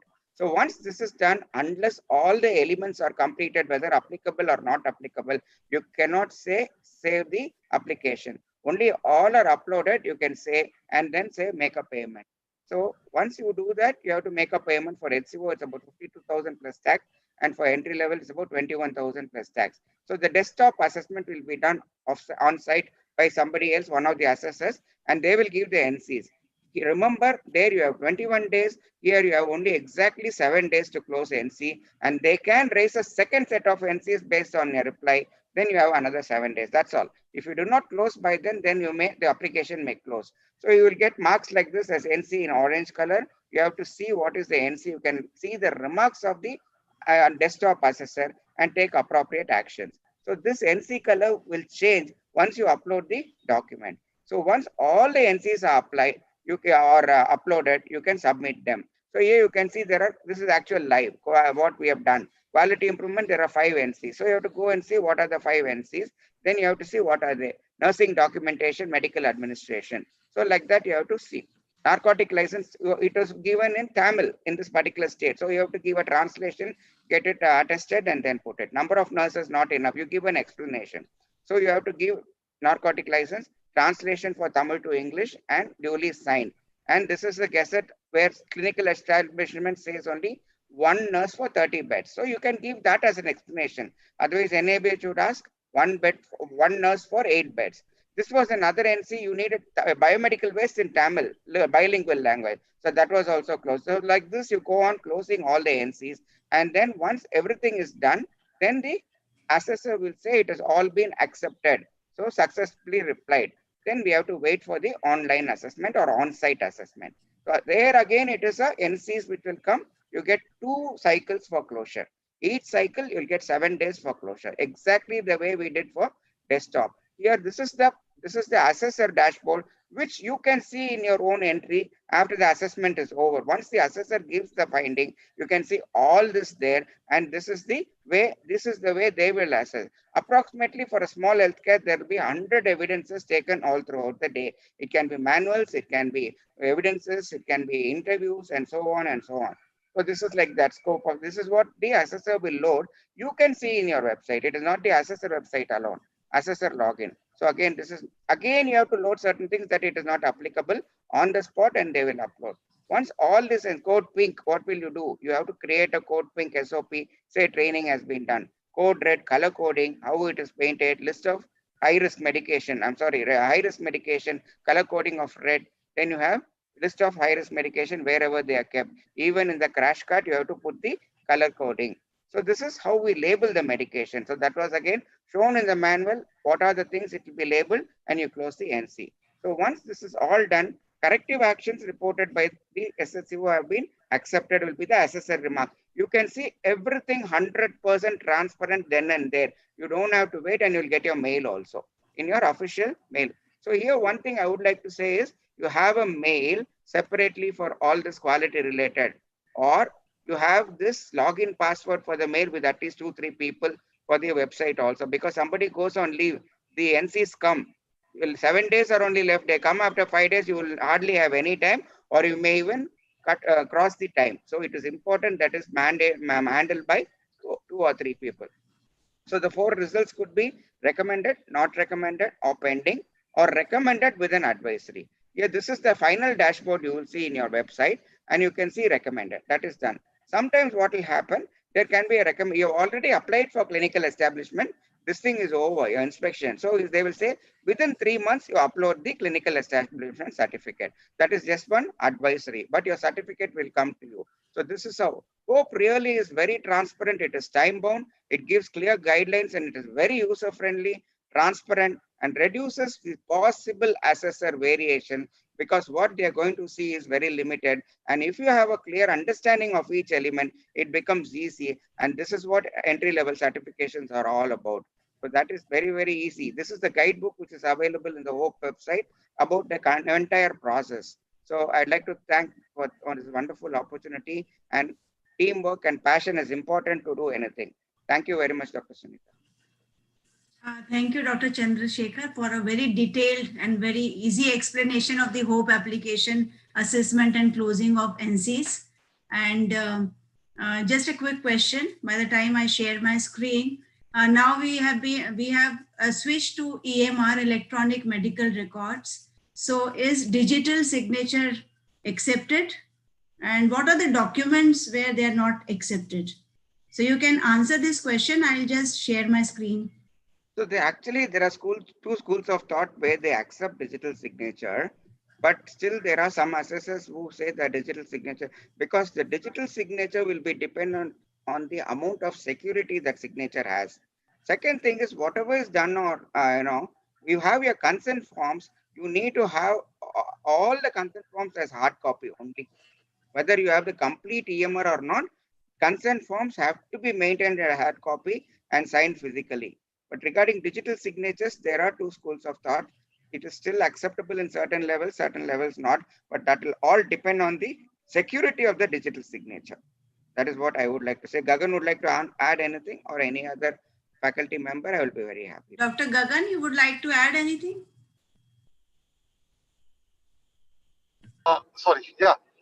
Digital signature will not be accepted completely because there are conforming guidelines from government. So at least our consent form and our OT notes and our general consent still have to be signed by you in person. In your OPD and all, if you have a proper EMR and your EMR can take digital signature, it is good. The problem is some with a scanned signature as a digital signature. So a scanned signature is not a digital signature. A digital signature is issued by the government, and then your EMR should support the security features with that. But definitely, since certain documents need to be produced in court, so those documents should be still now physically signed, because there is quite a bit of variation. Someone will say digital are expected. One government circular in a state will say digital are expected, accepted, and someone says no. So personally, till this confusion is cleared, these certain documents, namely consent, OT notes, and post-op, whatever is in OT, if they are in hands, they are not digitally signed, I think so it is better. Okay, thank you. Now I'll just cover this topic. Most of my talk has been covered by Dr. Nutan. Can you see my screen and slides moving? Yeah. Yes. Okay. Yeah, so I'll be talking about continuous quality improvement. As we know, healthcare interventions are intended to benefit patients. However, they can be hazardous, and medical errors is a reality. As we know, the risk of dying as a result of medical error far surpasses the risk of dying in an airline accident. And there are a lot of adverse events which can happen in a hospital. And most of these errors are because of the inconsistencies of processes, lack of standardized protocols, and lack of compliance with these protocols. Also, with changing health scenario, quality has become the demand by the patients, and so it has become very necessary for the hospitals to adapt quality. And patients are also, they just don't want technical quality, but they also want service quality, like adequate information, safe healthcare, friendly and respectful staff, and privacy and confidentiality of their records. So how can we integrate quality in our day-to-day practice and achieve continuous quality improvement? So it can be done easily by providing evidence-based clinical practices. So whatever we practice has to be evidence-based, managing patient safety and risk, having proper infrastructure and robust system of infection control, and standardized system of measuring and monitoring quality to achieve continuous quality improvement. So in our quality journey, continuous quality improvement not just help to get accreditation, but also helps in sustaining accreditation by continuously improving our quality and system and providing a lot of data which you can use for improvement. So measurement and monitoring of quality of healthcare is the first step for improvement. As has rightly been said, that if it is not measured, it will not improve. So using indicators is the best way to improve, to measure quality against standard benchmark. So quality can be measured by a set of quality indicators, which is an agreed upon structure, process, or outcome measure that is used to determine the level of quality achieved. So, and they also provide a quantitative basis. On that basis, you can measure your quality. So you need to identify clinical and managerial indicators according to the need of your hospital. So choose indicators which can track your efficiency, effectiveness, timeliness, resource utilization, and even financial performance. So it should be useful for you and help you to improve rather than just measuring and monitoring indicators for sake of it. So these are some of the indicators which are commonly used by various hospitals and given by the NABH. Also the structural indicators, the process indicators which we generally monitor in our hospital, the waiting time, hand hygiene compliance, time taken for initial assessment, and outcome indicators are also very useful because they calculate and measure the outcome of our services. The patient satisfaction index, infection rates are some of the outcome indicators. So these are the indicators as Dr. Gagan showed. In that booklet, we have mentioned all these indicators which can be measured on monthly basis. And I would like to emphasize the sentinel events like surgical site infection, wrong procedure, wrong eye, wrong IOL are very important to measure because they need immediate interventions. So these are some of the indicators which can be used. So in CQI 3 Eco Standard, there is list of clinical and managerial indicators. So once you have finalized the indicator, it is important to collect data and analyze data and interpret data in a very scientific manner so that you can prioritize them and take corrective action and improve. So Dr. Nutan has already talked about tools and techniques. I think these tools are very, very important. PDCA cycle, root cause analysis, 5 whys, Lean Sigma, etc. And I just like to give you the example of this fishbone analysis, which is simply a brainstorming about the possible related causes of end ophthalmitis in your OT. And once you just brainstorm about all the possible causes, whether they're patient-related, operating room process-related, surgical factors, or surgeon factors, you can just narrow it down to the root cause. So I think it's very important to do it for some of your incidents, and it should be done for sentinel events. So these are some of the indicators which we have been monitoring for the last 10 years. And it's very important. I feel that OT utilization is one of the most important indicator which you should monitor, because you can improve your efficiency, reduce overtime of the staff, reduce OT running expenses, and improve manpower and equipment efficiency and productivity, which will ultimately lead you to lead the financial gain to the organization. OT starting time, once you stop monitoring, it will dip, as you can see here.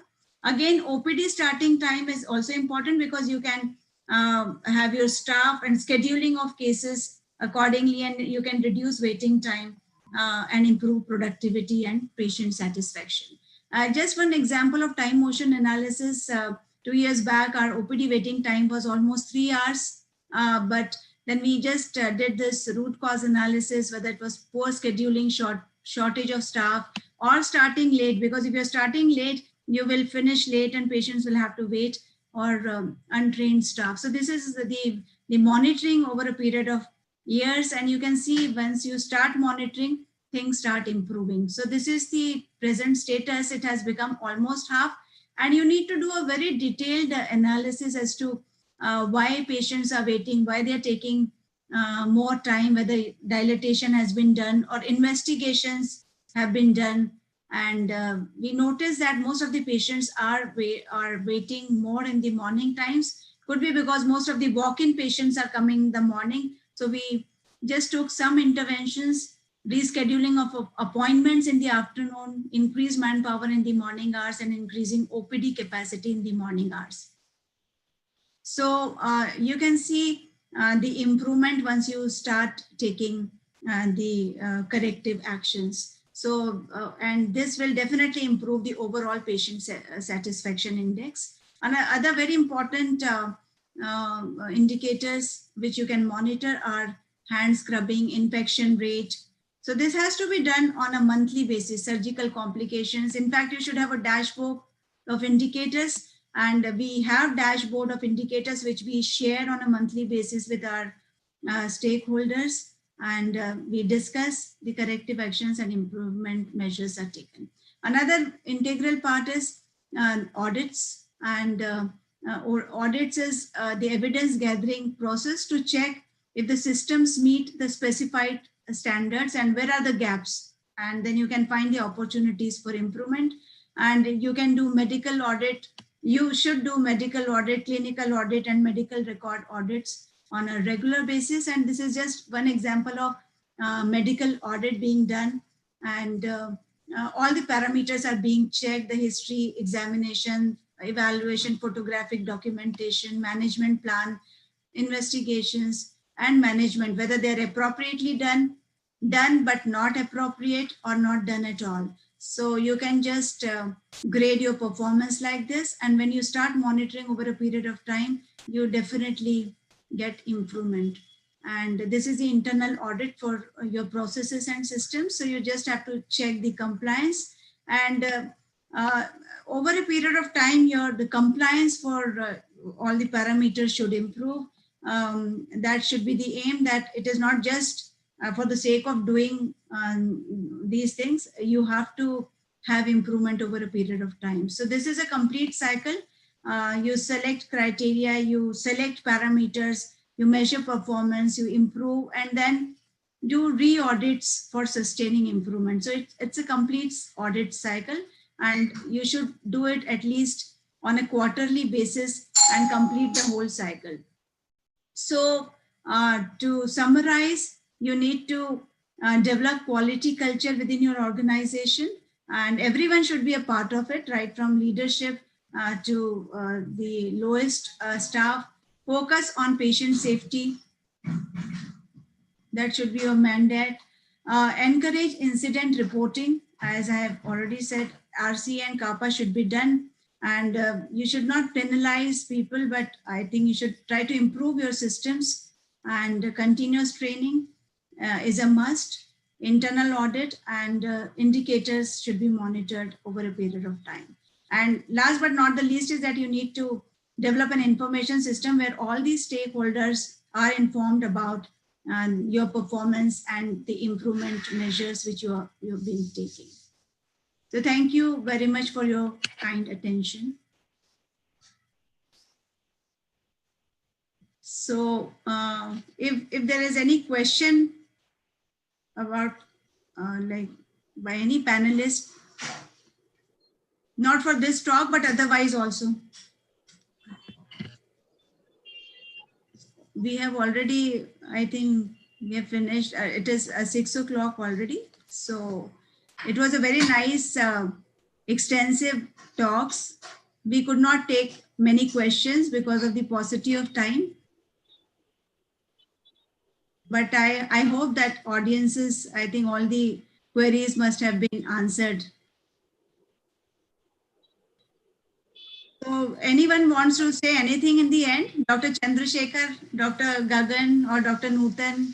Yes, only one word. I think all the talks were comprehensive and are a little different from the original NA-based talks. And all of them gave their wonderful inputs within the short 10 minutes. And it was wonderful to be part of this wonderful team. Thank you so much, all of you. Thank you, Dr. I would Sunita. only say thank you, Dr. Sunita, for a wonderful session. I enjoyed all the talks. And I believe that audience know many of the speakers, and the queries which they have, they can direct and everyone would be happy to answer them. Yeah. So the queries can always come. So it's a virtual conference. We can have virtual email queries also. But thank you. It was really good. The content and the selection of topics was really good. Thank you, madam. Thanks a lot. Thank you, madam. Frankly, it was so much of learning for me. I really enjoyed all the stalwarts talks were too good. Thank you so much. Thank you, Dr. Sunita. Okay, so thank you all. Thank you all. Good Thank night. you, everybody. Okay.